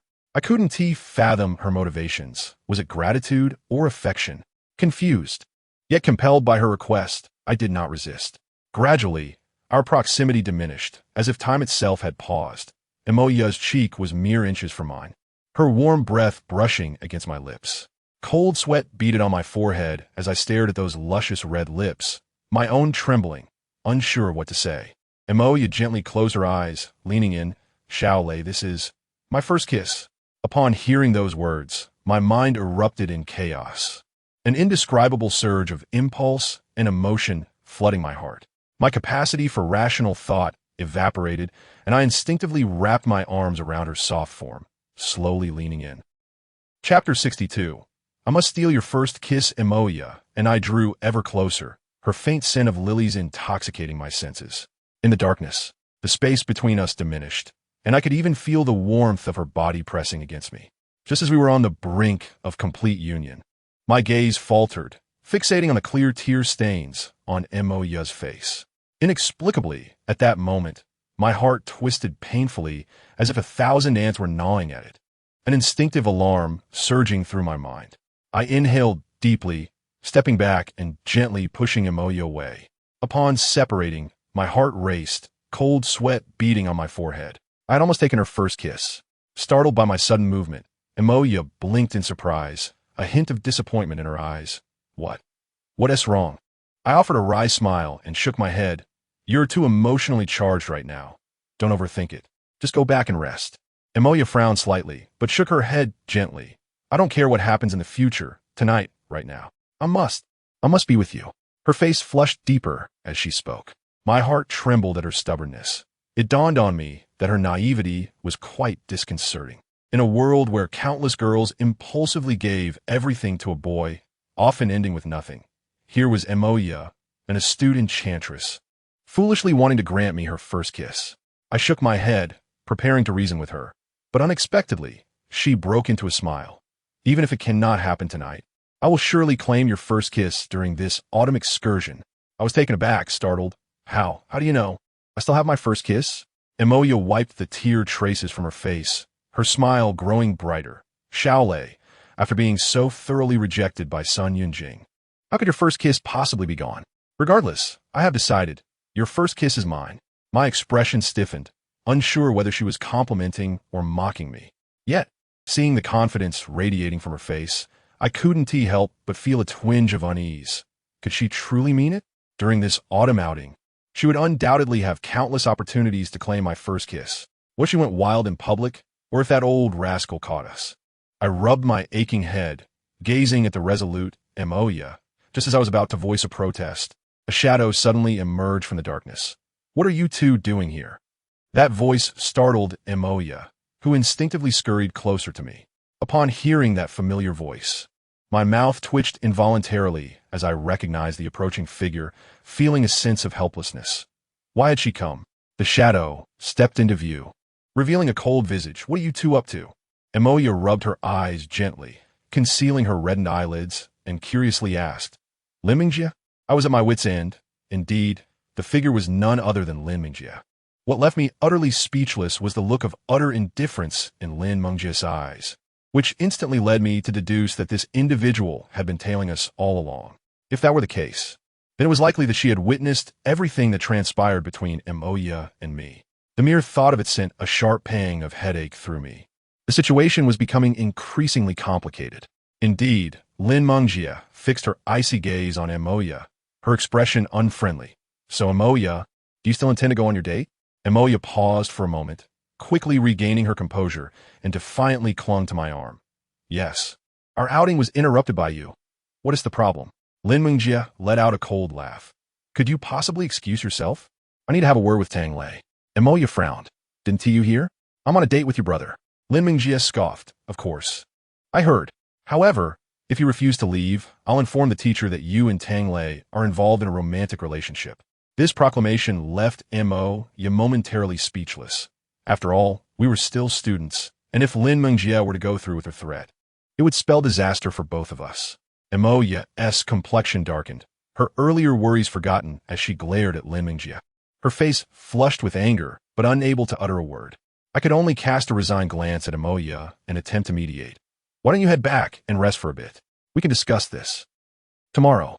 Emoya was taken aback, shot me a fierce glare, yet soon her expression softened into a smile, reverting to her enchanting self.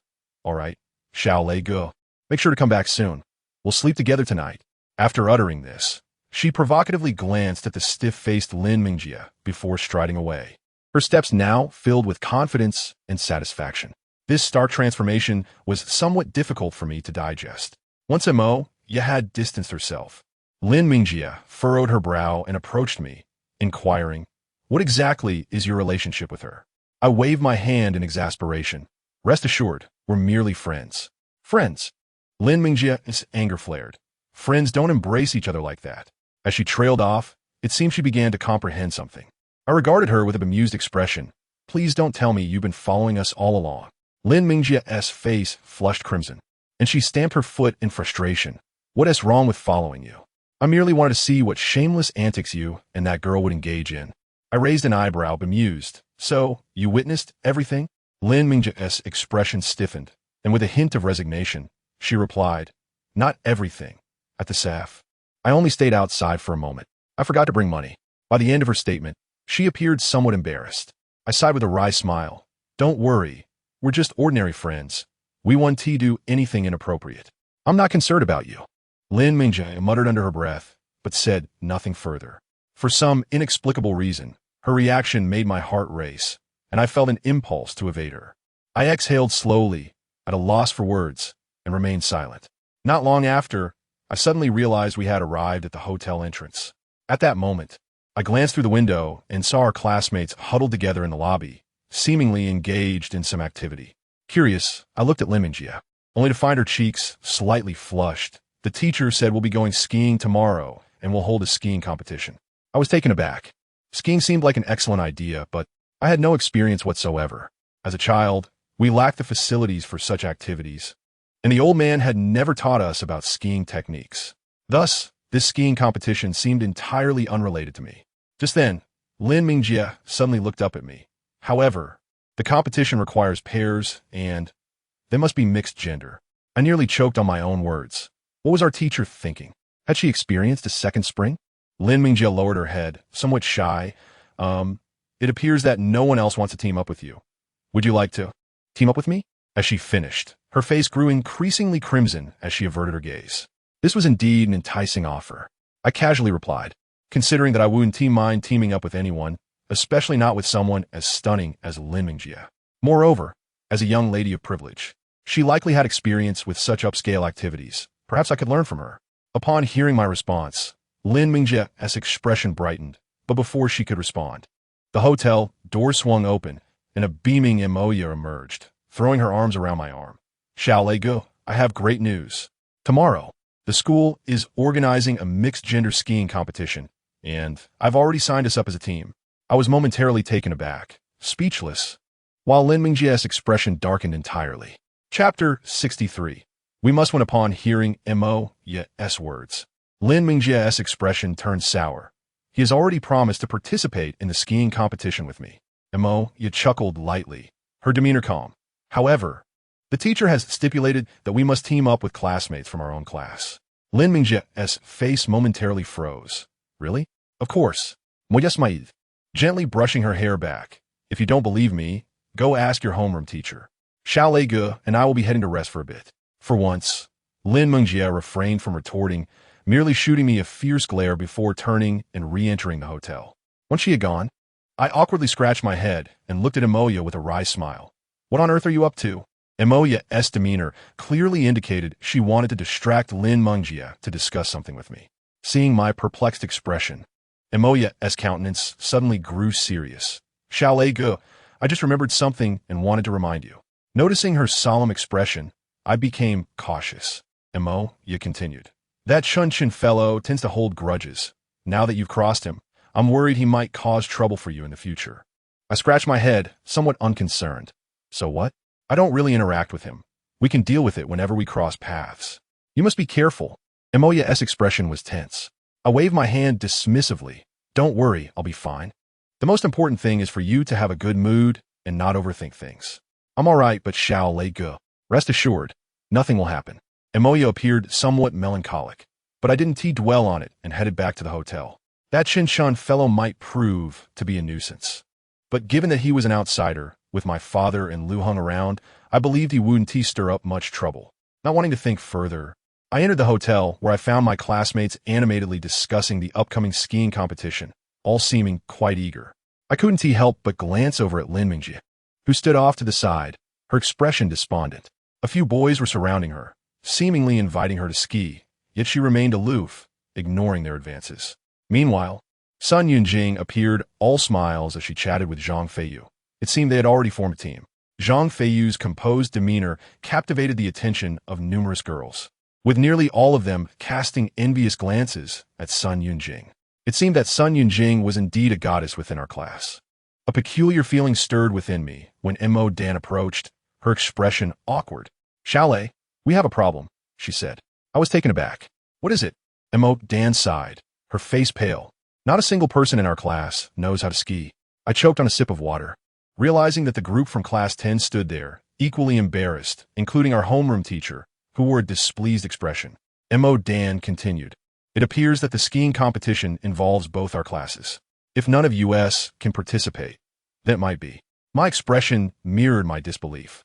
I never anticipated that this autumn outing would lead to such a skiing competition debacle. If our class truly lacked participants, we would undoubtedly become the laughingstock. Just then, Mo, who had been standing beside me, suddenly chuckled. As for skiing, I excel in it. My spirits lifted instantly as I turned to her. Can you teach me? Emoya nodded. I can teach you, but I have one condition. My heart raced. What condition? Emoya leaned closer and whispered. I want you to compensate me with a kiss. I felt my mouth twitch, lower my voice. Are you joking? Emoya's expression soured slightly. What do you think? Be careful, or I might kiss you forcefully. A bead of cold sweat trickled down my forehead. Why would she, who seemed to treasure her first kiss so much, insist on giving it to me? Yet Emoya looked at me with a slight threat. So, will you agree or not? I could only manage a wry smile. Well, let's discuss it later. The competition is more important. As long as you think so, I'll take it as a yes. Emoya flashed a victorious grin, chuckled softly, and turned to leave.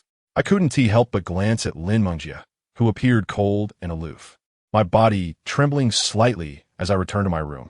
I was increasingly aware of Lin Mingjie's attitude, and this realization troubled me. The hotel the school had rented provided rooms for 4.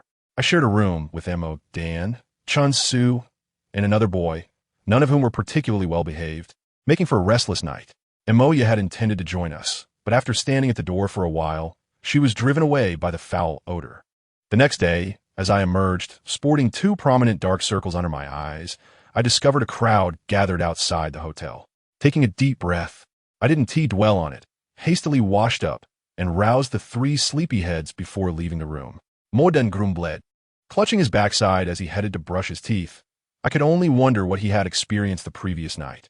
Upon opening the door, I found Moya waiting for me, dressed in a white down jacket, her black leggings accentuating her long, beautiful legs, radiating youthful vibrance.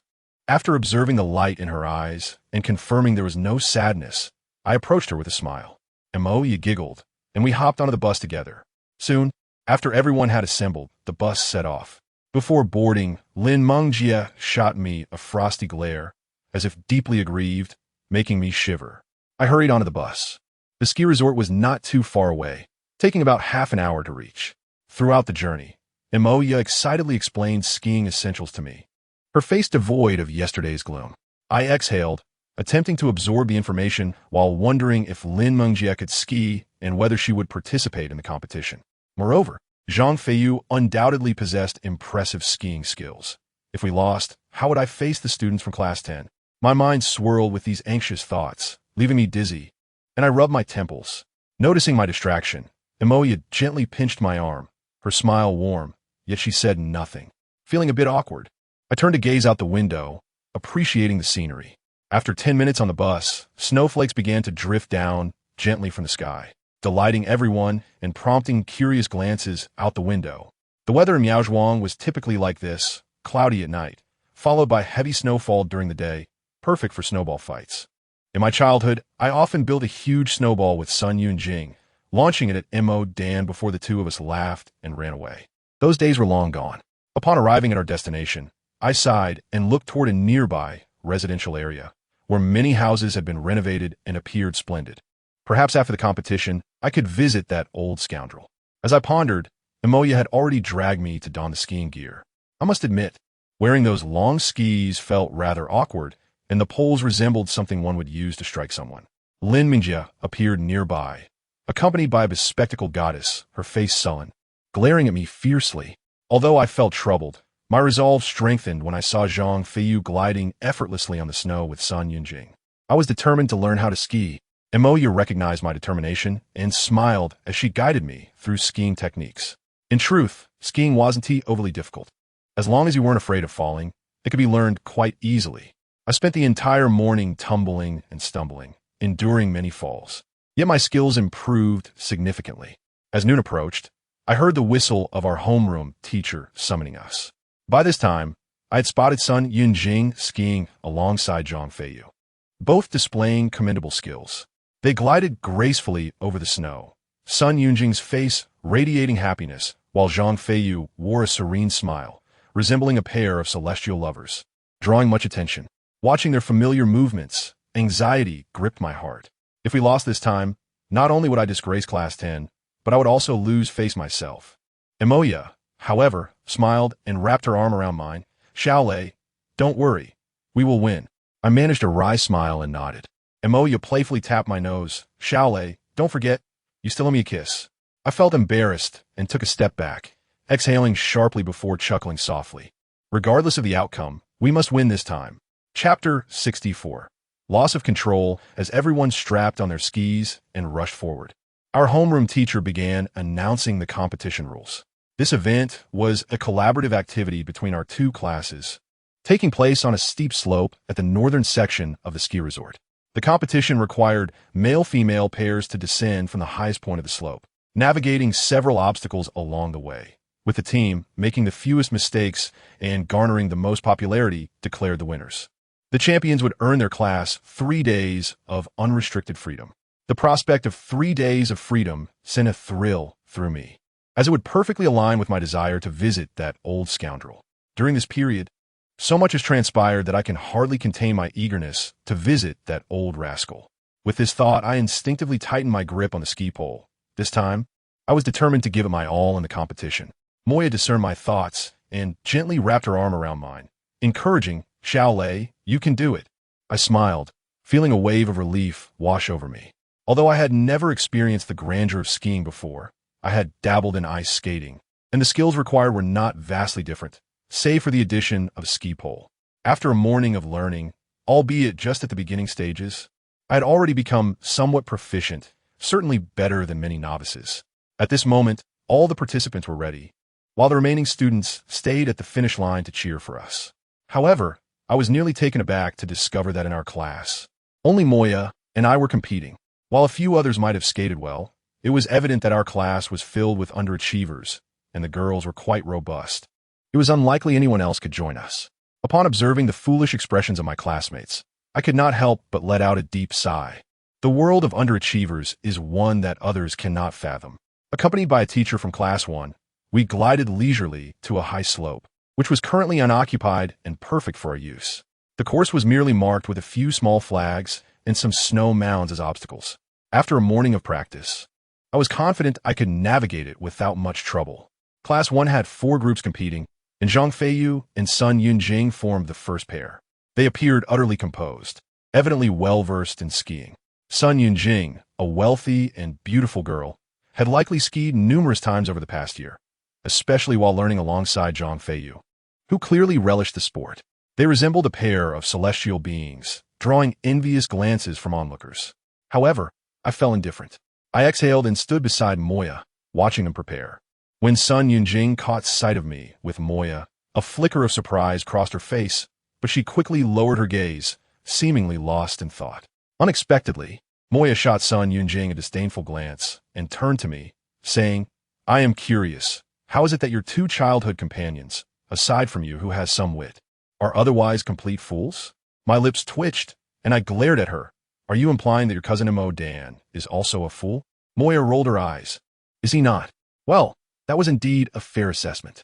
We exchanged glances and burst into laughter. And Mo Dan truly was more foolish than a fool. Just then, a teacher in front blew the whistle, and Zhang Feiyu and Sun Yunjing took their positions at the starting line, holding their ski poles with an air of nonchalance. Our expressions turned serious. This time, our only rivals were Zhang Feiyu and his partner. For me, this was the 3rd competition against Zhang Feiyu, and to be frank, I was not very confident, as the challenge felt overwhelmingly imminent. With a resounding blast of the whistle, Zhang Feiyu shot off first, bending low as he swiftly maneuvered his ski poles, akin to an arrow released from a bow, gliding effortlessly down the slope. His movements were fluid and graceful, and his speed was astonishing. Even the teacher overseeing the competition couldn't help but glance at him in admiration. Sun Yunjing followed closely behind, her gaze fixated on his back. Her reflexes were commendable, and as a beautiful girl, she kept right on his heels, a faint smile gracing her lips. Moya scolded, "Ah? Does she think that is something to be proud of? How embarrassing." I looked at Moya, bewildered by her animosity towards Sun Yunjing. However, upon glancing at the other girls from Class 1, who were practically glowing with admiration, I sighed inwardly. It was no surprise that with a handsome, wealthy, and charming figure like Zhang Feiyu, all the girls would be smitten. Only someone like Moya, with her discerning nature, could see through it all. Admittedly, when Zhang Feiyu and Sun Yunjing were together, they made a striking couple, but the only discordant note was Zhang Feiyu's consistently aloof demeanor, never once glancing at Sun Yunjing, while her gaze remained glued to him, as if she were tethered to him. I could only offer a wry smile as I watched them flawlessly navigate the course, prompting an uproar among the Class 1 spectators. Although the obstacles were few, executing such a perfect run required considerable skill. Both of them were masters. Soon after, the remaining 3 groups made their attempts, each encountering minor mishaps. Undoubtedly, the first place was secured by Zhang Feiyu and Sun Yunjing. When it was our turn, I took a deep breath and turned to Moya. "Let's go. We must aim for first place." Moya smiled gently, rising to her feet. "Xiaolei, don't forget. You owe me a first kiss." My lips twitched again, and I dared not reply, instead making my way to the starting line beside her. As the only pair representing Class 10, we drew the attention of everyone around. The Class 1 students looked on with disdain, while my classmates brimmed with anticipation and concern. Wang Junjia, with his bleached hair, regarded me with a hint of scorn but maintained a serious demeanor. I exhaled, eyeing the snow-white slope ahead, feeling a twinge of nervousness as I bent down to assume my starting position. When the whistle blew for the competition, I gently nudged my ski pole and began to glide downwards. Being a novice, my movements were somewhat sluggish as I feared making a mistake. Even Moya managed to pull ahead slightly. However, she noticed my struggle and slowed her pace, positioning herself right in front of me. I understood she wanted me to follow her, and I chuckled softly, gradually propelling my ski pole. As long as we could work well together, that would suffice. At that moment, I couldn't help but glance up, only to find the students at the finish line seemingly pointing and whispering about me. Their expressions a mixture of surprise. Startled, I quickly checked my attire, but everything seemed in order. As I pondered this, the first obstacle, a small snow mound, suddenly appeared before us. Moya deftly turned and glided past it. I exhaled and mimicked her movement, maintaining my balance and easily passing through. A surge of joy welled within me. Perhaps skiing over such obstacles wasn't so daunting after all, and my confidence began to build. However, before I could revel in my success, another flagpole loomed ahead. Moya adeptly maneuvered around it. She was a skiing expert, and I could not compare. At that moment, I had only just stabilized my body, with no time to adjust. Startled, I quickly turned to avoid the flagpole, but in doing so, I lost my balance and my body tilted to the right. Moya, alarmed, hastily braked and glanced at me. Xiaolei, she called my name, but suddenly her expression shifted as if she had noticed something surprising. In a state of utter panic, I struggled to stabilize my body while skiing, but once one loses control, maintaining balance becomes a formidable challenge. Just as I was on the verge of toppling over in my anxious state, a small hand adorned with a pink glove suddenly reached out and grasped my arm. Chapter 65, The Third Tie. The unexpected appearance of this tiny hand startled me momentarily, yet provided the perfect leverage, allowing me to regain my balance and avoid a fall. The crowd at the finish line erupted in gasps, and as I stood there, ski pole in hand, momentarily dazed, I turned to see the person who had pulled me back.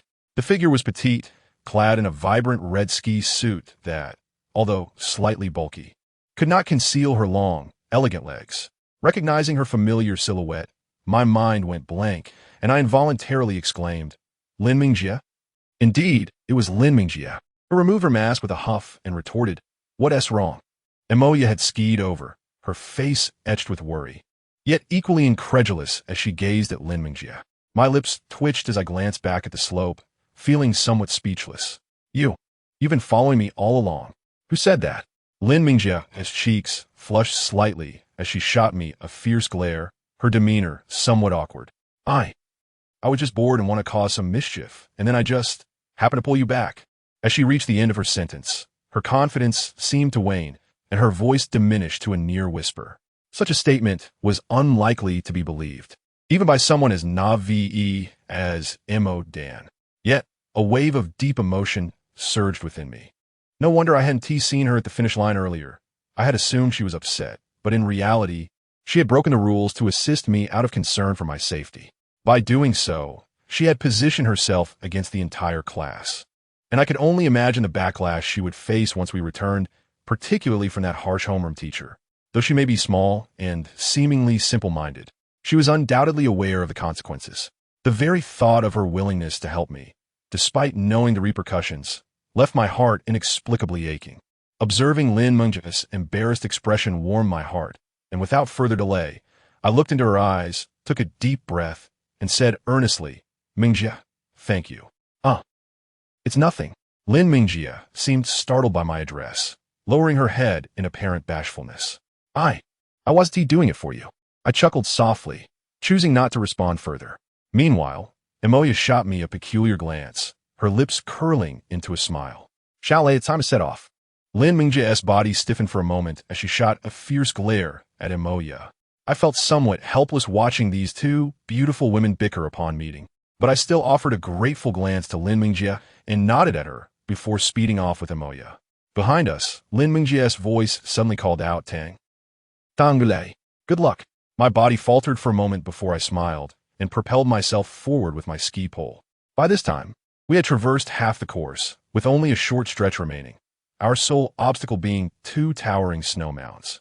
Given our current performance, if we did not exert ourselves, victory would undoubtedly slip away to Zhang Feiyu and Sun Yunjing. From a distance, I could see the two snow mounds closely positioned, almost adjacent to each other.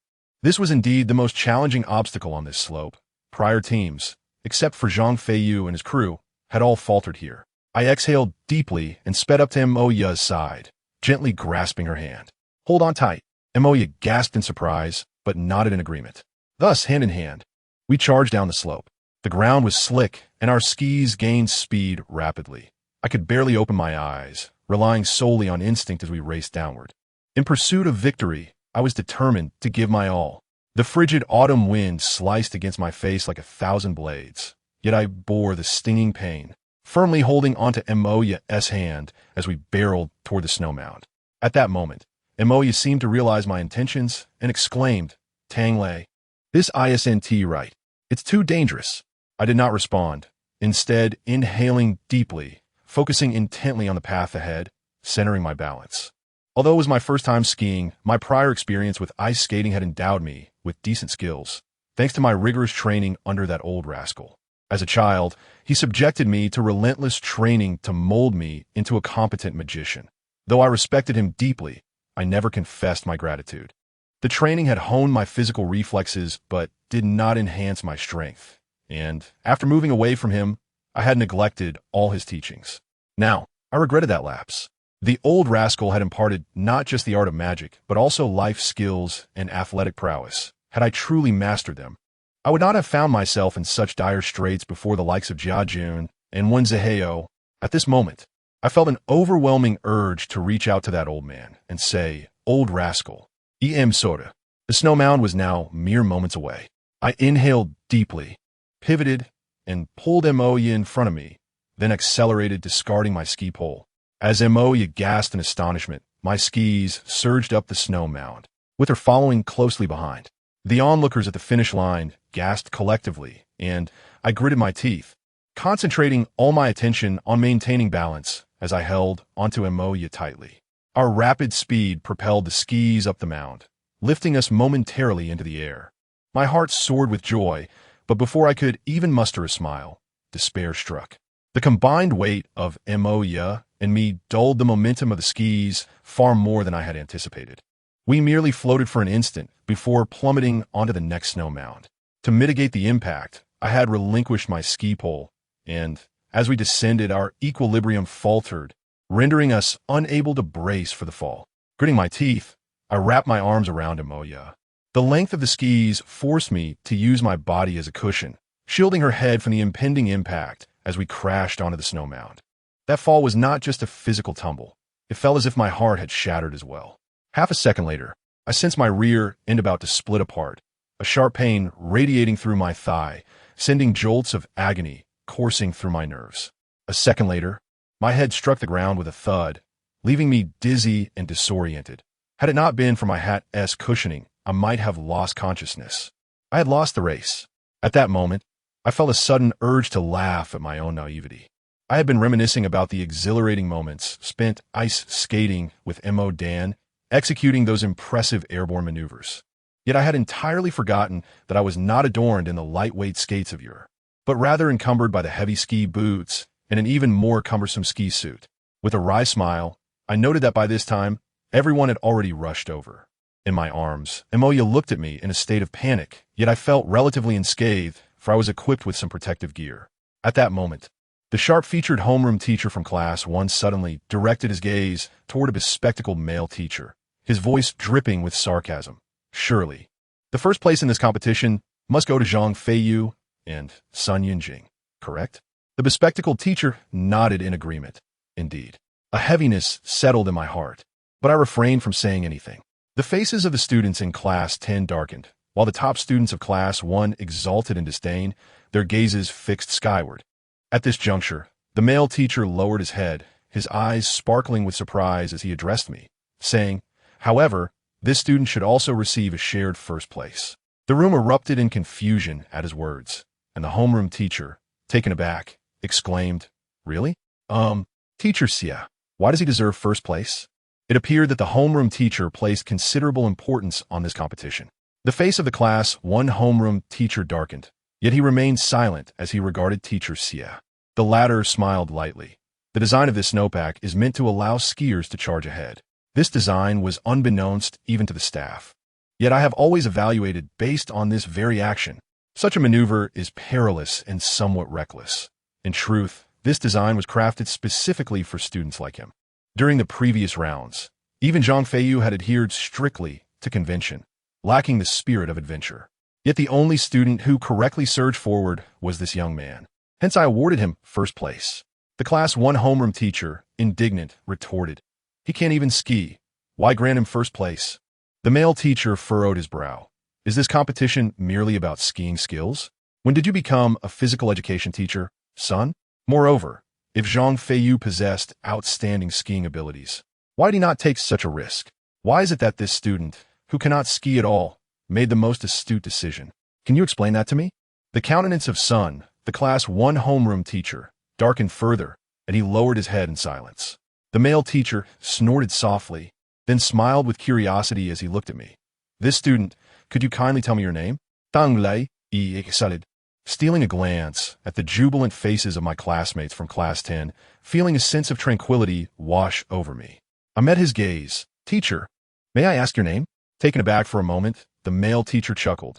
Certainly, I am Xia Wenbin. The homeroom teacher and Sun stared at me in astonishment, their thoughts unknown. I smiled and nodded. Although I was unfamiliar with Xia Wenbin, I found his character quite likable.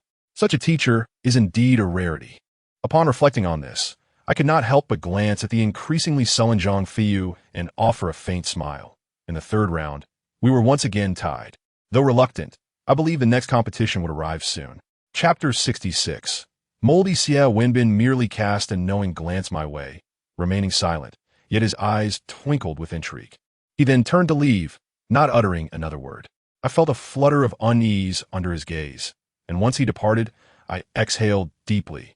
This fellow seemed far from ordinary. I turned to the homeroom teacher. Teacher, we must have secured first place, right? The homeroom teacher nodded with delight. Of course. Sun from Class 1 shot her a glance, his expression unfriendly. Our class is also first. The homeroom teacher's face fell, yet she said nothing. The students of Class 1 wore grim expressions. Victory had eluded them. Now they shared first place. Conversely, the students of Class 10 beamed with joy. Although it was a tie, it was sufficient for them. After all, the underdogs are easily pleased. I took a deep breath, rose to my feet, and rubbed my aching head, addressing the still dazed crowd. Didn't they say that the first place class gets 3 days of free activities? At this proclamation, all faces froze momentarily, as if only just processing the statement. The student from both Class 1 and Class 10 erupted in cheers. Our shared first place meant that everyone could enjoy their freedom. The homeroom teacher and Sun attempted to intervene, but their voices were drowned out as everyone rushed out to change clothes. I could not resist laughing as I pulled Dan along to change. I was eager to see that old rascal. The teachers sighed, yet remained silent.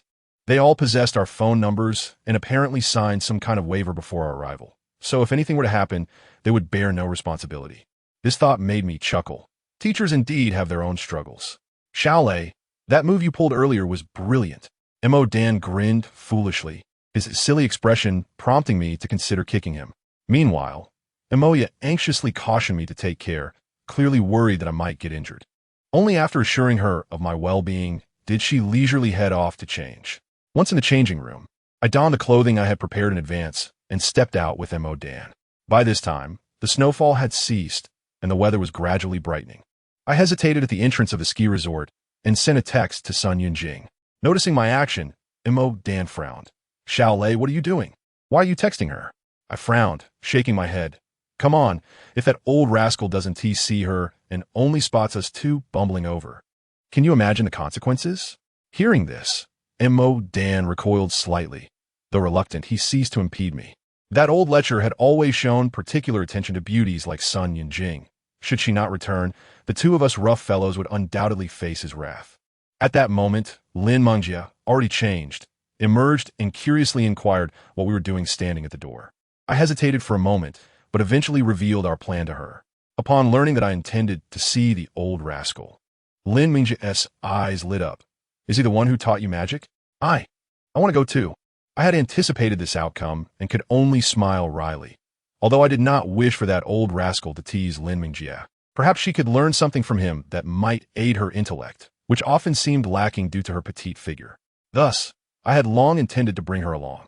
Just then, my arm was suddenly linked with another, a sultry voice chiming in. Since that is the case, I want to go too, Brother Shaolei. My body stiffened momentarily as I stared in exasperation at Emoya beside me. Am I allowed to refuse? Emoya smiled sweetly at me. What do you think, Brother Shaolei? In an instant, a sharp pain shot through my arm. I turned to Mo Dan, seeking his assistance with his cousin, only to find him grinning excitedly. Xiaoya, make sure to squeeze this fool. I quickly withdrew my arm from Moya's grasp, my mouth twitching slightly. At that moment, Lin Mengjie glared at Moya with evident hostility, demanding, "What are you doing here?" Moya chuckled lightly. "Why, if you can come, can't I?" Lin Mengjie, feeling somewhat at a disadvantage, flushed with anger, tangled. "He is my nominal brother. That's why I'm here. But what right do you have to come along?" My heart skipped a beat as I looked at Lin Mengjie, who seemed flustered. I was astonished that she would openly acknowledge our relationship, just to undermine Moya. Moya, however, smiled again. Mo Dan is my biological cousin. Why shouldn't I be here? Lin Mengjie's expression stiffened, and she shot me a fierce glare, unable to articulate a response. I felt awkward, not daring to interject. But it seemed this journey was about to include 2 more people. What a lively gathering. Suddenly, a gentle voice came from behind, causing my gaze to flicker, while Mo Dan's expression darkened.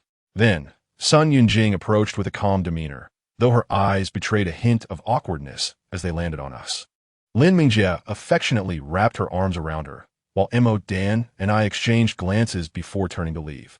Aside from Mo, yet teasing me occasionally, the atmosphere remained rather subdued. After a brief walk, we arrived at a residential area, observing the newly constructed buildings around us. Mo Dan sighed. "Xiaolei, do you think we can still find him?" I chuckled, somewhat speechless. "Do you really think that old man wouldn't know we've been here for a day?" Mo Dan's face brightened with surprise, but I waved my hand. "Let us go." Following a familiar path, we entered the residential area. Just a year had passed, yet I could hardly recognize many of the faces around me. As I gazed at the freshly paved asphalt road, a sense of melancholy washed over me, and I kept my head down, walking silently. Just then, Sun Yunjing suddenly exclaimed, "Look, over there." I paused, following her gaze to spot a lavishly decorated 2-story house. That very spot used to be the residence of that old scoundrel. My lips twitched as I approached the house with the others. The door stood ajar, revealing a wall adorned with a Kung Fu Panda mural, and the ground was devoid of snow, as if it had just been swept. Letting out a breath, I cautiously stepped inside, testing the floor first and feeling relieved that it held firm without any traps. I turned to Mo Dan and the others, announcing, "Let us go." Just as I said that, I took a large step forward, only to have the floor beneath me give way, and I plummeted into a pit. "What the hell?" I exclaimed, and Mo Dan rushed toward me. But as he took a step, he quickly covered his nose and staggered back. Sun Yunjing, Lin Mengjie, and Moya all turned pale, covering their noses as they retreated from the yard. My head throbbed, but I could feel a nauseating stench invading my senses, making me feel faint. At that moment, a lewd voice echoed, "Ha ha, Xiaolei, you foolish boy, you finally made it. Ha ha, how's the aroma?" An elderly man in a black Armani suit, wearing a pair of gaudy sunglasses and leaning on a cane, approached with a lascivious grin. I could see through him. His steps were steady, and his body was robust. The cane was merely for show. Rubbing my aching head, I curiously picked up a soft object and exclaimed, "You old fool, what did you leave lying around here?" The old scoundrel smiled slightly, revealing a look of triumph, knowing you were coming. I gathered all the underwear and socks I've accumulated over the year. "Xiaolei, could you help me wash them?" My lips twitched as I stared at the large red pair of underwear in my hand, the crotch area starkly white, seemingly moldy. Chapter 67, Master Uncle. For the sake of a golden diamond. 300 additional updates. Gazing at the oversized red underwear before me, surrounded by a dozen similar pairs and over 20 equally moldy socks, I suddenly felt a wave of despair. Regret washed over me. I had attended the autumn outing for a perfectly good reason. Why did I come to see this scoundrel? Encountering him could only lead to misfortune. "Damn you, old man, I'm going to give you a piece of my mind." I roared, igniting every drop of blood in my veins, and I leaped out of the pit, crimson-eyed, charging toward the old scoundrel. Though I knew I stood no chance against him, I was determined to confront him, even if it meant facing defeat. Tears almost welled up in my eyes. After such a long separation, this scoundrel showed no intention of sparing my dignity. My reputation was in tatters. Now, I reeked of foot odor and various unpleasant smells. As I emerged from the pit, Mo Dan and the others instinctively stepped back, hands covering their noses, faces twisted in disgust. The old scoundrel, without missing a beat, tossed me a bottle of floral water. Fool, spray this on yourself quickly. You stink to high heaven. Although I was revolted by his shamelessness, I maintained a scowl and accepted the bottle of floral water. After checking the expiration date, I sprinkled a bit on myself. After all, I needed some remedy for the foul odor.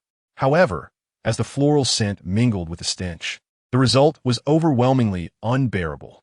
The old scoundrel doubled over in laughter, unable to contain himself, while even Mo Dan and the others wore amused expressions, seemingly finding my predicament quite entertaining.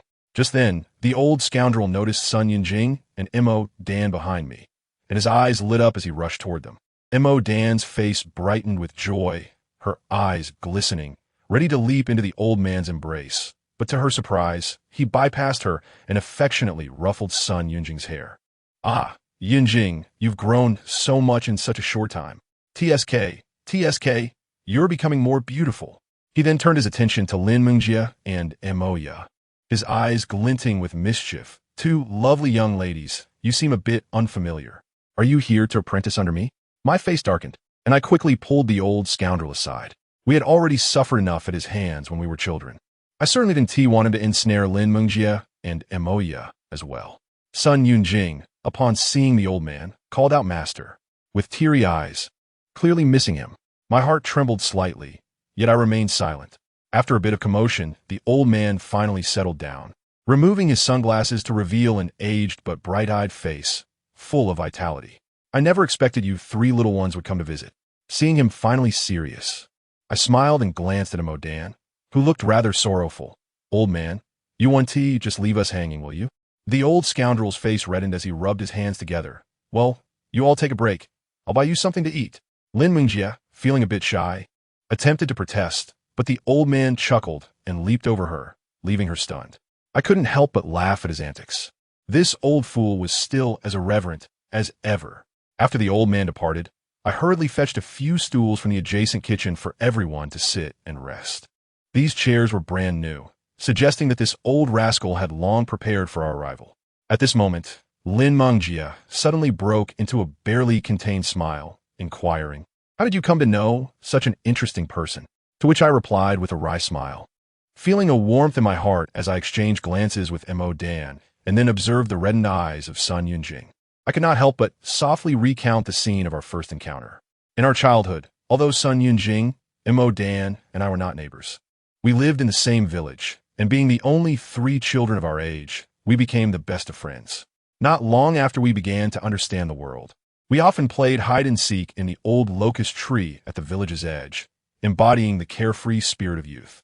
One fateful day, Mo Dan accidentally fell from the top of the tree. As we were paralyzed with fear, a pair of large hands caught him. A mysterious old man, clad in a suit, appeared before us and proclaimed that he recognized our unusual potential and wished to take us as his disciples. This enigmatic figure was not from our village, and none of us had ever seen him before, yet he settled here subsequently. Being mere children, we were easily swayed by his words and eagerly accepted his offer. The old rascal then allowed us to choose our fields of study. Sun Yunjing opted for physical strength, Mo Dan for intelligence, and I chose the art of magic. As a result, Sun Yunjing became a wealthy and beautiful young lady, and Mo Dan turned into a lovable fool. While I ended up as I am today, the old rascal devoted himself to teaching us, and even our parents grew familiar with him. I had never seen him engage in any work, yet he never seemed to lack for money. Whenever I inquired about his background as I grew older, he would simply increase our training intensity, deftly steering the conversation away from the subject. Thus, to this day, I remain oblivious to his true identity. However, he genuinely cared for us, never allowing us to suffer even the slightest grievance, often supporting our education. In our eyes, he was akin to a grandfather, eccentric yet trustworthy. After I finished recounting these memories, a silence enveloped the group. Just then, the old rascal returned, bearing a selection of fruits and seeds. Observing the slightly awkward expression on his face, I couldn't help but tease. "You knew we were coming but didn't prepare in advance?" Well, let down. Though I was quite touched by his generosity, I never hesitated to speak my mind. After all, this old fellow had certainly led us into trouble during our youth. With a scowl, the old rascal swatted at me. "Idiot, get to work." Despite my irritation, I removed my jacket and complied. The odor emanating from me was intolerable. I must admit, the old fellow had excellent taste. This new home was stylish and well-furnished. As I brought Mo Dan and the others into the living room, I noticed a flat-screen television mounted on the wall, accompanied by a collection of 3D movies. Lin Mingjia's face flushed slightly as the old rascal finally seemed a bit embarrassed, promptly stowing away the films before inviting us to sit on the sofa.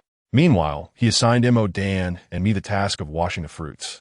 Once everything was prepared and we were seated, the old rascal suddenly turned to me, saying, "Lazy, I heard that after leaving here, you forgot everything I taught you?" Frowning, I was about to retort, "How do you know?" He shot me a glance. "I called your father." My face darkened. Could my father truly betray me like this? At that moment, the old rascal let out a long sigh. "You fool, I taught you only the essence, and you've forgotten it all. You're truly not as good as your master uncle." I was taken aback, ignoring his disparaging remark. What master uncle? He shot me another look. "You've forgotten your master uncle?" I exchanged puzzled glances with Mo Dan, both of us bewildered by the mention of a mysterious uncle. To my recollection, everything I knew had been taught by the old rascal. There had never been any mention of a master uncle. Suddenly, Sun Yunjing, who had been quietly pondering, exclaimed, "Master.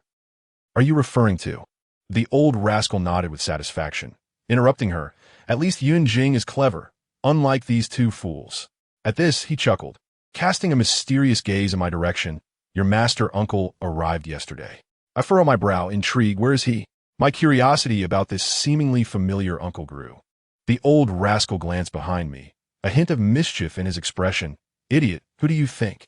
Startled, I instinctively sensed something was amiss, and suddenly, an icy chill enveloped me as a bucket of freezing water cascaded down, drenching me completely. Chapter 68. Another spectacle awaits. It was winter, and the sudden torrent had soaked me to the bone, leaving even my trousers damp. I felt as if I were floating. When I turned around, I was met with a face colder than the water itself, one I recognized all too well, a face that had captivated me many times before. Gazing at her, my mouth fell open in disbelief, wide enough to swallow an egg. Though her expression was frosty, there was a complexity in her gaze, slightly smug, yet laced with an undercurrent of displeasure directed at me. I had never imagined that so many emotions could be conveyed by a single face. Before I could utter a word, Sun Yunjing gasped, "Chun Bingning." I was taken aback, curious as to how she knew her. This girl was our student council president, the acknowledged queen of the school, Chun Bingning. My curiosity intensified. Why was she here, and how had she become my master uncle? Just then, Chun Bingning turned to Sun Yunjing. Smiling, "Yunjing, long time no see." Sun Yunjing's eyes widened in disbelief. You are the master uncle?" My mind was reeling. When had Sun Yunjing met Chun Bingning? Did she already know this girl was our master uncle? I had no recollection of having any master uncle. At that moment, Chun Bingning smiled enigmatically, her expression noncommittal. Feeling overwhelmed, I blurted out, "Wait, that's not right, Chun. President Chun. I don't recall having a master uncle when I was younger." Upon hearing my words, Chun Bingning, who had been ignoring me, abruptly turned her head, her eyes icy. "San sure, you truly don't remember me?" I frowned, forcing myself to recall, but still found no memory. Molib Dane domus utterly flabbergasted, gaping at us like a fish out of water. Meanwhile, the old rascal shamelessly munched on the grapes he had purchased. Just then, Chun Bingning raised her hand, slightly shaking it as she tossed a card towards me. "Idiot, take a look at this and tell me afterward if you remember." Her tone was tinged with irritation, leaving me utterly perplexed. However, I had received that card, and, upon lowering my head to examine it closely, I discovered it bore the crookedly written characters, Tangled. Notably, the character lay was composed of 3 separate stones, which appeared rather awkward. The card felt familiar, igniting a sense of déjà vu within me. As I delved into my memories, a sudden ache coursed through my mind, and a flood of childhood events rushed back. At that moment, clarity struck me. I indeed had a martial uncle during my youth. Instantly, a vivid scene from my past materialized before my eyes. "Little one, from now on, I shall be your martial uncle," exclaimed a small girl, her nose running, standing defiantly before a boy. "You, what right do you have?" The boy's voice trembled, fear evident in his demeanor. The girl scoffed, and with a flourish, conjured a playing card from thin air. "If you dare refuse, I will use this card to sever your neck." The boy, terrified, quickly bowed his head in a gesture of respect. Tangled greets his martial uncle. The girl clapped her hands in delight, but was curious. Your name is Tangled? How do you write those characters? Show me on this card. Oh, I shall write it for you now. Tang. Stone, stone, stone. Ah, what a ridiculous name. It's simply 3 stones. From now on, I shall call you Sanshur. It is Tangled. I shall call you Sanshur. Very well. Thus, from that moment onward, I acquired a moniker unique to that girl, Sanshur. As this classic scene replayed in my mind, I couldn't help but gasp in astonishment at Chun Bingning before me, exclaiming, You are that wild little girl from my childhood. I gaze at the present day, Chun Bingning, struggling to reconcile her with the mischievous child I once knew. Chun Bingning's expression darkened. Do you wish to be reprimanded again? My heart raced, suddenly feeling quite chilly. That old rascal had neglected to turn on the heating, rendering the room nearly as cold as outside. A sudden splash of cold water had cascaded over me, and I had yet to change my clothes. Chun Bingning shot me a disdainful glance, while the old rascal interjected sarcastically, You little brat dare forget your martial uncle? Seeking your doom. I scowled and turned to this old scoundrel. I still don't understand where this martial uncle has sprung from. My recollection held that Chun Bingning had seemingly appeared out of nowhere, standing beneath the locust tree at our training ground for merely a month. There were other incidents involving her, yet the details eluded me. Suddenly, realization dawned upon me. I comprehended why Chun Bingning's hand speed was so exceptional. As far as I knew, she, like the old rascal, was a master of magic tricks. I finally understood why she had shown interest in me upon our initial meeting. Perhaps she recognized me as her childhood companion. However, I found myself curious. Chun Bingning had spent considerable time with us and must surely have known my details. Why, then, had she not contacted me sooner? Did she harbor some ulterior motives? While I pondered, Lin Mengjia, who had been silent until now, furrowed her brow and asked, Are you planning to just stand there in those clothes waiting for death? I stiffened momentarily. Although her concern was well-intentioned, something felt off. Chun Bingning chuckled lightly. Glancing at me, Go inside. I have prepared clean clothes for you. Embarrassed, I scratched my head and retreated to the inner room. After donning a tattered cotton jacket belonging to the old rascal, I emerged with my hands tucked in my pockets. Upon exiting, I found M.O. Dan sipping water. Upon seeing my attire, choked and exclaimed, What the hell? A foolish sight indeed. I slapped him playfully. Even if I'm foolish, I'm not as foolish as you. As I stepped out, I noticed that Chun Bingning was seated alongside Sun Yunjing, seemingly engaged in conversation. Observing their camaraderie piqued my curiosity. Had Sun Yunjing recognized Chun Bingning all along? At that moment, Moya gently tugged at my arm. Little A, do you know this student council president well? I shook my head, just a childhood playmate. Not very familiar. Why do you ask? To my surprise, a sly smile crept on Moya's lips. I sense I am about to witness a delightful spectacle. I frowned. What do you mean? Nothing, she replied with a grin. Little A, don't forget, you still owe me a first kiss. My face darkened entirely. Just then, the old rascal turned his gaze toward me, wearing a mischievous grin. Little A, I've heard you've completely forgotten the fundamental techniques of magic. Is that correct? Suppressing my disgust, I replied darkly, Indeed. The old rascal smirked lewdly. Well then, starting today, let your martial uncle personally guide you in your training, shall we? Personal guidance. Upon hearing those words, Chun Bingning's face flushed slightly, yet her expression bore a hint of amusement as she regarded me. I was taken aback and hastily waved my hands. Martial uncle, I shall never forget your teachings. The old rascal's expression turned serious. It is settled then. Even Chun Bingning smiled faintly. I believe it is an excellent idea. Gazing at her radiant smile, I felt a mix of admiration and trepidation. The imposing aura of this queenly figure left me feeling decidedly apprehensive. Chapter 69. Morning Run determined to mentor me. Chun Bingning exuded an air of regal authority that stirred a flutter of excitement within me. Yet, before her training could commence, I fell ill. A sudden dousing with cold water had left me unprepared, and the abrupt temperature change resulted in a cold that rendered me drowsy and bedridden by afternoon. The old rascal possessed effective remedies. He concocted a bitter herbal soup that sent me straight into slumber. Despite his disheveled appearance, his room was surprisingly tidy, and I enjoyed a restful nap. I awoke briefly that night, still somewhat dazed, and sipped some warm water before drifting back into dreams. Since it was a rare occasion for us to gather, Everyone opted to stay at the old rascal's home. This two-story building had ample space for us all. However, as I slept, I vaguely sensed someone entering my room, though I could not discern who it was. The footsteps were soft, almost stealthy, as if the intruder feared waking me.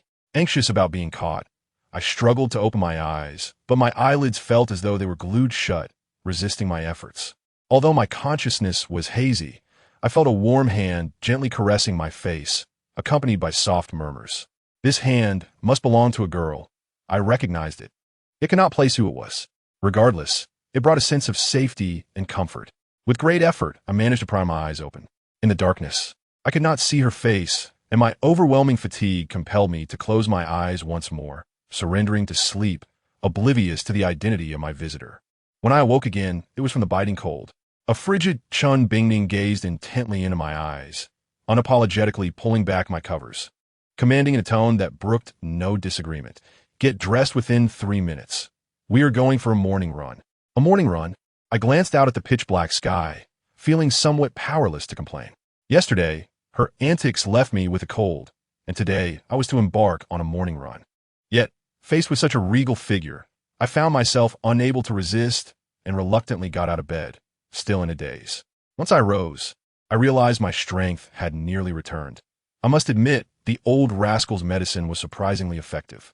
After dressing, before I could even take a sip of water, Chun Bingning tossed me a small package, instructing me to wear it. With a dark expression, I opened the package to find several heavy lead weights. These weights, though small in appearance, were heavier than sandbags. If I were to strap all of them on, I would surely be exhausted. Just as I was about to protest, Chun Bingning's expression hardened, resembling an ice block. "If you do not train, you will face the consequences." Seeing her imposing demeanor sent a shiver down my spine, and I hurriedly bent down to secure the weights.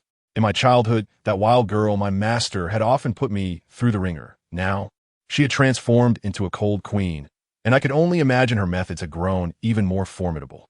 Chun Bingning had prepared a multitude of lead weights for me, as if she had been anticipating my training all along.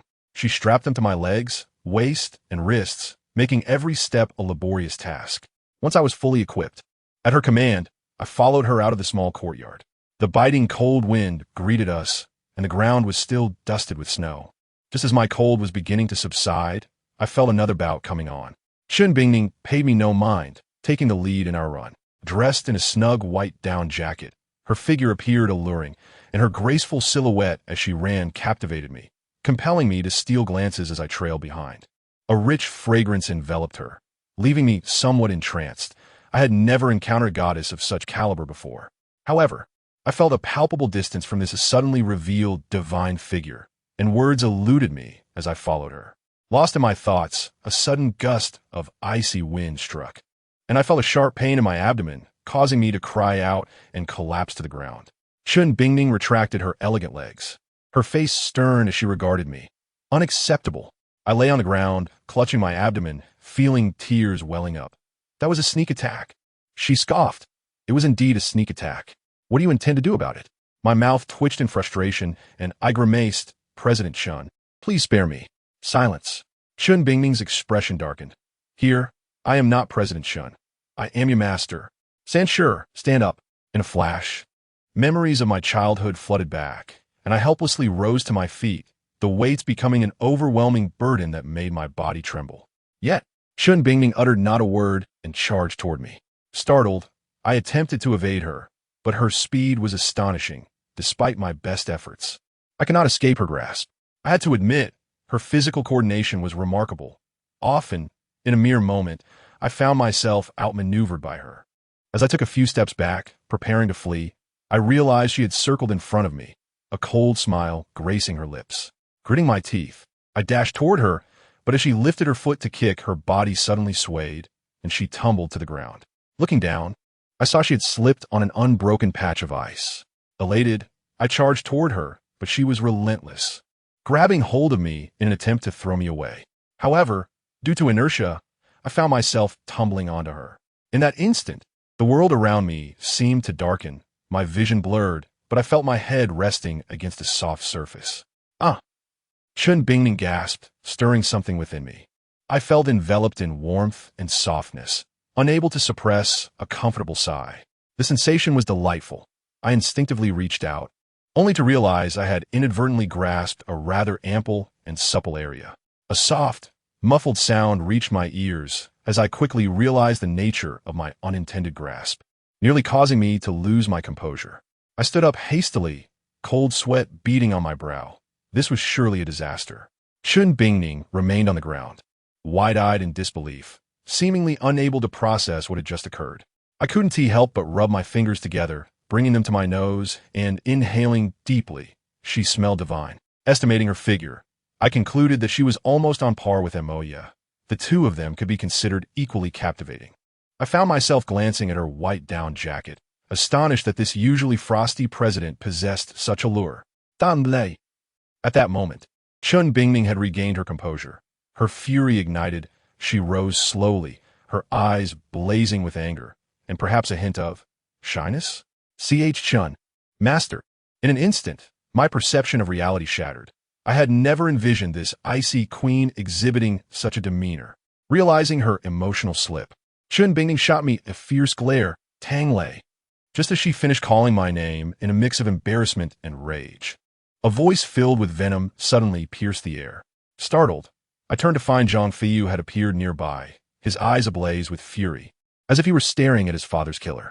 My heart raced.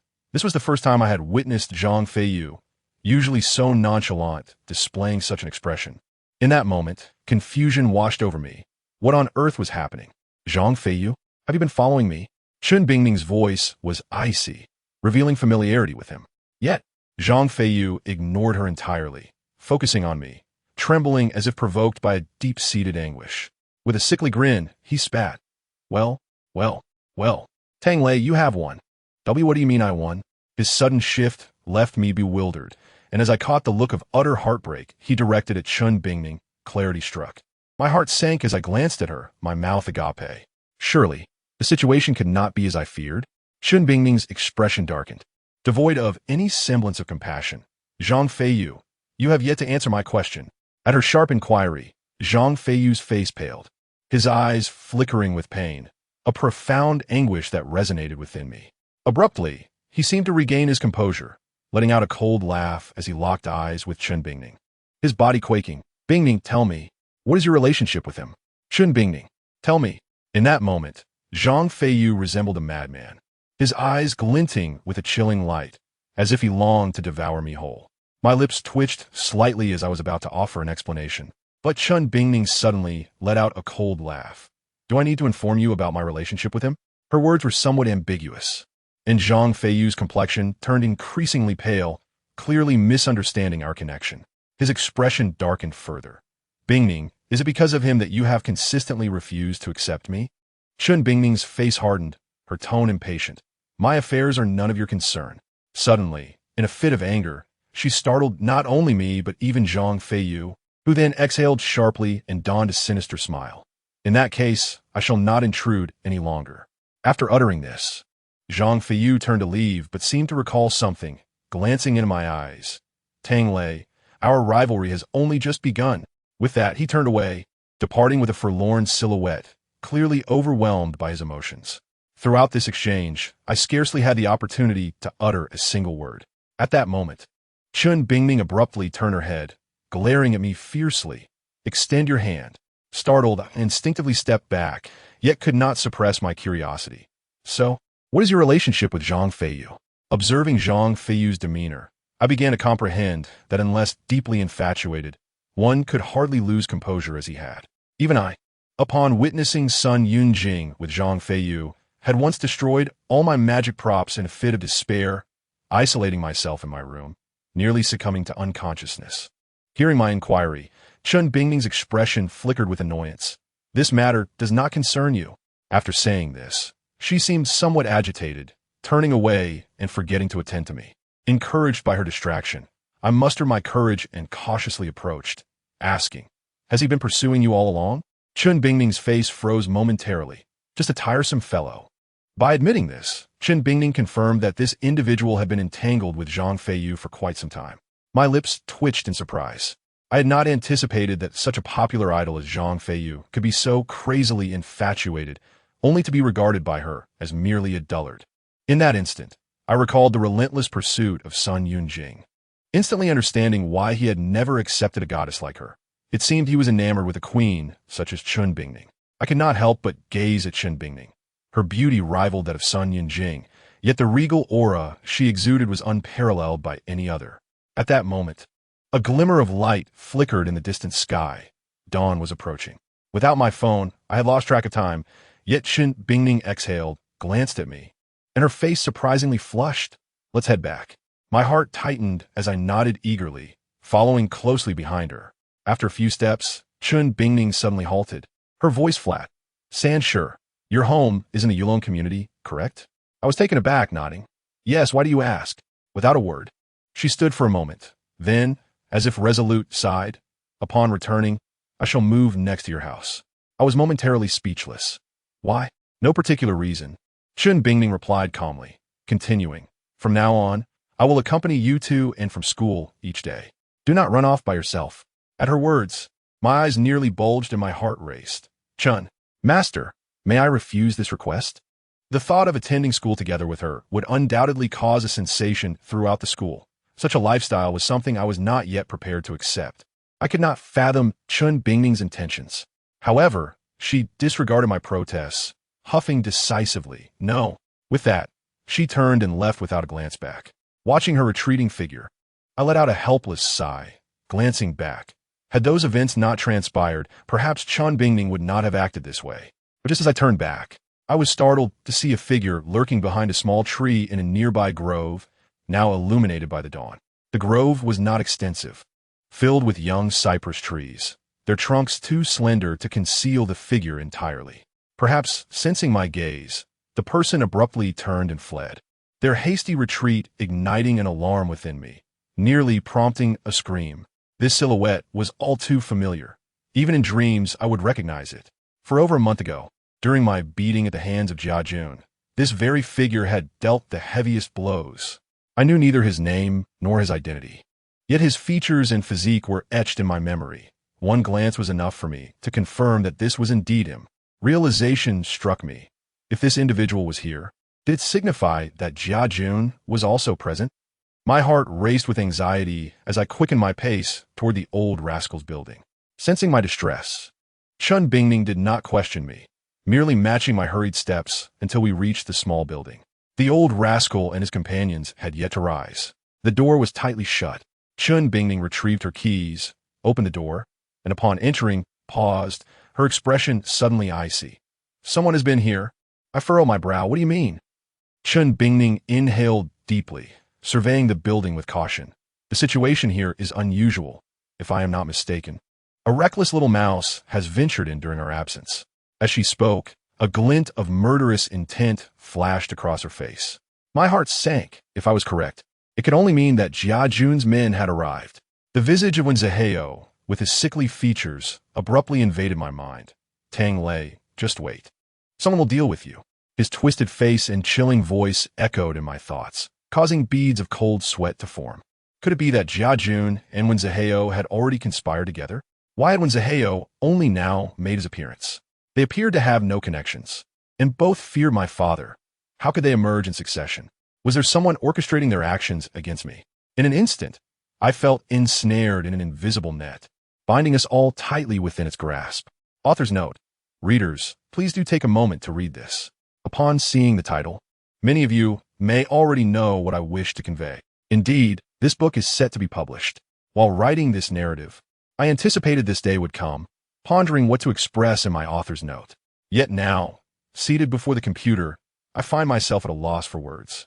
It seems fitting to extend my gratitude to many. First and foremost, I must thank all my readers. Although Yuelon often engages in forums, she does not promote. This book has only been serialized on Li, E-Bar, and Jubar. I am grateful to the readers who have followed from these forums and to all the readers on the website. Without you, this book would not have achieved its current success. As for its performance, it can only be described as mediocre. As we approach publication, I fear a wave of readers may depart. Yuelon feels quite reluctant, but sincerely hopes you will remain and support the official release, as she aspires to present you with a complete story. Certainly, I must extend my gratitude to my editor, Xiaofeng. Without him, this book would not have come to fruition. In my daily life and online, aside from my family, I heed the words of only two types of individuals, the young and the innocent. Fortunately, my editor is of the former, and when he encouraged me to pen a new book, I joyfully obliged. Thus, the characters Tang Lei, Lin Mengjie, Sun Yunjing, and Moya, among many others, were born. Now, let us discuss the book. Many readers harbor concerns that this work will meet the same fate as its predecessor, which ended abruptly after a mere 100 chapters. I am pleased to assure you that this book will far surpass the last in terms of scope. There are numerous tales yet to be told and countless conspiracies waiting to be unveiled. However, the website requires subscriptions for this book. Should the subscription fail to meet expectations, resulting in an abrupt conclusion, it is a scenario we would all prefer to avoid. This book comprises over 200,000 words, receiving both support and criticism. I am grateful to all who support me, as well as those who express their dissent. My capabilities are limited, and I cannot meet everyone's expectations. But I assure you that I will dedicate myself to crafting this narrative and telling Tang Lei's story beautifully. In terms of plot, Tang Lei's path of resurgence has commenced. I do not wish for him to falter midway. Therefore, I extend my heartfelt thanks to all readers for their support. To those contemplating abandoning the story, I also express my gratitude for the time you have spent with me and Tang Lei. Lastly, to access the genuine content, subscriptions are necessary. Allow me to briefly touch on the recharge methods. Firstly, Haiyan supports one-click login, allowing access with a Sina Weibo account, QQ account, or Baidu Tieba account. With a simple click, you can log in. Upon logging in at the top of the website, there is a recharge button where you can explore various options such as online banking, Alipay, SMS, or game point cards, with online banking and Alipay being recommended. After recharging, you can subscribe to chapters, and I suggest enabling the automatic subscription for ease of access. Should you have any questions, feel free to contact customer service.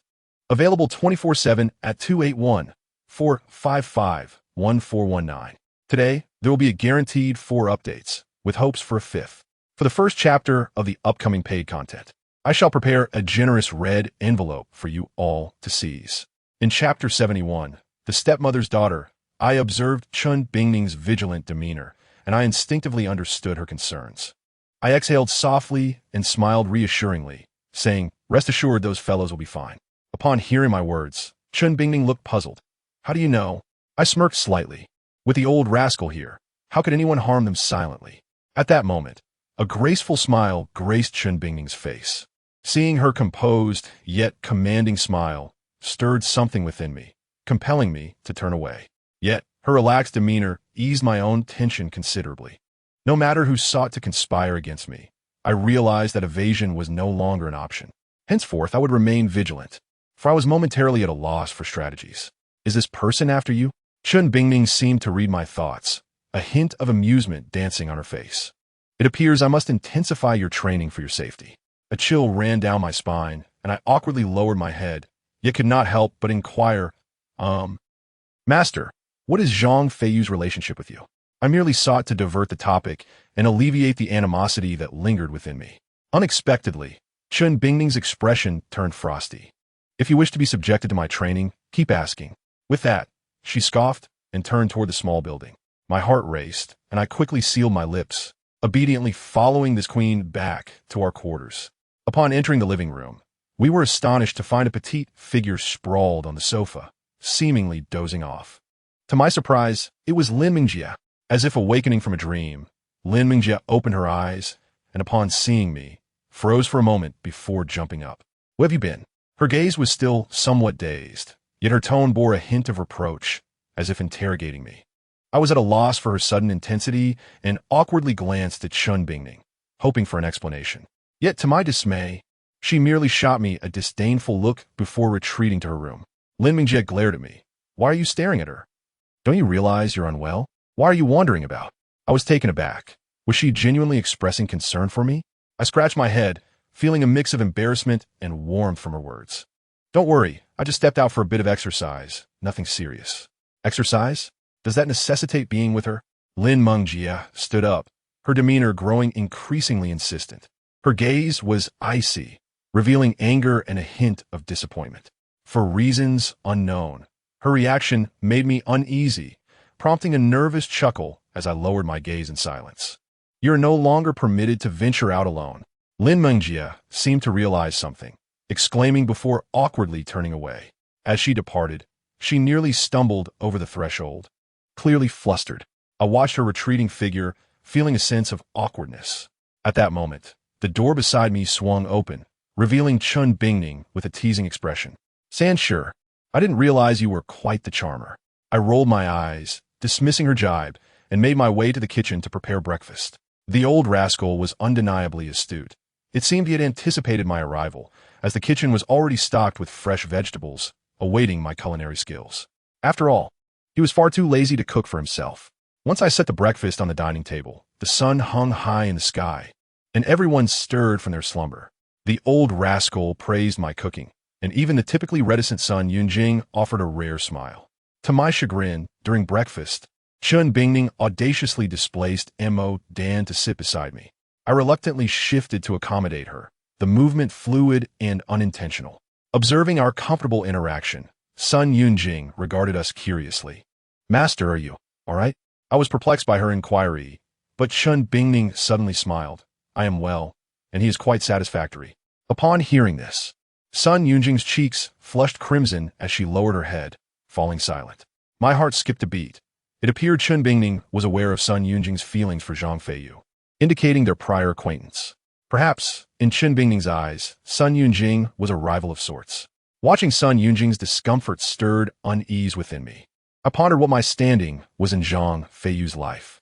At that moment, the old rascal's gaze flickered with wisdom as he glanced between me and Sun Yunjing. A mischievous smile playing on his lips, yet he remained silent. Suddenly, Lin Mengjie set down her utensils with a frosty expression. "I am full." I was startled to see her rise swiftly, ready to depart without a moment's hesitation. My lips parted, yet I found no words to say. At that moment, the old rascal suddenly spoke up. "Xiao Lazy, you haven't introduced this young lady's identity to me, have you?"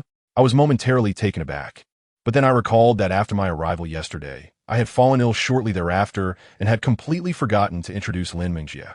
With that thought in mind, I casually opened my mouth. "She is Lin Mengjie, is..." At this juncture, I abruptly stuttered. I had intended to say she was my sister, yet the words caught in my throat, refusing to escape. Our relationship had remained awkward for so long, and even though Lin Mengjie referred to me as brother in front of Amoya, a knot still lingered in my heart. Thus, when it came to her title, I found myself at a loss for words. Suddenly, the atmosphere grew tense. The old rascal looked at me with a smile, while Amoya chuckled softly, her eyes glinting with amusement. Mo Dan and Chun Bingning bowed their heads to continue eating, seemingly uninterested in this minor interlude. In that moment, Lin Mengjie stood frozen, raising her head, biting her lip, her gaze towards me suddenly revealing a hint of yearning. It was as if she deeply cared about this title. My heart quivered, mouth agape in confusion, unsure of what to say. At that moment, the old rascal grew impatient, urging me, "Xiao Lazy, why the hesitation? Hurry up and speak." Sun Yunjing attempted to come to my aid, but Chun Bingning suddenly shot her a frosty glance.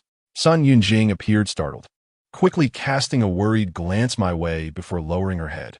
The nature of my relationship with Lin Mengjie had to be articulated by me alone. Such a simple task felt overwhelmingly daunting. After a prolonged silence, my parched mouth was cracking, devoid of moisture. I swallowed hard, lowered my head, and spoke in a hushed tone. "She is Lin Mengjie, is..." All eyes turned toward me. Lin Mengjie bit her lip tightly, her hands clenched, as if striving to suppress her anxiety. An unprecedented wave of oppression surged within me, yet I abruptly lifted my gaze, my eyes somewhat unfocused. "She is my stepmother's daughter. My stepmother's daughter. Oh, is that so?" Upon hearing this somewhat distant designation, the old rascal chuckled, saying nothing further, as if the matter no longer concerned him. At that moment, Lin Mengjie's body seemed to shudder, her eyes glistening with a trace of grievance, evoking profound sympathy. She lowered her head, her face obscured by her hair, rendering me unable to see her expression any longer.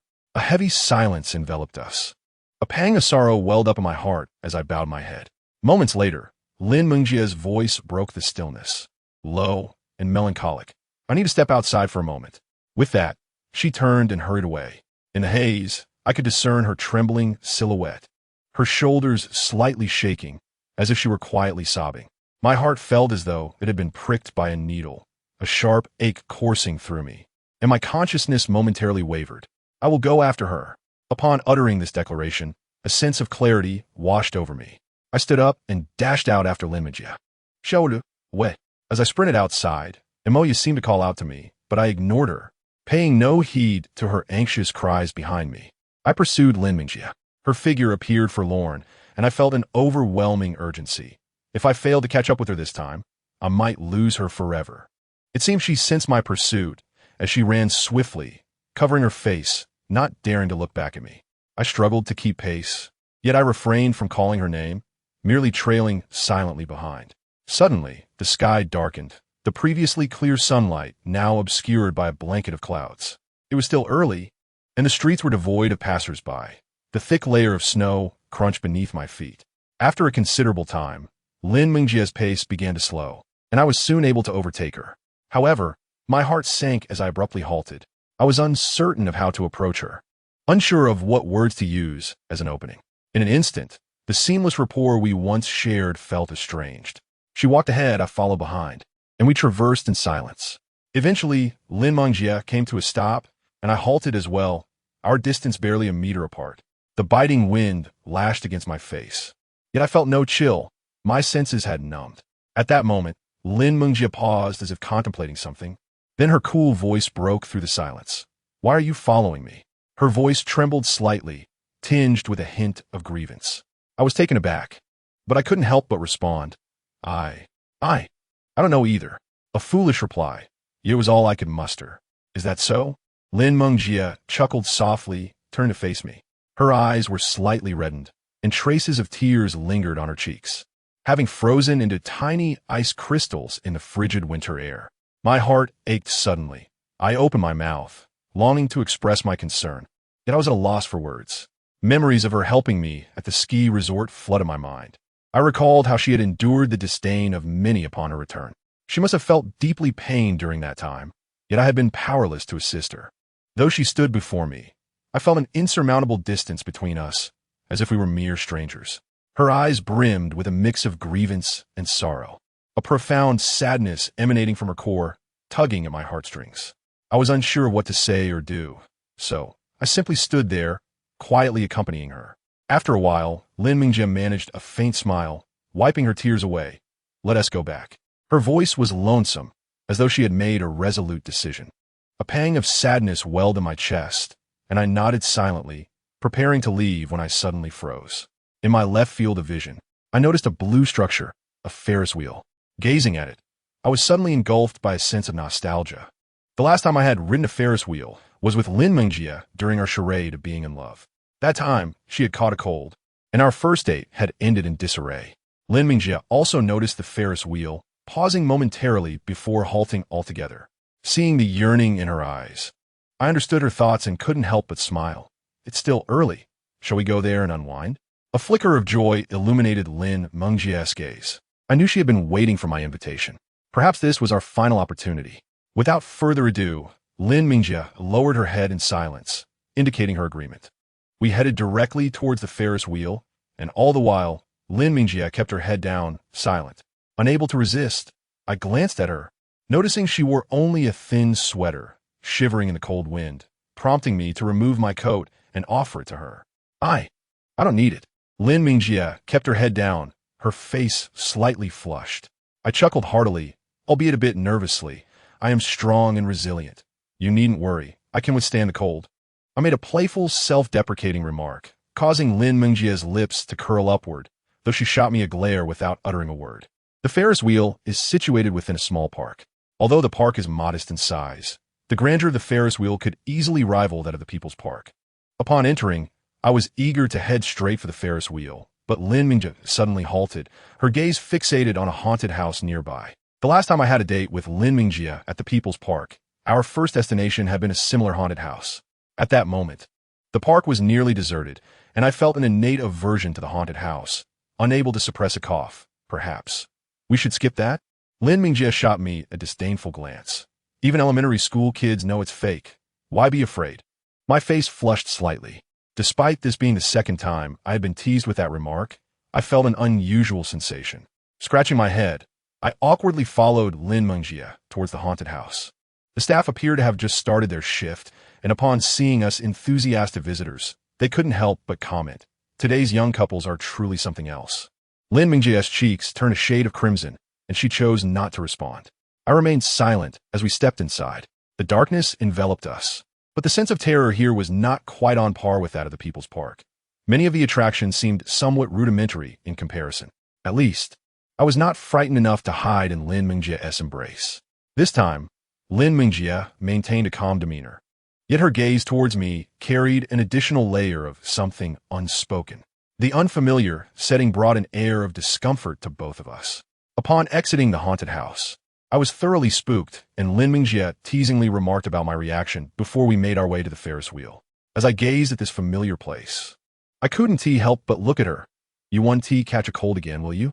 You go away." Lin Mengjie stomped her foot in annoyance. "I'm not like you." I smirked, paid the fare, and led her into the cabin. As the door closed, we seemed to be transported to another realm. At that moment, as the Ferris wheel began its gentle ascent, Lin Mengjie suddenly exclaimed, "It's snowing."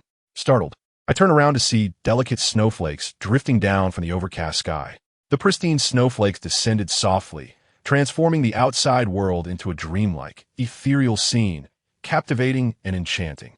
Lin Mengjie gazed out, a soft smile gracing her lips. "It's truly beautiful."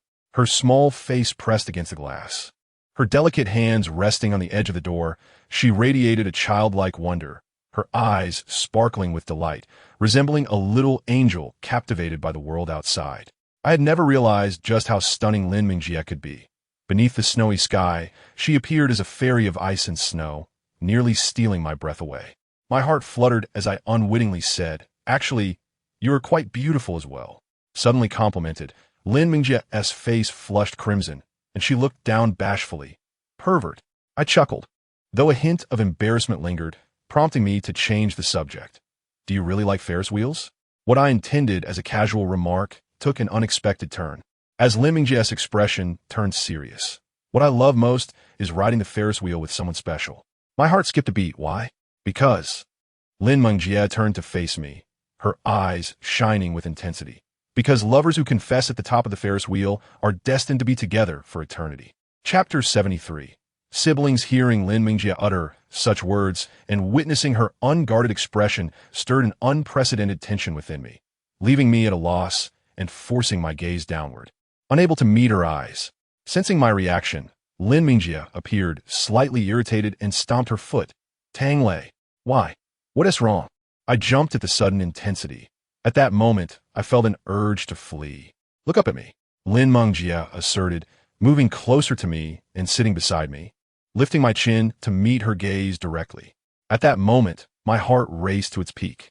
The person before me was no longer merely my so-called sister, but a girl with whom I shared no blood ties. I couldn't help but look into her eyes, which shimmered with a mix of shyness and determination. Her gaze felt almost tangible, imbued with an indescribable pressure that compelled me to avert my eyes. I lowered my head slightly, shifting away as I chuckled awkwardly. "Mengjie, stop fooling around." Lin Mengjie's body stiffened for a moment, then she sat back, her voice subdued. "Are you avoiding me?"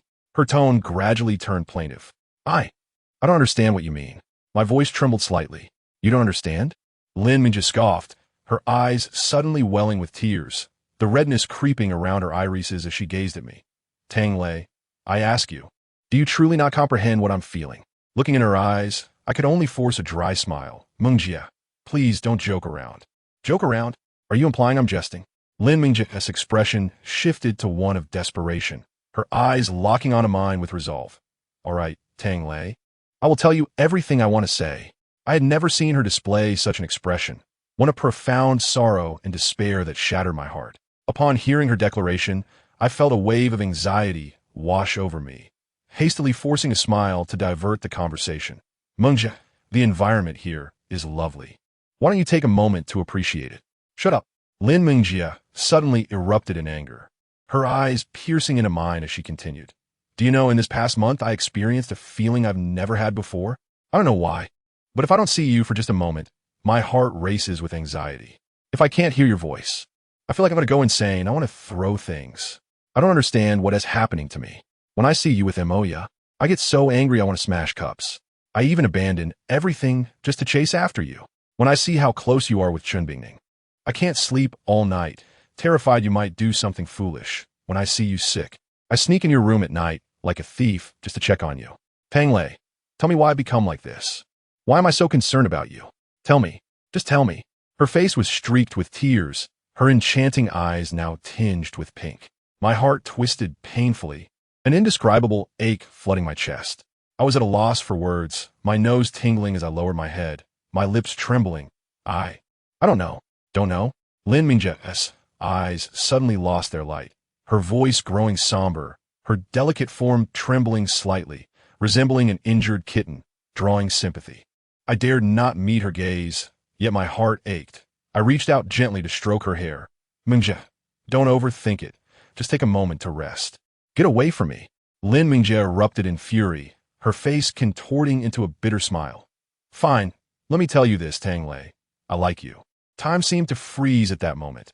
Her words echoed in my mind, and I had never imagined that my first confession would come from Lin Mingjia. At this moment, the air seemed to stagnate, and the entire space fell into a profound silence, allowing us to hear each other's breath. I no longer sought to evade, but instead gazed into her eyes, a sudden tranquility enveloping my heart. Why? Lin Mingjia smiled, her face radiating satisfaction. I don't know, but I do know that I truly like you. My throat felt parched, and a heavy sensation lodged itself in my heart, prompting me to clear my throat awkwardly. Haven't you always liked Zhang Feiyu? This question, initially posed casually, unexpectedly rendered Lin Mengjia's expression grave. She gently brushed her hair aside and suddenly displayed an air of unwavering confidence. In the past, I was foolish, mistakenly thinking I liked Zhang Feiyu, but I have come to realize that I merely admired him. In fact, he is no longer worthy of my admiration. I was unsure when it happened, but my gaze had been completely captivated by you. Perhaps it was during that football match, or the countless nights when you offered your assistance, or perhaps it was on that night at KTV. Tangled, regardless of your thoughts, I can only tell you that I like you. I genuinely like you. Her eyes glistened with a hint of mist, and I could discern that her words were sincere. My scalp tingled, my heart stirred with emotion and guilt, compelling me to lower my head. Thank you. Lin Mingjia looked at me, suddenly breaking into laughter. You want to accept me, will you? We are siblings. My throat grew increasingly dry, rendering me almost speechless. Uttering those few words, I was overcome by a feeling of despair. Lin Mingjia's complexion paled slightly. Biting her lip, she gazed at me. I know, because of Yin Jing, you want to accept me, right? My heart convulsed, and I could only bow my head in silence. Because of the hurt inflicted by Sun Yin Jing, I had yet to develop any special feelings for any girl. And I could not fathom why, but I did not wish to deceive Lin Mingjia. Although it was the first time a girl had confessed to me, especially a goddess, I turned her down. At that moment, the Ferris wheel was nearing its apex, and I suddenly realized how slowly it was progressing. I exhaled deeply, observing Lin Mengjia's pale countenance, and couldn't help but chuckle softly. Mengjia, in truth, you have always been my dear sister. Lin Mingjia's gaze froze for a moment, and she remained silent. She lowered her head, not exhibiting the hysterics I had anticipated, but rather a calmness akin to that of another person. I chose not to dwell on it further, and continued, Mingjia, I do not know what the future holds, but for now, you are my closest sister. Everything that transpired before is in the past. Do you understand my meaning? At this moment, I no longer wish to evade the truth. Lin Mingjia is my sister, and I am her brother. This identity shall never change. We have endured many misunderstandings in the past, but now we are the closest of siblings. This fact is unalterable. Upon hearing my words, Lin Mingjia suddenly lifted her head, her eyes brimming with tears. Brother, I smiled, gently cradling her icy face in my hands. Sister. In that instant, we cast aside all grievances, leaving only the profound bond of kinship and an inexplicable sentiment lingering between us. I was uncertain how long this relationship would endure, but from this day forth, I vowed to shield my sister from any distress. I would offer her the utmost care. Even if she teased me or expressed anger, I would harbor no resentment. Lin Mengjia raised her head, whispering softly, "Brother, I really like you." I chuckled, "I like you too." The Ferris wheel had reached its pinnacle, and I was uncertain what changes awaited a pair of devoted siblings in the future. In this moment, a wave of contentment washed over me. Regardless of the circumstances, my sister holds affection for me. At that moment, Lin Mungjia nestled in my arms, gently lifted her head, closed her eyes, and then softly pressed a kiss upon my forehead. The fragrant warmth enveloped me, and I felt myself becoming slightly intoxicated.